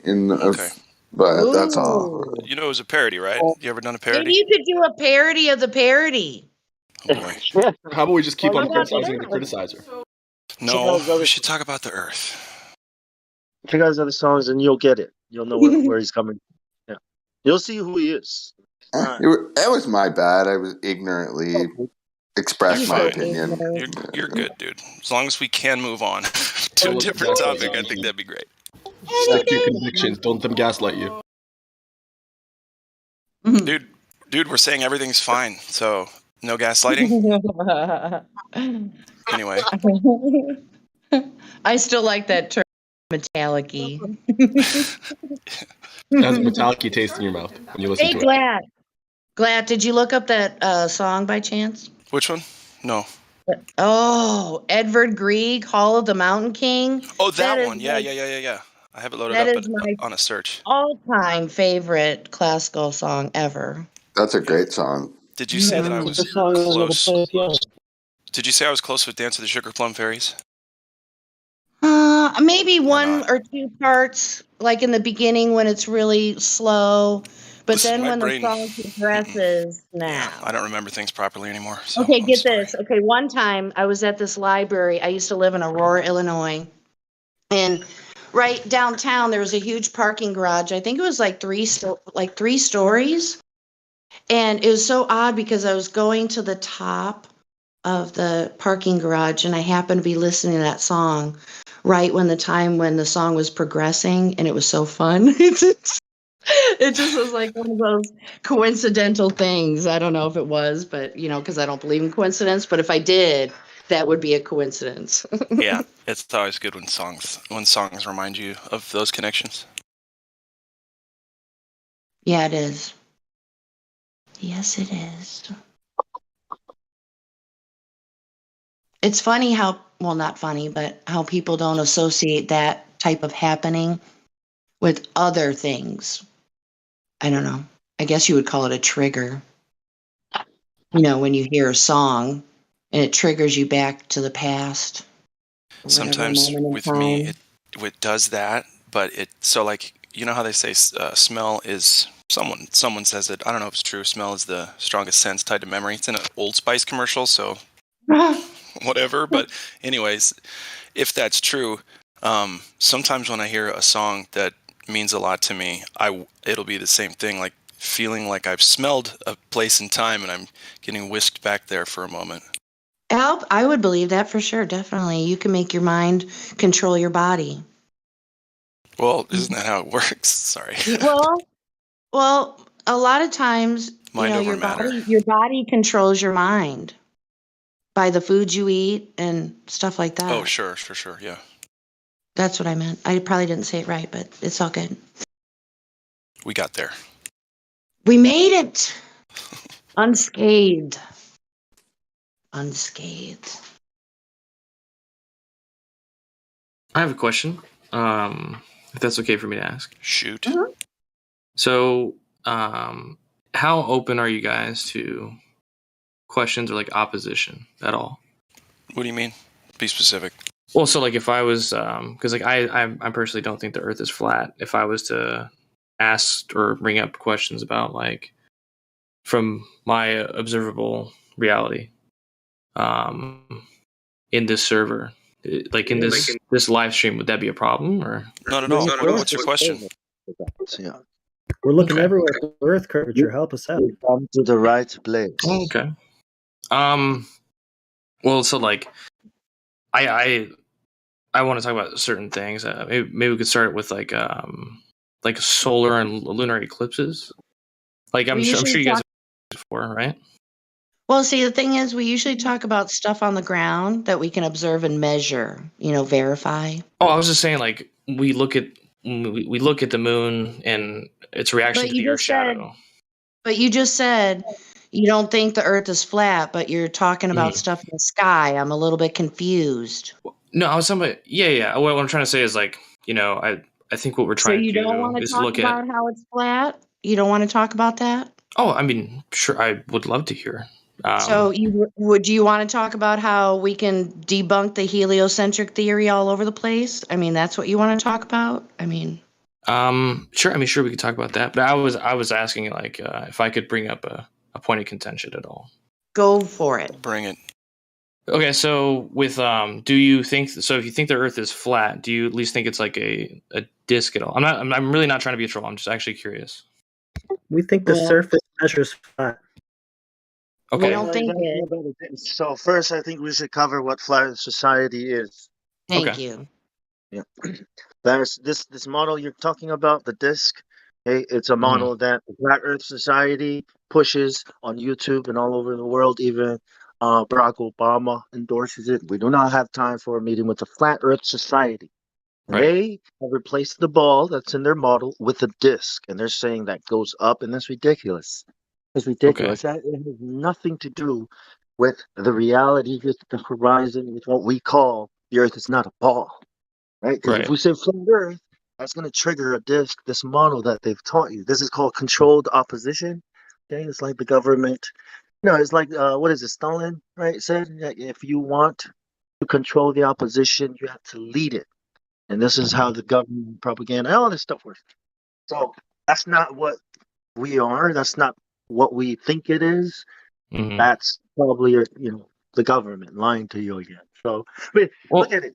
Vsauce promotes this. Vsauce spent a whole goddamn episode on this model, not even addressing anything that we're about, right? So the Okay. government is promoting that. I wasn't trying to do that at all. What I was trying to say is like for when the Earth's shadow is put onto the moon, it have a curve. So if It's a I was lot asking, of presuppositions, man. It's at least 2 or 3 in there. right? So when you say I'm okay. Earth's shadow, right? Are you saying Right. that it's a ball? I would say it's at least has a curve to it. All right, then let's talk Maybe about it's a disc in this circumstance or a ball. Help us find the curve. You've been looking everywhere. Are you able to see the live stream voice text, American homie? What is that on YouTube? No, the American the hashtag live stream voice text is directly above the live stream where you're at now. There's a hashtag live stream voice text. You need to watch in there because we're dropping links and text and memes and information for you to the live stream voice text. I'm in there right now. Good. Follow along with the conversation. So we're going to be dropping some links for you in here. Okay, awesome.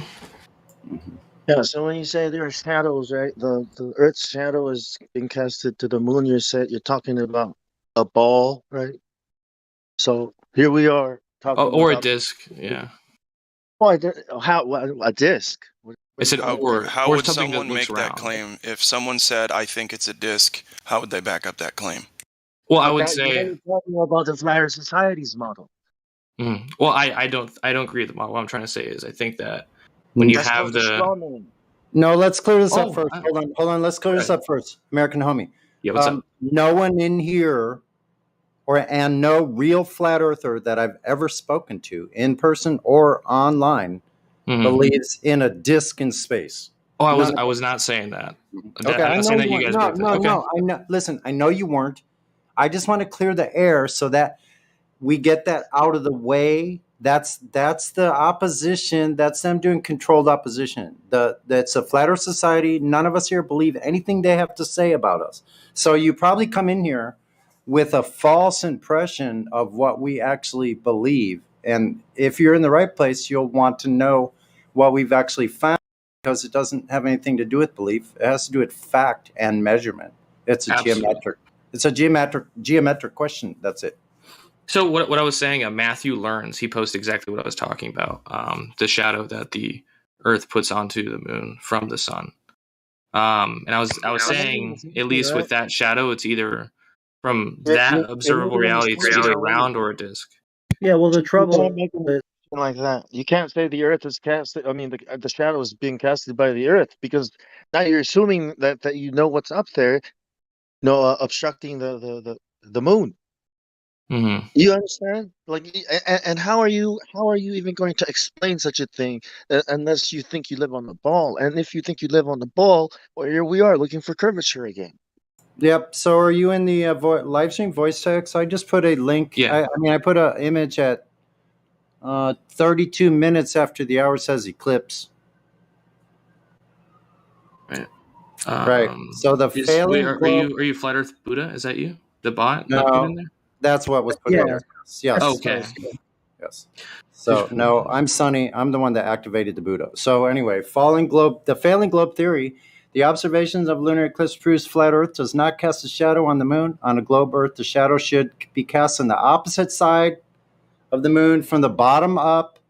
But in the Selenelian eclipse, what we see is, in the image to the left side of this picture, is what we actually see many, many times, has been recorded.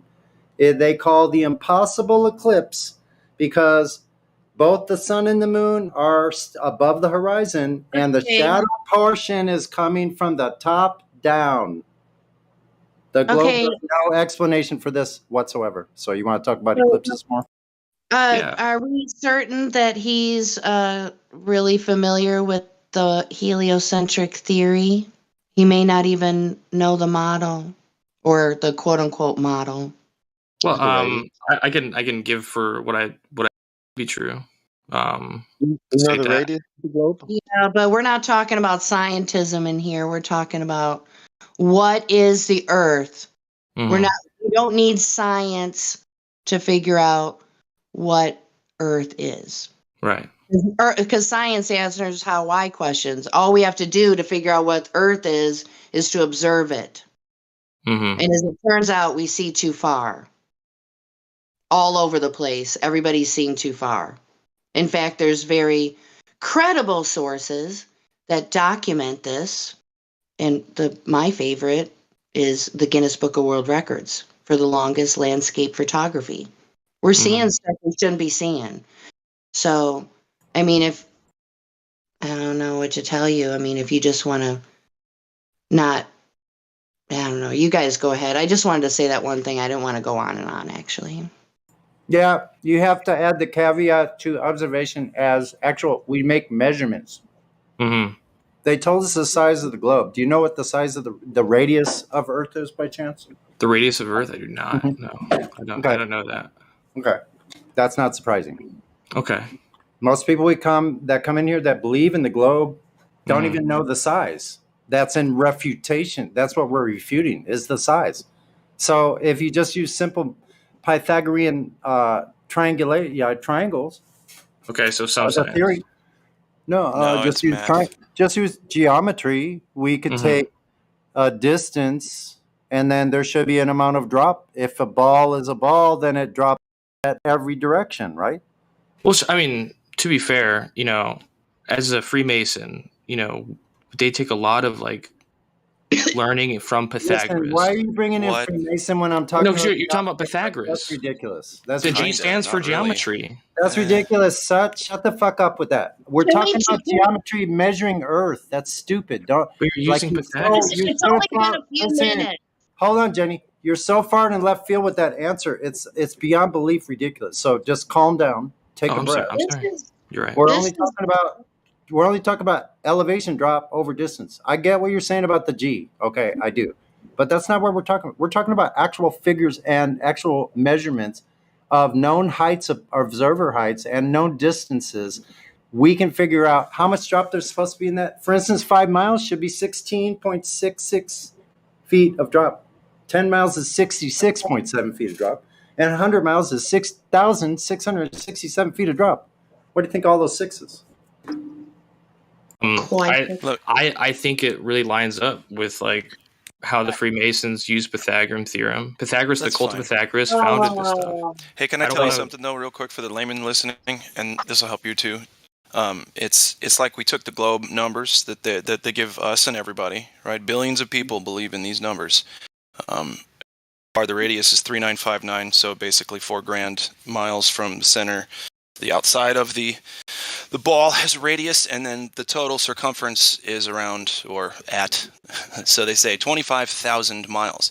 Now, that may sound big, but it's finite. And at some point, especially given the math that we're told to believe and then went out and debunked, we're not supposed to see the things that we can see.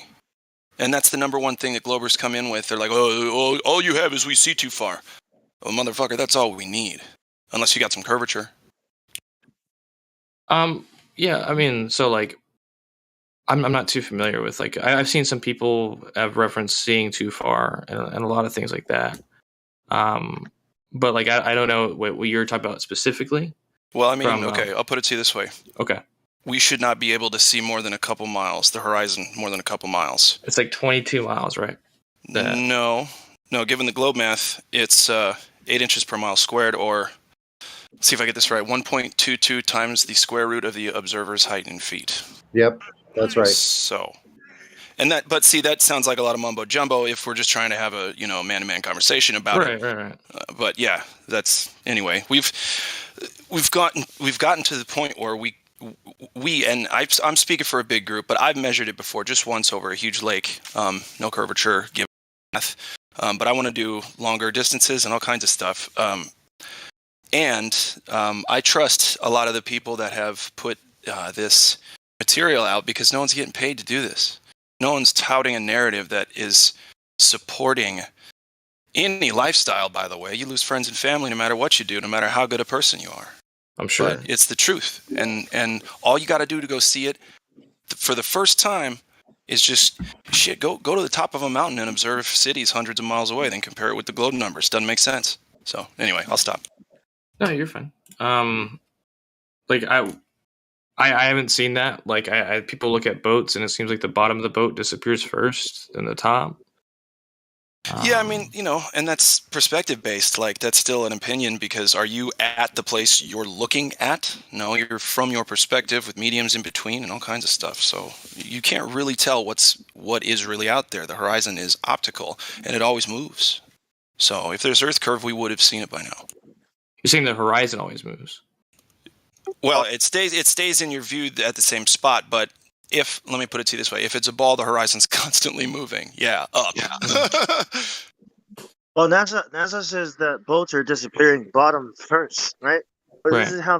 This is perspective. This is how things do disappear on a flat surface. But it is also true that if it was a ball, it would be disappearing bottom first. But then, like Glatflom just explained, right? This actual physical thing that it should be disappearing over is not there. The horizon is all the way back there, and things will always still disappear bottom first on a plane. It's perspective, and the higher you go, the more you'll see. That's how the horizon moves back on a plane, not on a ball. Oh shoot! If it was Earth curvature, it would always be disappearing at a specific distance, which it doesn't do. The whatever Black Swan, that last one, that is exactly what I'm talking about. The bottom of the platform is disappearing before the other one. Yeah, but the horizon is way further back. So what are you forgetting about perspective and how the bottom portion of your vision ramps up as well as the top ramping down? You're forgetting about perspective altogether? Oh, I mean, I would just say that's observing.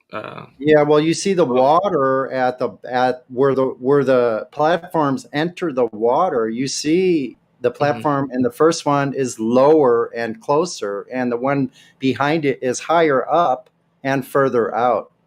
How is that possible on a ball? Because as things go farther out, we lose sight of like the lower portion. Yeah, it's supposed to be dropping off at 1.22 miles. I mean, I don't see the guys with the rulers on these platforms. It's hard for me to tell that's the actual height. You're forgetting what the observation's about. You're forgetting that the horizon can't be where it is in that picture if that's an Earth curve obstruction that you're talking about. Question. So I'm new at this, but when you are, say, looking at space from the ground, why, when you look at other planets, do you see more of like a sphere shape, like, say, taking pictures? You don't see a sphere shape. You don't have the ability. You don't have stereoscopic vision. Our eyes cannot possibly determine a difference between a circular light and a sphere. Impossible.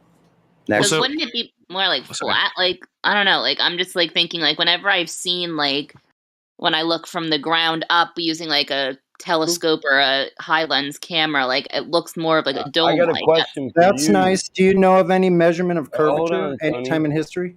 I got a question for you that applies that. What do you see here on Earth that implies similarities between Earth and what you see in the sky? Yeah, take a look at the images.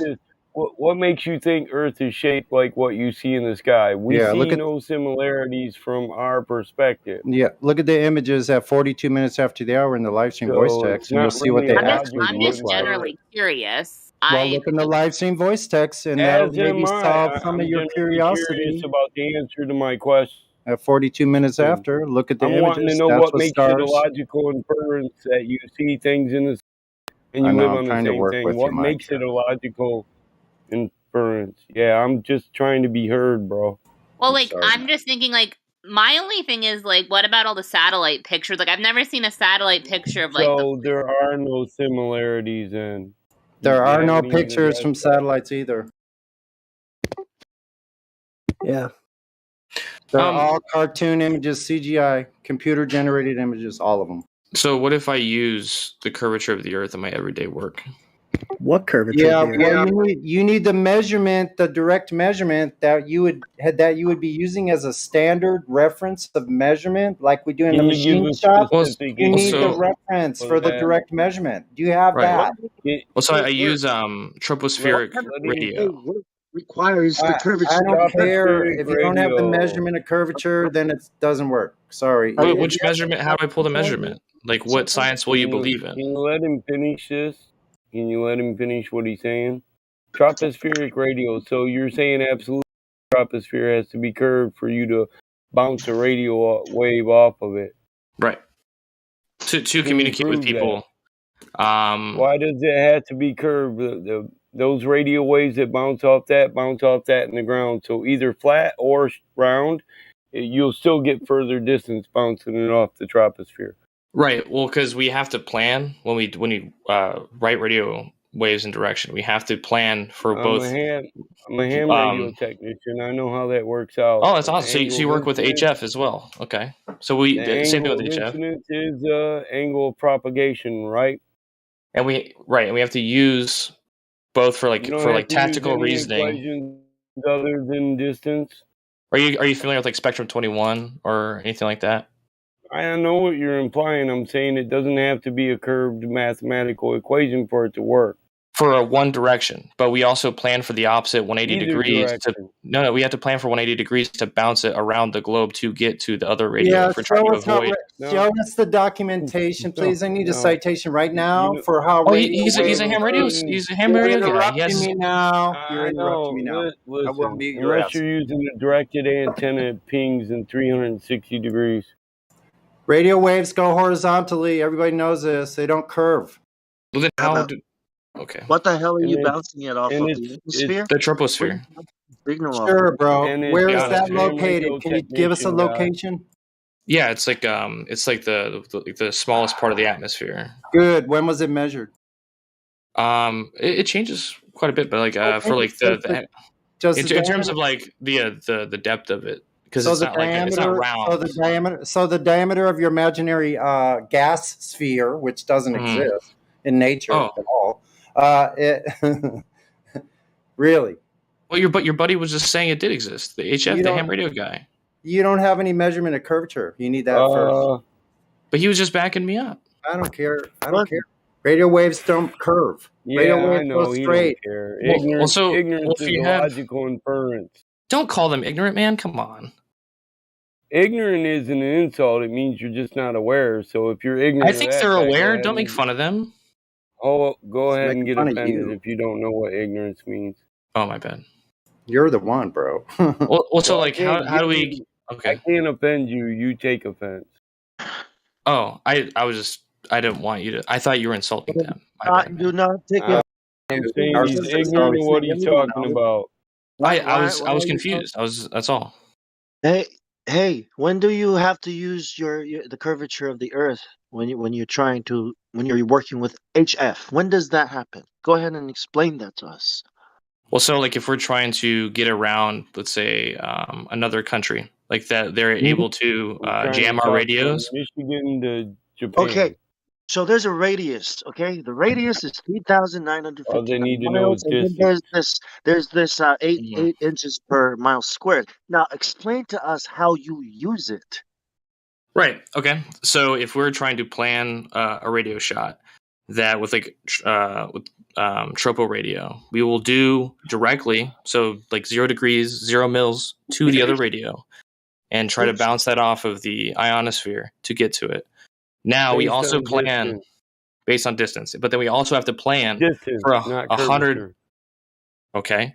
Then we also have to plan for 180 degrees, turning the I don't know the radio why, around the transmitter. As long as the transceiver, they're all transceivers.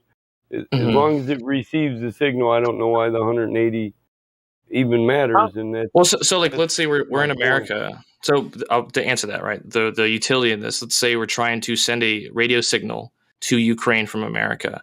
Would we want to over Russia where they could flood the airwaves and jam that signal, or would we do 180 so we could bounce it off the ionosphere to get to Ukraine, around Russia, around the globe? No, you just go across the sea, the undersea cables that go in every direction. You could choose whatever ocean you want. Still fly horizontal, bro. Radio waves. Yeah. Oh my God! This is why you can't ever address a specific point. Never mind. I'll holler at you later someday, bro. We can talk about radio waves. Yeah, I would love to, man. Awesome. Draw a sphere and then show us the angle that you shoot it at, and show us how it bounces, where in the ionosphere it bounces off of. Show us that bullshit. Go ahead. Let me. Oh, and by the way, it doesn't have to be a ball in order for bouncing to work. As a matter of fact, if it was a ball, it would be a lot more difficult, maybe even impossible to do what you're doing. But you're shooting straight into space, dude. Are you serious? Yeah, that's my point, Bong. It's harder to hit a specific spot because the angle of incidence dictates the angle of propagation. So it's almost impossible to hit certain direct areas. Yeah. So what is it bouncing off of then? What is this ionosphere it's bouncing? Why would it bounce off the ionosphere? Well, the implication is that these radio waves bounce off not only the ionosphere but the ground also. Right. And you work with HF, so you would know this, right? Well, I do know it. I can talk from Florida to Hawaii, from Michigan to Japan. Yeah. I have call letters. Absolutely. And so it's just using that same technology, but we have to plan for both two opposite directions. We don't have to. Well, in the military, you do. That's what I'm trying to say is like to avoid certain countries, like sending radio waves over their country. Talking to a combat veteran, so yeah. So you go back in to communications. In communications, the only thing we're worried about is jam signal, and that's the interruption of the signal between the transceiver and the receiver. Right. So what if you could send from the transmitter to the receiver in another direction to get around the people that would be potentially diffusion dictates it. It's always going to happen. It's going to come in from multiple directions because of diffusion and the fact that it gets scattering. But I'm also saying, yeah, that's what I'm saying. Like we have to, we plan for both. Just float up reflector dishes on hot air balloons and not even worry about the troposphere for a direct communication over 6,000 miles. You know this, right? And we used to use pigeons in World War I. Yeah, like we can advance and do better things. Yeah, now we use this was a long time ago. There's no reason to be fucking bouncing signals inefficiently all over the goddamn place. It's only you just your space religion. Ridiculousness. Yeah, we have technology. We don't even have to use that, Bong. You're right. That's one of my points. If you just up the amount of watts you're putting out, you don't need to go a skip wave. This is called skip wave. You don't need to do that if you just get a directional antenna that goes in azimuth 360 degrees and up and down, and you up your wattage. You don't have to bounce off anything. You just point it directly at it, and over 1,000 miles, I can point right at Hawaii because I'm kicking 10,000 watts, and I don't need to bounce it off the ionosphere. Well, I mean, yeah, you're pushing some serious DBMs and shit, man. But that's also with HF to only Hawaii. You know, what we're talking about is planning both, direct communication, which HF is really good for, but also using tropo radios to do for both direct and 180. And spillover, and how about this? Can I ask you a question about RF? The calculation is about spillover for the 180 degree. Of course, man. Can I ask a question about RF? Yeah, of course. Yeah, do you know anything about a radio direction finder for navigation? So were you? I might be familiar with what you're talking about, like the things that are only good up to like 5 to 10 miles that they use to detect movement. Communications officer? No, I'm actually in school right now for spectrum manager. It's to detect radio signals. Beacons that are blowing their beacons from freaking jetties, buoys, land objects like rocks offshore, hazards along the coast. Like there's they're beacons.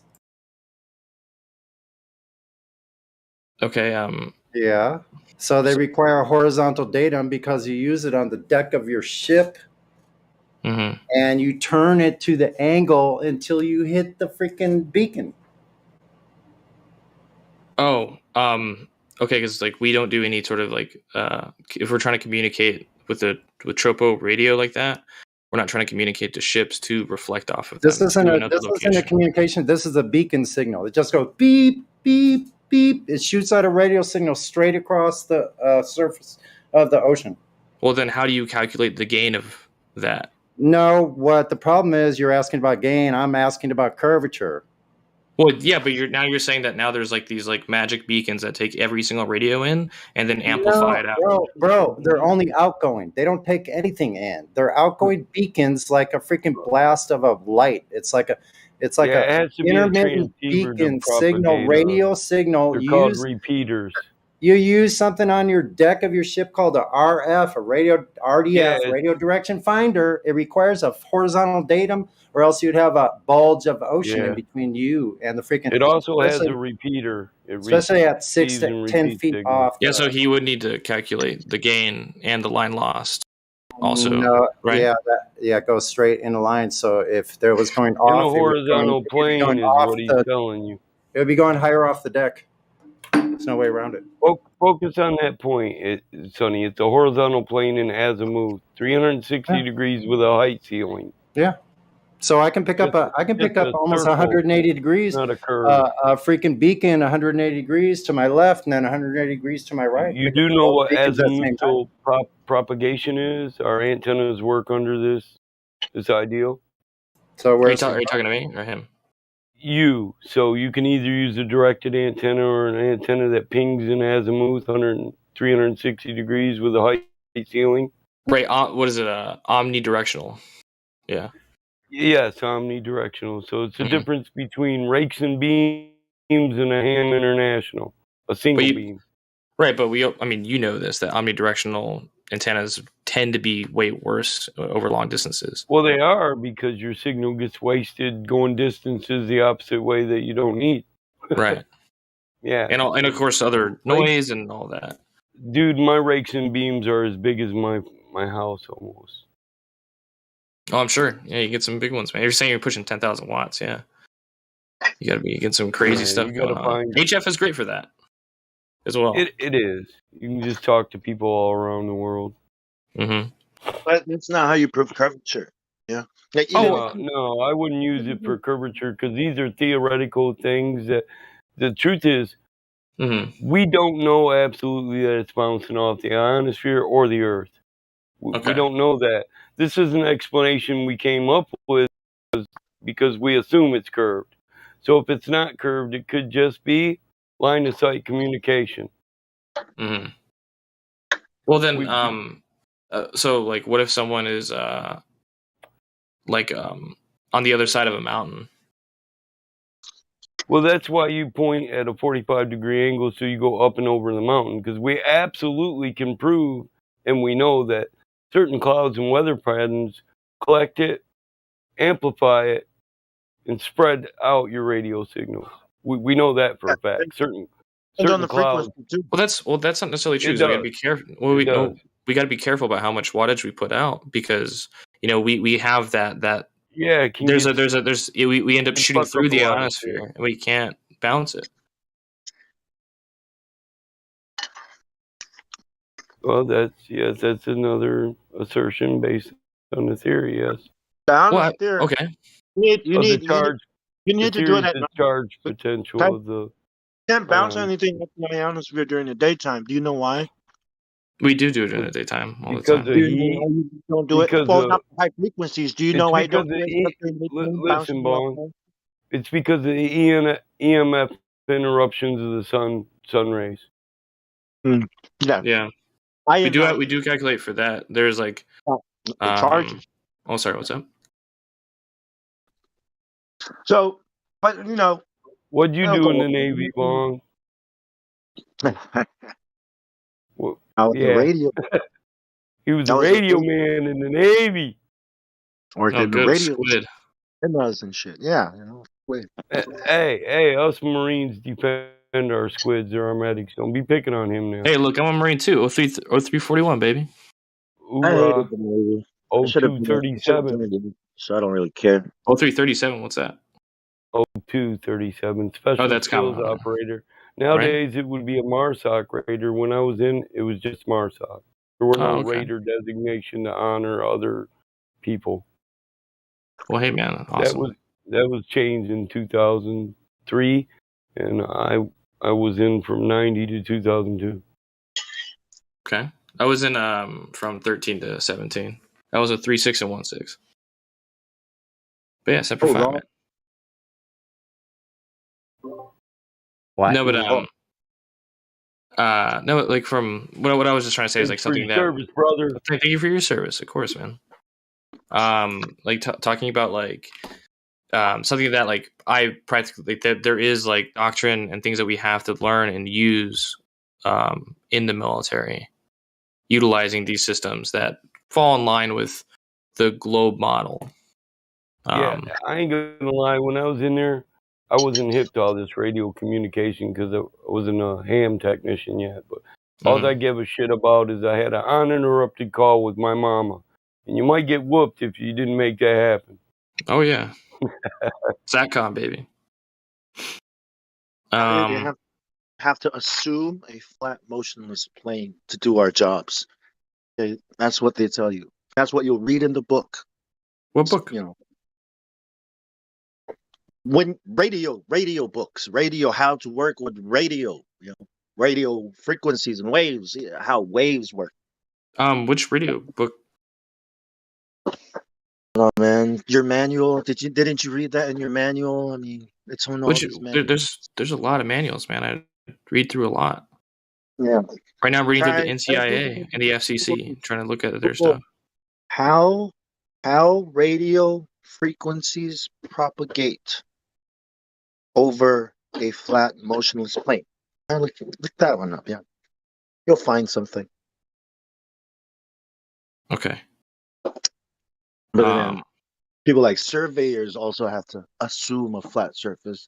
People like pilots, people who work with long distance, they have to assume flat surfaces. So that's why I was like, what job? What about naval navigators? How do they do that? Because if they can plan 390-degree angles and end up where they started. Well, yeah, that's how like going around the table, right? Like a circle, like a clock. You got your like a triangle.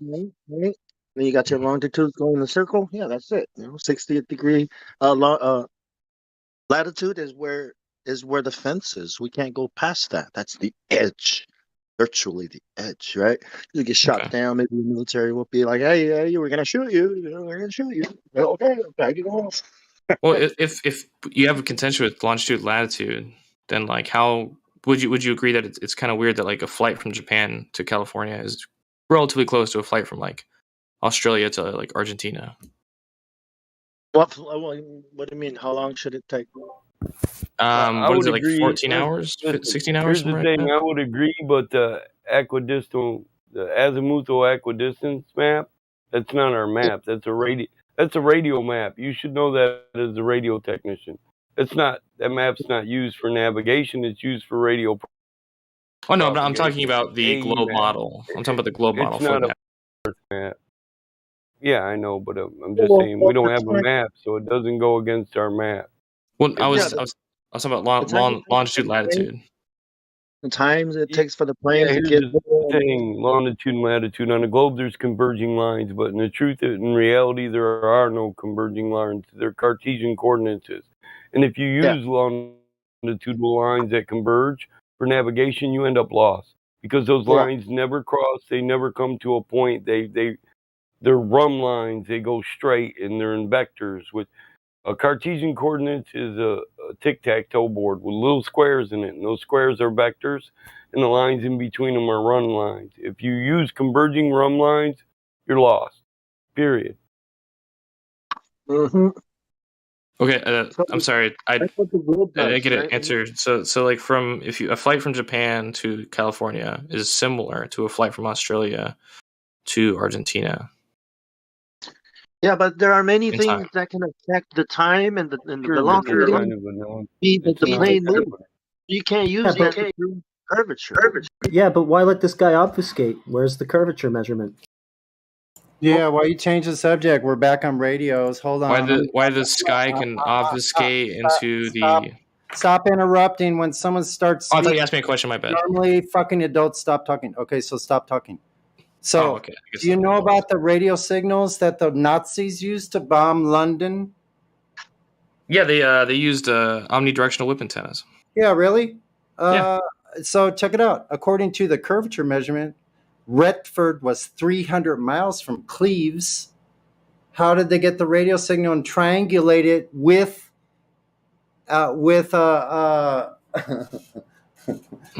latitude and longitude that some of the Brits picked up, but the administration and the higher ups in Britain said they could never bomb us because to triangulate from southern France to up in Scandinavia, Norway, where they're sending the signals, Amsterdam, I think.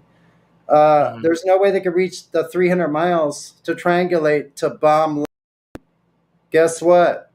The Brits were wrong. They used that. They don't use any curvature measurement. It's a straight line of sight, and they fucking bomb London. Oh, I mean, with are you talking about like the V1 and V2 rockets or V1 rocket? No, I'm not. I'm talking about bombers, aircraft, picking up radio beacons with RDFs, 300 miles.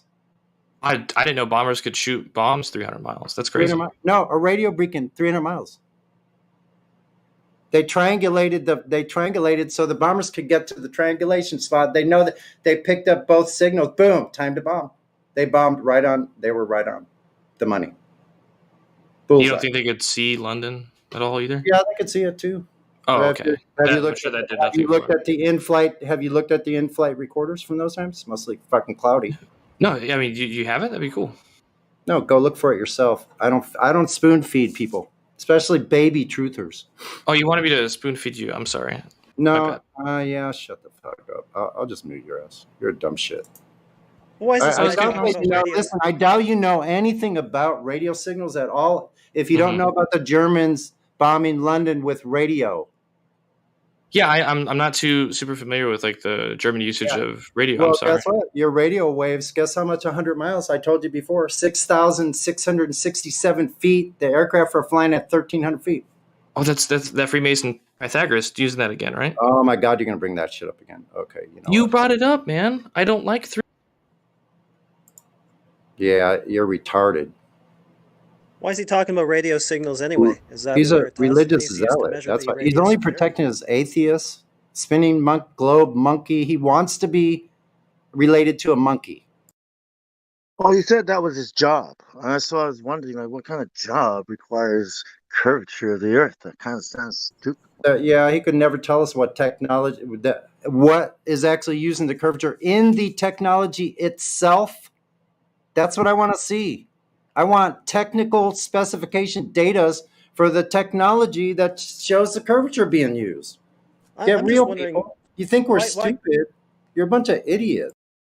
Coming in here like that. Listen, pretending to be a radio technician. Think about the deception. Think about that. The guilefulness of that. I mean, is this how their heliocentric priests measured the curvature with radio signals? Is that what Al-Biruni did? I'm asking. I'm just trying to figure this out. No, it's easy to figure out. Anything but the curvature of Earth's surface. They'll try anything but that. Okay. Go anywhere but the direct issue in question. Gotcha. Yeah. See how he did that? Thinks he's slick. Yep. He's a freaking moron. There's some guy on YouTube, try to show you how you bounce things off a ball. That's not how you prove the Earth is a ball. We do that every day before people saw it. It's a ball. It's not how you prove ball. Well, what do you mean? That's how Eratosthenes did it. You know how the final thing for me was not finding a single launch of any rocket where the camera doesn't cut out. That was it for me. I was like, you know what? I mean, if this isn't them trying to hide something, right? Like, what is? Like, what proof? How can you show us that the Earth is a ball? Especially if NASA, billions of dollars, man, every day. I mean, every year. Like, what is it, $62 million a day? Right? And you can't show you anything? What do we got to do now? We got to talk about magical freaking concepts from like... Yeah, they can't provide all this work and they can't provide a measurement of curvature.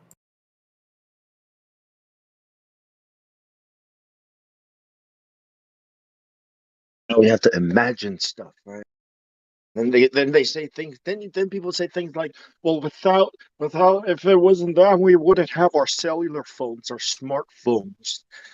We wouldn't have cars if the Earth was. I was like, what? What is this? Stupid on stupid or some shit? Like, what the fuck? What are you smoking? Sorry, I got a little. Smoke another one.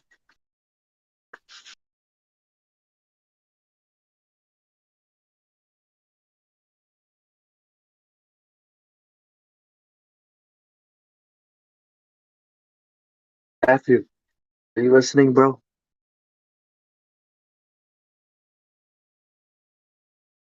Yeah, I'm sort of listening. I'm working on pictures and stuff like that, but yeah. I mean, even we are trying. Okay, we're trying to find the curvature, right? We're trying to help prove it's a ball. We're running into problems, right? And it's like, hey, look at these problems. And you're like, what problems? I don't see any problems. Like, they told me there wasn't a problem. It's like, look at these problems. Yeah, it is complicated, so I'm not super surprised if it's hard to understand. I would say that they're more a problem of understanding than problems, is how I would characterize it. Okay, well, this is what I mean. Like, let's say there is a table like in front of everyone, right? And we are being told that it's a ball, right? And then we say, but it's a table. And then you say, we don't know that for sure. We can't know if it's a table or a ball. But if we look at it, it's a table, right? I mean, don't you think that's a problem? Yeah, definitely. You have to look at it and see where the evidence points. And if we look at it and see it's a table, not a ball, then what do we say? Then it's definitely a table, not a ball. If you see a table instead of ball, then that's what it is. If that's what you see. I agree. But but if you're talking about the Earth, then there's other things that come into play. Like what? Distances to cities. Like here's the sextant thing. Okay. Where'd the radio guy go? Probably Narnia. He got muted and left. You guys put the Marine. Damn. I didn't mute him. I think it was Sonny. Sonny probably got him. He seemed like the civil guy. When I checked him in, we had a good conversation, and then I joined later after checking the rest of them in. We had 3 new people to talk to, and like they were new. They admitted all of this. They had no idea. And everybody just piles on to them. Like, I told him in the check-in, yeah, you need to provide evidence, but screaming at them when they've admitted that they don't know, I don't think is a very effective way to spread this to people. And it seems to be a lot of this. Like, why are we allowing, Elijah made a really good point yesterday. Why do we allow these guys to trigger us? We need to stop doing that. And that's my 2 cents. Well, thank you. I wanted it. I was wondering where that guy went. Other than, difference in belief, he seemed like a nice guy. Yeah, can I just say, if you can't hold your temper, could you please go on mute? I'm on mute a lot because I can't hold my temper, so therefore I mute my voice. Let others do it. Yeah, agreed. Agreed with all of the above. I thought that the way he was dealt with was pretty aggressive, to be honest. I didn't enjoy listening to it.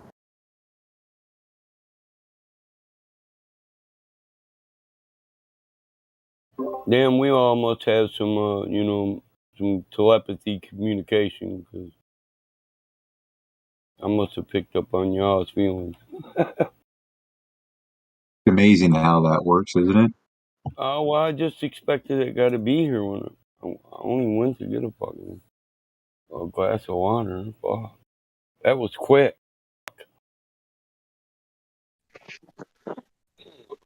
What we didn't like is he changed the definitions of words, which Crack touched on earlier, and he changed the definition of words, so we're asking for proof, and then we want to argue semantically about words and definitions change with usage, right? It depends on how you use a word, which way it's defined.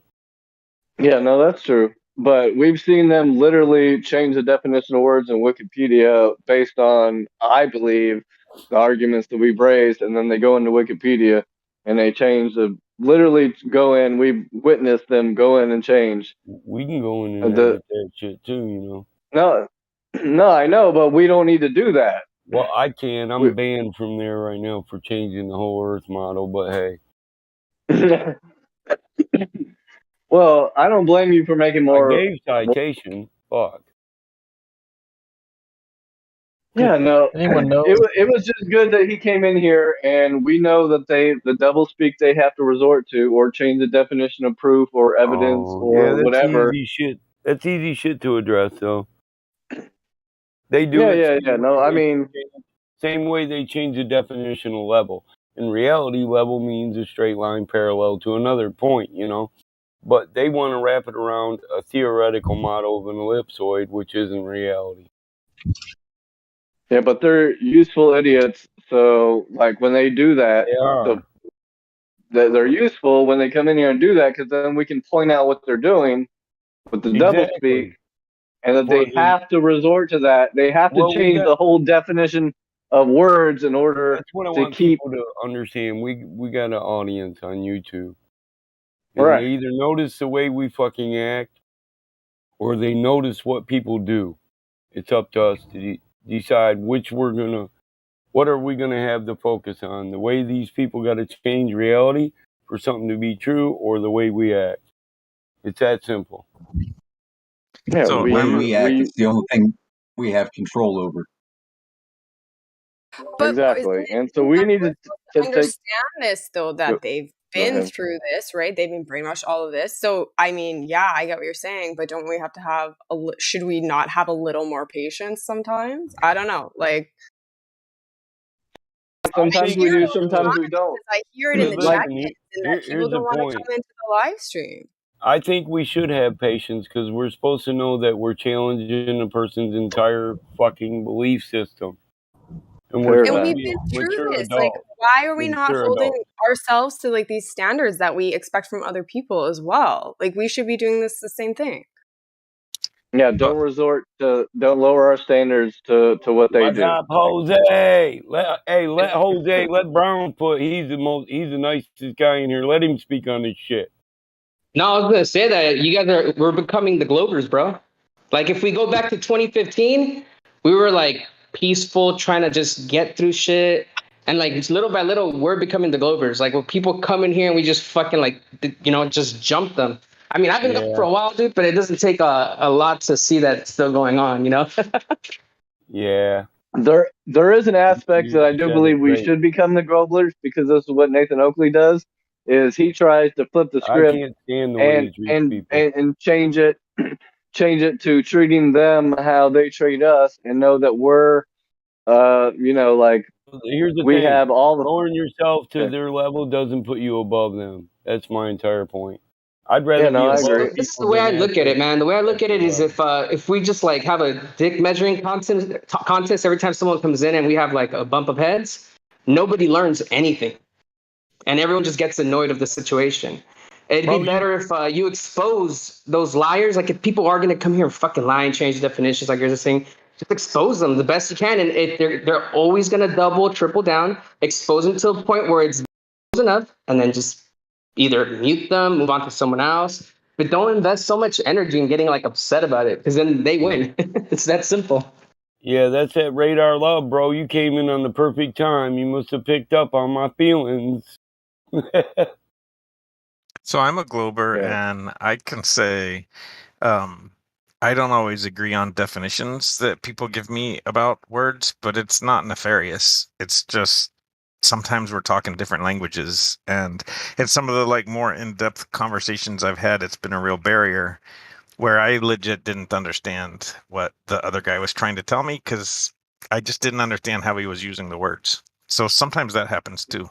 Really like It sincere does, but the misunderstanding. problem is it's not supposed to happen with English because words are defined in a specific manner. Colloquially, you will have multiple definitions because of usage. So if you formed a proper sentence and it's both coherent and cohesive, there shouldn't be a semantical problem of communication because the word is specifically defined by the usage in the sentence. Yeah. Otherwise, it's not a perfect, grammatically perfect sentence. It's not coherent and cohesive. Come on, we all took grammar, right?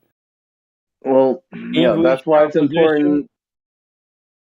That's why it's important to define our terms going into things, because there is colloquial term, like just in the context of science, of colloquial theory and scientific theory. So you just have to define your terms before going into it. And so sometimes we have to take the I time to actually say, disagree with that. The English language is specific for the means of communication, and they're already specifically defined. well, it's just like we have a whole different dictionary. That's why there's Black's Law Dictionary and the Webster's Dictionary. Is we have English dictionary, and then we have a whole different dictionary. So we have to But say, 9 times are out we of 10 using in Black's law, Law, or are we using Webster? Are we using science yeah, terms, 9 or are we times using in law, colloquial terms? those definitions reflect the colloquial definition just more specifically. As it, because legal I agree words with are you, all but about action. Everything is action. yeah, That's I why agree with you. I just think we define our terms before we say them, and which context we're stating in them, if because I got to context is define to you everything. what run means when we all know what run means, then Can I add like honestly, two things to no, the because to honestly, I'm run pitching a past the computer. fucking plate, and I shouldn't be throwing a pitch to that person. If you say to run a computer program, that means something different than the human To body make it running. move. No, it doesn't. It's a But movement. you have to. I understand that they relate to each other, but you have to define the context in which you're They're both speaking. actually it's an action. I run a computer program or I run down the street.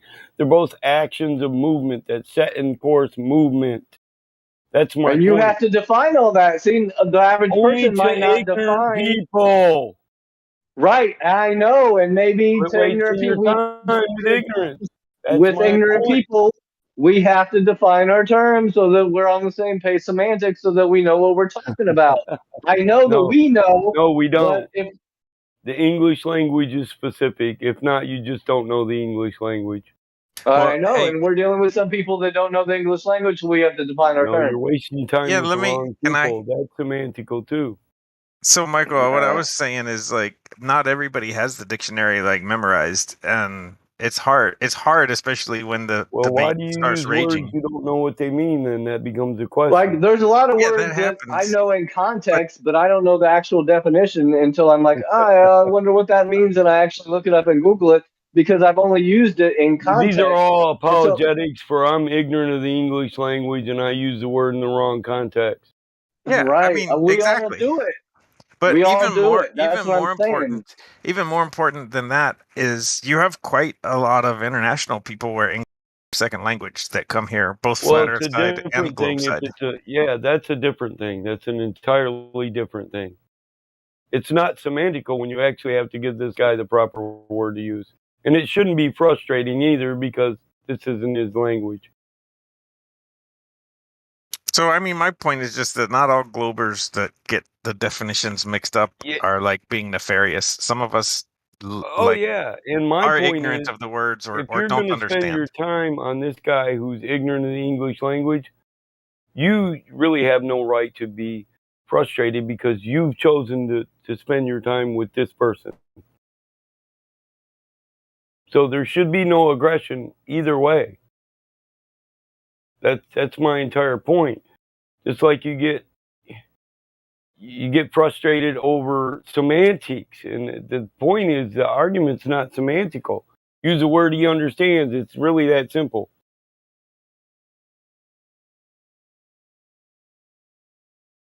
Hey, is Ronnie there? Crypto? Hey man, how you doing? Hey man, I just wanted to congratulate you for being in a country that is a super cuck country, but suddenly surpassed the United States by not being so cuck and releasing all their bullshit. Congratulations, you guys are cool. I might need some context for that. What are you talking about specifically? The things we're not supposed to talk about. I don't know if I have misinformation, but I've been following a lot what's going on over there. Supposedly, your guys' prime minister or whatever got rid of a bunch of the nonsense over there. Oh yeah, that is true. Yeah, I see what you're saying now. I'm gonna have to disagree with that. You're still not cool. We're still pretty cucks, to be fair, but just not for that reason. I'm just trying to be a right proper cunt, you know. Well, don't worry, that's still true. I know. We just don't get to use that word that flamboyantly here in America. Somebody fuck around and want to whoop somebody's ass. Adam, you have the worst UK accent, I'd say. Battlemod's foreign accents all sound like Indian. I wasn't trying to be foreign. I was just saying right proper cunt. I'm here to accept my reprimand. But hey, all of them, they sound like Canadians, That's better. That's You better. sound like a Canadian essay, like a Mexican Canadian. Essay. Get the maple syrup, vato. AET is a Canuck, How do you even do a Mexican Canadian accent? I don't even know where to begin. Oh, see, chingala, orale. See, I was ooting the boot, orale. And these vatos were treading on my set, That's You actually just put pretty maple good. syrup on your enchilada. So I had to hit them with the moose, Told them, hey, go back to your hoots, vato, before you get shivved. Okay, that's decent. I'm gonna shiv you, That's a Mexican Canadian right there. Wow, Oh, never you heard that freaking before in my hard. life. That's amazing. Pinche way, eh? I'm gonna shiv you, and then I'm gonna go have pancakes and maple syrup. We'll go get a 2 for, We're going to Timmy's, vato.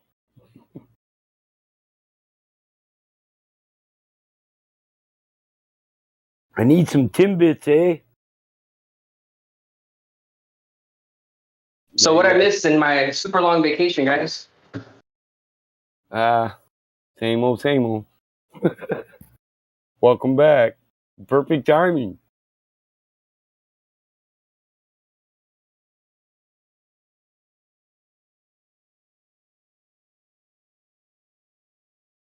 They're all nervous now. The nicest admin's back. He wants you to be nice too, Still going, hey? Oh, Lord. No, all joking aside, it's good to hear you, Jose. You got everything took care of in your life? Yeah, man. I've been on I've actually have a schedule that like has been taking a lot of my time. I don't know if you guys know this, but I decided to move not like about a couple like since October. Me and my girlfriend got a house. And I've been maintaining a house is not the same. I've always lived in apartments with her or condos where like I didn't have to mow grass or maintain anything. Now I have to like mow my lawn. I got to freaking, upkeep the house, which is a chore of itself.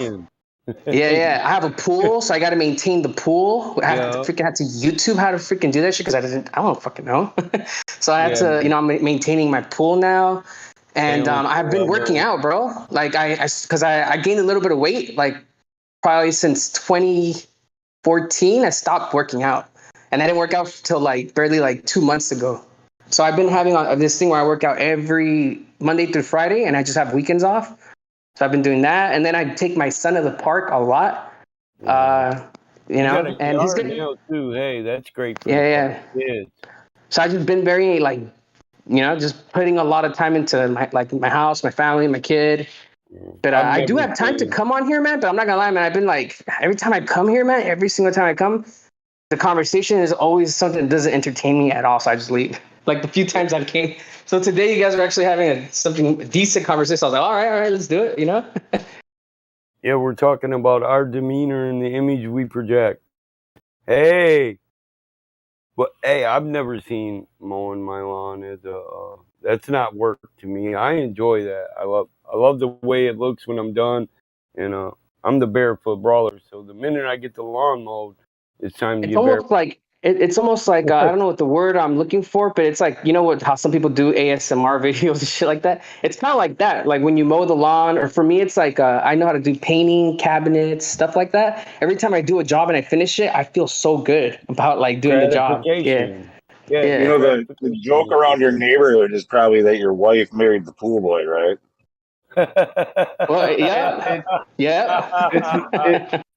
It's meditation. So playing golf or fishing or gardening or mowing the lawn is a form of meditation where it kind of blocks out all your things and you're just focused on one thing, and it's a form of meditation.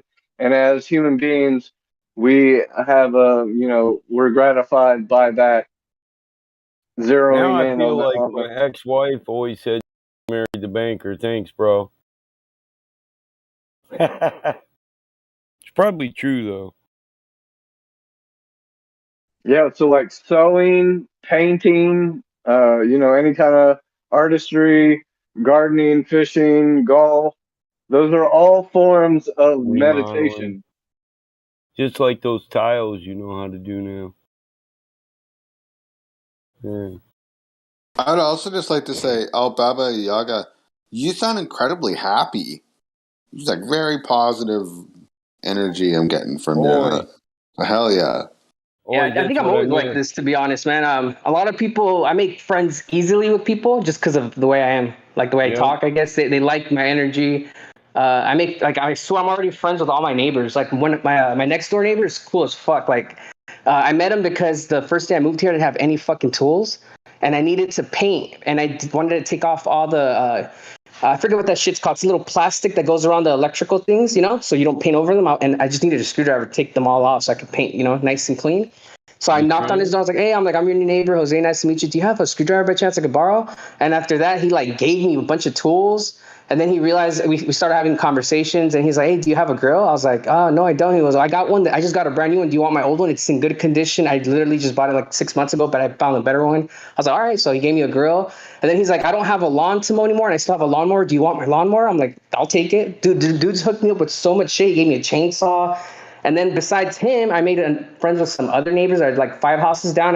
They have a daughter that's like the same age as my son, so we set up play dates and stuff. So yeah, I'm a very positive person. I'm always I'm always trying to be in a good mood too. Like I don't let shit bug me. Now you're in a community and not a fucking complex. That's always it's better life. It's more American. I don't like you stack everybody on top of each other and right close to each other, and they're always pissed off. Everybody got a yard in a neighborhood park, and people are a little more, they're happy with what they spend their money on, so they're more social. I can't stand on social neighbors. And that's called a switch plate or outlet covers, what you took off the electrical.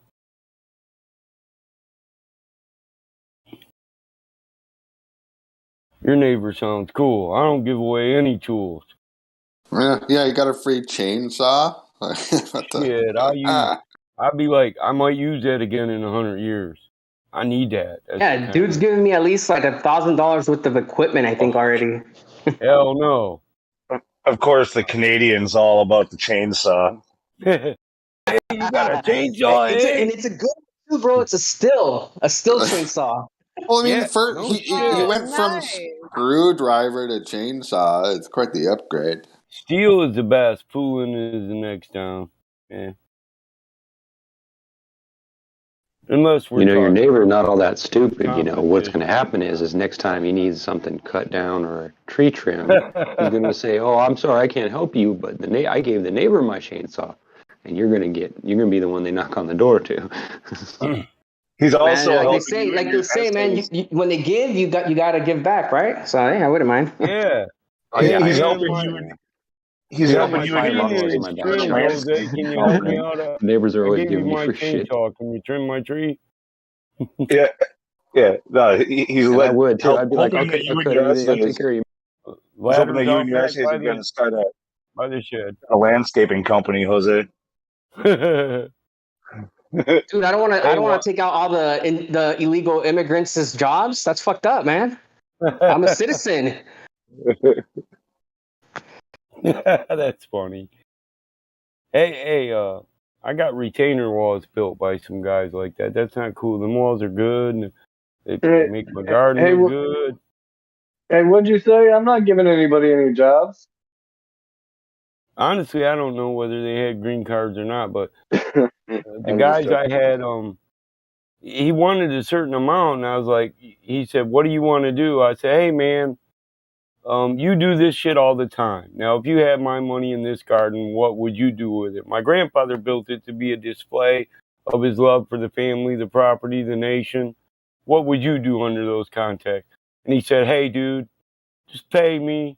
I got you. And if you're not happy when I'm done, then I'll make whatever changes you want," which is pretty much, my motto in business. So I was like, all right. And when he was done, I didn't have a complaint once. So I was like, hell yeah. It's more of it's like a botanical hiking path now than a garden, you know what I mean? So dude set it up. I would have never came out with that layout. He hooked it up. That business, that relationship you guys have too, and you mentioned his business model. It's like, well, do what you want to do, and if he wants to make changes, he'll do it for free. Yeah. That's basically what I do. That's my motto. You don't pay till you're satisfied. So, not the final payment anyway, because I'm in contracting. There's always structured payments. So much startup money, so much at the middle of the job, but at the end, you pay the final bill until you're happy. Hey, but to be fair, people that do say that like that model that you have, I'm pretty sure are such good at their job and that they know they're going to satisfy them the first time. That's why they're able to even say that, I think. Yeah. It's almost like a guarantee, you know? Yeah, when he said that, I was like, yeah, my garden's going to be shit. Here you go, man. And he said, hey, I'm only supposed to get so much to start. I was like, well, here you go, man. If you fucked me, you'd be fucking yourself out of more work. Because they do fences and siding and other stuff too. So, and that's shit on a farm, you always got some kind of maintenance. I got a lot of outbuildings, So he's got that level of confidence when he can say that to a client. Right. Yeah. I make the same agreements with my clients, but it's not because I'm so confident in my skill. It's just like, there's a good chance I might fuck this up, but I promise if it is fucked up, I will fix it without charging you more. So same mentality though. Yeah. I had them guys come back, change around my house and around my pool, the fence around my pool. I got an underground pool in the back, and I had them put, landscaping around all that so I could put gardens in it, and he did it in a manner when he said, well, if you just start moving it, it's like 50 foot to your path for your garden, Mike. So if you work it out that way, then I can come back and connect it all to it. And then you can expand on your grandfather's love, and you could be the grandpa that leaves addition. And I thought, yeah, this guy's cool. That's a family-orientated business. Love it. The whole thing about guaranteeing your work like that too, when you have to fix your mistakes on your own time for free, that's how you learn to be a professional and get it right the first time. Yeah, and hey, the thing I like the most about this guy, the thing I like the most about this guy, you guys know you clear rocks from fields, right? You end up with these big piles of stones. Well, he does, landscaping, so he uses a lot of them stones, and he's like, hey, man, can I get some of that stuff out of that pile? And I said, whenever the hell you want. I can come home and you can not plant it, but if you're taking my stones, you can have them. Well, this guy took a shitload of stuff up. He's always Not playing it. What would you do if you came home and he was playing in it? Just kidding. Yeah, whatever. Dude, I got, if you're a rock guy, this is a pile that comes out of fields. I got pudding stones. I got composition what is stones. that noise? I don't know. I'm watching Sounds my like dad's somebody's dog. choking a duck to death or something. Watching my dad's dog. He's chewing on his pet pig. It fucking oinks when he chews on it. Oh, that's right. I forgot about that. I'm sorry. Yeah, I didn't know it was sorry. you, bro. I didn't know it was you. Damn it. I got my grandson right now. It ain't that big a deal, bro. I was just curious what the hell that Oh, hey, Michael, Battlemod, I appreciate, I never mentioned it, but I like that picture of your cat that you posted earlier today. I meant to comment on it. I Yeah, forgot. my buddy, he's a little cutie. Yeah, the Mhm. grandson loves him. He pulls his tail, pulls his hair and shit, and the cat just comes right back to him. The cat fucking loves it. Cats like the smell of babies, though, I think. Really? Yeah, I think my can't cat fuck just likes around being with part. my cat. If I screw with my cat at all, I get bitten. I think he likes being part of the family, so he sees me entertaining the When cats bite you, grandson. it's because they like you, believe it or not. So he just he helps me entertain the kid. He's been smacking his little ball around that jingles for like a fucking hour around the kid, and the kid's loving it. So That's great. yeah, Getting I bit by a talked my cat is a sign of daughter. affection. I talked my daughter into coming home from service, moving into the farm, and having her family on the farm and living here with grandpa. So I enjoy it. That's what I wanted. You get divorced, the house gets kind of empty, your kids start moving out. But I'm from a family where great grandma and grandpa lived here, grandma and grandpa lived here, mom and dad lived here. We started our families here. My wife moved in here before we went to the service. I got married before I got out of high school, though. Married my high school sweetheart. So, but that's kind of the family unit I like. When you marry my daughter marries a man, I have a new son. He's supposed to come home and be part of our family, and then reap the benefits of that too, which he does. I like the kid. I didn't like him at first, but when they were stationed here in Michigan, he worked for me at the asphalt company, and I put him through hell for 3 years at a job that makes people drop out from heat exhaustion, and he stuck with it. And my daughter's she's the man of the I raise tough girls. So I feel like I tortured him through me and my daughter. So I give him the respect that he was willing to stick with it. And, you know what I mean? That's I not gotta good. work. I gotta worry about him calling me and saying, "Mike, she's beating me up again. Help me." And me, you're up. That's my fault. So, I take care of the kid. I speak up for him when he can't. He can't say shit, man. My daughter fuck around. They'll be wrestling. She likes to tussle. She'll take him down and arm bar him, rear naked choke his ass, show him some combat shit. I had a girlfriend once that I wrestled a little bit with, and she was fucking tough. I was like, whoa. He's kind of like Jose. He's a military prize husband. So, no homo, but he's a handsome guy. But she's the dude. She goes to work and he works. So She wearing the pants. as soon as he came home, he's like, "Can I get my shitty position back at the company, Mike?" I said, "No, I give you a better one. You know everything. I got new crews. You could be a supervisor. Fuck it." Oh, that's pretty cool that you did that. That's Well, he's awesome. a good kid, and then he'll come home from a 14-hour day and then see me working, doing stuff on, mending fences or just working on equipment. And he comes right in and helps and don't expect a paycheck. But that's labor that I've always paid here on the farm. So, I'm going to give you a paycheck. Well, he come home not expecting it. So it's been 4 weeks and I kept track of all the hours he helped me on anything that had to do with the farm. And I cut him a paycheck and he's like, "What's this?" Like, your farm paycheck. What do you mean? He's like, "Oh, all right, I would have been cool." like, is everything okay, Dad? Shit, he's gonna buy himself a quad. Is that much? Damn. Hey, you need any help around the house? Just let me know, bro. Yeah. Well, you crawl around. Getting a farm You check. crawl That sounds around like a on the good. barn roof, hanging from ropes the whole time you're I'll working. scoop shit. I'll clean toilets. I don't He did. I had him up there helping me repair the metal roofs and metal roofs, 120 foot in the air hanging from a fucking rock climbing harness is kind of scary. So yeah, I paid him good for that shit. Doesn't bother me. Fuck, I jump out of helicopters, airplanes. I'm not scared of heights anymore. I used to be. You know, Benema, you come off as a really tough guy, but you're actually you're a pretty nice guy, actually. Are you? Well, I just do what's I don't know right. whether that's an insult or a compliment.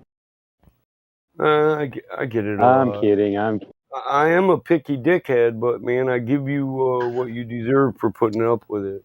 I was gonna say, there's nothing wrong with being a picky or a dickhead as long as you're doing it for the right reason. He's pretty just because he would have banned me by now if he wasn't. Oh fuck! I'm not gonna ban you. It can still happen. I love you, man. Love you too. No homo. Yeah, I get it. You're like one of my uncles. What the hell? Yeah, thanks for that, man. Couldn't ban my uncle. I promise I won't be flat smacking while I have problems with my plumbing ever again. If I ban my uncle, though, he's a dick. I kind of based my dick off him. And that motherfucker be parked in my driveway drinking coffee when I woke up. Hey, motherfucker, we need to talk. You banned me, you little son of a bitch.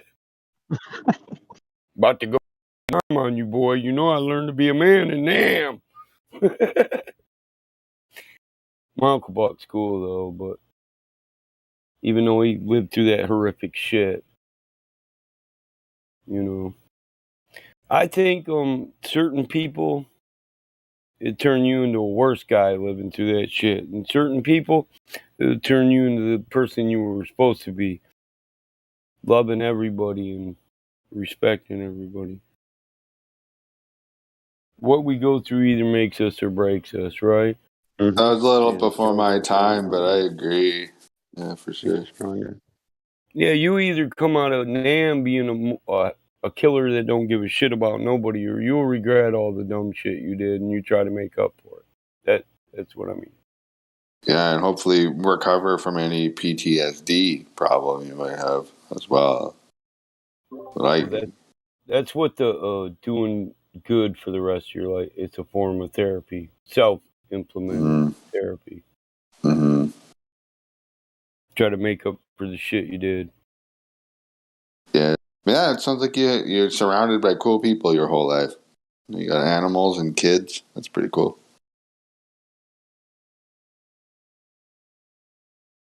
That's why old guys like us will tell you that you should always have a family, even if it don't seem like something you really want to do.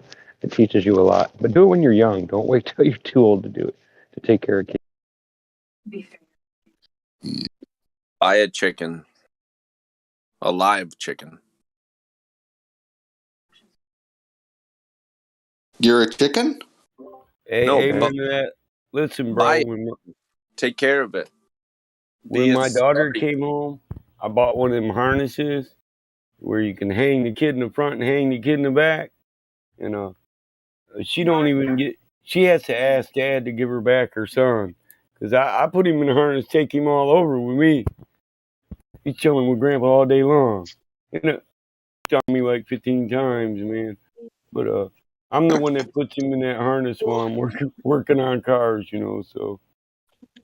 Hey, you know how you guys are talking about right now, how like have a big family and all that? It's crazy that if you actually look into the college kids from this era right now, they're actually being taught to not have a kid and have like a pet or some shit like that.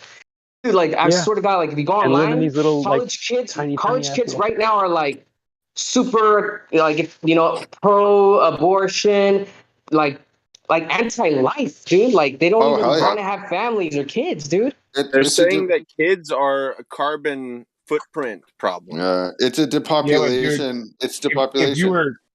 If you had to teach these kids that you're talking about, you'd be looking at them all day like, dude, these kids should not make kids.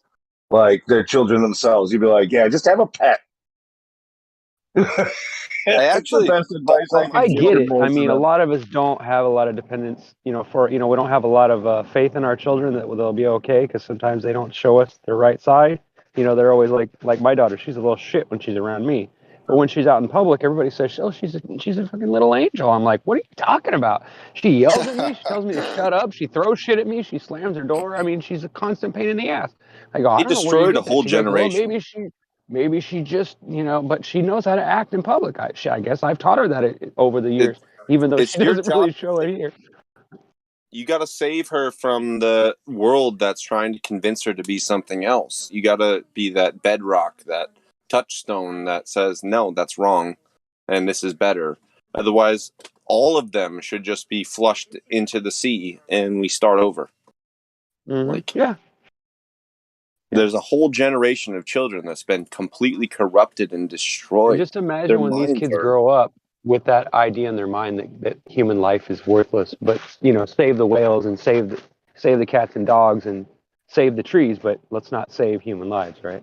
But they actually don't do anything to save the whales, the cats, the dogs, or the trees. They just put a bumper sticker on their car. Yeah, they just join the cult. They don't do jack shit. They think they have an idea, and they think they. I'll put it in my they right after they them in my bio, like save the trees, and then I'm doing my part. No, you're not. It's crazy.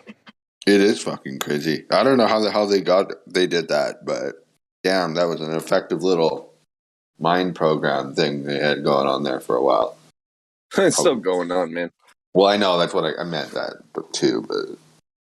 And I just like to shout out, hey Battle Mod, how you doing?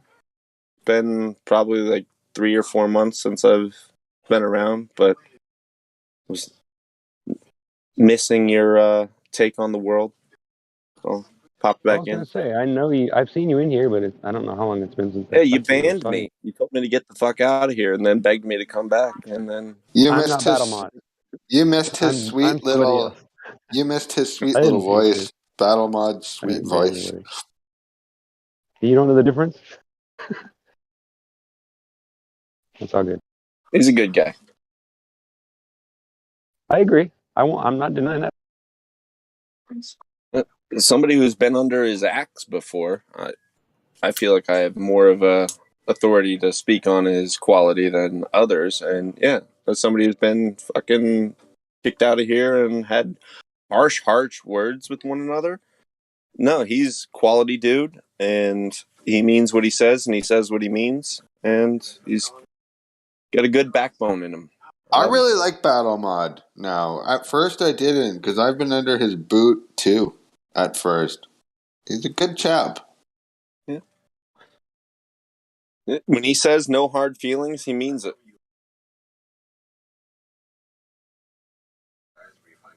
Call it the boot buddy system. all right, unless you're gonna get out and start polishing those boots. Let's move on. Let's not make him blush here. I'm just kidding. I'm sure he's like, shut up. I'm kidding. Boot buddies. There you go. No, he deserves it. I'm just kidding him. Well, that's how we all heal. I don't know. Sometimes people don't take it all that. They don't take it as a healing process. They take it as a, or I don't know how you would say that. I thought I had something clever, but it didn't come out.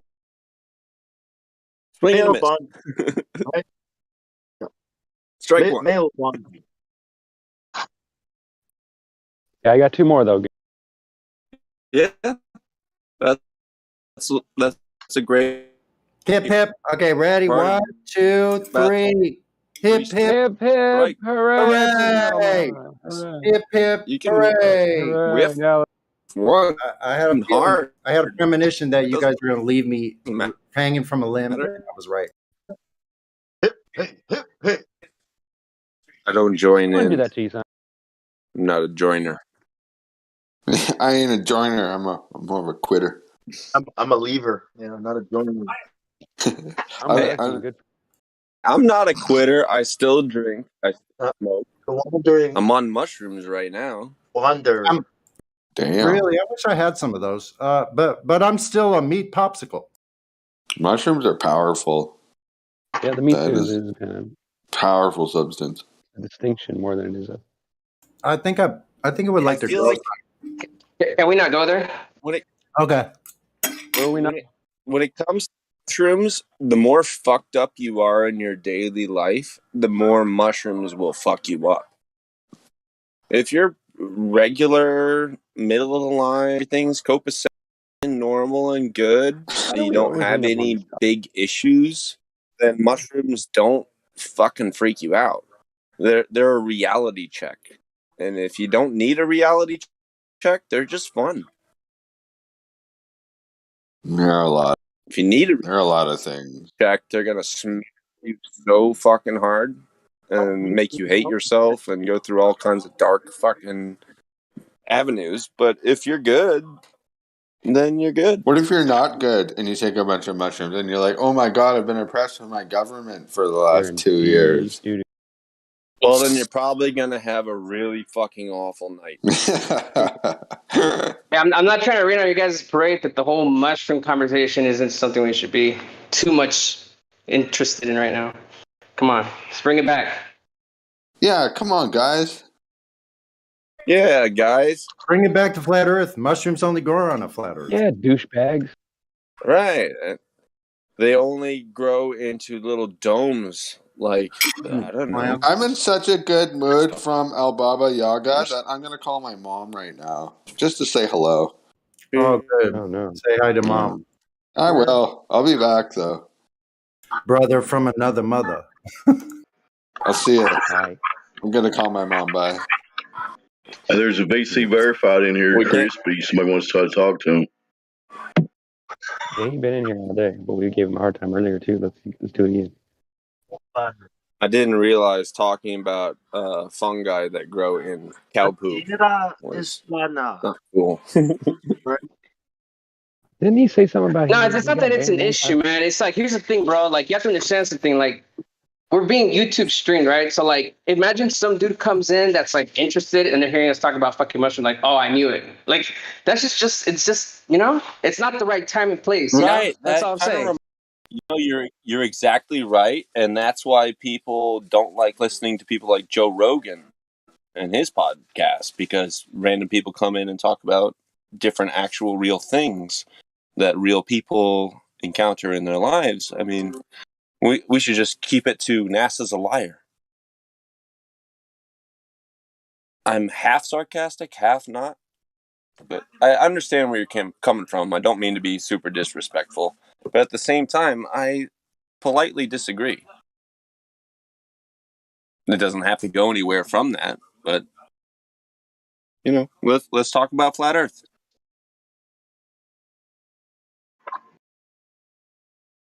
I was just trying to say hi to Crispy, VC verified. Do you want to talk? What's up, Jose? Good to hear from you. Hey, what's up, Dave? Long time, brother. Yep. Same old, same old. I heard a lot about you, Jose. I've been hearing about you the last week. Like, it seems like every day I've heard you.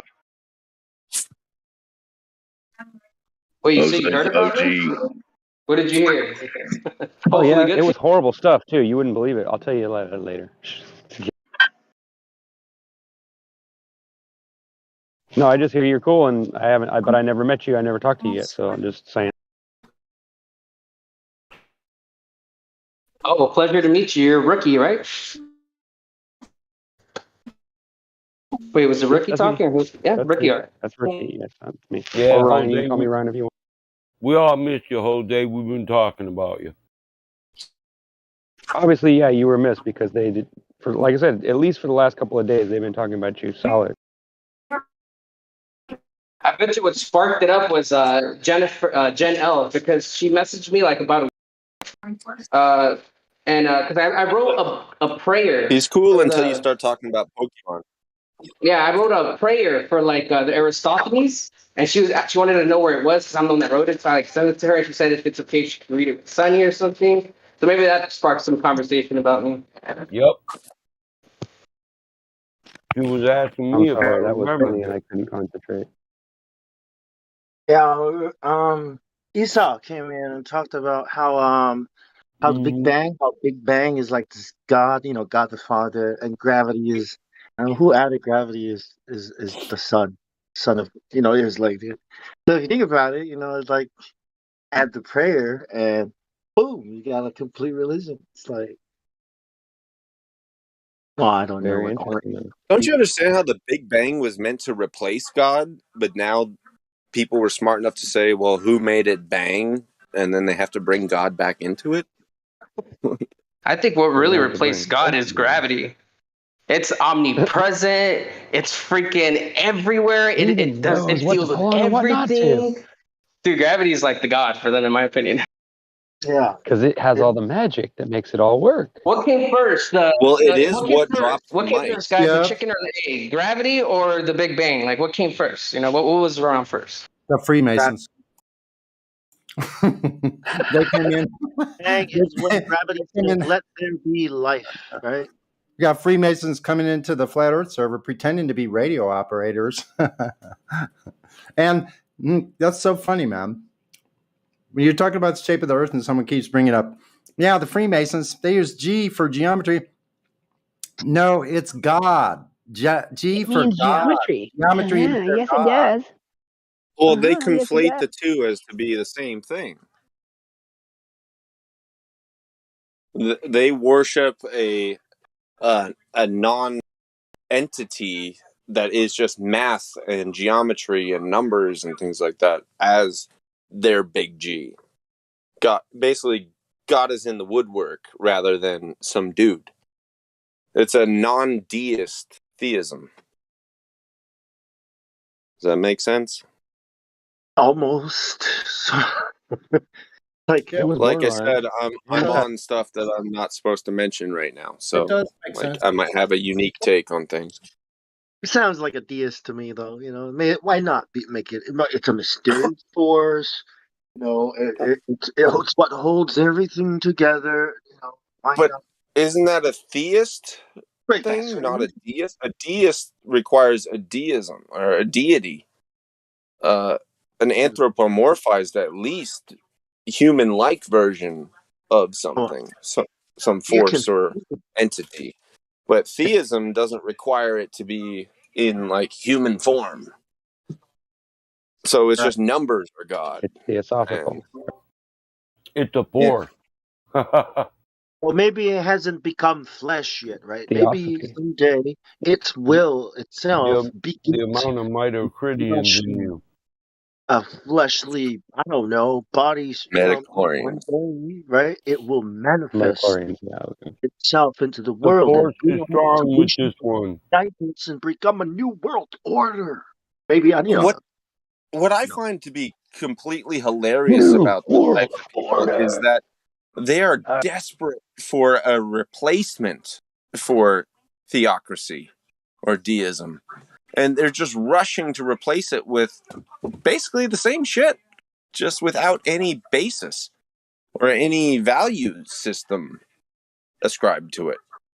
It's like the Green New Deal, and we have to look out for the world or the world's going to die. No, it's not. It will kill us before we kill it.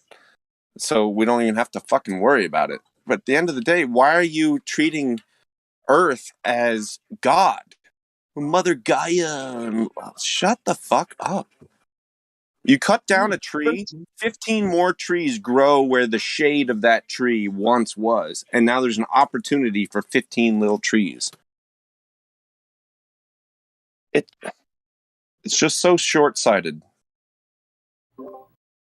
Save a tree, eat a beaver. I have one. I've got like one cucumber plant that's put out like What would 6, save 7 a sausage to be? next 2 weeks. So I'm pretty sure trees can do a lot more. Yeah, but trees will Oh, now you fall gotta down giggle. and kill you if you let them stay tall and die. If you never use them to build a house, it'll fall on your house and destroy your house. You know what I mean? Yeah. It's a cycle. It's a pattern of behavior. Yeah, I'm that with you, we're but all not in- all trees end up deadfalls. But I'm with you. Right. So, like, wood and trees exist because they're so necessary for humanity. In the same way that chickens are so great for people, I don't know if chickens could survive in the wild without human And interference. deadfalls are created by that shade too. Too much shade from too many trees. A smaller tree, too much shade, it ends up dying. Right. And when it does die, it makes room for something to live. Yeah, it gets root rot because it's all shaded by it. Stuff don't dry properly and all that, so it ends up there's with types root of rot. funguses that'll grow on it if it doesn't get any sunlight near it. Yeah, you're right. Yep, it'll I fall think dead. lions should be removed too because they're eating all the buffaloes and all the other forest animals. is balancing itself. That's why we shouldn't mess. We should bring horses and cows because they're eating all the grass. So I think we should kill all the cows. You know, If they Don't didn't eat mow the we'd grass, have, kill the we'd cow. have fires we'd have fires No, even more than we the already things do. that we should definitely kill, dude, are wild fucking boars. Those fucking things Yes. are fucking a mess, bro. Like, I wouldn't feel guilty running It's into funny how like we can't kill Texas any and of just these unless smoking it's all these hunting boars, season, bro. but yet we can look what we can kill. From my perspective, Kind. in That's what I'm talking nature, about. everything's a resource for humanity. So if we're not killing those boars and they're breeding like rats and destroying billions of acres of farmland, then why are we buying bacon at the grocery store when there's bacon running through your yard tearing shit up? Just go get the bacon. The only reason there are so many is because we're not utilizing them as a natural resource. Instead, we're using farm-raised pigs. I and ignoring disagree. the wild. That's because, listen, there's so many in your front yard when you put a farm in their environment because you built over their home. no, that was the fault of hunters. They brought in. I was gonna say that's about the only angle I would have saw being proper there, and you And did a then good. they released them into the wild, and that's why there's a hog problem because hunters brought them in and lost control of All the. animals were wild in Plus, nature from the get-go. agriculture has allowed them to have There just are no animals that are owned by agriculture. I have an idea to solve the boar problem. We just got to get all of Bong's people to move to where the boar problem is, because I know Samoans like boar, man. Bring the coconut. Dude, you know, Are we every being time I stereotypical now? boar traps, I'm like, holy shit! 1, 2, 3, 4, 5 umus like ovens. Like, oh man, look at all that food. if you pay people $50 to shoot a wild boar, there wouldn't be any wild boar in 2 years. That's a lot of fucking money. Let's set up Yeah, we spend way more on Haiti every year. Like a barbecue pork chop. How much does that? How much does that work out to be? I'm sure it's not $67 billion. I had an idea. I thought all the people Not living in 30 trillion. homeless shelters should hunt the No, not overpopulated the- animals and eat them. Yeah. I say we just hunt down all the assholes, cut them up, and eat them. Well, I think we could use those boars for compost. It's so awesome, like compost. Why let the meat go to waste, right? Compost. What are you talking about? Cut up all the Freemasons and Yeah, that use was a them joke, to though. eat the boar, and then we'll have boar. I don't know if I can back No, that eating asshole hey, argument. you're already eating it All if this you boar eat talk any makes me kind of think like South stuffed Africa. sausage, man. Come on, you know You could create a new market, right? You could you know create what they're made got a of, don't point you? there. like some kind of Whoops, and boar you know food. what? Eventually, compost is the best way to get rid of them. Oh, it all goes in the compost pile, bro. You're right. Yeah. But that's the least relevant aspect of it, isn't it? Everything is compost. No, you can grow a Compost is the beautiful field. Listen, even shit has value in this environment. That's what it should tell you. Beautiful, Yeah, true. yeah, Shit's beautiful more fields important. grow from This a is more pile of expensive than a shit. lot of. So stop flushing your toilet. Keep that sweet, sweet gold for yourself. I Don't said give back. it to No, the there's only one city. problem. You'd have to age it, and you'd have to put bacteria and mix it with there, and let it sit in your yard in a cesspool Oh yeah, a for little like peat years before it moss, would a be. little substrate. Oh my god. Well, that's what we could be doing That with wouldn't our be good. sewage. You know, That's actually how I've been living for 5 years. I don't have indoor plumbing. yeah. Don't need it. You really don't. My garden is proof of it. Me and my dad. It's not a like, necessity. People who don't want to go get a bucket to run Yeah, their me- bath, they think it's a necessity. me and my You can get dad. comfortable seats that sit on the bucket. That's great. We dig septics for everything, like a septic for the shower, septic for the toilet, septic for the kitchen sink. Yeah, I'd accept any reasonable facsimile, You're like just hiding the problem, though. That a makes it stream or complicated. something at this point would be good because my entire freaking building is You can clogged. build a privy. You know, an outhouse, a privy. Maybe you should try fiber. They used to just have little overhangs where you shat out onto the street. Yeah, that's not good. No, that's where the plague came from. It was actually rats and little mites on the Can mice you and everything. imagine? So they're Shout out to pooping my everywhere. neighbor.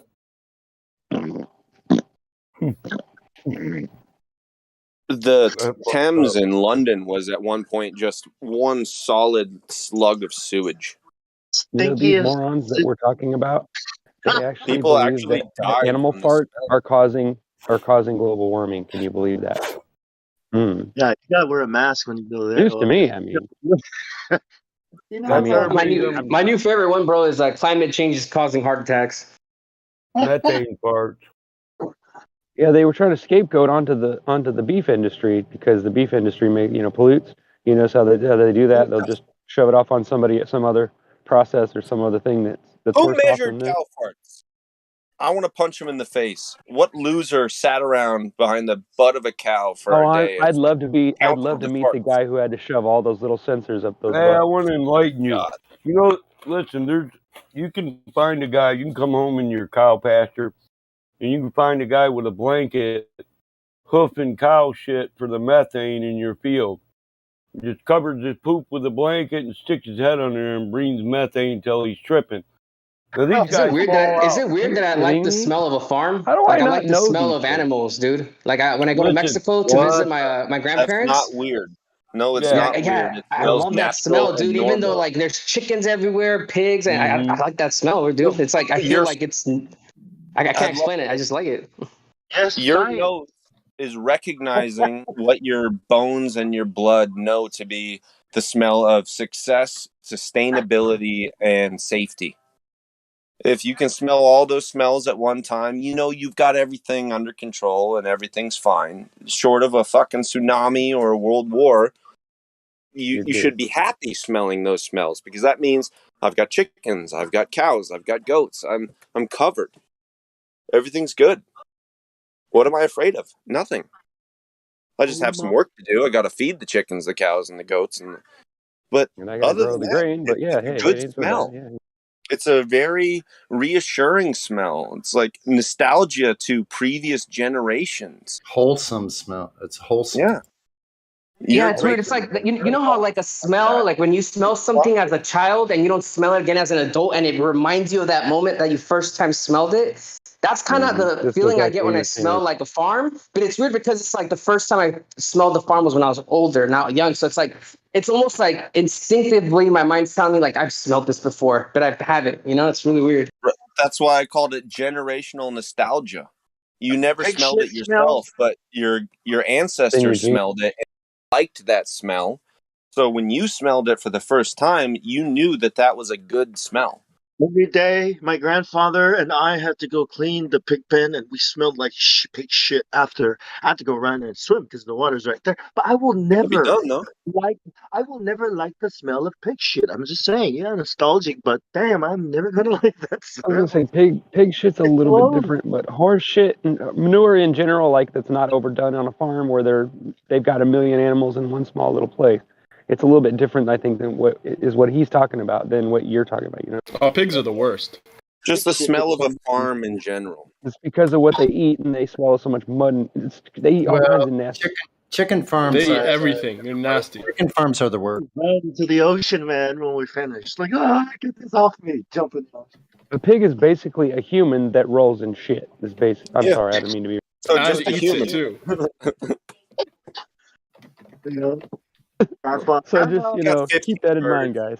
I don't mind the smell one Every bit. time you eat bacon or pork skins, you just Yeah, Grandpa had these boots, but Grandma would get in there with her bare feet, right, and the hose in one hand and the thingy in the other hand, and just start using her feet to. I'm like, there you go. wow. Grandma, use the They ain't gonna thing. kill you. Yeah.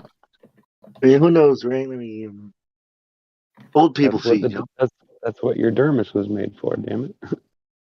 Old people. My grandfather had like an inch of freaking skin on his feet, man. They look like sandals, like slippers. This dude can walk in there. Gangsta. I bet I've seen people that had feet like that because they walk around barefoot. It's like I had an ex-girlfriend that was like that. It was horrible. Whoa. That's wife beating. It was like having a damn one of those what do you call it? Saws that you cut metal with. A hacksaw. Here you go, It was honey. like having an hacksaw scratch across Here you your go. leg. Hey, even though the feet look all fucked up, if you think about it, man, that the science of grounding is very interesting. Like people that actually just are always barefoot. Like I know the Native Americans talked about this when people would come, and you know how they're all barefoot. I mean, this is all hearsay. Who knows if this is even fucking true? But I kind of believe it. But they would tell the people that came like, hey, why are you wearing those shoes? You're gonna get sick. If you wear shoes, you're gonna get sick. You know. So like grounding is something that's very interesting because like you're allowing the electricity to flow through you. You know, it's a really interesting topic if you guys ever looked into it. I think it had more to do with rubber-soled shoes than shoes in general. Correct. Like leather shoes are not as bad, but rubber-soled, they actually insulate you. Right. They don't allow electricity to pass through or anything like that. Right. So if you get electrocuted, more than likely it's going to go through your heart and kill you, and then go around the outside of your skin and only just burn you a little.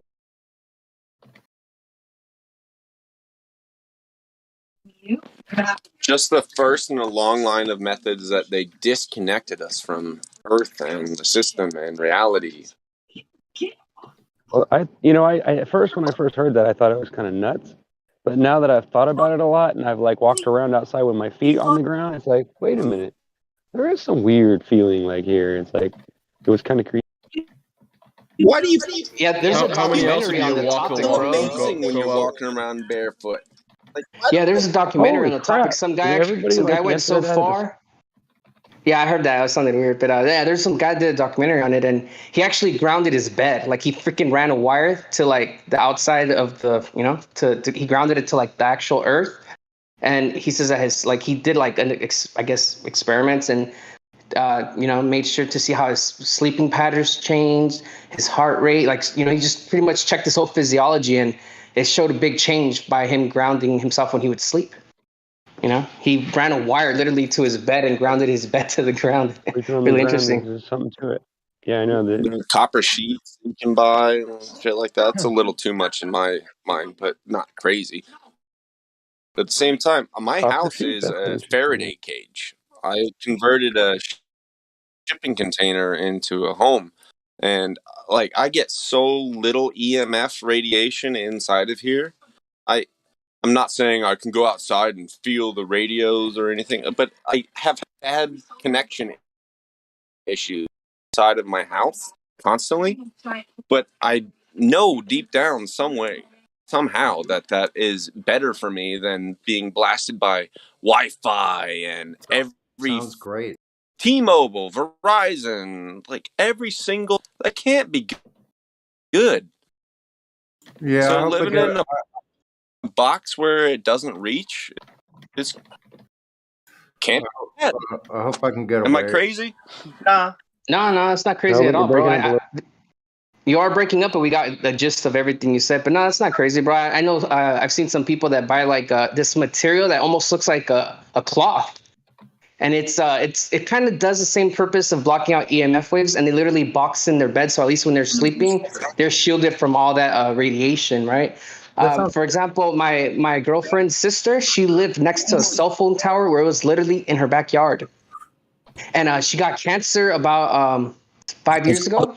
And I told my girlfriend, I'm like, I guarantee you it has to do because she's right, like literally her backyard, like just like 30, 40 feet away, maybe it's a little bit more. It just looks so close because it's so big, but it's close enough to where it's like, you're right there under that shit, right? It's probably within the parameters where they built houses far enough away where they claim it's safe, right? But we know what's up with that, right? Anyways, the inverse square law. Right. So she's literally she's literally like in her backyard. She's got this big antenna, right?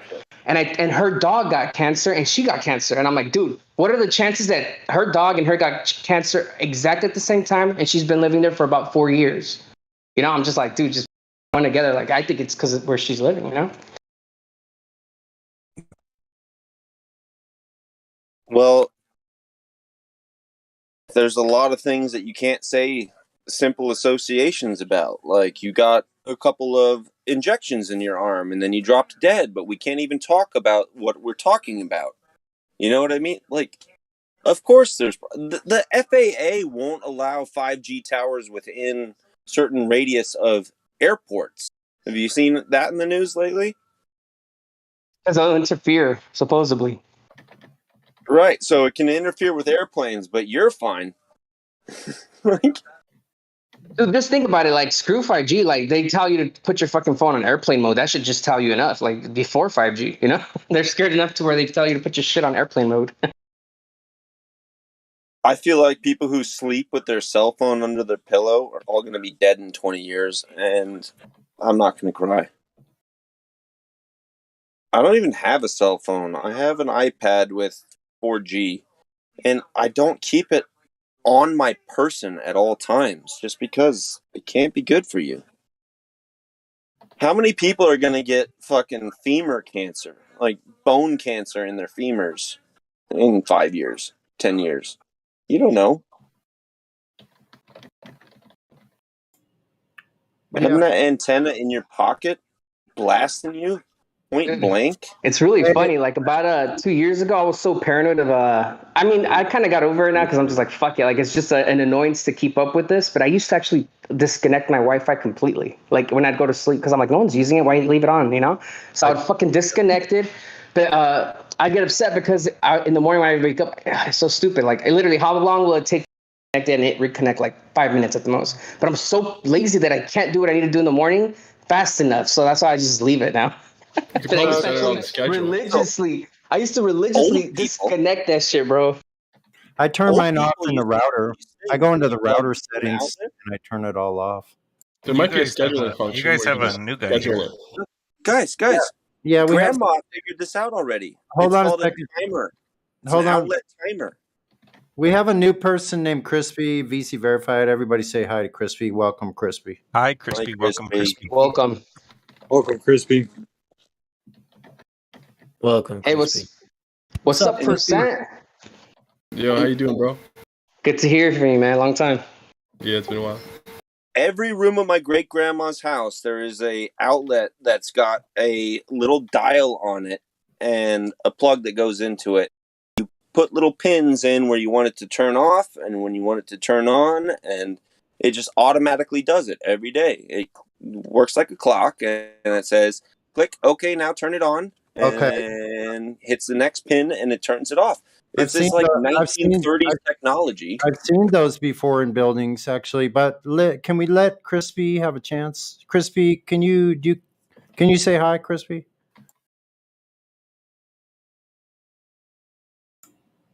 Crispy, are you there? Okay, I guess you are. Hi, Crispy. Yes. Hello. Welcome to the server. Good to have you on here. Thanks. Hope you're having a good evening. The rest of the panel probably wants to talk to you. Do they now? Get a plug, turn off your Wi-Fi between 8 p.m. and 4 a.m. and have it automatically turn itself back on. It's like, it's been solved. What? Hey, Crispy, so what brings you here? Well, I'm all paranoid now about having my phone too close to me while I sleep. Well, we don't want to do that to you, but seriously, like, what have you ever looked into? Not doctor. You should take. Yeah, you should probably get your. So, Crispy, have you been to Flat Earth? Is this your first time coming to a place like this? What brings you here? Like, what made you just come into the server today? I was in the server a while ago, and then I left, and I came back because I knew it had active voice chats, and I just wanted to chat to people about whatever. All right, cool. Well, if you have any questions pertaining, Flat Earth or things like that, we're all here. Just find someone you can have a decent conversation with and spark it up, man. Open floor whenever you want it, man. No rush, though. I don't know how much longer I'll be new here because I've already had a couple hour-long sessions of asking questions this past week here. So, all right, cool. All right, so you kind of get the flow of the place already. That's good. What does it mean when I have VC verified? Does no one else has it? Does that eventually go away? VC verified is given to new members, and that just pretty much gives you the ability to speak in the voice channels. Okay, why does no one else seem to have it?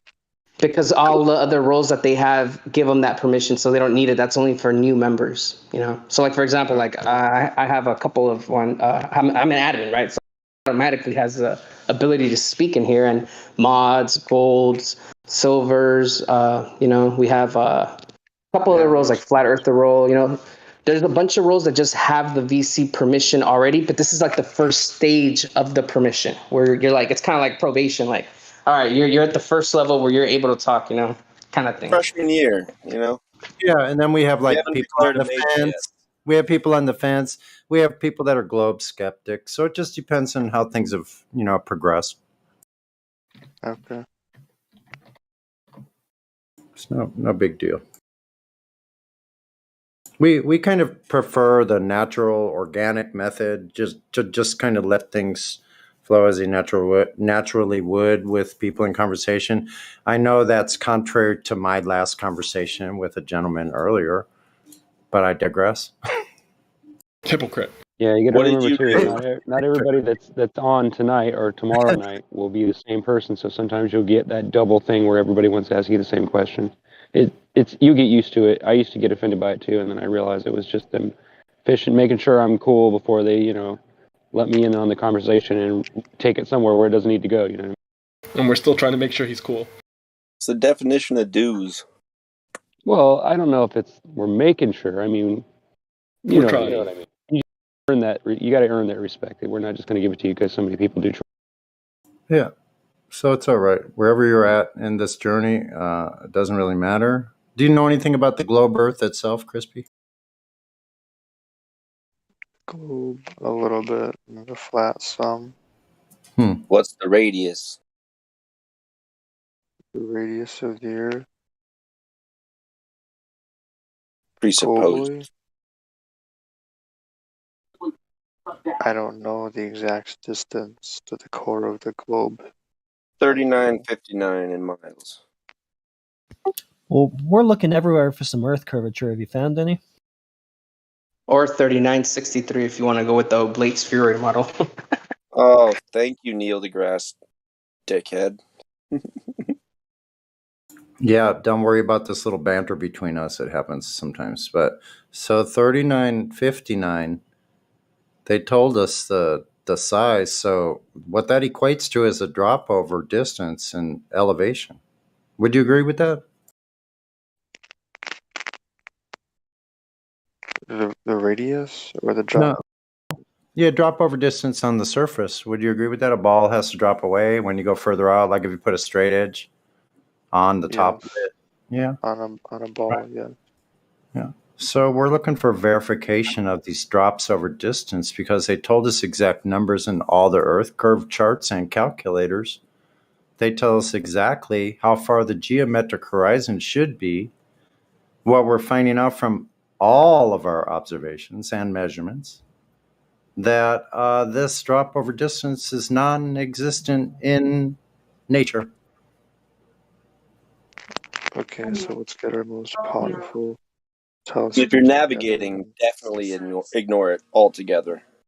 Hold on. He was saying something. You said grab the most powerful telescope? Yeah, and you can look from the farthest stretch of land from one point to the farthest. That's actually kind of difficult to do, and I'll explain why. The reason it's not like, how they claim they use telescopes to view like stars that are so far away, whatever. Well, when they're pointing their telescopes from degrees from 90 to like 60 degrees, between 60 and 90, 90 being straight ahead, like straight up, obviously. And those, when you're viewing, with the telescope in those directions, you're actually looking through the hold on one second.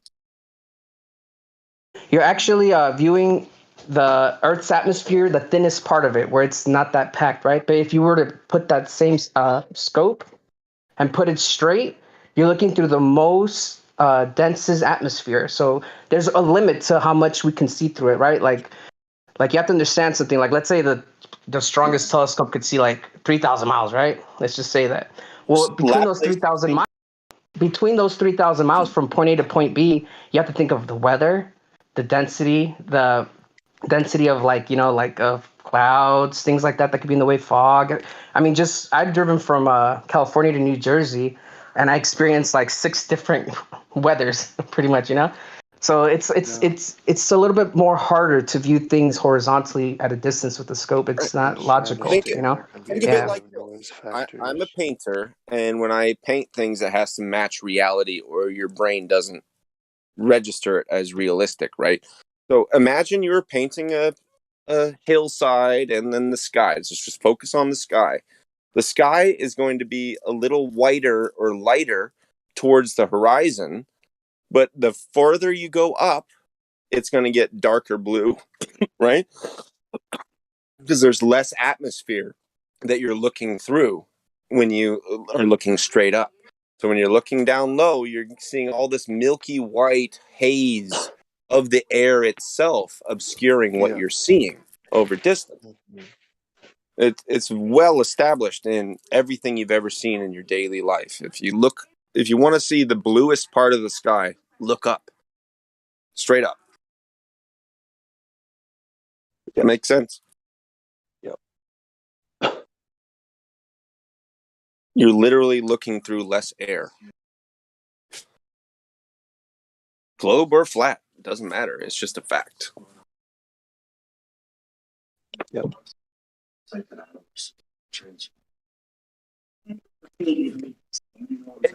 To like comprehend that, because I'll tell you this, like 5, 6, 7 years ago when I started looking into this, I used to have the same mindset where I'm like, why don't they just get a fucking telescope, like most powerful one, and aim it horizontally, see how far they can see.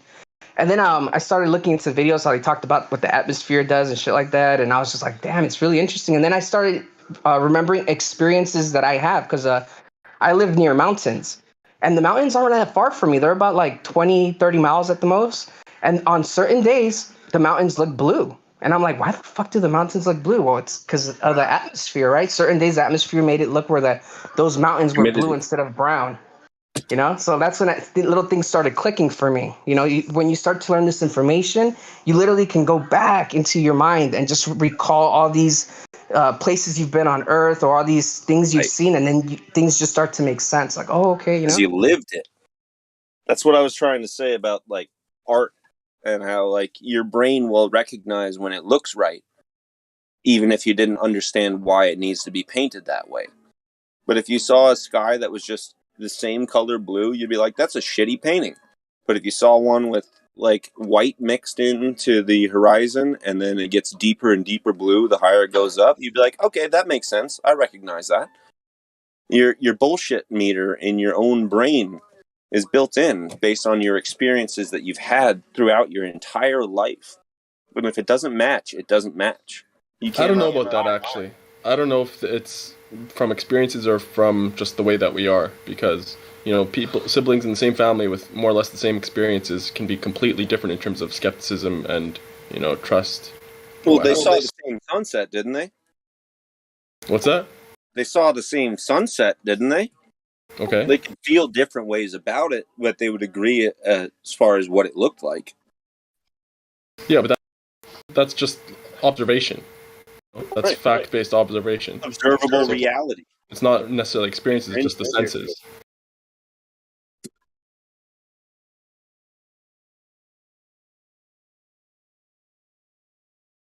I don't think you could convince either sibling that the sky was actually purple when it wasn't.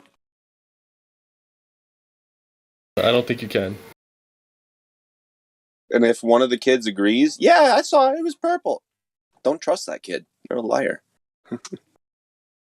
Or just colorblind. Or else it's sunset.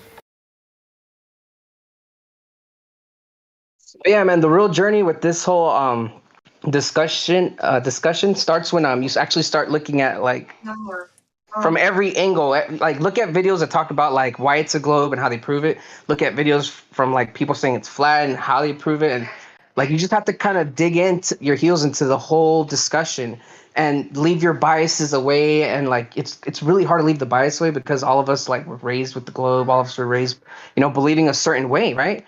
But if you put that to the side, even though it's kind of hard, you'll start to see things that make sense. And then you have to kind of be a big person about it and be like, you know what? Like, I might not be right about this, but this is what I believe because of, like you kind of have to use your leave head, your arrogance at the door. Yeah. Yeah. So like that's what did it for me, like when I first heard of flat Earth, I was like, bullshit. And I started watching videos, and I was just like, okay, the guy said a lot of things that make sense about those certain things, but those things that he made sense on haven't proved it's flat. But at least I learned things about that. So I took it as a learning experience, and I was really hungry for it because I was learning things even that were like legit, like okay, maybe it's not flat yet, but this guy about the atmosphere and things about it that I never really considered it.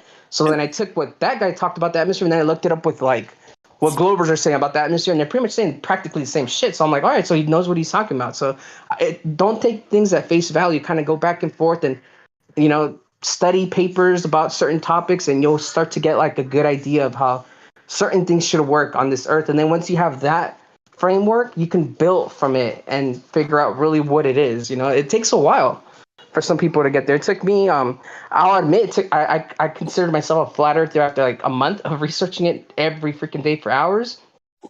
But I could say that my confidence went up like months later. Like I just took the title flat earth at a month because I felt comfortable with that. I was like, you know what, it makes more sense. I'm going with this.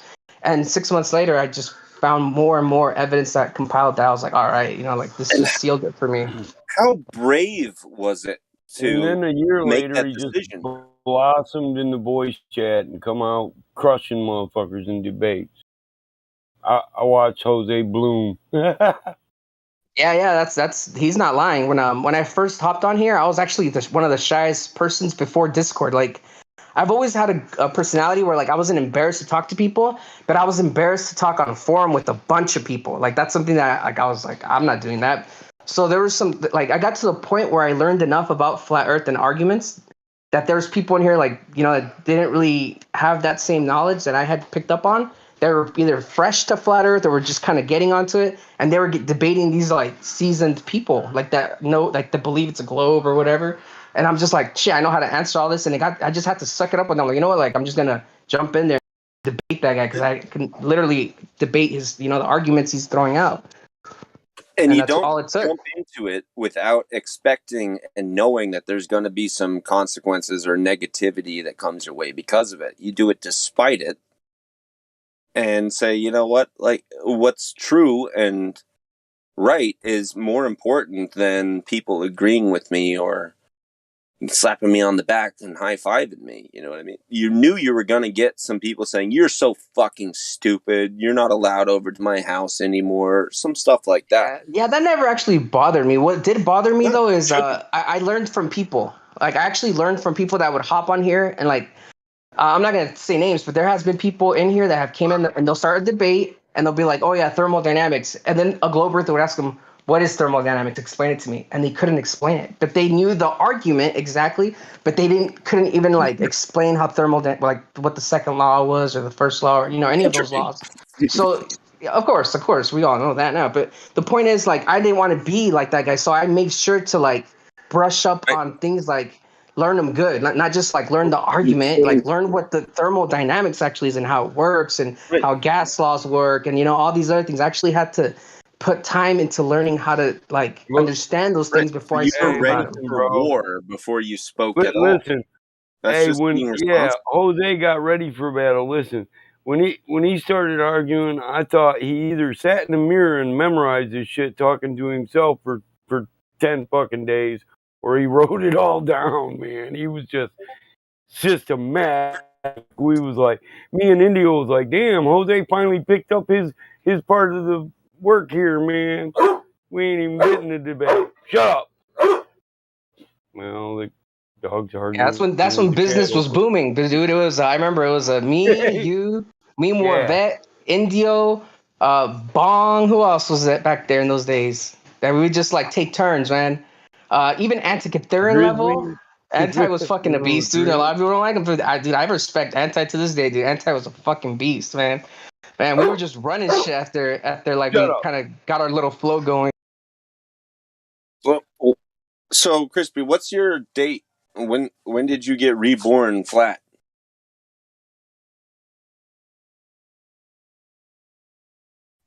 I don't know if that actually really is a thing for me. Was it just like a slow boiling frog, gradual thing? I suppose. Consider yourself a flat earther right now? Potentially. I'm gonna be honest with you guys. That's no. I don't like asking someone like I'm gonna use Crispy, not to put you on the spot, but I don't like asking people like Crispy that question right out the bat, because it's like you kind of put them in a tight spot where like you're kind of like they like this place. Normally, I'd Like agree with you, hold on, but hear me out first. Like Sorry. then you can say what you gotta say. Hear me out. I'll tell you why from my experience. Like when you ask someone that's kind of new to it, and they're most likely going to say yes, just to kind of like fit in, right? I'm not saying that's what he's doing, but it does put him in a position where like, like he doesn't want to paint a target on them. So I don't think we should even be asking if they're flat, because I think we'll know when they're flat. Like it's something that you don't have to ask. You'll know. We'll all know. Fair we don't. enough. It's not like a religion where we got to be like, are you flat? Like we're gonna know if they're flat. If there's like that's gonna come with time. There's a lot more behind the question than what it seems like on the surface. I'm sorry, I might have cut you off and not let you finish it, but that's just my 2 cents on like. I'm not saying that that's exactly what you're trying to go for, but I'm just saying like that's how I take these things. Like when people ask them like it's are you flat earther? Yeah, I think that if you're Jose, though, pretending we you're were a flat worried earther, about making you don't have a date. Yeah, me and Jose, when we made this server, we were worried about making an inviting environment, and right. It was so welcoming in here that we had 50,000 fucking people, and the people hung out with us that didn't even like us. So our opinions are kind of from that perspective, respecting all people and making it a comfortable place. So that question seemed very innocuous, but it really was designed to be insightful. Because if you really are a flat earther, you remember the day that you were. I'm not trying to pressure him into pretending there was a specific day or anything like that. But I remember the moment of my life where I was like, holy fucking shit. And the world spun around me. Yeah, I agree with you. It's life changing, bro. I remember my day too. The first day I took that the first day I even looked at a flat earth video. I'll tell you the date, bro. It was. And that wouldn't be the first thing somebody thinks to lie about. You know what I mean? They wouldn't have that ready or anything. So if you really are a flat earther, you can tell me the moment JFK got shot. You know what I mean? In 2014, this was December. It was around Christmas time, because I remember like it was Christmas time. Like the tree was there. I remember this. It's even nostalgic to remember this day. I was like, look, I already had burned out all conspiracies, bro. I looked at 9/11 so many times already, and I was just looking for new material on it. Looked at Florida in the Water, JFK, Gulf of Tonkin. I looked at almost any conspiracy. Operation Mockingbird, one, right? Operation Paperclip. Yes, Flat Earth was the last one I touched. That was like a big one. Same, dude. So here's the thing. Like I remember the dates, bro. It was December 14th that I looked up. I found this video came across on my 2014. December 14th, 2014. This video came up on my recommended. Dude, YouTube recommended me this shit. It was The Principle, with the one where the guy talks about geocentrism. He thinks it's a globe, but he believes everything revolves around us. I saw that video, dude. I was like, holy fucking shit. Like, this makes a lot of sense to questions I had. Like, geocentric model, like, yeah, the Earth's a globe, but everything's revolving around us. We're stationary. That makes way more fucking sense than us spinning around and all this bullshit. So I started, after I saw that video, I was hooked into geocentrism. So after that, I started Googling YouTubing, geocentric Earth model. And the only thing that would pop up when I would type in geocentric Earth model were flat Earth videos. And I was like, what the fuck, dude? Like, and then the first video I saw was probably like after Christmas. I remember this because I I'd open gifts, whatever. After Christmas, I saw Eric Dubay, The History of Flat Earth. That was the first video I saw. And that shit was just fucking entertaining. I hated his monotone voice, but the information was, I loved it. I thought it was just fucking like, oh man, I got to look into more of this shit. You were thirsty. You're an addict. I was an addict for that shit. Dude, in those days, YouTube was so fucking beast that I saw one video of Flat Earth and it took me through all the Flat Earth videos somehow. And within like 2 weeks, I was like, dude, this shit's starting to look like it's flat. Later, I was like, this shit's fucking flat. But at a certain point, you had to sit down and say, holy fucking shit. And you put your hands to your face and said, is this real life? Dude, that's why YouTube had to change that fucking algorithm, Yeah, dude. Like, it's so hard to find videos now, bro. Like, it's annoying. Like, They were red I have to. pilling everybody accidentally, and they had to Yes. shut that down. Yes. It's hilarious, bro. Like, now you gotta, like, it's the same fucking, like, 20 top videos, and they're all, like, talking shit about Now that. they It's so won't even fucking annoying. thumbs down. You Well, can't that's why even the see the thumbs algorithm is. down. Yeah, that's So why the it's algorithm like, is all this is how messed you up. move a couch. This is the right way to move a couch, and it When 250 people say thumbs up. It could be 20 million people saying no. You're gonna break your back and die. Some stupid person's gonna Google it and look it up and be like, "Well, I can't see the thumbs down ratio," and they're gonna break their back.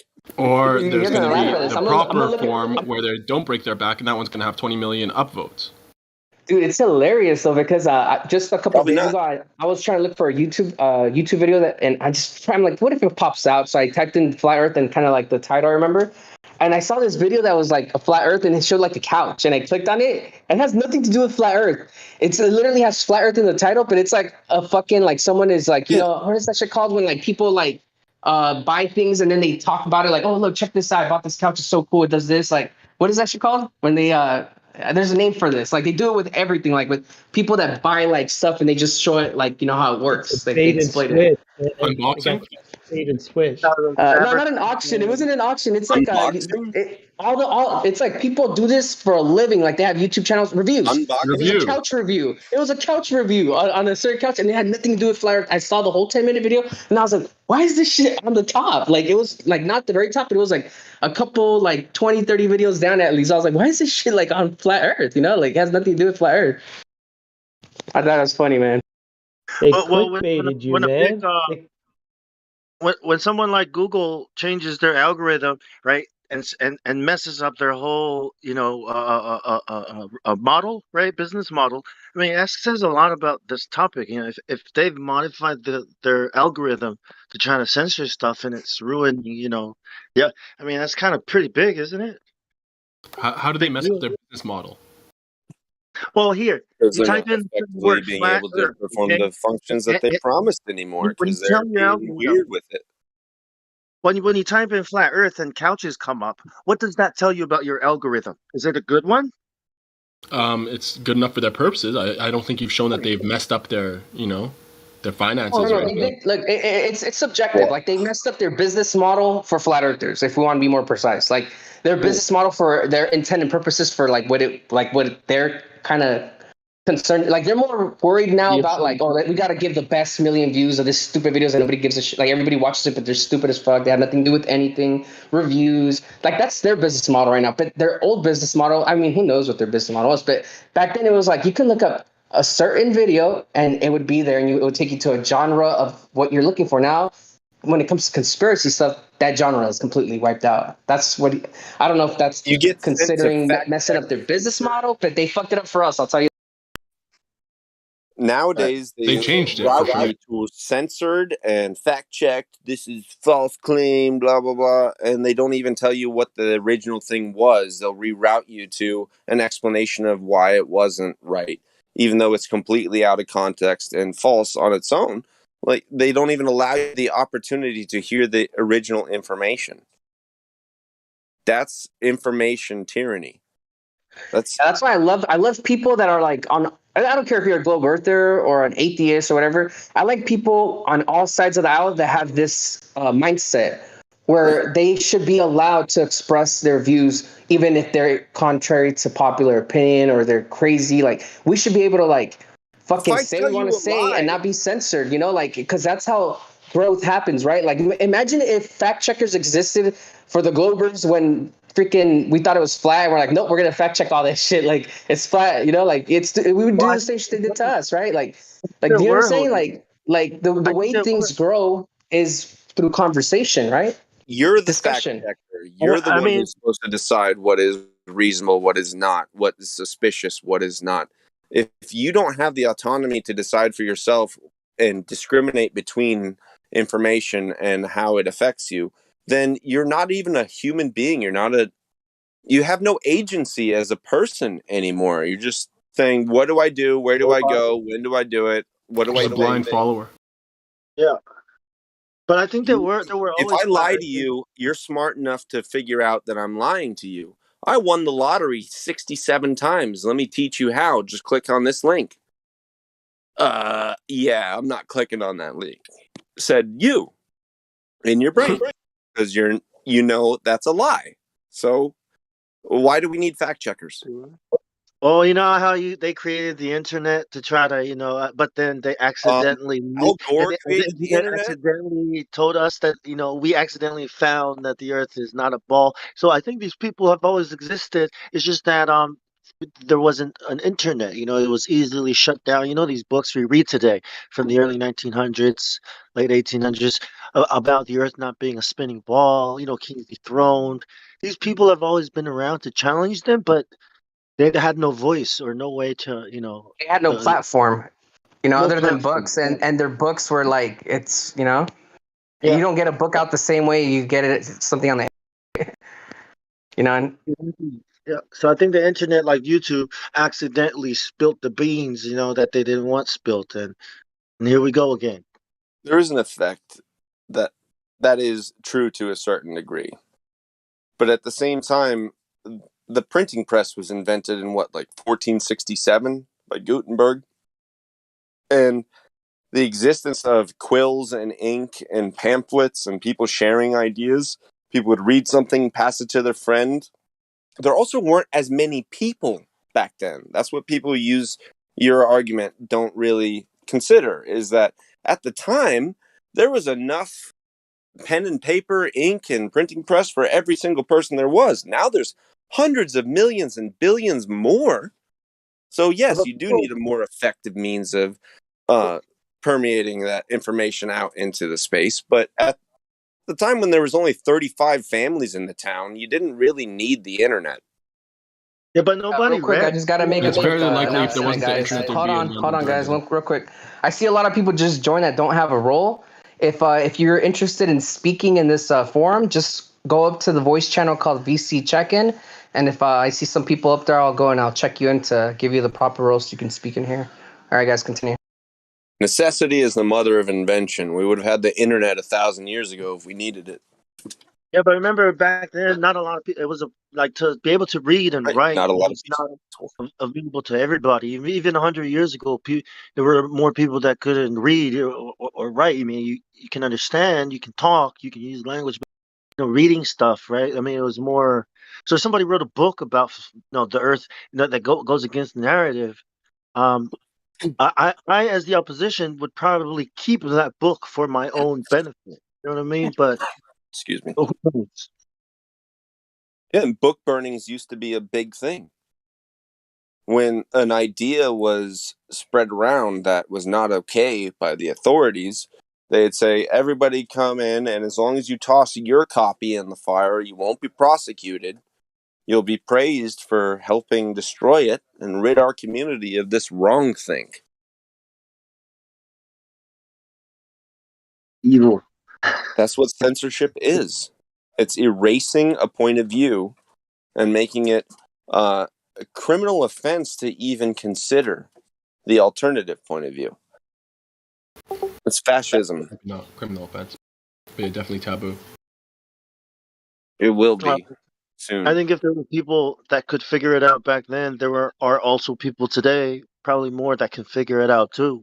So why did we even elect these? Oh wait, we didn't elect these people to tell us fact check false, fact check true, or who are they? Why are they deciding for the world what is true and what isn't? Especially when they're the most partisan, biased people involved in the situation to begin with. They're calling everybody on both sides an idiot because they don't know what to think without them. Yeah. Everybody should be offended. As far as I'm concerned, if you fact checkers, you are an idiot. Yeah. And only even science. If you disagree with me, like if you had to check with the fact checker, you don't have an opinion. Didn't Mark Zuckerberg just go to court for something similar like this, and supposedly they excused fact checkers as opinions? Oh, it's made it editorialist. instead Yeah, of like there was some court case or some shit. And, like they had to admit that like fact checkers are just opinions, so like they don't get screwed or whatever. I don't know if that's true, but I kind of read some articles they're on going it. to still lose that because they took the advice and consent of the biased objective fact checkers, and they did factual actions against people, plaintiffs, based upon the conclusions of the fact checkers. So whether or not they were official or not doesn't mean that the other people weren't abused by the actions taken based upon those recommendations. Yeah, I don't know, but I kind of just flew with it, and I've been like every time I see like fact check thing, when fact checks are just opinions, like I'll leave a comment like that where it's funny because I don't know if a lot of people are hip to that or whatever, but that's kind of what I read online somewhere. There are opinions of people who would never be listened to if not calling like, I'm a whistleblower on the truth. That's the only reason they're relevant at all. Nobody would care what they say any other day of the week about anything.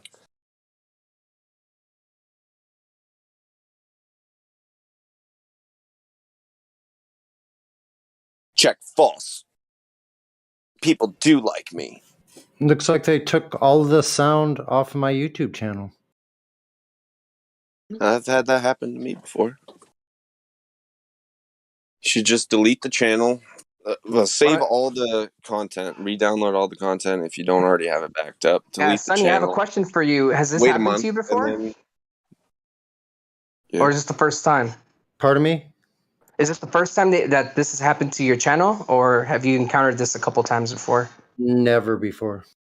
All right. Well, I guess the way to try to see if it'll fix it is end the stream and just start another one. your whole account is screwed. You have to start a new account. I have most everything saved on my hard drive. I'm not worried about that. But and I can always create new content. But let me just double check it. Can someone click the link on my channel and see if it's happening on your system as well? And he's spreading the virus. My channel at 51 minutes after the hour. Just go in there and see if you can click on anything. Does it play with sound?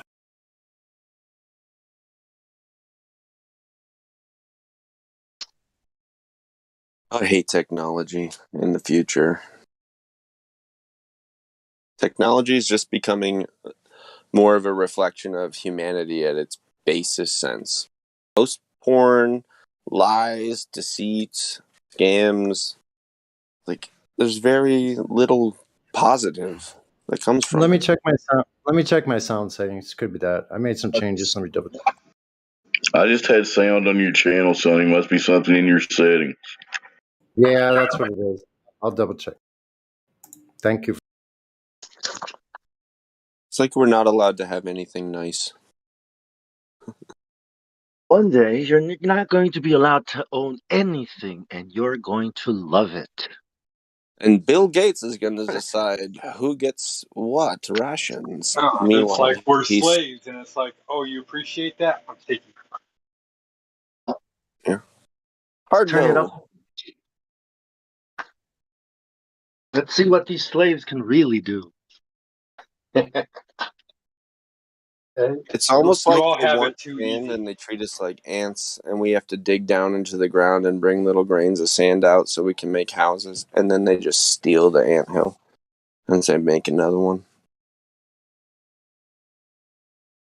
Kind of. Every 40 or 50 years, they steal the whole hill. Is that what a jubilee is? I got it now. Thanks, folks. Every 49 years. 49 years and 12 days, but not any more than 4.5 hours into the final day. So, yeah. So look at my videos on Gutenberg. There's parts. The second Bible part. guy? The yes. About his family, his history, like some interesting stuff. And it goes on to book burnings after that. So it's funny. You know what's hilarious, though? I was trying to think of the name Steve Gutenberg earlier today, the actor. Yeah. And it was just escaping my mind, and it was really bothering me, trying to come up with it, obviously, but Now you'll never forget. But now you brought up Gutenberg, and my first thought was not the guy I was trying to think of, but the Bible guy. The printer, first printing press. An ancillary, secondary thought that, oh, that's the actor I was trying to think of. From a patrician family, a goldsmith. Ordinary men don't just become goldsmiths in the late 1400s. Well, who's the guy who's normally accredited for the printing Rothschild press? came out, didn't it? Gutenberg. Johannes Gutenberg.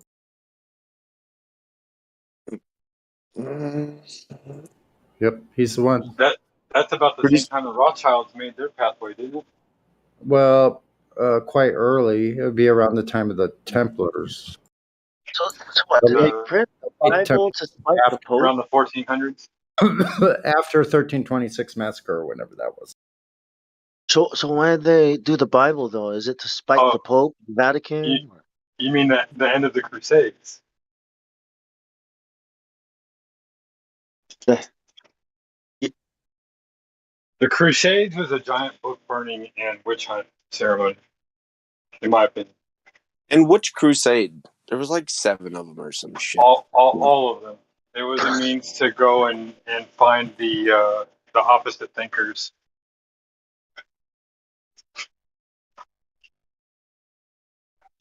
Crusades are still occurring in this day and age, but they're not with blood or with things like that. It's more with information, like talking about pretty much. It's the same thing back then. It was information. It was just propaganda. It's just a goose chase. Oh, you're It's about a population you can Are you control. talking about the Crusades? Yeah. Just like it's the same thing, like how they manipulate the public. And when the public is unmanipulatable, and the Inquisition. that's when they go to war with those people, and they've been trying to weed us out of the population. Chairman Mao killed 80 million of his own people just because they wouldn't say yes, sir. When was the last crusade? Does anyone know the year of the last crusade? Oh, gosh. 2022? 1409? I don't know. Besides the one we're in now. I know the Spanish Inquisition officially ended in the 1930s. No, man, bro, come on. Technically, we're still at war with Kuwait. Hold on a second. So Gutenberg, from documents documented from 1454 to 1455. In 1455, Gutenberg completed his 42-line Bible known as the Gutenberg Bible. About 180 copies were printed, most on paper and some on vellum.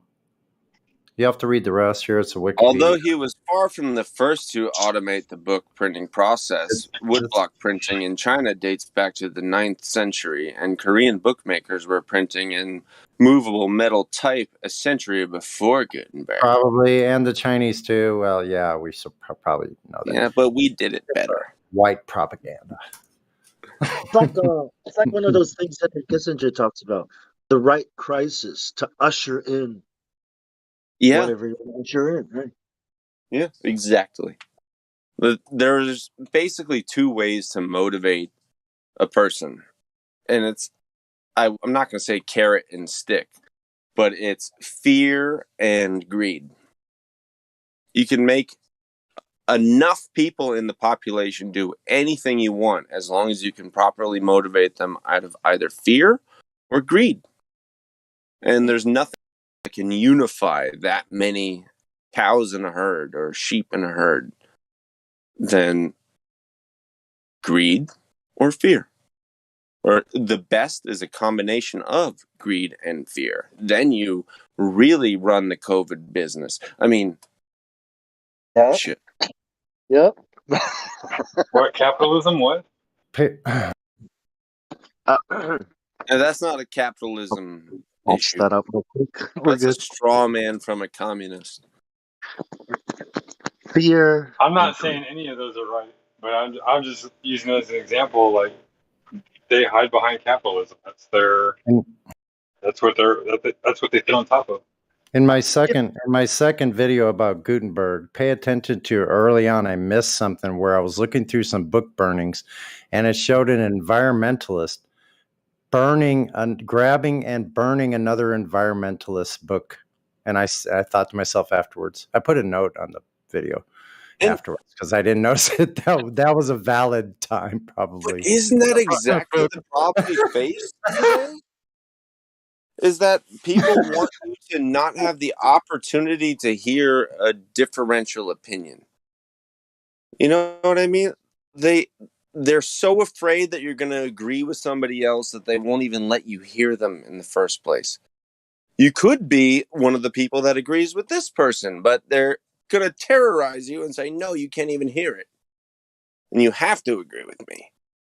I think it's just literally fascism. Just it's funny. It's hilarious. Go to Wikipedia and just type in book burning. And you could just go watch. Hold on. I think it was pretty much birthing person. It's hilarious. Get mother.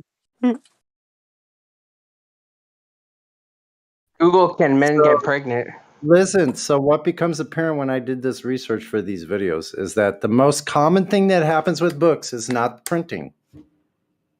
It's the fucking burning. Yeah. Burning is the most it's not reading? It's not the reading? It's burning?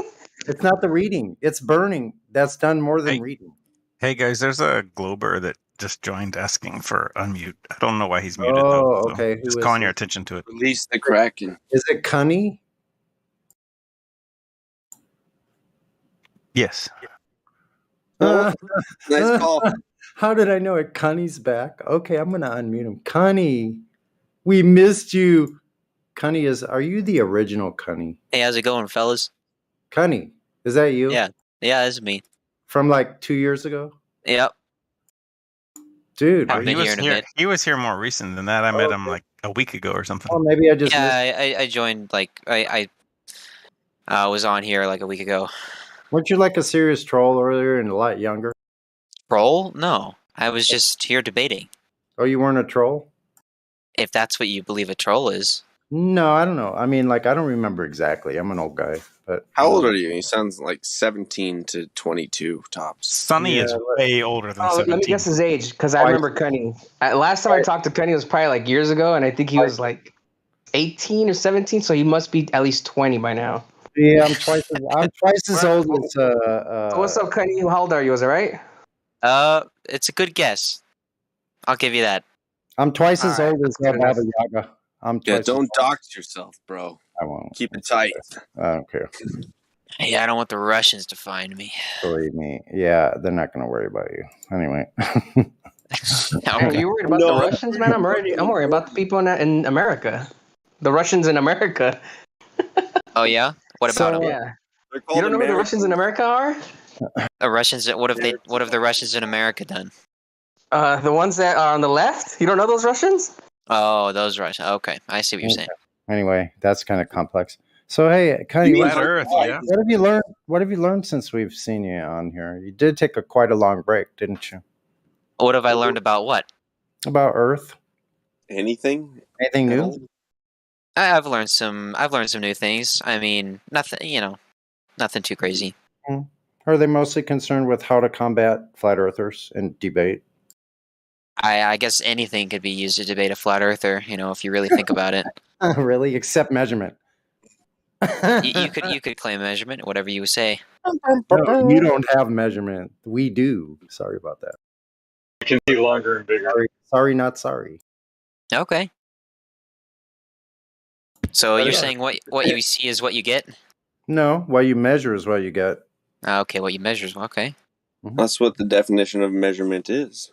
That's why you do a measurement. We have no globe measurement. We have no technology anywhere in sight using anything physical over sea level, over land, or under sea level as far as submarines or anything. No technology whatsoever is using the globe. Period. What you're seeing is a mirage. So what about, have you ever heard of the global positioning system? Ground-based position system? Yeah, with ground-based positioning before, you know that 99% of all communications is done with undersea cables. I'm aware of that. GPS actually isn't really about communication. It's about triangulating your position based on ground Sorry? towers. Yeah, with ground towers. Yeah, I agree. with ground He's too towers. So I he's think you're too talking about young to LiDAR. know what the LORAN system is, so I think you're talking about LiDAR. Oh. No, it's not LiDAR, it's LoRaWAN. He just doesn't know. He doesn't know. He hasn't gone far enough back to understand what LORAN is and the progression of the GPS. Who hasn't? Who hasn't?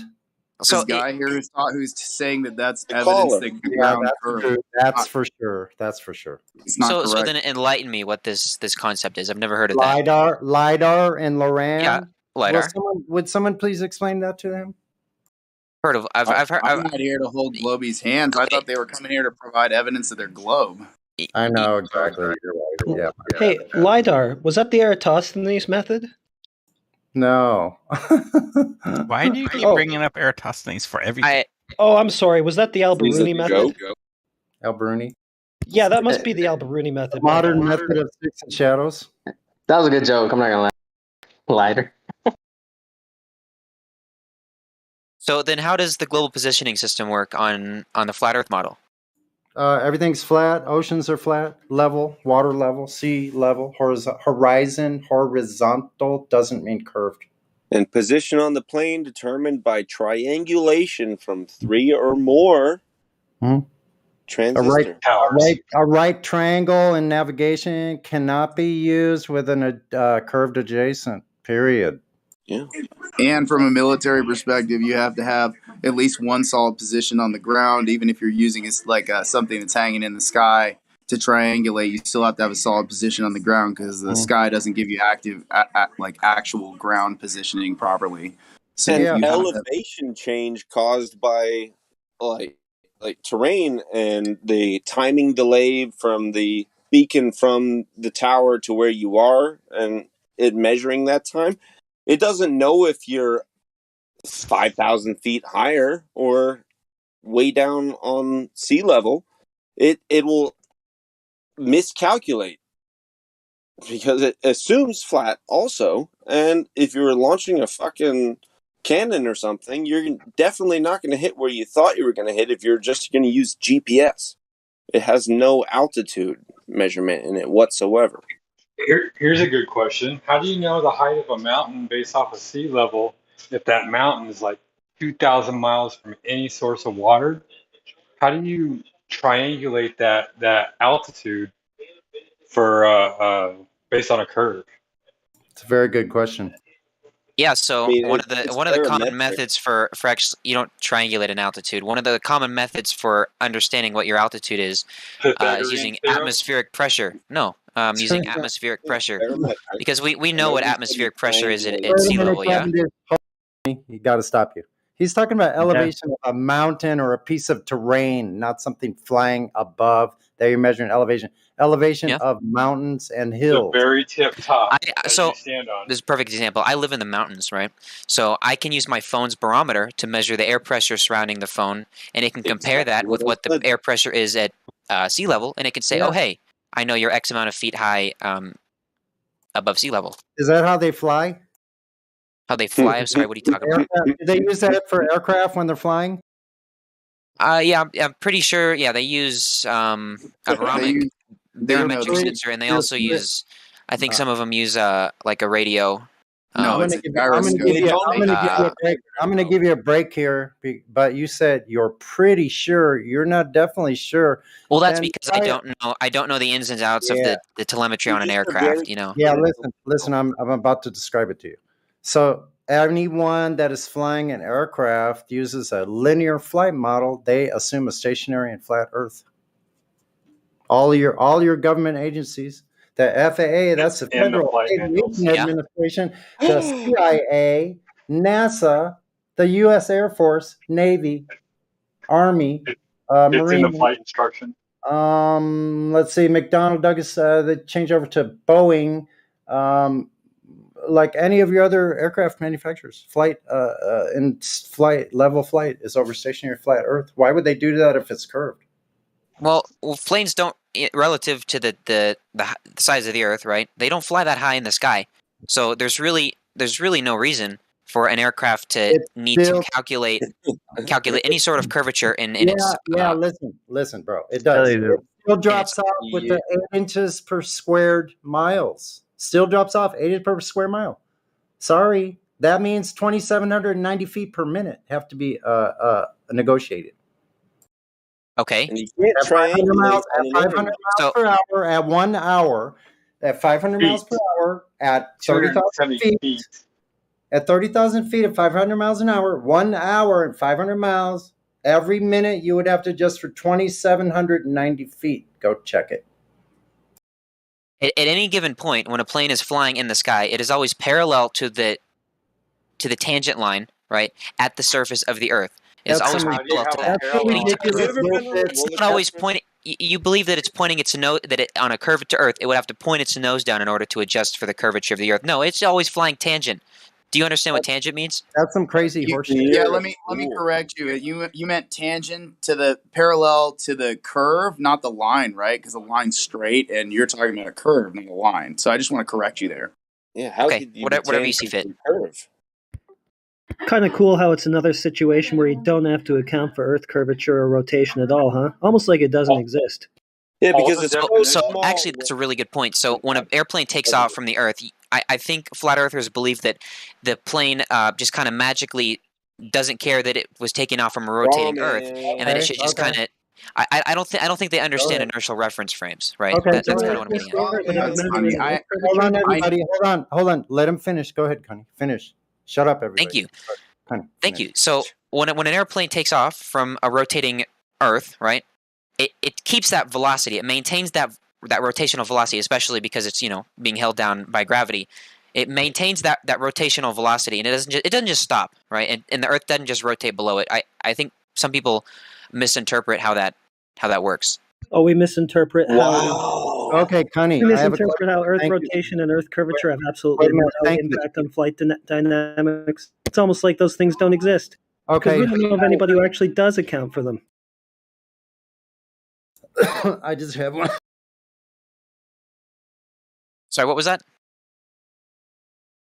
So could you give us a situation where anybody has actually measured any Earth curvature or had to account for any practical purpose? Wait a second. Central banker, hold on. Central banker, 1 minute. Mm-hmm. I'm not moving on yet. So we're at planes. You're saying the general thing is you're saying that the Atmos is moving at the same direction and speed, basically, proportionally to the Earth's spin. Is that what you're trying to say? The air is moving speed as the plane's taking off. Is that right?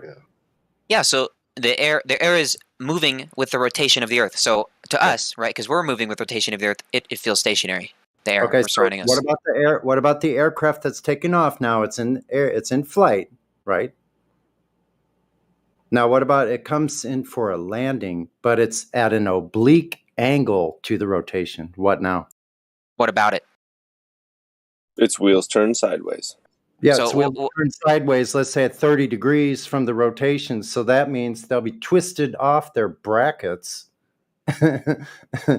crash and fucking burn.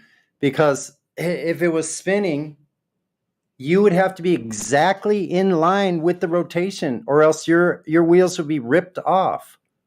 It's like landing a plane on an aircraft carrier in wind. You said yourself. A plane is in line with the rotation of the Earth when it takes off and lands. Yeah. I don't see why that makes sense. They're not. All the time. 700 feet per second. They're all the time. You take off and land based on the prevailing winds. Like an aircraft carrier. Yeah. Wait, listen. Do you know what the numbers Wait at a the end of a second. runway are? Gizmo, shush. Hold on 1 second. Give me a couple minutes here. Okay, so if you're flying at an oblique angle, you said yourself that the rotation and the Atmos is turning at the same speed and direction. You said it yourself. We heard it.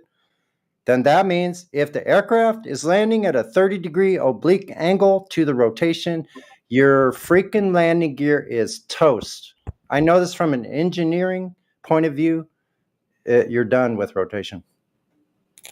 So, but in that, you're assuming that the velocity of the aircraft does not maintain, while it's in the air, does not maintain the rotational velocity than it has while it took I'm off. I'm not talking about velocity. It doesn't matter the velocity. I'm talking about angle of attack when it goes from the air to the solid concrete surface. Yeah, contact point, duh. So you're saying when a plane lands at 30 degrees, it's the wheels are going to spin? The wind's uniform. No, That's what you're saying. 30 degrees, like 20 degrees, 50 degrees, 30 degrees, you name it. Any kind of degree. He's saying that they're not built to design that angle of contact, and they'll fail. Correct, which is why planes land at about 3 degrees. That's the glide slope of a landing. I'm talking about in relationship to your supposed spinning. I've heard this so much. Can I jump in and ask a question? Because I have a Wait a second. No, not yet. Hold on. Listen. Freaking airfields are built at all different directions in every kind of location you can imagine. They're in such crazy freaking directions. They're not. Okay, I see what you're saying. West. They're all different directions based on prevailing winds mostly. It has nothing to do with east. You would have to be pointed exactly east and west. Amen. I see what you're saying. That's because the winds aren't uniform. They don't all spin the same way. I see what you're saying. So you're saying if it runs crosswind, Sonny. What? The ends of the runways have numbers on them, and those numbers have a meaning. Those are the degree that they're facing on the prevailing winds. Yeah, but it has nothing to do with rotation. So his whole thing about air. It's the heading. It's not. No, your whole thing about the air moving with the rotation just screwed you. That was true. So no, because the air, right? Because air is completely moving with the rotation of the Earth. To us, it feels like it's stationary, but to the I'm not talking about how it feels. I'm talking about how a fucking physical device going from air to solid contact of concrete. How does it negotiate an angle if moving at 30 degrees different obliquely to your rotation? Thank you very much. It's about movement and contact point. Yeah. You keep addressing something else. Yeah, as a person who took private pilot's lessons, I'm very offended by this person insinuating that flying an airplane proves that he lives on a globe. Like, very, very offended. It in no way, shape, or form does. Well, you can't just say that the reason that we can't treat it as a plane moving on moving into a non-inertial reference point that's not actually happening because everything is moving together. Yeah, like that's crazy. But even if you did think that was the case for some period of time, it's not going to maintain momentum for. Why would it not? Why would it not maintain its momentum? Because there's nothing independent of the reference frame for the entirety of his flight, and that's asinine. Because yes, there's nothing in this existence that can. At one point, when the tether is broken, you're independent of that reference frame. There no longer is momentum. There's also loss of momentum. You guys always quote conservation of momentum, but what about loss? Can I make a comparison? As long as it doesn't obfuscate the point. No, it doesn't. Have you ever spun a merry-go-round and then try to run with the merry-go-round and jump onto it while running alongside of it? Is the kind of a comparison. You're gonna get thrown off at the initial point of contact. That's just the way it is. Yeah, because it moves in front of you. That's not a very good. That's not a very good comparison to a plane rotating with the Earth in the air. It's more like if you're just walking down an escalator where you didn't go anywhere at all. You were just taking one step as it went up, you went down. One at a time. Come on, guys. Yeah, that's what his Listen, we're talking about better analogy. What would happen, and he's taken away an effect entirely that would be the case. So all of the examples, he already gets it. He's saying it's not analogous to the moving Earth because the moving Earth, in effect, just treat it as if it's not moving. Yeah, but you lose momentum, but objects leaving Earth wouldn't lose momentum in the merry-go-round thing. You lose momentum the minute you stop moving forward. Okay, the reason that he's wrong is because the navigation systems of an airplane are gyroscopes and they are rigid in space. So what he's saying is materially false because the gyroscope is rigid in space. So know you what would that be able has to to do see the delineation from the rigidity of space over time, and there would be a visible, noticeable, observable effect, in which case there is none, and he will never prove any. And if he were to say that a gyroscope accounts for the supposed spin of the cartoon globe and the curvature of the cartoon globe, then he would have to show me in the gyroscopic equipment That's what besides the point. I want to know what compensates inside of the piece of equipment because the way I understand it, that does not happen. And I want him to show me exactly how it does happen because I want him to prove me wrong. But that's I can besides the pretend point. to be a Glober and Yeah, say we what they're done going got to say outside next. of. Figure it out in a month if you want. So I would love to continue on this, but I think How Roland about my lost boulder. the momentum? Yeah. I think he's got a question.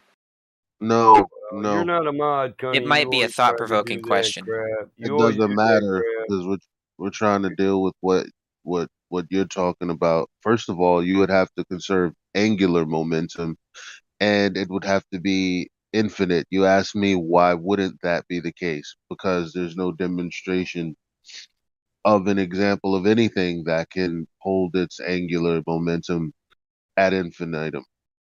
Lost That's the where I think momentum. I'd That's my appeal to point. space time is We a always bent observe. 3-dimensional world. So that Now they we're could into time like, say it's a dilation. straight It has line and all. nothing to do with momentum. We got an uphill battle, Mike. I So- know. They're So crazy. Problem is Go we ahead. lose momentum all the way. Ooh. You have to So- violate more laws of physics to explain it than I wonder to what kind of angular suggest what momentum you on started you with. conserves. He wants to say something. Yeah. So what I'm trying to I was explain, and it might not be, I might not be good at getting my point across, but what I'm trying to explain is when the airplane. You are getting your point across. You're saying that there's no What am I loss saying? in the angular momentum. Infinite conservation of momentum. That's what you're saying. Then loss That's of not momentum. what I'm saying. That Don't is what interrupt you're me, saying. Connie. We've been through this before. You'll just end up banned again. Do not interrupt me. I'm not going to beg you on my platform. Might I speak, sir? Well, listen, don't be asinine with it. Just be respectful. It's rude to talk when others are already talking. Mid-sentence, you keep talking. That's rude. I'm not asking you to bow to me. I'm asking you to show respect, common decency. Do you have it? Yes, sir. Or are you a child, not an adult? Yes, sir. You don't have to call me sir. I'm not commanding He's respect. mocking you. I'm asking Okay. for it. I know he's mocking me, and I'm pointing it out. I don't need help, man. Nobody needs to hold my hand. I've been doing this for years, man. I'm 49. I got some experience. I speak. I'm just asking for Well, common he's talking nice, but decency. on It's above others. let's That's give him a obvious. little bit of That's credit. obvious. It's above others. Is it above you, or are you above them? He's making a claim that can't be justified. Speak. It's big. You're Can I saying speak? it's big? Can I speak? Yes, go ahead. Okay, thank you. What I'm trying to explain, because my point definitely did not get across, is that the plane and the Earth and the atmosphere surrounding the Earth, they're all a part of one system. Do you know what that means? One reference frame, yes, but they're Yes, independent. exactly. But they're independent of each other, and that's the problem with the reference frame. We can't demonstrate that. They're not independent of each other because, They are. Then you're wrecked on your for landing gear. example, Then for your example, landing gear's wrecked. When you leave the spinning Earth, you're now independent of the rotation You of Earth. can't explain the wrecked landing gear. You can't explain it. I need Unless you got some invisible tether.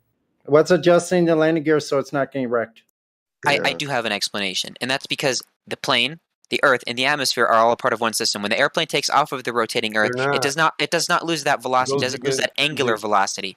It doesn't stop its speed, and that's because the atmosphere is moving with it. So they're One Okay, moment. One wait. We moment. got your hypothesis. Now, what's your evidence for that? Yeah. The problem is that the system involves 3 different reference frames. That's the problem. they're not 3 different reference frames. Because you're just looking at it from the Earth. As different reference planes. When Can I you're on a read plane, something? you're in a different reference plane. When you're on the Earth, that's another one. If I'm just floating in the air, then that's another reference plane. If I Battlemode, I want to accelerate, ask him a question. One moment. I want to ask you a question. In this reference frame, this system you called it, um, do you have any empirical method to measure the speed of rotation of the ground? the speed of rotation around. Yeah. The If I'm in angular the plane, speed. if I'm in the plane, the ground is not rotating to me. No, I'm not talking If about I'm on the plane. moon, then the Earth I'm is not talking rotating to me. about. No, wait. You're kind of changing the subject. You You're kind of proposed changing a the subject. frame. You proposed a reference frame, a system.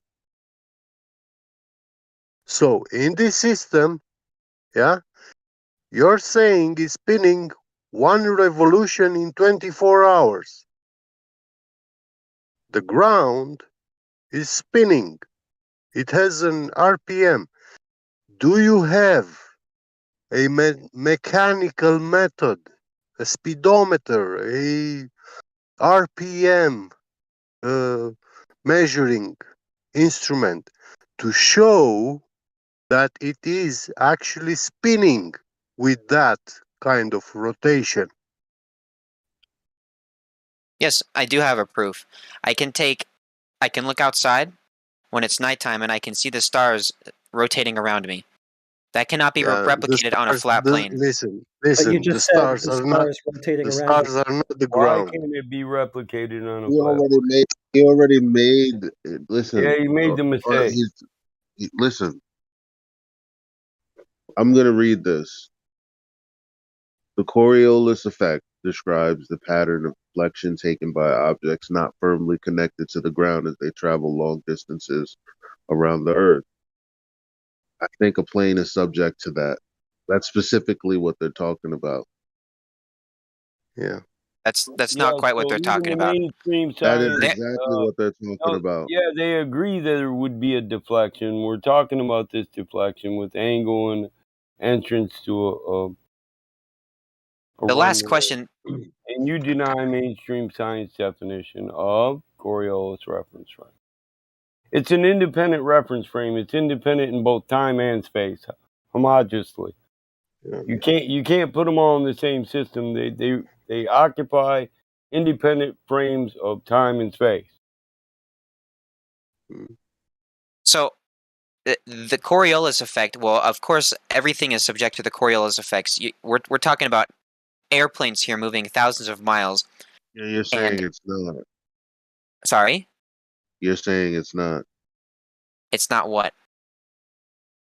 The statement you just made, your point is the antithesis of that. Yeah, it's one reference frame you just said. Yes, I did. Oops.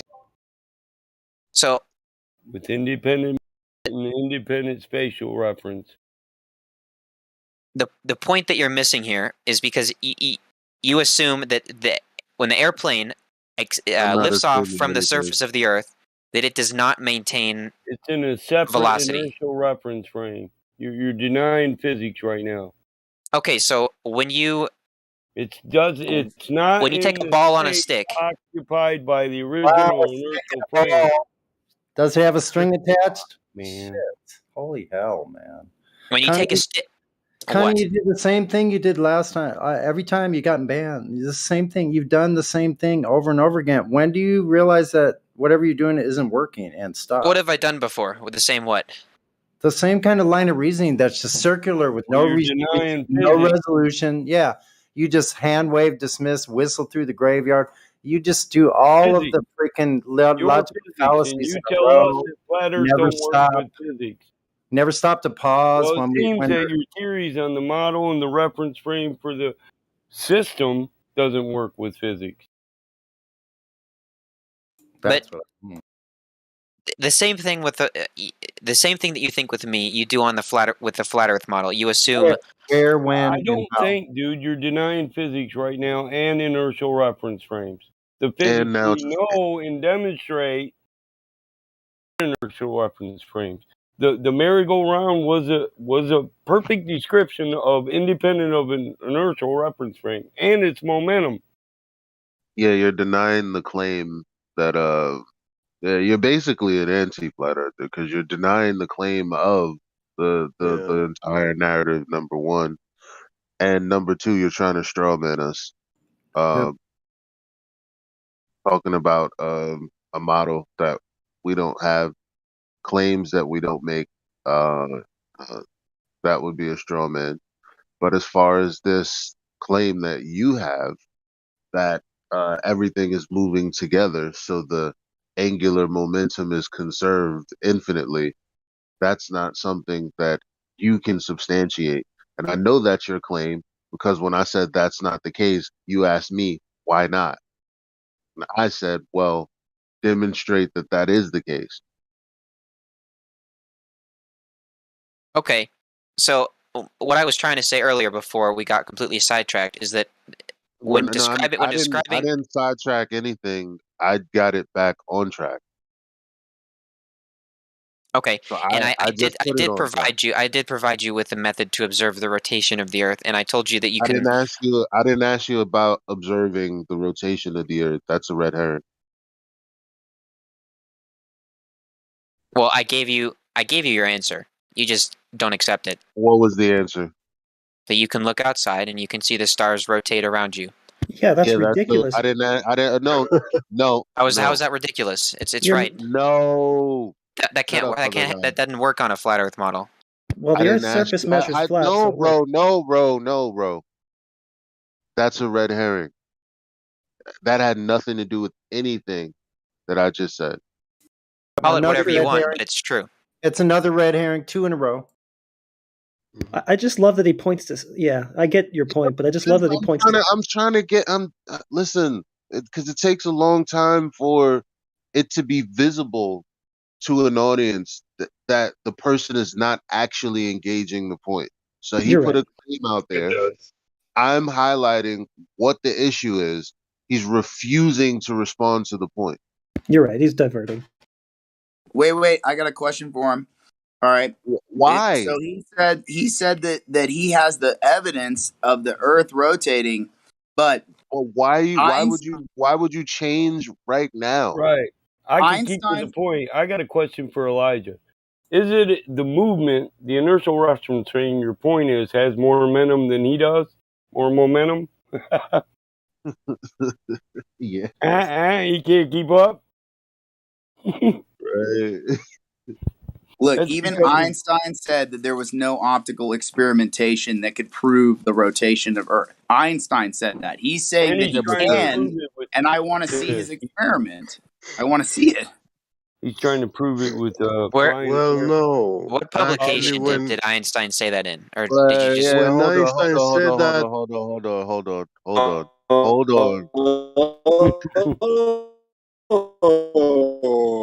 Oh my God, bro! Really good one. Holy Somebody man. get a plateau. So Corporal, what, 2-3 minutes to get it back on track, right? And when I did get it on track, he was silent. Then you asked him a question he could actually answer because there's an answer within his paradigm in which he doesn't have to prove, but it's an out from the point that he can't stick to, that I put to him, that Battle Mod puts it, because I didn't start this conversation, but I became a part of it, trying to be on the same page. You're not on the same page right now. The reason I was silent is because I did provide an answer to your question earlier. you just No, you didn't didn't. like the answer to my question. No, you didn't And I'm not address the gonna. point. He was talking to someone else just now. It's not an answer if it doesn't address the point. We were addressing one of our own just then. If you obfuscate the very point of the proposition, have you addressed it?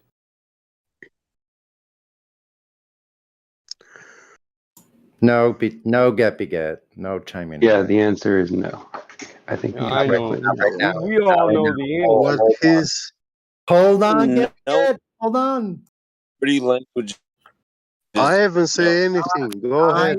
I think there's a language barrier here, Get. We're still waiting for that publication from You and I are Einstein. talking French, and they're speaking Spanish. So he didn't disprove Einstein.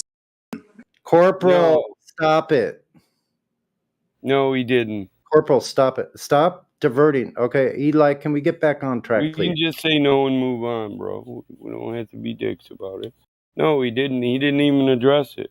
He asked when it was stated in history. Anybody who studies history and Einstein knows damn well he stated it. Yeah. So you're basically just saying that, oh, you should know it. Otherwise, if you don't know it, you're stupid. Is basically what you're saying. No, we're Battlemon? asking for No, empirical hold on. Don't speak for me. I'm just trying to understand what you're saying. No, those are words you put in my mouth, and I think it's a comprehension problem. Now, that's an implication there if you want to run with that. So then what did you say? Well, I think the problem is comprehension. No. I'm saying, what did you say Plain about English. Einstein earlier, just a second ago? I said everybody else knows it. Now, there's no implication there of ignorance or stupidity just because you don't know it. I'm merely stating it's a well-known fact. So you're saying it's a well-known fact, therefore it's true? No, you're adding to it. It's a well-known fact. Okay. That doesn't mean it's true. Oh, no, it doesn't mean Known it's by false a lot of either, people, does it? Connie, that's a two-way street. It doesn't mean it's false either. Okay, but means it's also not true. So that can be dismissed. Scientifically, that can be dismissed. Well, that's an assertion. Do you know what a fact is? Scientifically. So all I'm asking for, in this case, the burden of proof would absolutely lie on whoever claimed that Albert Einstein made optical demonstration of rotation, please. Citation. Oh, no. Someone stated. I'm simply asking. Listen, you didn't prove me wrong unless you actually demonstrated an optical observation of or demonstration of rotation. Have you done that? Has it been done? I haven't provided you with a peer-reviewed source if that's what you're asking for, but then the statement hasn't been refuted. I'm simply asking for a statement independent of Einstein. Refute it. I'm simply asking for the publication in which Albert Einstein absolutely did say what was claimed earlier. It's my claim. I'm the citation. Mike said that. So then Albert Einstein never did say that. Well, debunk it. We're past that. We're directly talking about my citation of my statement. Are you willing to bet your entire life savings Einstein out of it? Said that? Because I will take that bet. Yeah, but I'm not saying he did or didn't. I'm really trying to find out. I'm saying you can't prove rotation optically or in any manner. Bet on what you say, which is cowardly. You can only assert it. But you're a child, and we know this, so we should expect childish antics from you. We're adults. Okay. Believe what you want, Battlemon. Anyway, this is demonstrated. You demonstrated over and over again. It's not a belief. It's an observation. It's an axiom. It's self-evident and true. So we'll do this. You know what I would love to have at some point, Battlemon? Intellectually, I'll bitch slap you every time you try to assert something. I would love to have a one-on-one debate with just you and I, Battlemon. I think that would be great. I bet you would, because you think you could do something. That's a good idea. No, I think it would be different. I think the dynamic would be different when we're not in a group setting like this. I don't want to disrespect Elijah, because Elijah had great points. No. And the point still stands that all this... Can it be pay-per-view? All of this is an obfuscation of Elijah's great point. At least record it so we can... We've been there, Coney. Oh, Iron, bro. You keep talking over me. You're spilling over here, bro. Sorry. So you wouldn't want to have a one-on-one debate with you, just you and I, Battlemon? Are you afraid to do that? You talked over me. I'd just ban you again, and it wouldn't be. He's not afraid of you. Battlemod, just got I've really been trying excited. to be extremely respectful of you speaking. It's also a Discord, and sometimes latency is a I thing. know there's latency, but to imply fear from a combat veteran, no, I have no fear. Okay, well, I'm just simply asking you if you'd like to have a one-on-one debate at some point. At some point right now, no, because it's disrespectful to my other members that had great points that are being obfuscated. Of course. I'm not the above all, say all. I'm not the great flat hope. I Everybody here wouldn't mind works the together as one-on-one. a collective. I wouldn't mind the Of one-on-one. course. I will mute everybody I'd else pay because $10 I would to rather see it. I'd rather that than what's happening right now. Yeah, I would like to address your Make it original a point, pay-per-view. Elijah. That's my point. That's a MMA great point, verbal. and your point extends to almost everything he does, bro. And It's all an obfuscation of the actual point. I'll surprise everybody, and I'll keep muted myself unless you And need my Glovers do this constantly. That's why you're so good at pointing this out, Elijah. This is their number one topic. Never really I will address. be the first person to pay to watch that. Please Never do it. really Come on. addressing. Never really addressing what's saying and obfuscating like that. Yeah, We can do Please do the we debate. could Clearly, do he an didn't entire show address. on that. Clearly, he didn't address the point when he said he did. Because when he said he addressed it, he meant it was his initial assertion, which I then questioned and challenged, and he didn't find any justification for it other than he had already stated it. I wonder which fallacy that is. Coward fallacy. Well, this is the leg they stand on, and I think you could kick that leg off and under him for good. Finally.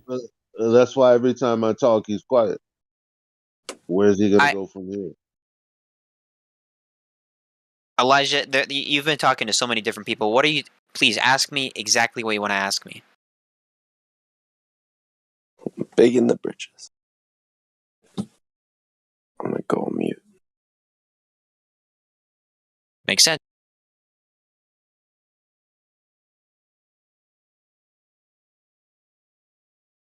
Oh, that's so much better.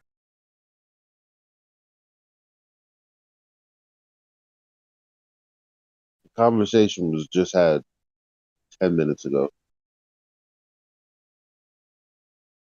Mm-hmm. It was, but there was a whole bunch of other shit happened in between.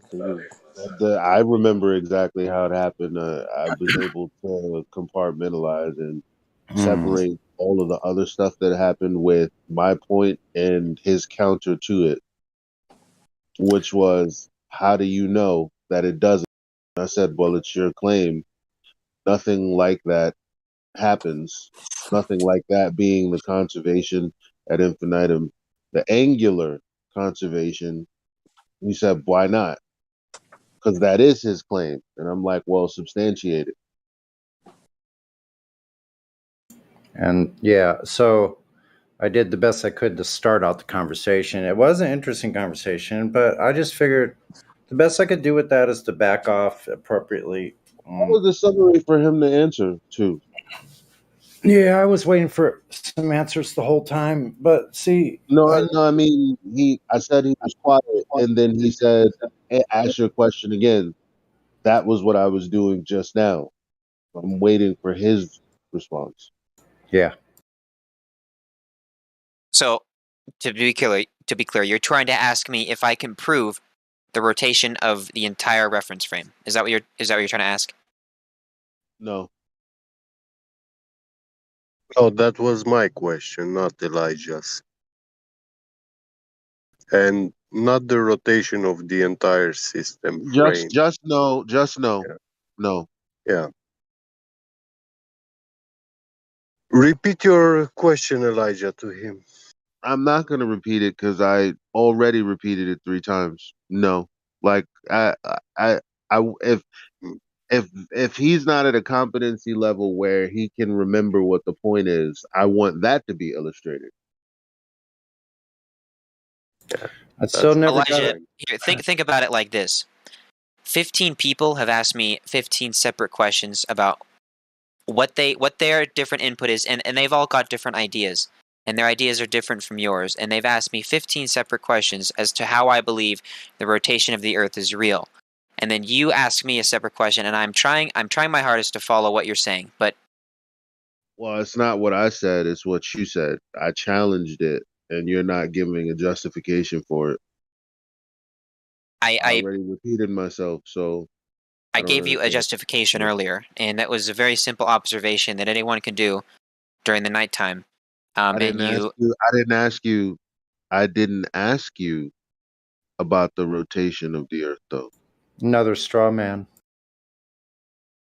Okay. Well, right. Believe as you wish. I believe it's demonstrated that you use logical fallacies. And a nigga can't get a clip for himself. Don't say that word, please. That's What? just how I feel. He told the black guy not to say that. I don't believe anyone. I don't believe anyone should say that word. I would just like a clip that I could, that I can send to get on. You know Maybe what I you mean? said you were treating him like one of those when you were just robbing him empty of his point. Yeah, I think according so I'm to not asking Elijah's about the question. rotate. I'm not asking the question that Get Beget asked. Apparently, Yeah, but Elijah, oh my The god! professionals What? are doing it, bro. They're What do you want? man, I was willing to ask you a question, but yeah, if it's okay, if you're getting upset, I won't ask. Like I said, he's feeling like everybody's niggering him. That's why he dropped that M-bomb. I mean, he's trying to get a conversation going, but everybody just wants to keep Come on on, that's jumping funny. in. You know it is, bro. So it's their professionalism. You know, that's what they're pros at obfuscation, bro. The third definition of that word by Merriam-Webster, right?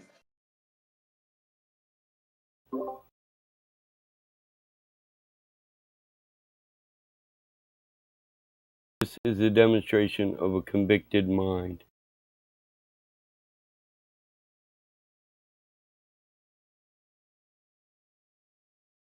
I'm still waiting for him to answer the challenge. Sorry, what challenge? Well, he challenged what you said. Who? Wow, really?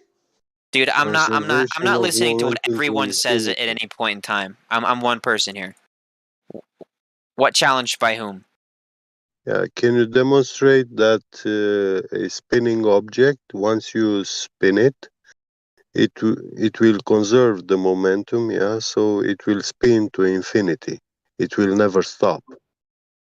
Oh, I see what you're saying. So you're asking me if I can give you an experiment which you have a rotating body that Right. a piece of mass leaves the rotating body and it maintains that angular momentum. Is that what you're asking me? Yes, because we know even in a frictionless environment that there's still a loss of momentum. Okay. We know this. We can demonstrate it. How about, let me think here.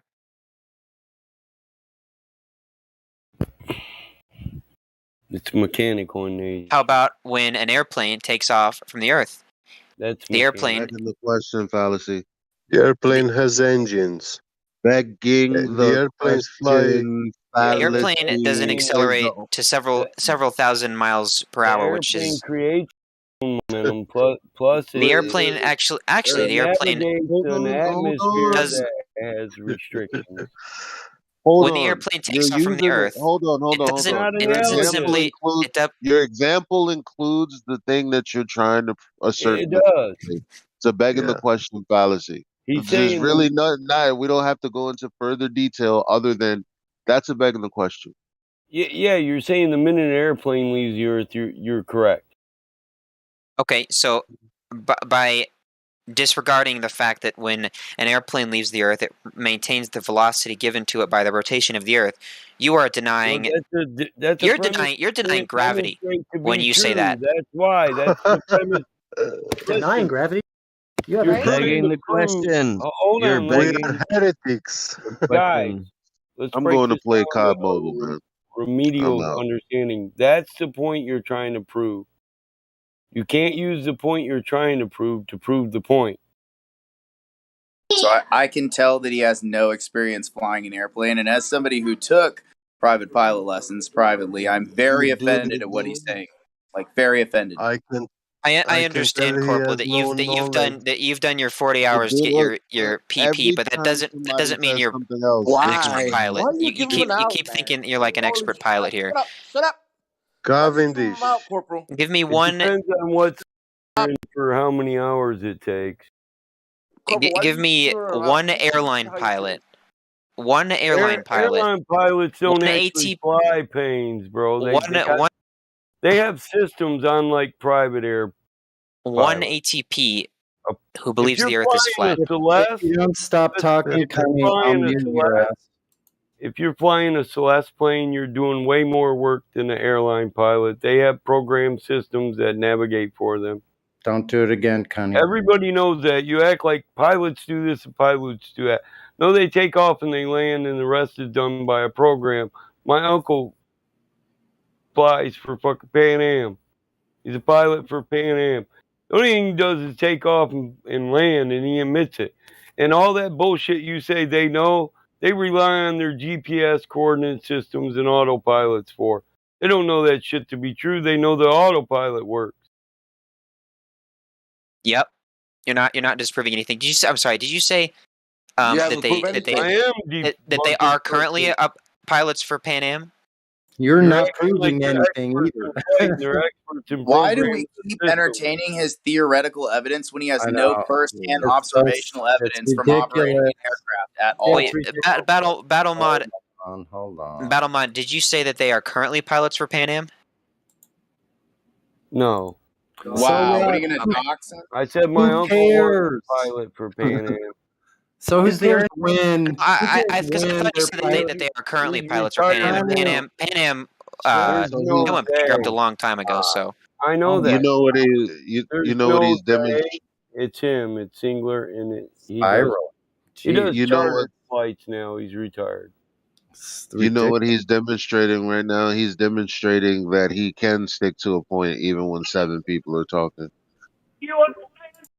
There he is with that jab. See, listen, he tried to obfuscate the point by getting in the fucking 1v1 with me and getting as far from that fucking point as he can because it's the only thing that Glovers have. That and trying to use the premise that they're trying to prove as a proof of the premise they're trying to prove.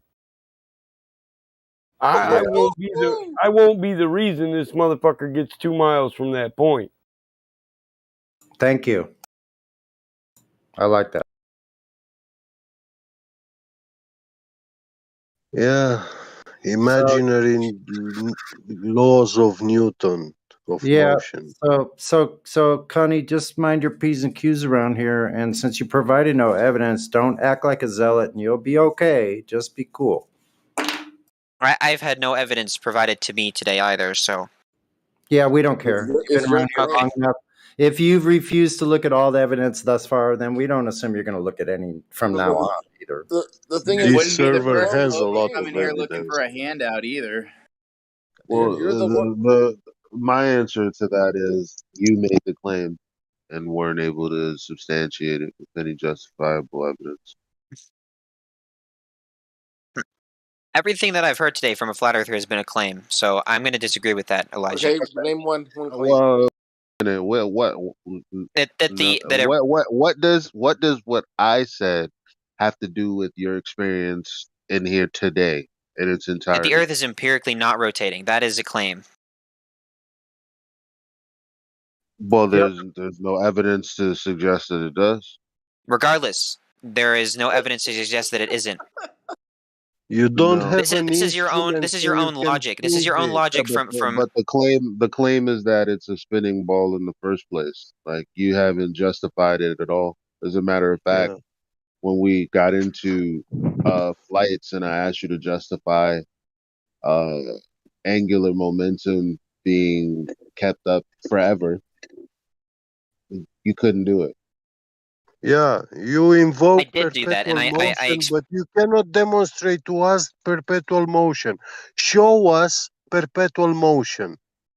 the atmosphere is in the same reference frame as the That's rotating Earth. The imaginary. airplane, No, it is not imaginary. no. You are denying the Yes, it antecedent. is You are imaginary. you Show are me de- an airplane which you Honey, give it I'm an honey, impulse and out, it will man. fly forever. man. What the I'm fuck? trying to explain it to you. Stop.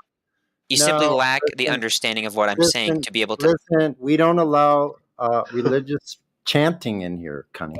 We understand that you're making reification fallacies. It's okay. Really, Yeah. we don't. It's that. That sounds like gibberish, like religious.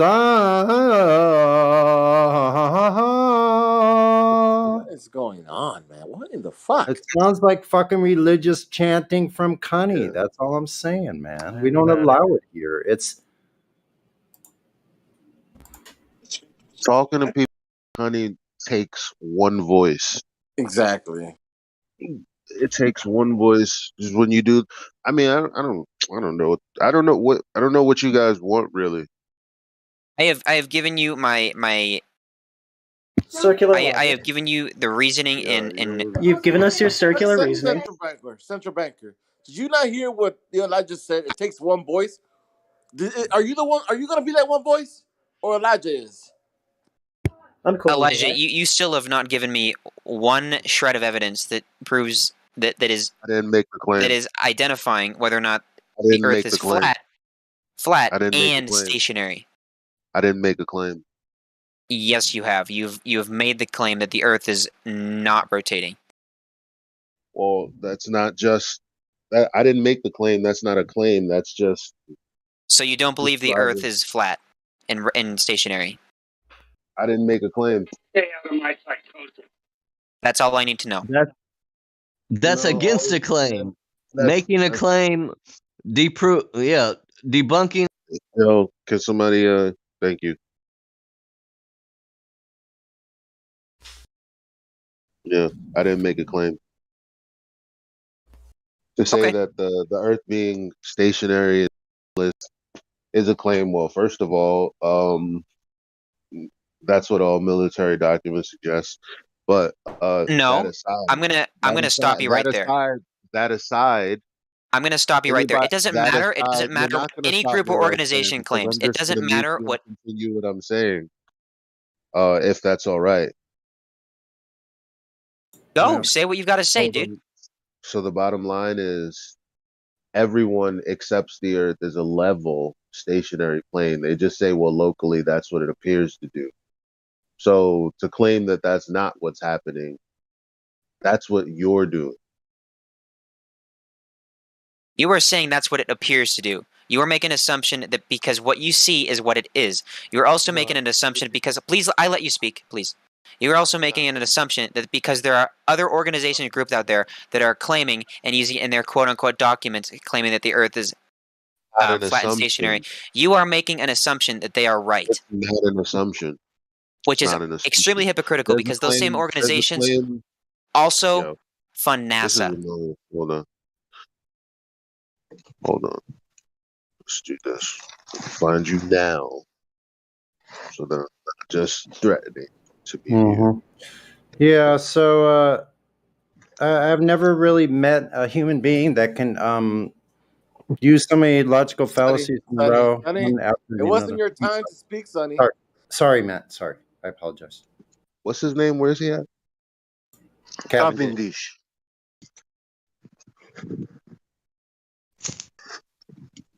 I don't see it.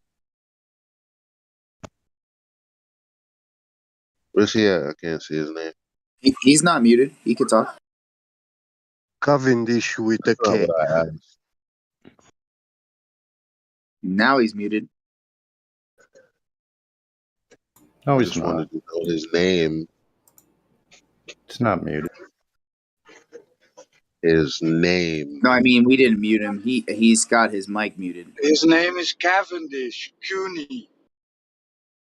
If you're trying to find me so you can mute me. Nah, I'm trying to find you so that I can mute you when I need to. Okay. So, I didn't make a claim. Like claiming that I experience what I experience is that's not a claim.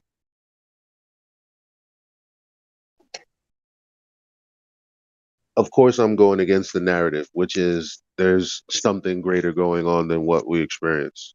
That's your claim, not mine. And then you have things that are contrapositive to your claim, which is the point that Sonny brought up. Well, if you're going to land, how do you land and not wreck the landing gear? You said, well, because the conservation of momentum. The A conservation is maintained ad infinitum. I said, can you prove that claim? You haven't proven that claim. You haven't even addressed it. You've only stated that you've addressed it by offering your presupposition.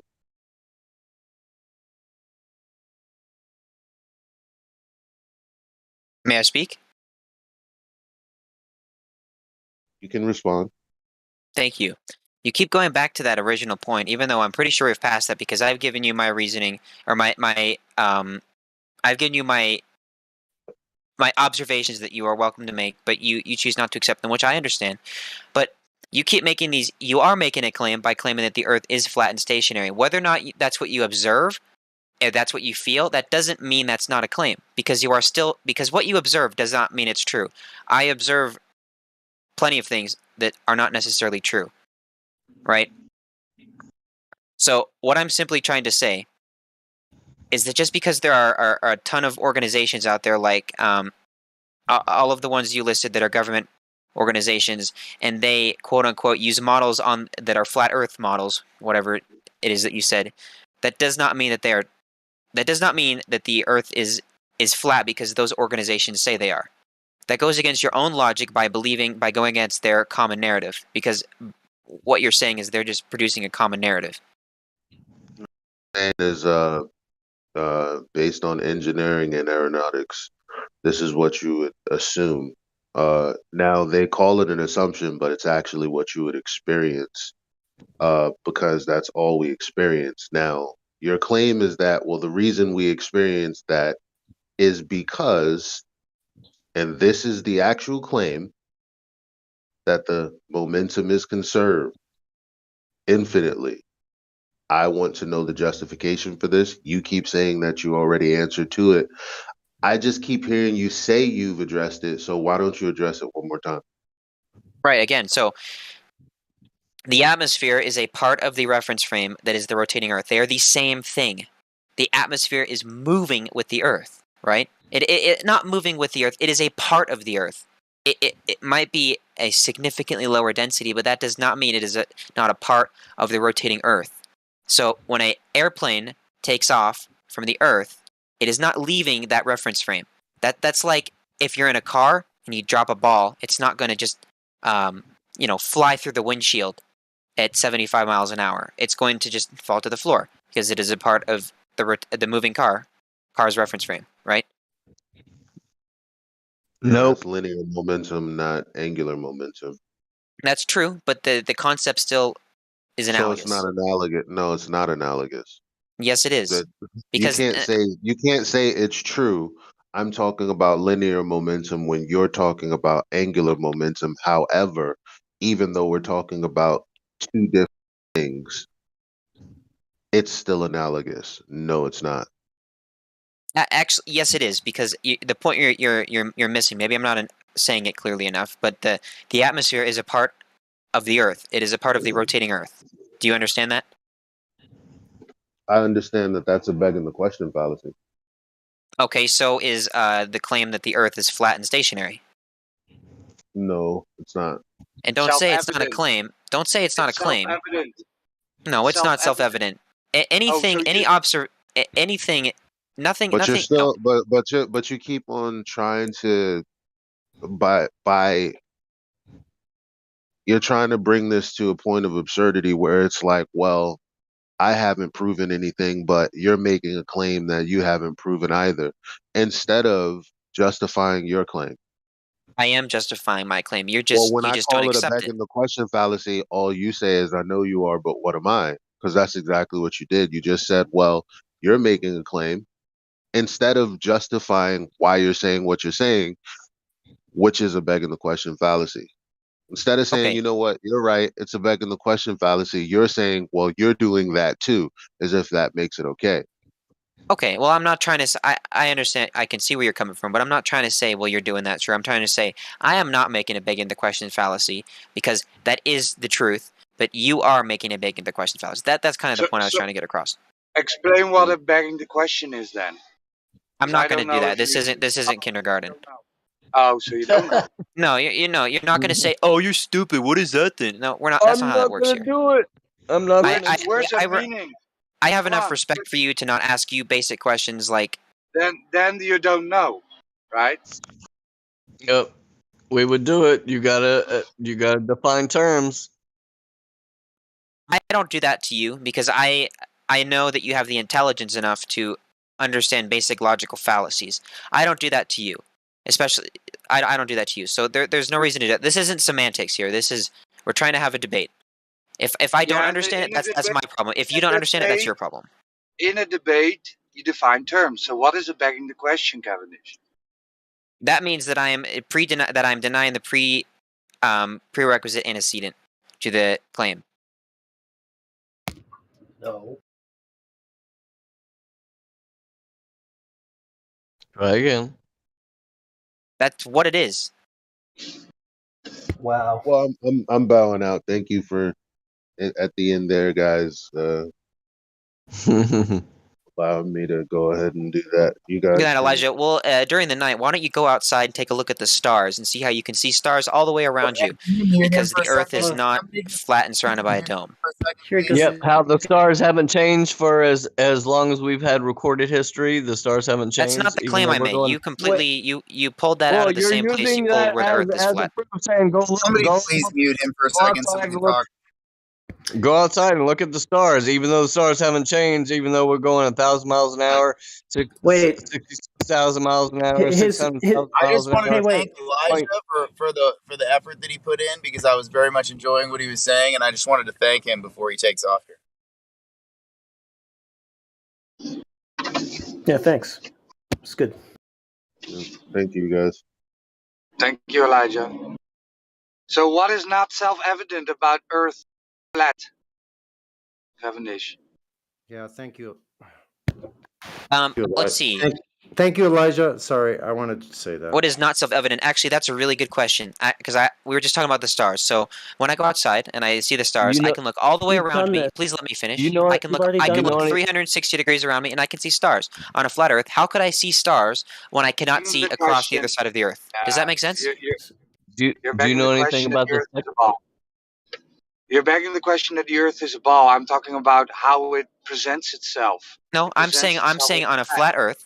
I'm saying on a flat Listen Earth. to me. Yeah, that is back. You're not listening to me.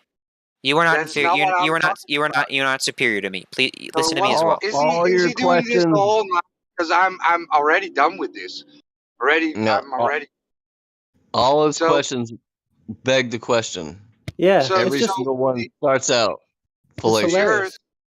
One second. So the Earth presents itself as flat and non-rotating to everybody, Kuni. Everybody experiences the Earth as flat and non-rotating. I would like you to agree. That is an assumption. There's also no backing to that claim that everyone experiences the Earth as flat and stationary. That is how the Earth presents itself to us, to every human being. That is not true. Nope, that is not true. That is true. Please provide Then a claim I'm to done that with you. source. Or sorry, please provide a source to that claim. That is how the Earth presents itself to you. No, You presented it to us. It You does said the not. stars rotate around us. Yeah, that You was so presented That's it not to us. how it presents itself, and I'll prove You said the my point. stars I'll prove rotate my around point. us. That's You what have you said. never seen curvature. You have never felt the Earth move. The Earth presents itself as flat and non-rotating to everybody ever alive. Here's how I know it's not flat and non-rotating. Begging the When question in 3, 2, 1. When I at night, right, when there's no clouds and I can see stars, please allow. That is begging the question. The Earth is a ball. No, you have not even heard what I'm going to say, buddy boy. Oh, Please let me we've finish. said about 5 times already. You've pointed to something that's rotating. No, you and haven't, you've used that because as someone's proof. interrupted me all of those 5 times. And you've used it as proof that something else is rotating. Good job, little buddy. I would like you to agree that the Earth presents itself to everybody as flat and non-rotating. That is how it presents itself. The base axiom. Then we can move. But look at this other thing that's rotating. Thank you. So if you cannot do this, we're done here. I'm not talking about that is the evidence of the Earth is flat. I'm talking about how it presents itself to us. May I speak? I would like you to agree. May I speak? Now, can you agree that the Earth presents itself as flat and non-rotating to everybody? I disagree with that. Yeah, he wants to beg the question. Can I give my reasoning? Your reason why I reasoning will disagree with you? We've heard your circular reasoning like 10 times. Your reasoning is, I see the stars rotating. Okay, No, you have stars not rotating. heard. You haven't heard me finish. I haven't gotten to the point where I can finish. The stars rotating, not the Earth. Bye-bye. We're talking about the Earth. You haven't let me get to the point in which I can explain what I'm talking about. You only heard me say the first part of my claim. You're obfuscating from the point. I would like you to agree that the If you Earth don't want to listen to my point, that's acceptable. Yeah, we don't. Cavendish, hold on. I stepped away for like 5 minutes. And I will explain your point which you're making. The point you made is you say that you go at night, you look at the stars, and you see, obviously, you are spinning. Yeah. Nope, that is not the point I am trying to make here. I'm trying to make a completely different you point. see the stars rotating in the sky. That's what you said. That is not the that is the first sentence to the point I am trying to make, and you have only heard that first sentence. You have not heard me say the rest. But That's please the go on, since you know what I'm saying, since you can read my mind, please. We know the heliocentric model, so whatever you're saying is the heliocentric. Let me finish. Let me enlighten you for a moment. Let me finish. No, you don't need to finish because you were already finished, and you said this I have. when you were I'm trying to make an entirely when new you were talking with Elijah, you invoked this.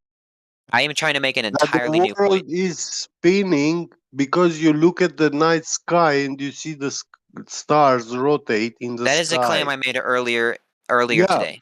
That is a claim I made earlier today. Positive claim. Okay, now this is equal to me sitting in my house, looking on the window at the curved highway, and I see those lights moving on the highway, and I'm saying my house is fucking spinning.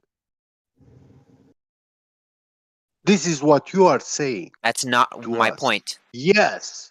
This is your point. Dude, you literally haven't heard me say the rest of my point. This is exactly you can't read my mind.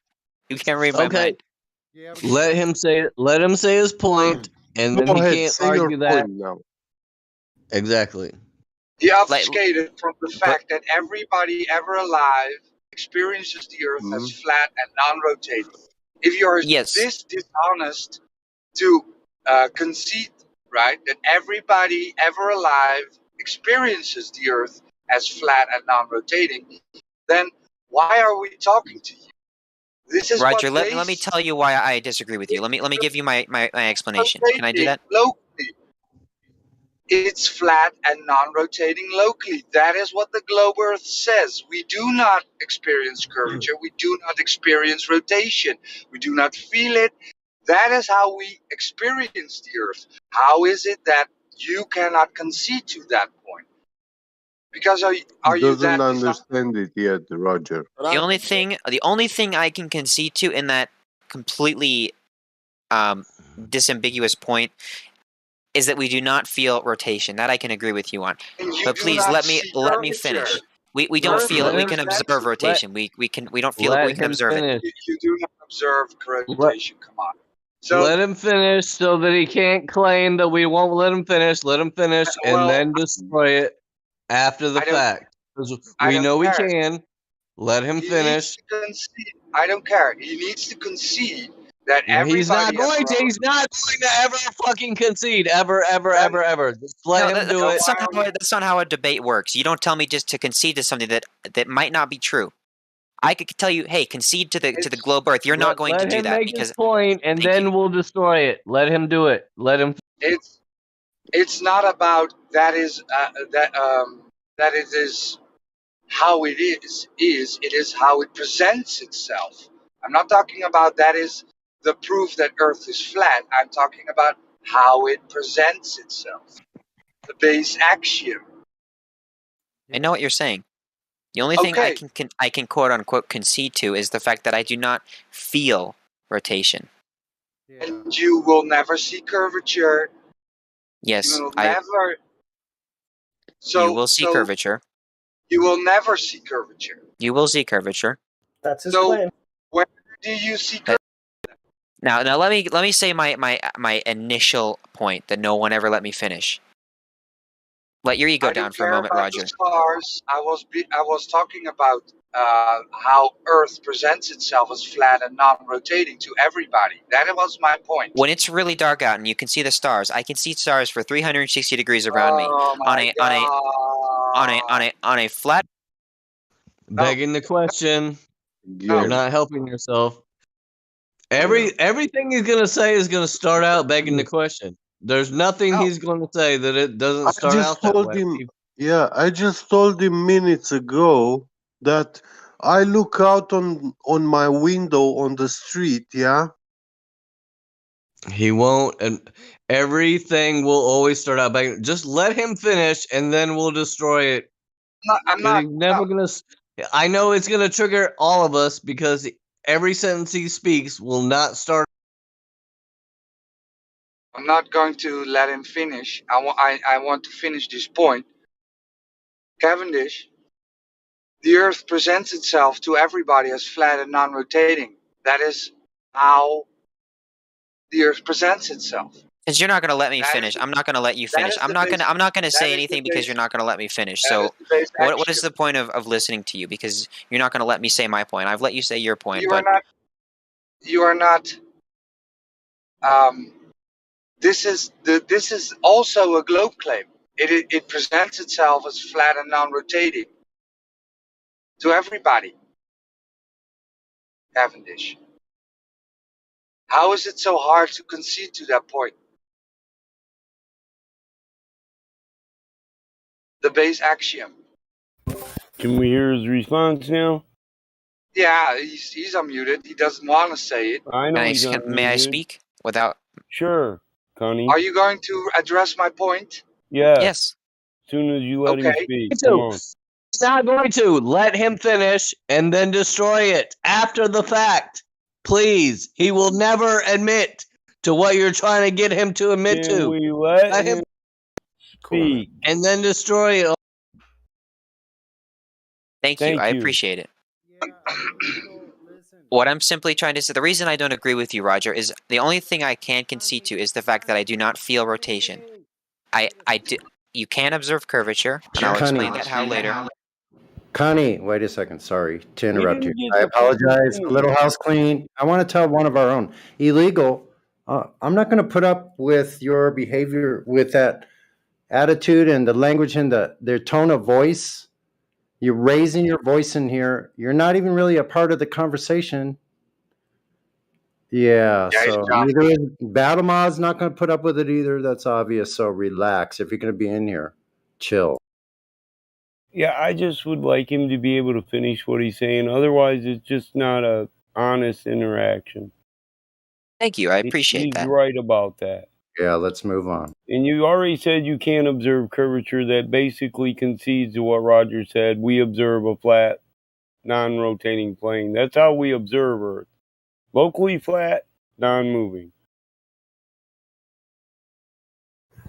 The reason why I disagree with you, Roger, is because at nighttime, just hear me out here. At nighttime, when it's dark out and I can see stars all the way around me, the reason that I know that it is curved is because when it's flat, if it were flat, I cannot see stars like I cannot see to the other side of the Earth. So why should I be able to see stars completely surrounding me when it's flat? So when you're standing underneath an exit sign and you're walking away in a long hallway, and you're walking away from that exit sign, and you turn around, that exit sign is now lower. Is it actually lower, Cavendish? No. No, your angle to it has changed. Okay, so that's that, right? So you said if the Earth was flat, I would see all across Earth. Can you look Can you look through a pool all the way through a pool to the end of the pool? You're right, I can't. Okay, so why? So then why can I see stars? Why, hold on. Why can't you see through a pool? Because things are attenuated and obstructed, right? Same thing Well, is because the true. pool water isn't perfectly clear. Well, excuse me. Same thing is true of the fluid atmosphere. It's not perfectly uniform medium either. Yep, I agree. So then you can see that the Earth presents itself as flat and non-rotating to everybody. Nope, I said that I agree that I cannot see through the entire atmosphere. Okay, so What if we flat, could get locally flat. What if we could get a citation that modern science agrees with the Earth presents itself as a flat, non-rotating plane? From That's not, applications, engineering, and scientists. of course, but that's not the point that I agree with. I agreed with the fact that I cannot see through the entire atmosphere because it's not perfect in the medium itself. You go to moving stars and you say, I can see stars rotate around us. The truth is that you can't logically say that because we lack the reference frame to say what's moving. We can see movement, but we don't know what's moving. Okay, that's fair. So regardless of who is moving, right? Regardless of who is moving, I can still see stars all the way around me, but I can't see the other side of the Earth. That I don't understand. Your point is, it appears to be a lower ceiling as it goes outward, right? That's why you're implying curvature. Stars are lower, lower, and lower. But this isn't true. See, we see distant galaxies at 45-degree angle, the same as we see closer or more local bodies. So you can see upward. So, and that brings up another astronomical point. If you're looking straight above you, you're only looking through one air mass. If you're looking at 60 degrees, you're looking through 4 air masses. And the more of an angle you increase, the larger the air masses. So 45 degrees, 10 air masses. 13 degrees off the horizon, you're looking through the equivalent of 20 air masses because it's the thickest portion of the atmosphere. I agree. But you're only explaining how I'm explaining attenuation of light to the point of extinction and why lights can't be seen at an angle when you look left or right at a 45 or a 13 or a 30 because of attenuation and angular resolution, to be honest. Your resolution, the angle of resolution to an object 2,000 miles off to the left changes at a 45-degree angle. Same as if you look at a flat screen TV from a 5-degree angle or directly from the side of it. All the images on it are on resolute, and that's because of the angle of resolution. It's your eyesight. So you cannot talk about observations of things without applying how your eyes work to it. I agree, but that doesn't quite explain how I can. So I can see stars that would be on the other side of the flat Earth, versus the fact that I cannot see the actual stars at a great distance who have a greater amount of attenuation. If you're looking at something on the horizon, how so? Because you're looking through more air masses. We covered that. So if I'm looking through more air mass, in theory, I shouldn't be able to see those stars. The more air masses, the greater the density, the greater the scattering and absorption, the higher the amount of point attenuation, and that's exponential as it applies to distance. A greater distance, it increases. So you're trying to say that if there's more air mass, right? If there's a lot of air in front of me, I can't see. Atmosphere, Eventually, it's of atmosphere in front of me. it will attenuate to the point of extinction. And this isn't a flat Earth concept. I It's agree. science. Yes, I agree. This is another astronomy point. It's called stellar abbreviation and stellar atmospheric extinction of light. I agree that after a certain point of the thickness of the atmosphere, eventually I'm not going to be able to see stuff because it's so far away. Yes, I agree. So then why can't I see stars that are at the other side of the You can't. of the I flat can give Earth an above me? example of that. You Or can't.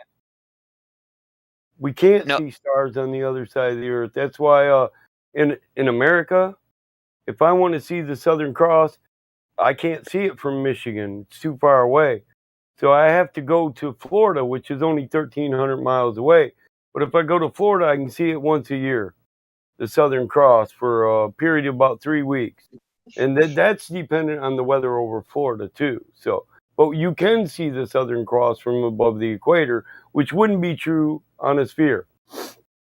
so actually no, I disagree with you because if it were on a sphere, I'm simply rotating when I go down to when you go from Michigan to You're Florida, above the you are equator. changing your angle of which degree you look up. Yeah, but you're above the equator. That thing would be on the bottom of a ball. You wouldn't be able to see it. No, that I disagree with you because when you're on a ball, right? And you move around the ball, you're basically changing in the angle in which you can look up because on Well, a that's ball you true can't. on all things. When you move around, you're looking up at a different point in space. Yeah, and time. that's true. But by that logic, if it were flat, right? That's why And you I see moved listen, and I moved from you know like you what said, the sphere Michigan. of view is, right? You can only see things that actually present themselves within your limits of view. It's called your sphere of vision. So you're saying that if I am here in California and then I move to New York, I'm going to see completely different stars. I'm not going to see the No, same stars. that's not my point. That's only so many thousand miles. It's not far enough. The light of the stars above New York hasn't attenuated before it reaches California.